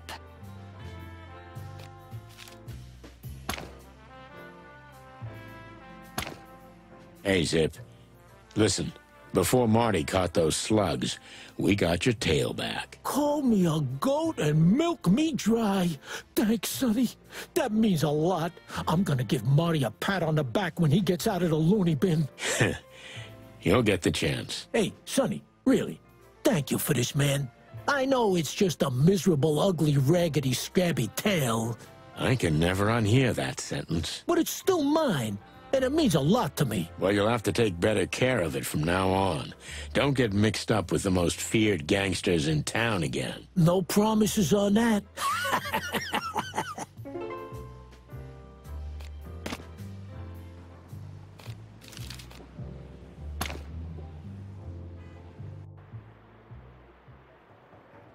Let's go. Hey, hold it right there, chicken. No entry to the Queen today. Out of the way, boys. We're not here to play around. Huh? Who the hell are you? Wait, are you the Velvet Queen? Yeah, so get out of the way. We came to see Zenaida. Yeah? Thanks, boys. What the... Okay, we need to talk about this whole Velvet Queen thing when this is over. You sure you want to know? You know, Mon, that's the worst thing about being a detective. I want to know stuff I know I don't want to know. Okay, I'll tell you one day. But we have work to do. Deal. Let's go. Down to the hole we go. Huh, you don't waste time. We're as busy as a bee, Mr. Featherland, now that the web is willing to help. As long as we have our interests in common. And how long will that take? Who knows? Maybe only days. It's a fragile thread. Be ready. We have a plan, and we'll need everyone. I'm always ready, Mr. Featherland. Ah, Monica Rosen. It's been so long. A lifetime. Now, I have a favor to ask of you, Zenaida. Oh, Cluck. How much easier it would have been if you'd been with us from the beginning. I'm sorry? Nothing, just go ahead. We heard what happened to your partner, Detective. We're very sorry. But we think we warned you. True, but we've learned things that can change everything. It goes beyond us. It goes beyond even you, Your Majesty. Our silk threads are always quivering. The storm is coming, and we feel it too. And it will be a storm of a lifetime. Will you help us? Carla will help you. Call her if you need anything. We assume you're aware that she's in cohorts with your friend, Mr. Hayworth. I am. You're working for the king, too? On the contrary, Mr. Featherland. But there are times when two enemies unite against a greater threat. Glad to hear it. The Great Web will help you, as long as our interests are aligned. I'll keep that in mind.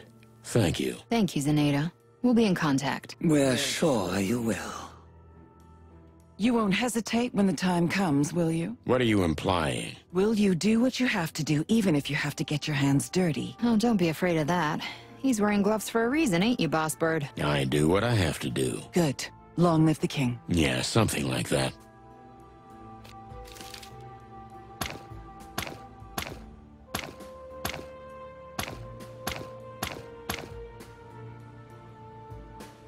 Hey, Sonny. How's it going with Marty? We don't know anything yet. Unfortunately, they won't let anyone near him right now. Ah, cluck. Yeah, pretty much. Listen, Phil, I need your help. I gotta get a small team together, and we don't have much time. Is this about the wedding? Partially. I'll tell you everything. You know where I live, right? Of course I do. I've been watching you for a long, long time. Oh, yeah. I almost forgot. Tonight? Tonight. How romantic. Mon. I'll be there, Sonny. You can count on me. Thanks, Hawkeye.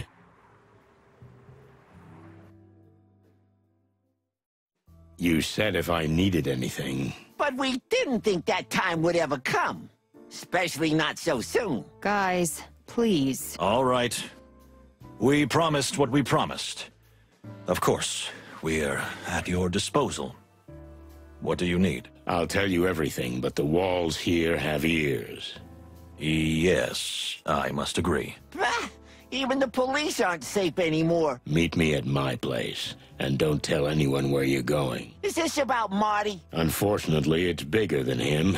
Bigger than any of us. That sounds cryptic. Cryptic is an understatement. So, can I count on you? We'll be there.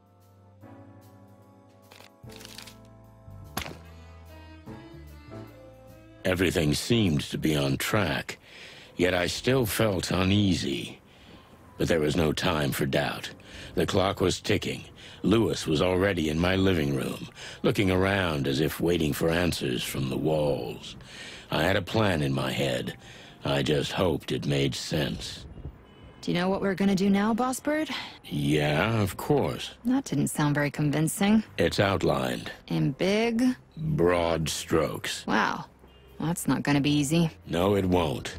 But Lewis is here, and he's gonna help us bake the perfect cake. Yeah, of course. Or at least we hope so. Oh, you're back. I'm thinking you're not surprised. No, not at all. I guess I'm predictable. More like reliable, Sonny. I knew your sense of justice wouldn't let you go. Actually, Monica wouldn't let me go. She's my sense of justice. You have her to thank for everything. Although, I don't know if there's going to be any thanks in any of this. We'll see, Sonny, but I am glad you're here. Yeah, it's good to be home. You know what you need for this apartment, Sonny? A woman's hand. Don't you start, Lewis. You need some color in here.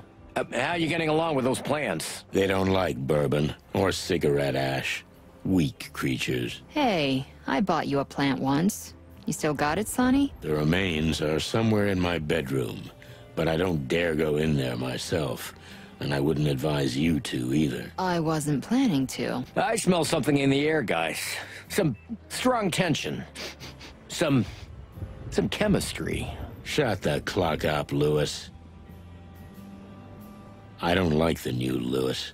He's too cocky. Sorry, Mon, I know it's a mess in here. Oh, come on, Sonny, don't apologize for that. Let's just focus on what's important. Yeah. Ah, shit. I wish Marty was here. I know, Boss Bird. I know.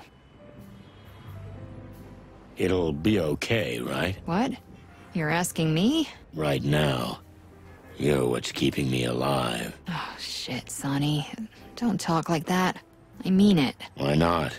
It's the truth. Thank you for being here, Mon. What a beautiful woman. Yeah. Do you know anything about where she is? Afraid not. I wanted to track her down, but then I realized she'd hate it if I found her. You sure about that? It's for the best, Mon. If you say so, Boss Bird. Nice of you to frame it. I'll never forget that day. Maybe we should have quit then. Don't you think that would have left the story of the chicken police unfinished? Sometimes it's better not to finish something. Are we still talking about the chicken police? I don't know anymore, Mon. Well, pull yourself together. What would Marty say if he saw you like this? That I'm a pathetic old wreck of a cock. Yeah. And are you? I'm supposed to say no, right? Exactly. Then, no, I'm not. Oh, there you go.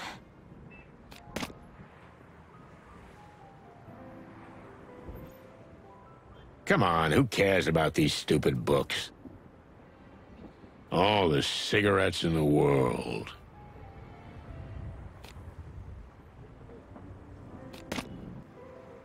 Is the city ready for what's to come? If she wanted me to find her, she would have done something about it. Still, I hope one day my daughter will find me. I don't like the new Lewis. He's too cocky. I have a funny feeling that what goes into these will never see the light of day again.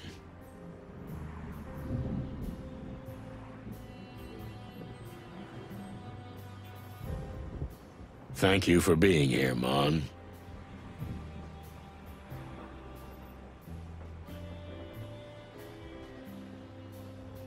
Miss Melandra. Where did she go? And why?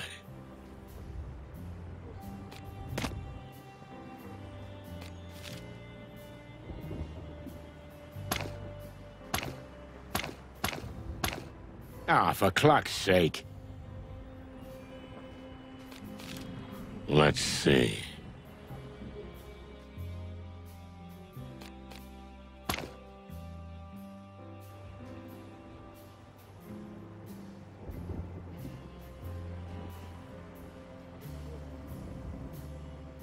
Things will end. All things. Let that be a comforting thought, old bird. If she wanted me to find her, she would have done something about it.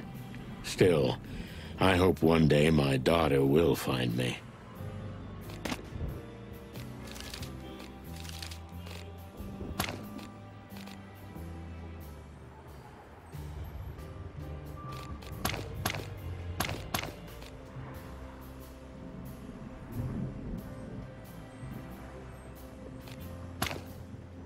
Louis C. Hayworth.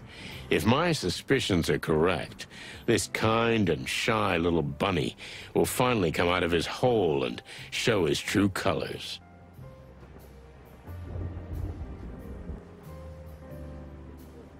We'll investigate the cluck out of this shit, Marty. I swear. We'll investigate the cluck out.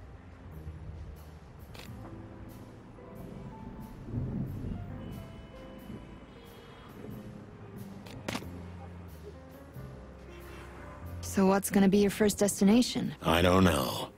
Just away from here.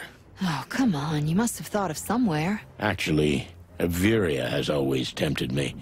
Not just because I'm from there. It's because it's as different as it can be. I get it, Sonny. Send me a postcard, okay? I will. So, Louis, I assume you have some sort of a plan? Lady Kayla's paranoia and ego will come in handy, but we'll only get one chance. What are you thinking? Filmar and Kala found out that Kayla will be at the wedding venue, the cathedral, hours before the ceremony. She's ordered the king's escorts and her own followers to leave her alone for an hour. She must be planning a trap. Well, she's supposed to be meditating, but no matter what she says, we've got an hour to catch her. And get a confession out of her. Without it, all we have is nothing. That's where you and Sonny come in. That's your job. An hour is a very short time. That's right. That's why you can't make mistakes. And it's gonna take a big, complex plan to pull it all off. That's it? That's all you got? We had to be quick and map out Lady Kayla's plans. What did you come up with? Listen up, twitchy nose, because I've put together a plan that'll blow your ears off. Oh, yeah? Well, I'm truly all ears.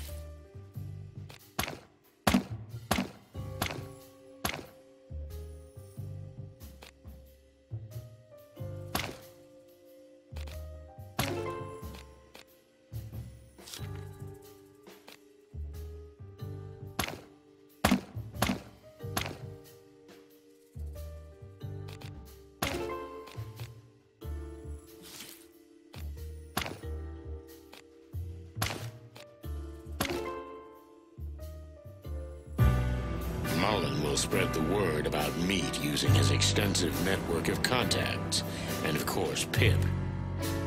Kala and the Queen will organize the first wave of the Hive rebellion. Moses and Plato will do everything they can to stop the shipment before it leaves for Stavonia. Louis and Filmar will go to the king and warn him of the plot before the wedding ceremony. Meanwhile, Monica and I will personally confront Kayla, who'll be alone in the cathedral. Sonny? Stupid plan, right? No, on the contrary. Careful.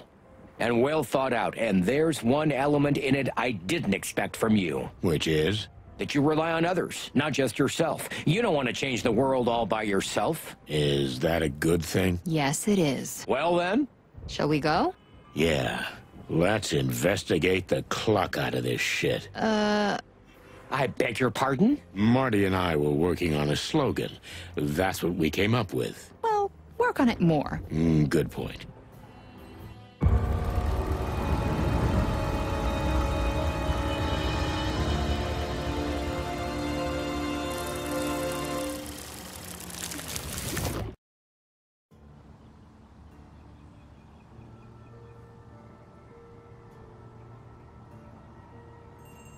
The sun was sparkling, like it had no idea it was shining down on a scene of murderous, world-changing conspiracy and a delicate but fragile plan. The cathedral loomed before me like a divine revelation. It was a building that evoked awe, fitting place for the end of this case, whatever that end may be. In just a few days, I'd gone from sitting in a small, dusty office to standing before a wonder of the wilderness. I'd met kings and queens. I'd plunged into the underworld, and I survived. That's quite an achievement for a burnt-out old bird. It's too quiet in here. And quite haunting. But that won't last long. Great wild ones, watch over us. Are you religious, Sonny? No, I'm not, but I leave nothing to chance. What a building. Makes you dizzy. Yeah. Did you know that this is one of the 9 great wonders of the wilderness? I'll check them all out when Marty recovers. Yeah, we could all go together. Like a big, happy family. That would be nice. That would be really, really nice. Yeah. Do these churches have a back entrance for priests and nuns? Furry gods and anything with feathers. You're right. Good thing you brought me along. But they're gonna lock that, and we don't have a crowbar. I think I can solve that problem for you. You can? You are full of surprises, Monica Rosen. The main entrance. And the door is wide open. What do you think, boss? Are we just going in? Well, as much as I love grand entrances, we'd better take a more discreet route. What would Marty do? Well, he'd probably kick the door down with shotgun in hand. And you? The exact opposite. What do you think, Mon? Let's explore the possibilities. There may be another way. I agree. A side entrance. Yeah, but still very much in sight. If we use it, we're seen. Likely. Well, let's see what else we got. Sonny, look at this. A big door. Locked. Okay, that's not gonna be a problem. I'll break it open. You're gonna... what? Yeah. Well, I've done a few sneaky things in the past. You know, with the... Velvet Queen. Don't think about anything bad. But Lupus's dad got me into a lot of trouble. How could you... Hey, stop being such a hypocrite. You're doing the same thing in the name of the law. Yeah, you're right. It's an old lock. Shouldn't be a problem. Just give me a few minutes. I have a lockpick in my wallet. What? Where? Quiet.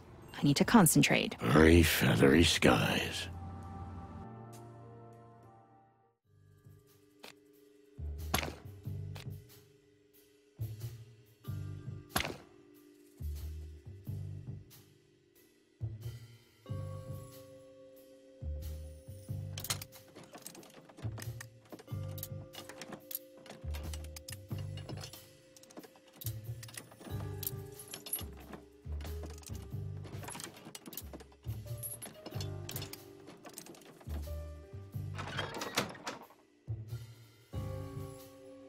Okay, it's open. Cluck and cluck. Where does this endless staircase lead to? Well, it probably leads to a bell tower, or somewhere up there. If I have to climb it, I'm gonna die. Oh, then I'll have to use beak-to-beak resuscitation. Stop it, okay? I'm coming. Okay.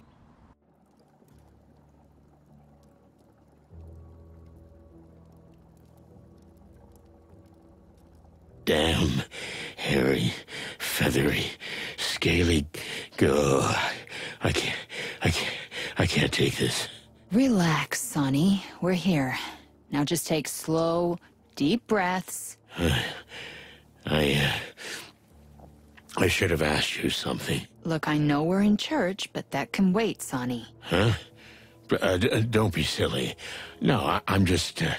it's just I'm crazy afraid of heights. You're serious? I'm serious.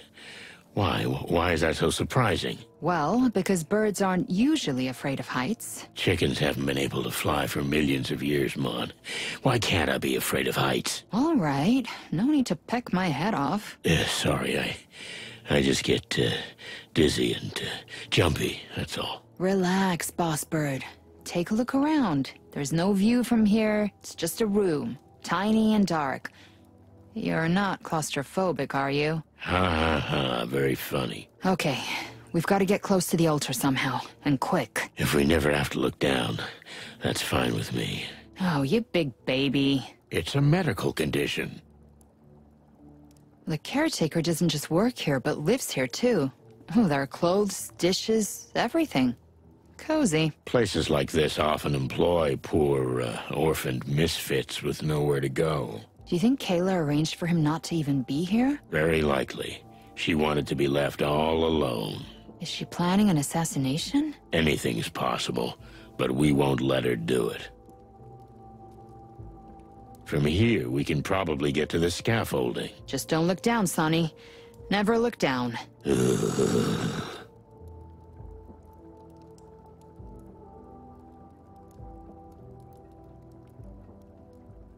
Please, just don't.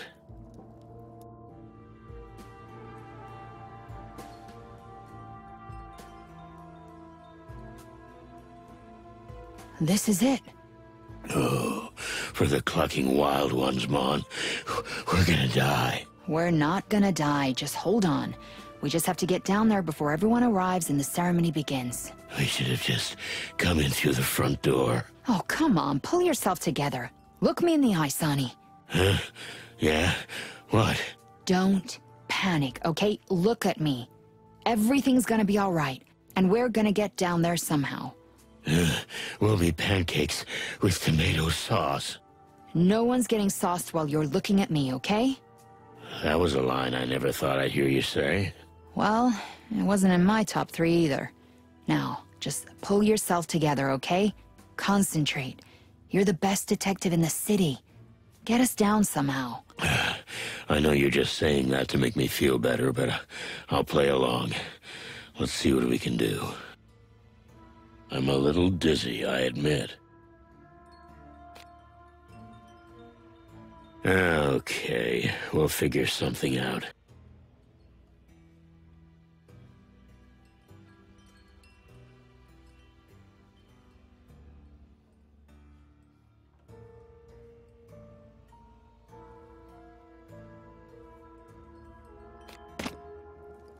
Mon, look. That looks pretty strong. Do you think we can slide down with this? I don't even want to think about it, but yeah, I think we can. Fantastic. It should work. How come you're so sure about everything? Well, do we have any other options? Not really. Then what's the point of all this whining and pessimism, huh? You're right. Please, just don't.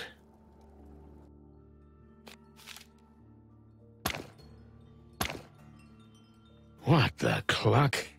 Here we go. Did we survive? We survived. Ah, Mr. Santino Sonny Featherland, and his lovely assistant, Monica Rosen, if I'm not mistaken. Lady Kayla, sorry for our over-dramatic entrance. And that we foiled your plan. You two are sweet. You really are. But no, the plan is going exactly as I expected. Oh, come on. Don't say you planned this. Mr. Featherland, you're a clever rooster. Even if you are blinded by your moral compass. Did you really not notice you were being led along like a puppet on a string? I know the routine, sweetheart. You're buying yourself a little time. But unfortunately, it's over. Oh, but don't you see, Mr. Featherland? Not only is everything going according to our plans, but you didn't make a single move we didn't want you to make. We've carefully planted clues to distract you. We played you from the beginning. That woman from the Hive. Melandra? Everything she said was true. The missing husband, the bodies, except for whose orders she was following. And Lupus? The attempted murder? Lupus's mistress, Miss Marble, was blackmailed by us into sleeping with that fool. They all danced exactly as we wanted. The fame and power they craved is what made them so vulnerable. Manipulated from the start? You wouldn't believe how useful it is to know something dirty about everyone. And the upper class of Clawville. Oh, gods. A gold mine. What about the piece of paper with the insect writing on it? We figured that out. You figured it out, and yet you still walked right into the trap. Isn't that wonderful? Because you couldn't bear not to know what you already knew. That meat is insects. But as long as it's not public knowledge, animals can eat with absolute impunity. It's disgusting. Okay, I admit it. You fooled us. But what did you gain? We have the reins now. We know everything. It's all out in the open. You think so? Please.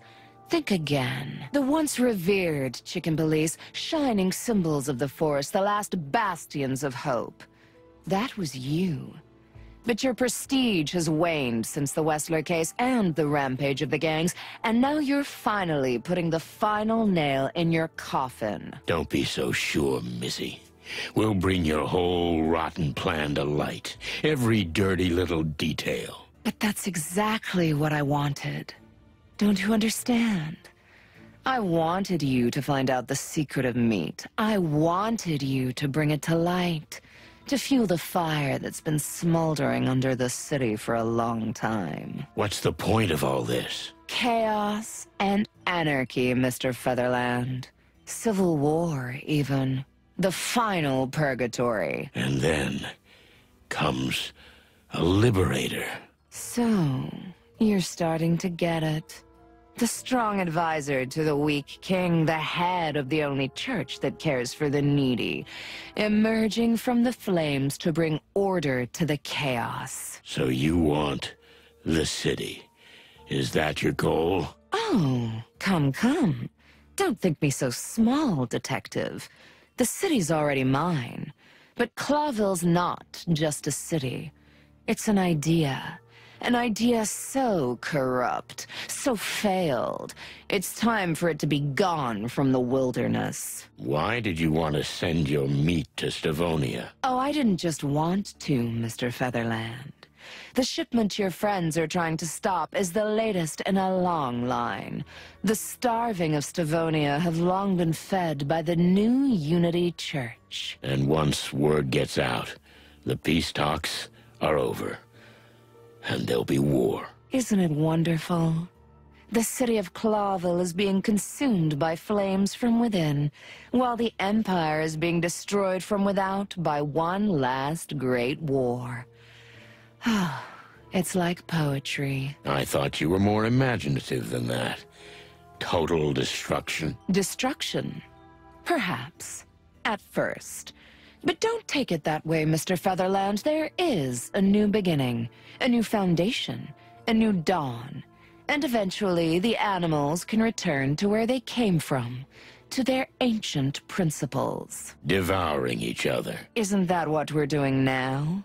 Only in secret, in the dark, where no one can see. Oh, I see. You're completely Looney Tunes. Do you really think so? Isn't there a little voice inside you telling you I'm right? That this city is long overdue for destruction and its inhabitants deserve a new beginning. Not at any price. Come. Don't be a hypocrite, Mr. Featherland. You've just sacrificed the peace of this city for a supposed truth, for your own pride. The truth is always worth it. Is that what those who will die for your justice think? Whose peaceful world will be torn apart? Do you think so? Or do you delude yourself even here at the last moment? There's no such thing as a perfect world. Destroying everything because you don't like what you see is cowardice. If you look deep inside yourself, you're still the bitter little country girl who had nothing. Right, Miss Gardner? Miss Gloria Jane Gardner. How dare you? My mission is sacred, you little worm. You couldn't even begin to comprehend the magnitude. Oh, I get it, Toots. You see, I wanted to run away, like you. Burn every bridge behind me.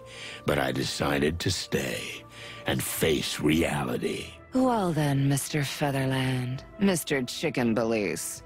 What will be, will be. I'm ready. Are you?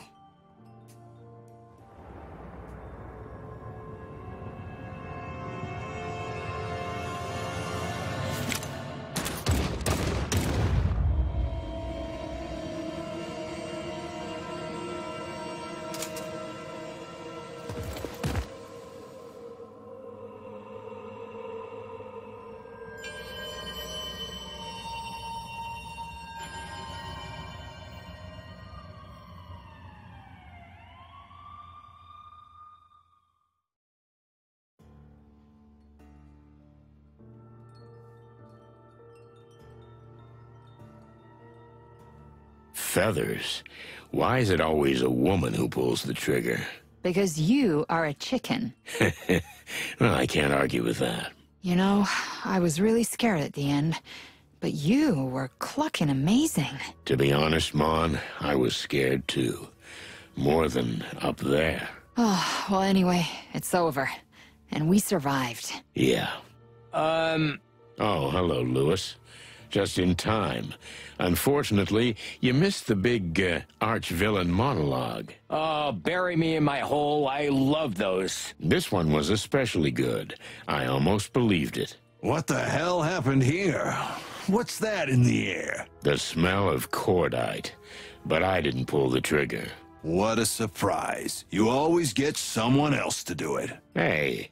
All right, well, at least you did what you could. The king will be pleased. I don't give a rotten egg about the king. Maybe a little quieter. Shit. Is he here? And the police, and the National Guard, and from the looks of the place, the good Lord's almighty too. Sonny, I think you should have a word with the king. I should? It would be appropriate. Go get him, Tiger. Sorry, the cake's all gone. Well done, Santino. Did you guys pull it off? Well, we shut down the shipment. We have some bad news. It wasn't the first. Kayla told us. Yes, but we're looking into it. You should. The case is yours. What do you mean? I've had enough of this whole mess. It's time to leave this crazy henhouse. Well, if that's what you really want, Santino. Sonny. Sonny. Then, good luck. As a civilian. I hope we'll never see you again, old cock. Yeah, if it's up to me, you won't. Lewis, Filmar. What's up, old bone? I just wanted to thank you. It makes my stomach ache, of course, but I'll say it. I couldn't have done it without you. Ah, look at you. You're getting sentimental. Maybe because I'm leaving. You know what, buddy? You should do just that. I can recommend you some really good places. Places where you lost an eye? No thanks. I'm fine. Bye-bye, Nighthawk. Your Majesty? Ah, yes, Mr. Featherland. I'm, sorry about what happened here. Don't be. I was a fool. From the first moment you walked into the movie premiere, you knew. I envy you. But now you're finally getting what you deserve. You're the hero of the day. All due respect, sir, but I don't want that. I beg your pardon? The hero of the day should be you, Your Majesty. What this city needs now is a strong leader, not some rusty old rooster. But we can't keep what has happened a secret. Maybe not. But we can keep quiet about the parts that do more harm than good. And the worst is yet to come, Mr. Featherland. Now that it's been leaked what the meat was made of. That's why the city needs you. Just don't give up. Don't turn your back on the whole thing. Well, blow me down with a chicken feather. I think you're right. Oh, and your Secret Service. Yes? And what about them? They don't make enough money for what they do. They put their hearts and even their lives into serving you. I understand, Mr. Featherland. I will take care of them. Now, if you'll excuse me, Your Majesty. Hey, Boss Bird. That was really nice, what you said to the king. You know, it's not nice to eavesdrop. So, what's next? I quit. Wow. Just like that? You coming with me? To quit with you? Yes or no? Yes, without hesitation. Santino! Oh, sir. What timing. Look, I'm sorry about the commotion, but... Don't be. You know, as much as it pains me to say it, you did what you do best, and what's best for the city. At least, at this moment. Thank you, sir. But right now, I think you'd better get to the hospital. Martin is undergoing life-saving surgery. I beg your pardon, sir? 2 of my officers will escort you. Step on the gas and don't think about it. I will, sir. Mon? Coming, Sonny.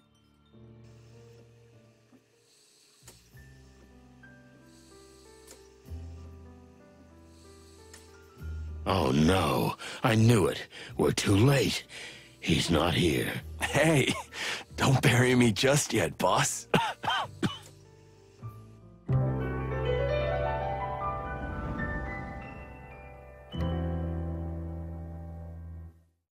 Furry heavens. You scared the chicken crap out of me. Well, yeah. They're always wheeling me around to examine me. So, what do they say? Well, I've already had a bunch of operations, but I've still got a few more to go. I don't know. They stuff me full of all kinds of drugs and then expect me to remember stuff. Just relax, Marty. Don't push yourself. They're overreacting. I'm fine, really. But what about you, huh, Sonny? What happened? Did we succeed? The usual, more or less. Ouch. What's up, buddy? A stupid question, you know. Damn. You know, I always wanted to be like you, Sonny. Huh? Why? You always know what you want. You always know what to do, and you always do what you want. Nothing stops you. No law. No conscience. That's not exactly what I meant to say, but yeah, something like that. Listen, Marty, don't try to... Shut up, Sonny. I'm not finished yet. Okay. So for a long time, I wanted to be just like you, old bird. And then I realized that's bullshit. I figured that my only goal in life should be to be whatever I want to be, just not end up like you. To never sink that low. Wow. Well, I can understand that. But you know I love you. Don't you, Boss Bird? Of course I do, kid. Shit. Relax. Listen, Sonny. Just one question. Ask away. I mean, was I a good partner? What do you mean, was? You are. The best. And a good friend. Whew. Well, that's fucking hell. Marty? I'm gonna cluck and die. I'm not gonna survive this, am I? This is the end. You're not gonna die, you stupid feather pillow. Remember, cocks never sleep. Yeah. That fucking Mick. Yeah. Listen, Marty. I've always wanted to say this. I'm here. I'm not going anywhere. Go on. Marty! Hey. Hey. There you are. My saber-toothed beauty. Marty, Marty, oh my God! Hey. Don't cry. You hear? I think I'm gonna take off. Talk to you later, buddy. Marty, I'm so sorry. I'm so sorry. It's okay, sweetheart. It's okay. Why is everyone so down, huh? I'm fine. Here's looking at you, kid. Hey. See you tomorrow, boss. I'm here now. You'll be fine. Yeah. Thanks, honey. I think I should get some rest. Just a minute. Marty's funeral was exactly like his life. Crazy stories, laughter, tears, and loud bangs. It wasn't raining like in the movies. The sun was shining. We all cried like babies. Monica, Louis, even Blood Boil. I never cried like that before. If that big feather pillow had seen me, he'd have laughed. Well, that's it for the Chicken Police. We had a great ride. Adieu, Marty McChicken. So long, young fella.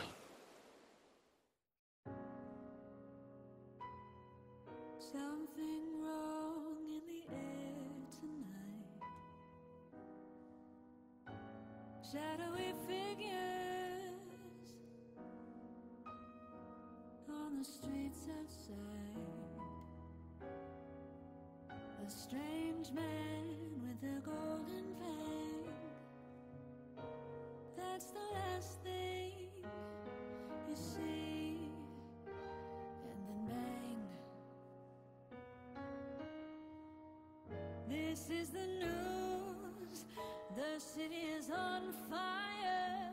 You don't dare to set a foot outside. The situation has never been so dire.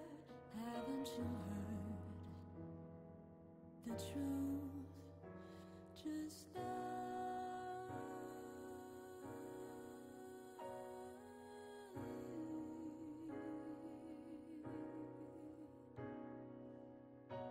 Strange shadows on a moonlit night.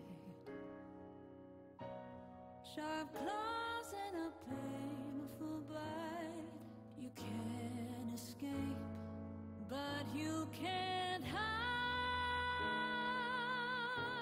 if you dive into the heights.